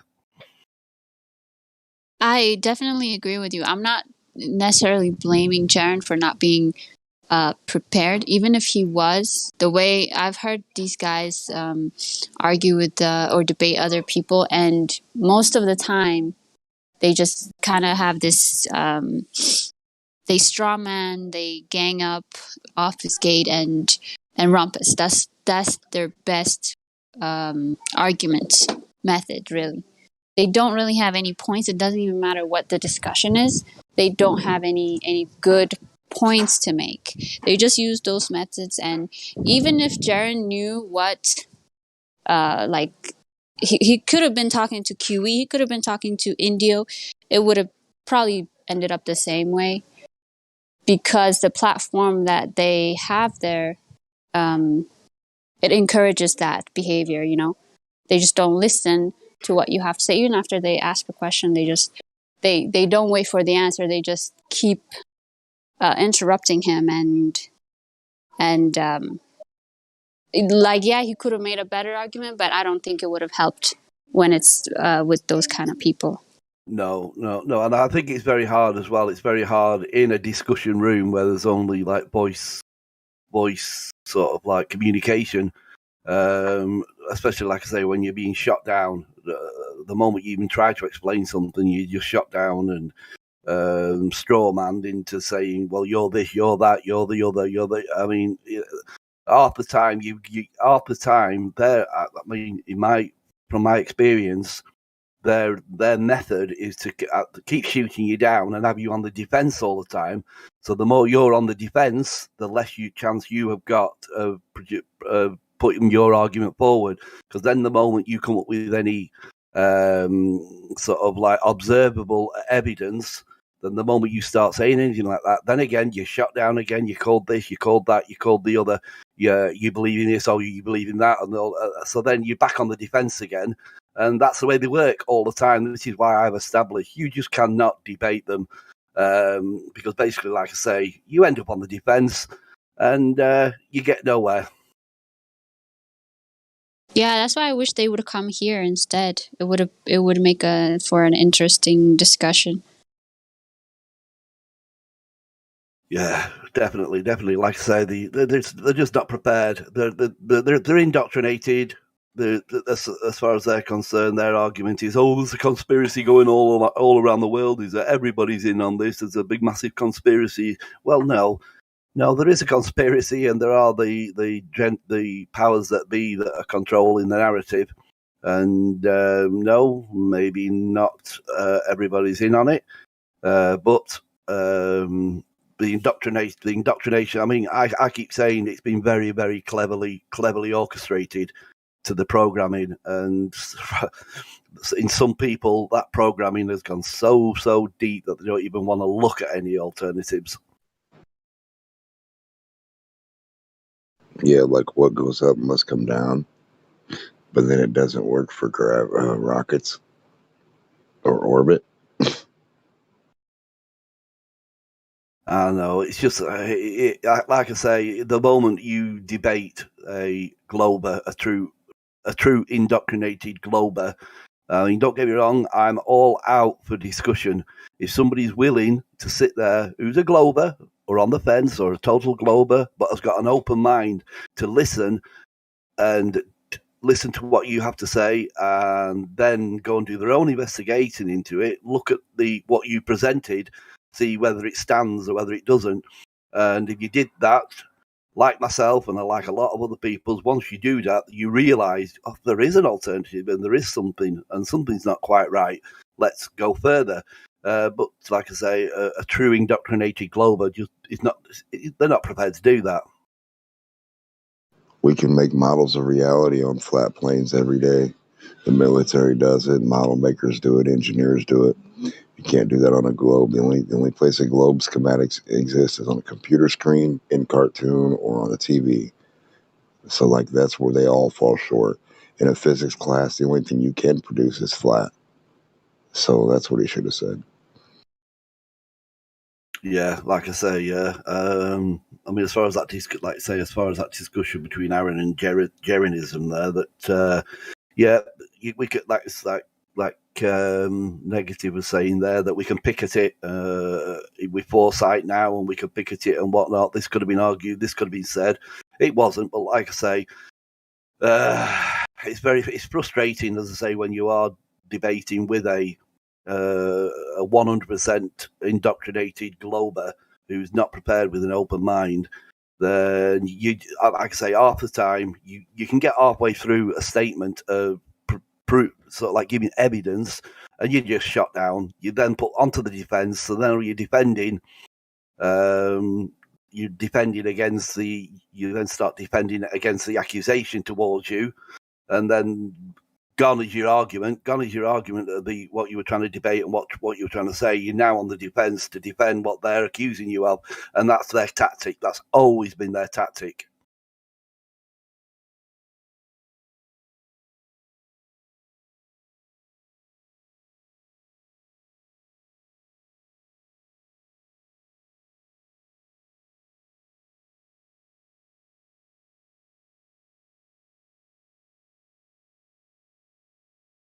That is true.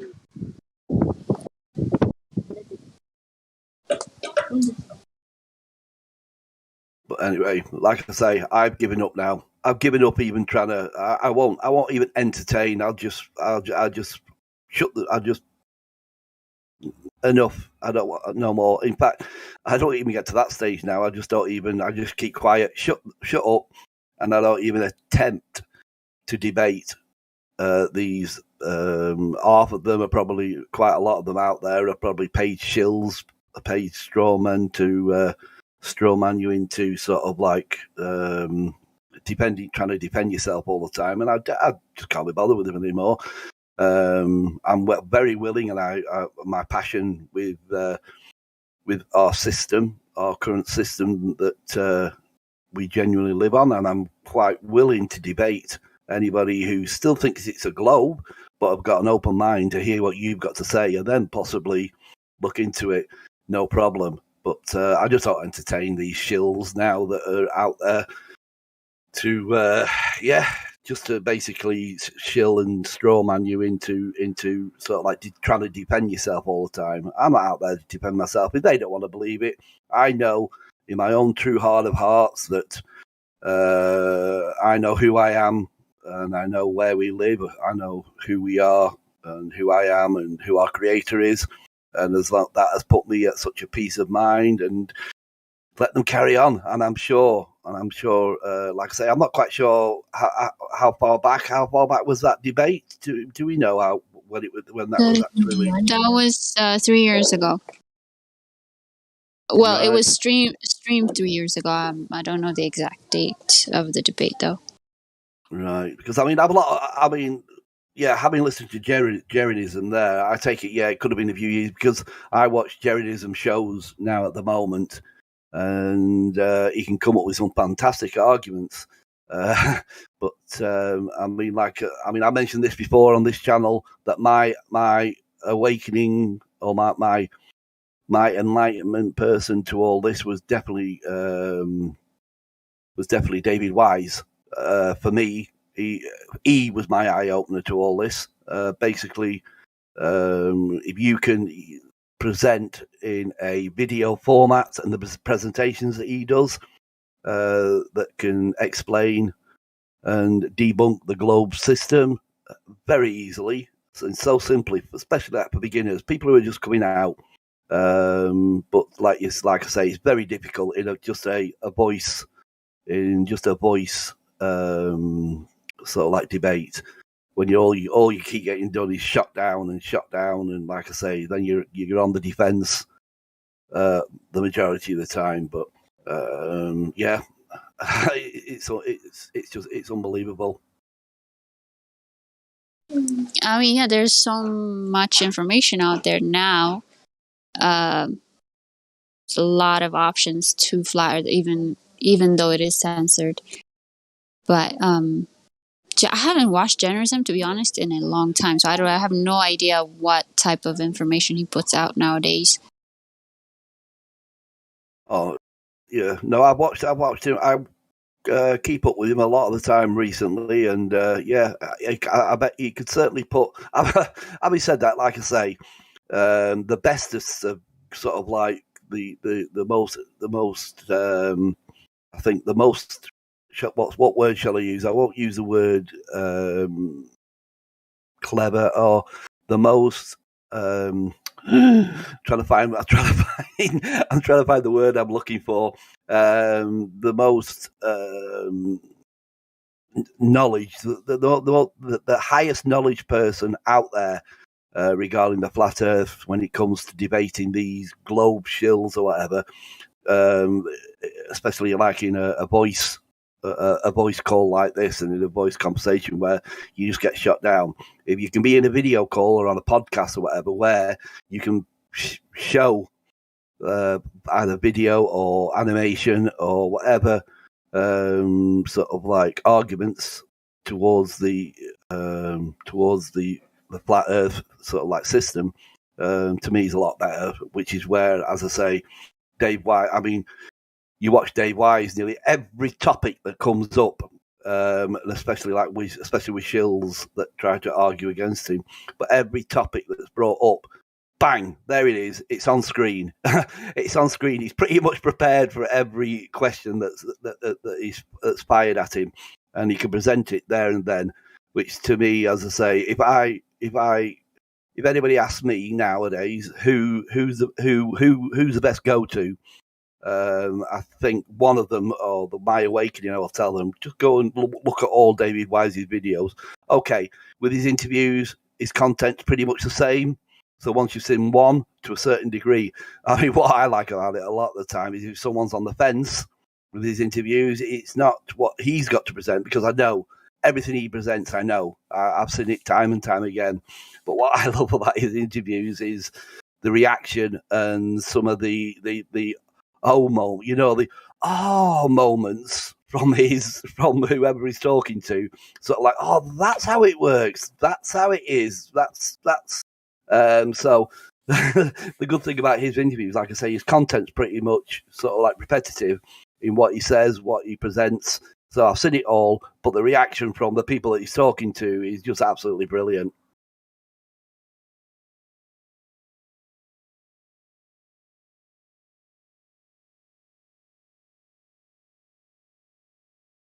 Yeah, I do like his contents as well. Um, I would say that it's horses for courses. That you've got different individuals for different um, sort of skill level of the listener. So your Mark Sargent is someone who kind of just gets people curious. And DITRH is someone who takes someone from a very entry level to about moderate. But then if they want actual facts and detail, then it's like a Nathan Oakley or a Whitsett Gets It in terms of being able to view all the facts offhand, you know? Definitely 100%. I 100% agree with you there, Solar. I want, 100%. That's why I said that. This is why when people are on the fence or are open-minded to learning about that's where I direct them, because like you say, everybody's got their own level, and some levels, if you try and introduce people to some levels of what some people talk about, that it's just too much information, too much to. But yeah, I totally agree with you that I direct them to Dave, basically because he's there on the basic level. He's there on the bottom level explaining. Yeah, I found that Dave, he helps me at least get people questioning. If I send them a DITRH video, then they sort of come back really interested and want to talk more. But like you say, certain other individuals can overwhelm. And it's very much about understanding where your listener is. You know, a lot of guys want to talk at someone rather than talk to someone. And if you can identify that the person you're talking to is not going to be one of those fact reciting little robots and just wants to understand it from a common sense perspective or a logical argument, then talk to him as such. But we all have our favored, the necessary antecedent for X, Y, Z, and everyone's getting stuck on what does antecedent mean. You know, they sort of stuck at the beginning of the sentence, whereas you could have just said a requirement for this is. So just talk to the person on their level, you know.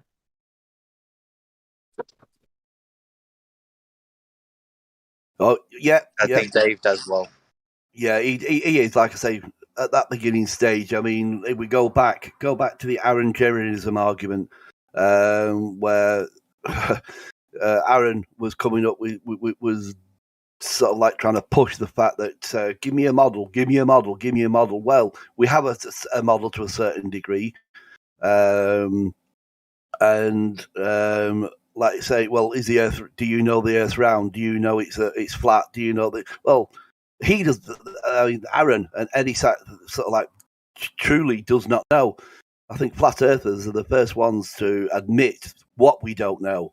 And we're there saying what we do know and what we experience in day-to-day life, even, and what we experience on this plane, and what we can scientifically. I mean, they also say, "Oh, you don't believe in science?" Well, no. We work with science. Flat earthers work with science. We certainly don't work with pseudoscience, but we work with science and mathematics. Which, again, mathematics. It is the Earth system that we, in my point of view, anyway, the Earth system that we live on is maths, and that's it. Basic maths, basic divisional multiplication and subtraction maths. Nothing more. You don't need all the all these difficult equations and whatever. As far as I'm concerned, anyway. I mean, probably I don't know. Is that probably down to the fact that I'm not a mathematician? I'm not good at maths in any way, shape, or form. But I understand the maths of a curvature. I understand the maths of distances. I understand the maths of sort of like what can we see at a certain distance, with the sort of like capabilities of our eyesight as opposed to the capabilities of the sort of like telescopic telescopic ability that we have now, because as far as I'm concerned, our optics have outgrown their lives. Distances just do not make sense, whether you talk about distant planets or distances across the flat plane, and it all just makes perfect sense with just absolutely basic maths. Yeah, definitely. I also think spatial reasoning is a big factor. You've got to be able to use your mind to see things in your mind's eye. And most flat earthers, if I describe something to them, they can follow along.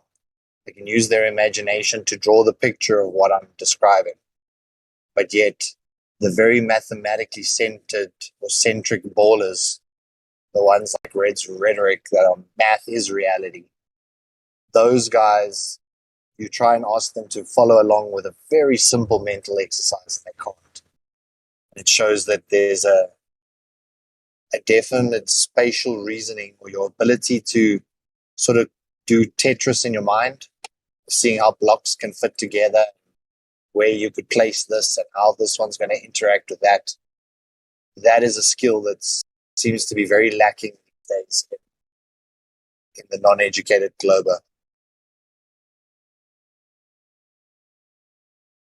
Yeah. Oh, most definitely, yeah. And that's what I mean. And another thing, what the word you've just used there, educated.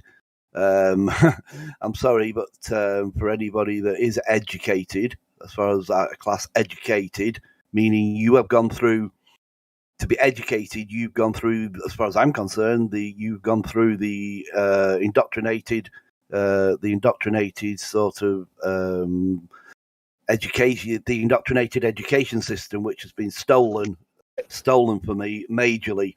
So I never confuse, and I physically experience this myself. I have family, I have relations who are educated, very well educated, in their field, and taking nothing away from them, they've learnt.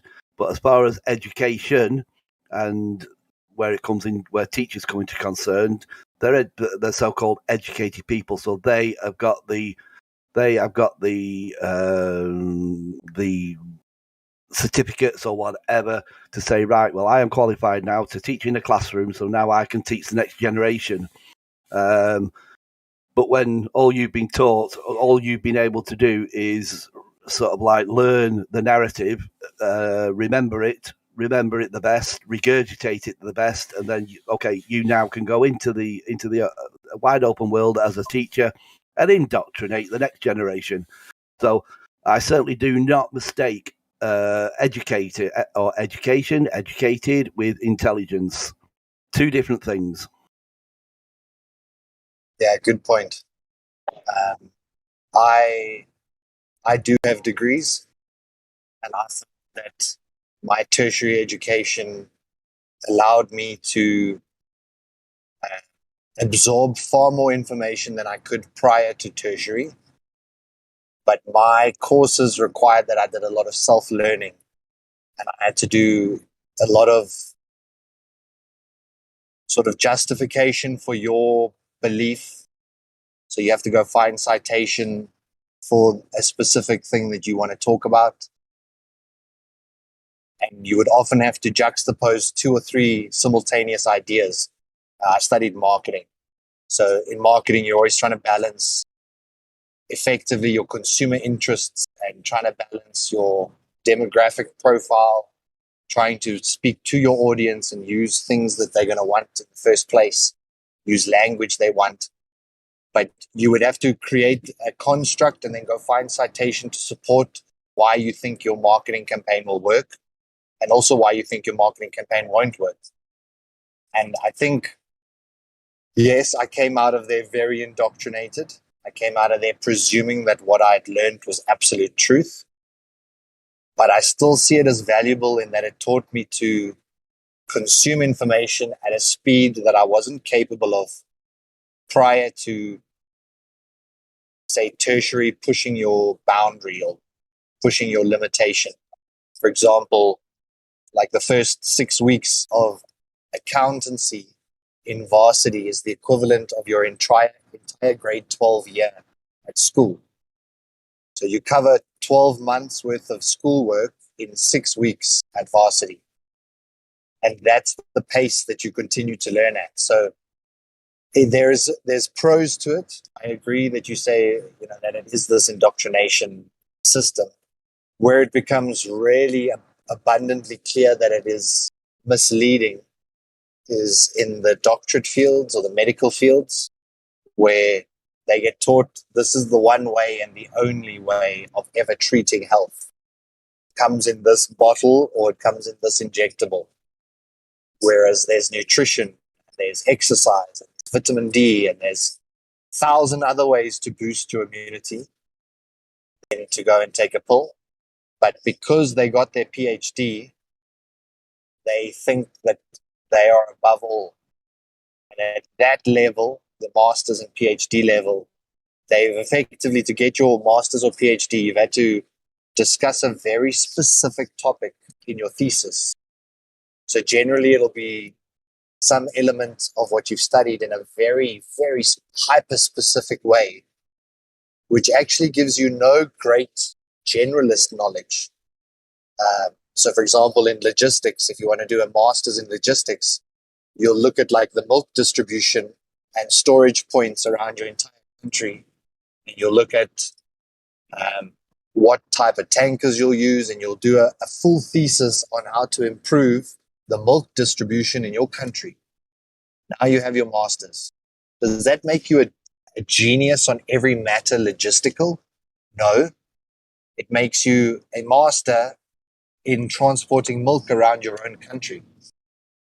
So these people with these really hyper-specific degrees think that they're a generalist in all things, that PhD applies across all spheres.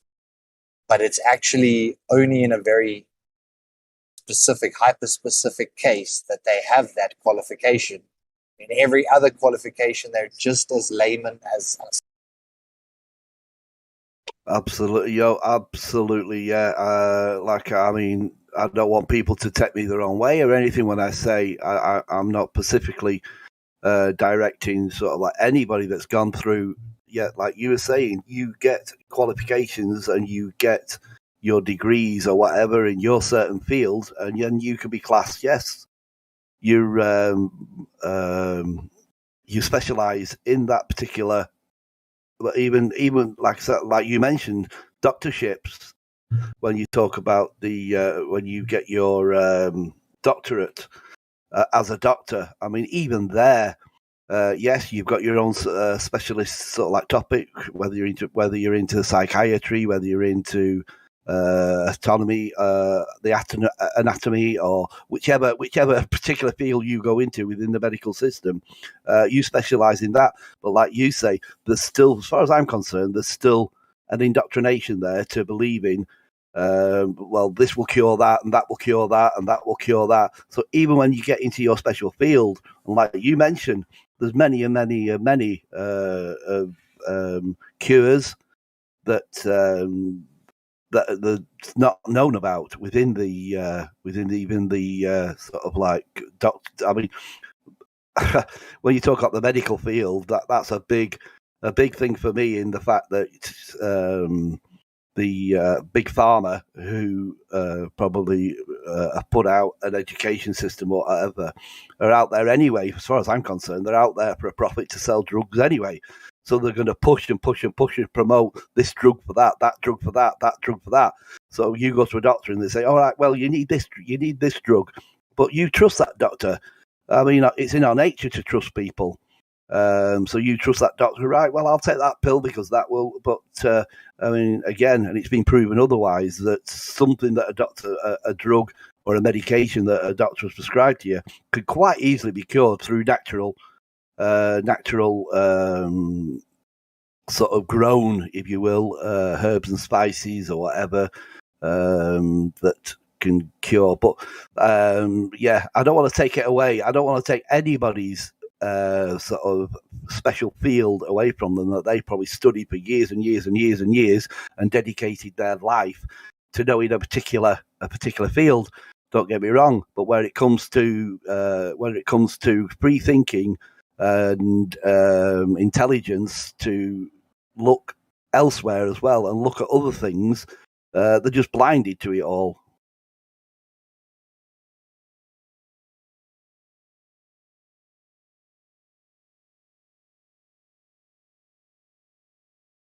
Exactly. And it's that indoctrination that you talk about. It's like, I was just thinking now while talking, the teachers or lecturers are your arbiters of truth. They put a tick or a cross next to all your answers. Absolutely. And you're either factual or you're incorrect. And with a swish of a hand, they are the final authority. And I bet if any one of us went to one of our teachers now, we could spin circles around them in terms of getting them to contradict themselves. Yeah, but yet yeah. they were the arbiter of truth. Like, come on. Yeah, I've sort of like you know when you theorize as to sort of like getting back into school now and knowing what I know now and getting. I mean, I've got at the moment now I'm with my partner who has got a 13-year-old child who, again, when I ask him questions and whatever, and the majority of what he comes out with, yes, is the indoctrinated rubbish that he's taught, and I'm trying to now instill into him that he needs to not just sit there in class and accept what's been told, but to be able to argue if what I've told him contradicts what is being taught, then respectfully debate it. I encourage him. I encourage him to. I mean, in fact, he's been told off a few times that, well, this is it, isn't it? In the classroom, you've been indoctrinated from 5-year-old when the school system has grabbed hold of you and you've gone through. So you've been indoctrinated to obey orders. Now, me at school, I was never like that. I had a problem with authority, which a lot of people, most people do. But at the moment now, you're told, aren't you? You're ordered by a so-called teacher who supposedly knows what they're talking about. You can't go to the toilet without putting your hand up. You can't stand up without putting your hand up and asking permission. You can't do this. You have to obey the bell. Oh, you can't go out until that bell sounds. Now you can go out. Yes, right. So you're indoctrinated to all this so-called control and obeyance, which I never was personally, but the vast majority of children, like we say, are indoctrinated to this belief of sort of authority. Because I mean, ever since I become awake to the true nature and the amount of rabbit holes with all the conspiracies. I mean, for me, this world is just one conspiracy. It's just one lie, great big lie. And I'm still going down rabbit holes that I probably never ever get out of. And to be awake, and people, I mean, I try and talk to people with this. Some people are understanding of it, but a lot of people say, well, how can you be so free? How can you be so, if all this is going on in the world, does that not frighten you that these things are happening and whatever? Well, no, I'm freer than I've ever been, knowing I know the corruptness of this world. I know what's going on. I mean, they say ignorance is bliss, isn't it? Well, as far as I'm concerned, I'm not ignorant to anything. Well, I'm not saying I'm perfect and I know everything, and there's probably a lot that's going on that I don't know about. But I'm certainly going down all these rabbit holes. But the way I feel about this, what I know is so free for me. I mean, my life's pretty much spent. I'm now at that age where it wouldn't bother me if I popped my clothes tomorrow. But the freedom and the freeness I feel in my soul, knowing who I am, where I am, and who our Creator is it's amazing. It's absolutely amazing. I feel free. I fear nobody. I fear nothing. And this is what they don't want you to realize, that you are yourself, if for want of an expression, and the schooling system just knocks that right out of you. And you've got to be in fear of this, you've got to be in fear of that, you've got to be in fear of this, or this could happen, or that could happen, and you're just indoctrinated to it. And that, to me, like I say, and my 13-year-old stepson, who, like I say, he's 13-year-old. I mean, don't get me wrong, I'm not expecting him to be enlightened to everything that's going on at 13, because all a 13-year-old wants to do is play their Xbox, mess about, kick about, or whatever in the playground with their mates. That's their life, that's it. But gradually, I'm trying to teach him to question everything. And yet, like I say, if what I've told him contradicts what he's been taught at school, with respect, I have told him to question it. Question everything, but do it with respect. If anything, I want him to grow up with respect for his elders and his peers. But in the same way, he needs to question everything. And as far as I'm concerned, that's what's needed. Because I fear for future generations if this continues. Yeah, it's such a crucial point that about questioning. I'm also raising my children that way. And then it makes it inconvenient for you as a parent because they're going to question you too. You've got to be willing. Bring it on, I say. Bring it on. Correct. You know what I mean? It's a lot of people say, go out and question, but don't question me. I'm your father. I say the truth. Therefore, accept what I say. My daughter yesterday, she's much younger, about 8. But they're learning about the solar system. She came and asked me, and she said, teacher says the moon is like this far away, and she showed me the picture. She said, but the moon is always in the blue sky. Dad, I always see the moon in the blue sky. The moon must be in the earth, in this place. And then the teacher told her that the sun's at the middle and the earth goes around the sun. She said, but Dad, to me it looks like the sun goes around the earth, like the moon goes around the earth.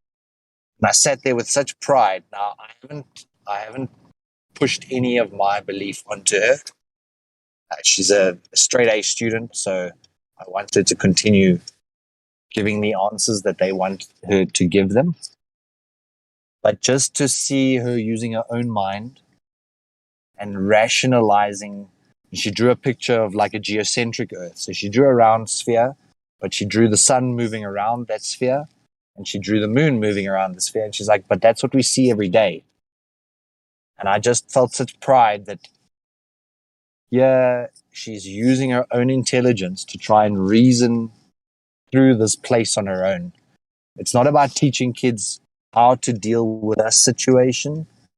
It's giving them the tools and the skills to deal with all situations. Oh, definitely. I mean, the biggest thing for me is the education system at the moment. With the sort of like the falter of it is the fact that kids these days are not taught. I mean, the education system now are more into teaching sort of like how many genders there are, and sort of like what gender are you? You don't have to be this gender, and the crap that they're trying to instill into kids of today. Where, to me, I mean, shouldn't I mean, this is what I talk to, I say, my stepson about, and I try and teach him the ways of the world. I mean, we had a not so long ago, we had a 1-to-1 Zoom when all this crap was going on, and we couldn't go into school for the usual, your school day meeting, your school parents' day, where you would go and talk to the teacher about the progress of your particular child. This particular interview was taking place over Zoom, and he was coming out. He started off with Jack's he's getting this in this. He's getting this level in this, and he's doing this in this. He's got all the scores he's got in that, and I shut him down. I said, sorry. I said, I don't care. I absolutely do not care. And Jack's on the understanding. I don't care about his sort of education, his abilities, or his academic results. I don't care about his academic results. At the end of the day, if he does his best, do as best as he possibly can, I don't care about his academic results. As far as the school's concerned now, because I mean, this is what I literally told the teacher, that I don't believe you're teaching the right stuff. You're not teaching life experiences in school to deal with life. You're teaching a load of crap. I said, but I instill into my stepson respect his peers, respect his teachers as an adult. And if he's going to debate something or sort of like question something, then do it respectfully, question it respectfully, and then nothing can come back on him. And that was what I said to these teachers. Like, and they were a bit taken back. But like you were saying there, if I could go back with the knowledge that I've got now to a school classroom, oh yeah, I'd bring it on as far as I'm concerned. if like I say, if my stepson comes out with something in class and the teacher disapproves of it, then I've told him to, obviously, whatever goes on in the classrooms at the moment, that I want to know about it. If that means me going into school and arguing that particular incident and putting my facts forward, then so be it. But education, it's just not. I mean, are kids taught these days how money works, how money was created, how does money work, how does the current sort of like monetary system work? Are they taught that? No. Well, it's something you deal with every single day of your life. You deal with money. And we all know where they're taking it, to this digitalization of cashless society. But is that taught in school? Are they taught that we're heading towards a digitalized society? And what does that digitalized society mean? What it's going to involve? How you're going to get around about it? The options of dealing with your savings or your earnings, or how to look after your own money. Is it taught? No. And these are just the simplicity of things that should be taught in school that are not. What are they concentrating on? Like I said before, what are they concentrating on? They're concentrating on your gender. What gender are you? Oh, there's all these genders now. Which gender are you? Just absolute rubbish. And like I say, it's the education system for me is so corrupt. It's unbelievable. You know, I agree 100% what you just said. I just still see learning, just the actual fact of learning, irrespective of what topic it is. It's kind of like growing a muscle, that if you pick up a 5 kilo weight, eventually you can pick up a 10 kilogram weight, and eventually you can pick up a 20 kilogram weight. And the more that you practice that, eventually you'll be picking up 60 kilogram weights. It's the same with the mind. And the mind needs deadlines to apply itself. So I wouldn't say that all results at school are meaningless or futile and it's irrelevant what he does or what my daughter does. I still set little milestones and little goals with them. Obviously, they must set it for themselves, because long term, you have to learn to self-motivate yourself, to spark yourself into action. But the ability of learning and then learning on top of the pre-existing knowledge and then learning on top of that knowledge is crucial, even if it's fallacious bullshit indoctrination for now. That skill of constantly absorbing more every day and trying to achieve an A, or, sacrificing a little bit here to do a bit better there, is like a real life lesson. So I agree that the information is fallacious, but I still think the act of learning is like doing 20 repetitions for your bicep. It's building a muscle that you're going to need later. So still encourage your stepson to try and achieve the best result he can. And because it's kind of like learning to climb a tree. When you first climb it, you can only climb to this branch. And then later on, you set yourself a goal to climb to that branch. And then at some point you can. And that's like how we motivate ourselves through life. So it's a good thing to have small little milestones that can be reached along the journey, even if the information is questionable. The simple act of, are you able to learn and recite something that was said to you or something you read? It's a valuable skill. I agree with you 100% on that one. Yeah, the idea of progression and like you say, the ability to improve all the time. I mean, the fact that I go on about the indoctrination system at the moment. I mean, he's come on many a time when he said, "Oh, well, this is," and I said, "Well, did you question it?"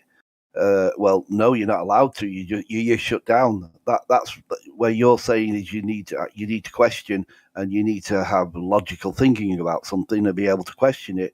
Schools don't allow you to question. It's sort of like their way or the highway. I mean, if you don't go along with the narrative that a lesson is supposedly programming you into, you can't question it these days in school.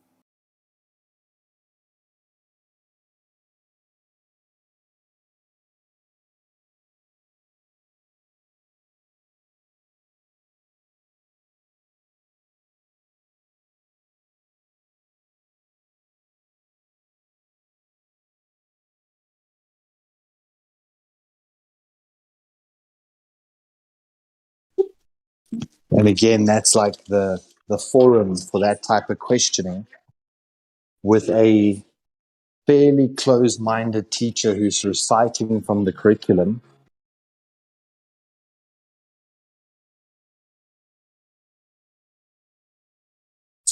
Sorry. With a closed-minded individual who's just reciting from a curriculum, that's not exactly the open-minded individual that you're going to have discussion or a debate with. So, exactly. Yeah, exactly. But encourage them to come home and speak to you, who is open-minded enough to be able to discuss that type of a topic. And for me, I like to present the options. So I show them, this is what the school is saying, and then I show them what I think it could be, and then I try and even show them a third option or a fourth, just to get the idea into their head that there's not necessarily this one size fits all. And if they can grasp that, then at least when they hear something else next time, they'll think, well, could there be another explanation? Isn't there an option B or an option C? And at least if they've seen many times where there are an option B and an option C, they'll never fall for there's only option A. End of discussion.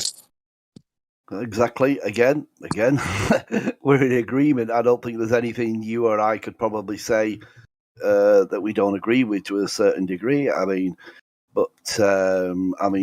you've just hit it on the nail there. To be able to be open to options and look into other options, whether you agree with them or not. You should be of an open-minded to sort of like investigate, to look into these different options. But when you talk to, if we're going back to the shape or the construct of the Earth system that we live in, the general population of globites who are indoctrinated to the globe system, the majority of them are not open-minded to seriously looking at alternatives and then saying, well, does that work here? Does it work there? Does it work? You know what I mean? And discuss it but when you, it all integrates into one at the end of the day. I mean, like I say, I'm aware of joining all the dots, and when you do join all the dots to what's going on, then you then become more enlightened to looking into this, looking into that, looking into the other. Does this disprove that? Does it disprove that? Whatever. But be logical and free thinking as to other options. But the fact that our history books have been stolen when the Rothschild sort of educational system overtook probably slightly just over 100 years ago, when the all our history was changed. Through the last what we're going through now is what we went through probably 100 years ago in 1920 or whatever, when again we had what we call now the Great Reset, or the New World Order, whatever you want to call it. The fact that when you go back in time, which is a big thing for me at the moment, I'm looking into ancient history, into the Tatarian civilization, and how much we now are sort of like, we're supposed to be at the pinnacle of knowledge, and yet you look into, I don't know if you've done it yourself or you've looked into the ancient history, especially into like the Tatarian civilization, and how advanced the civilization was then to what we are now. It's ludicrous.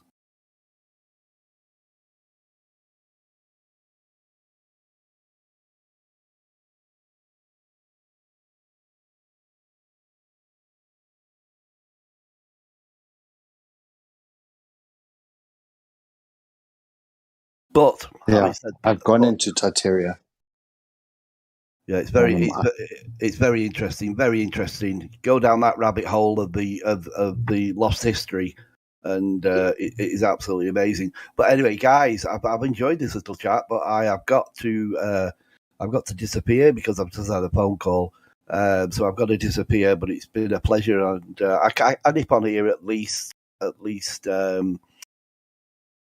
for a little session most days, and I well enjoy the conversations I have on here.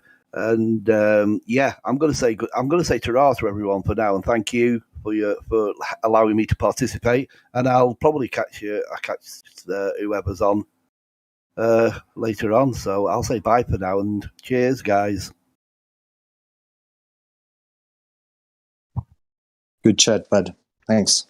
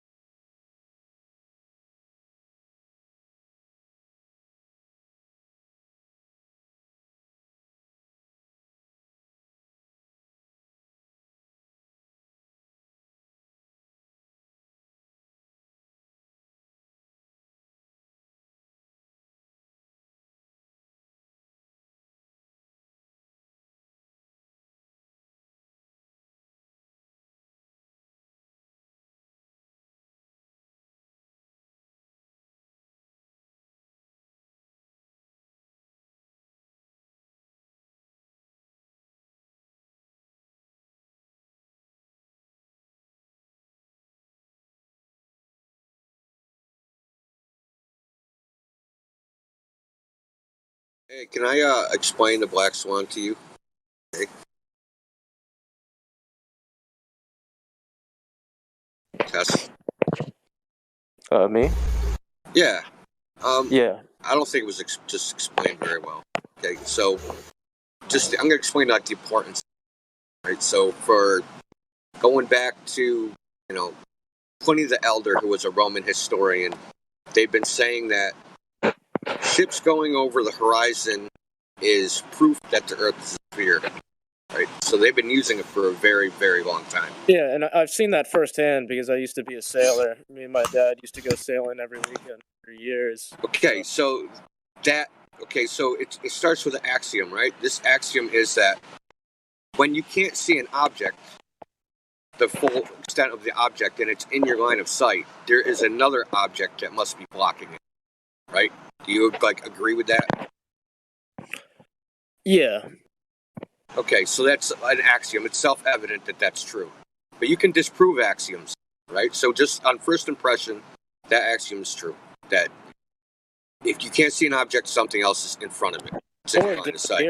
Right? So when you see a boat just go off into the distance, right? You see the horizon, and you see the boat starting to disappear bottom up. And using that axiom, you deduce, okay, so that's a physical object blocking some other object.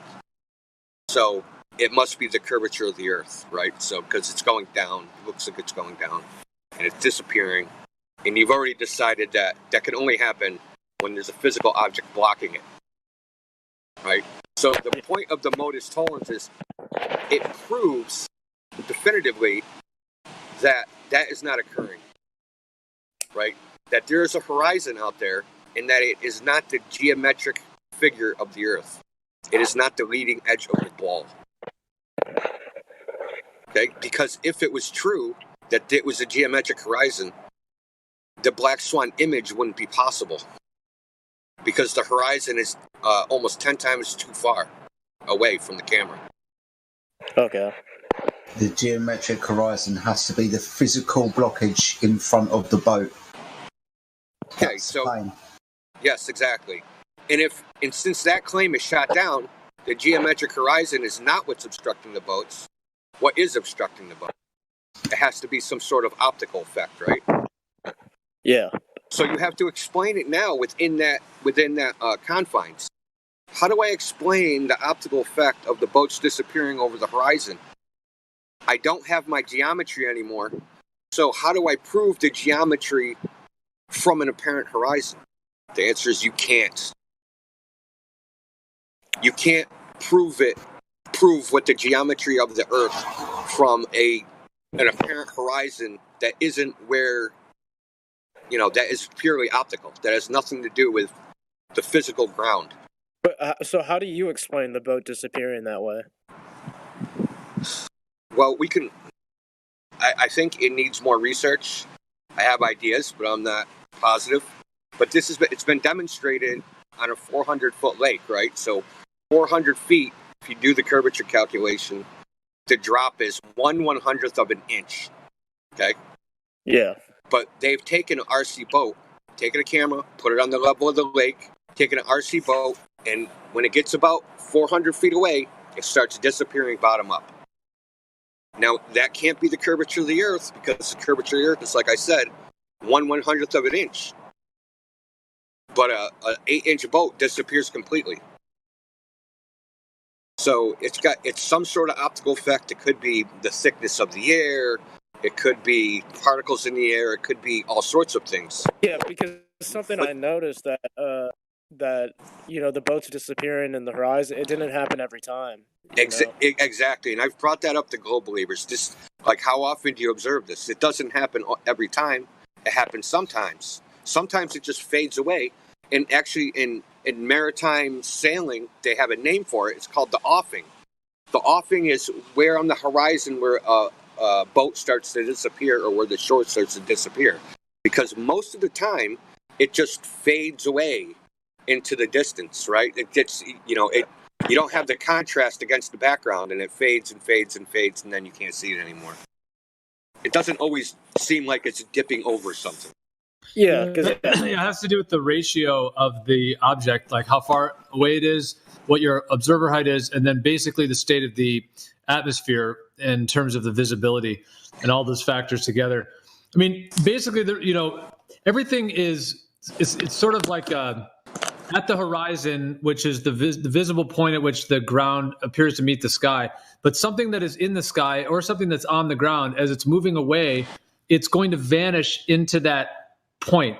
It's sort of like almost like paper roller or something, you know what I mean? Where you kind of like, I was just trying to think of an idea where you have like two rollers in a paper. So it's just sort of like everything that's moving away from you is going into that horizon. So it's the same reason the sun is cut off from the bottom up on a flat, even though the Earth is flat and the sun is above us, the sun still gets cut off from the bottom up. It's the same reason. It's just the way that objects are vanishing into the horizon as they're moving away from you. And depending on the size of those objects, the altitude, your observer height, and the state of the environment, like the atmosphere, is going to change that. Like just to end this real quick, I'll just say, in the same way you guys were saying with the boats, same with the sun. So if it's like, if there's a lot of moisture in the air, you're on the ocean, the sun might get larger at the horizon when it's setting. It gets really big and it cuts off from the bottom up and it's really intense.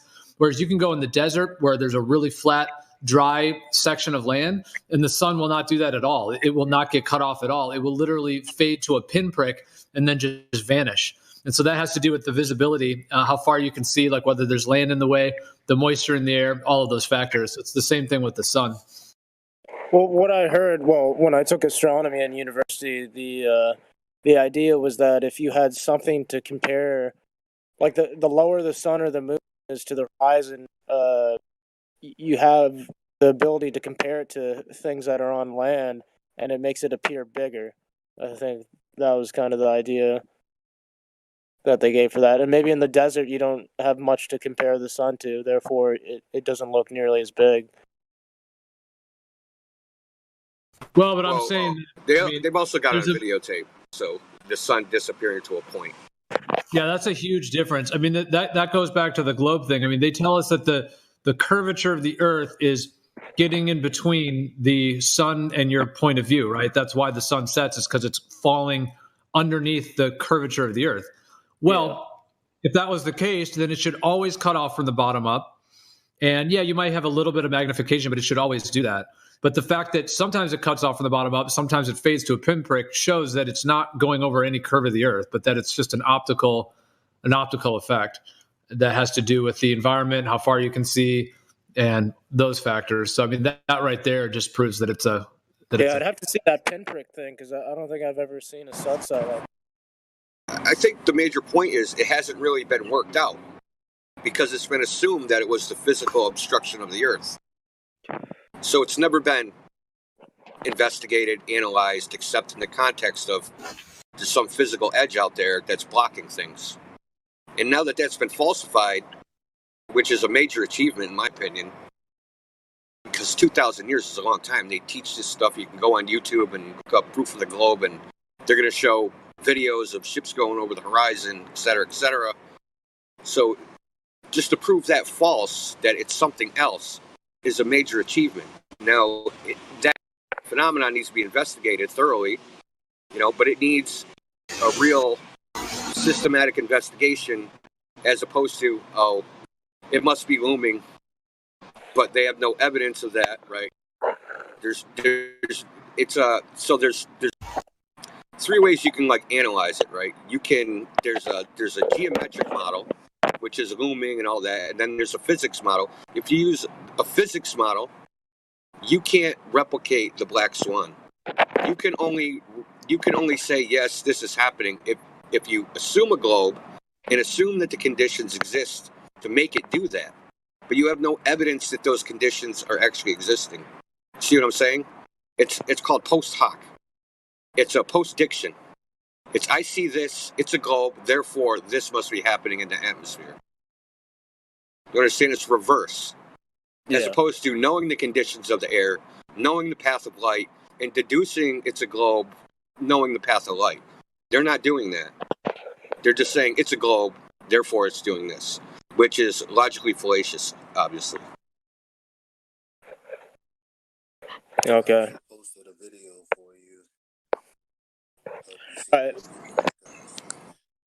Yeah, I'd like to see that because I haven't seen that with. But I guess I'll call it a night. It's getting pretty late here, but appreciate you guys talking with me. I'll check out some of the videos you posted, and I'll tune back in another day. All right, Cheers, good buddy. talking to you. You take Yeah, care. have a good night, guys. Or day, Thanks wherever for you're. coming again. Appreciate it.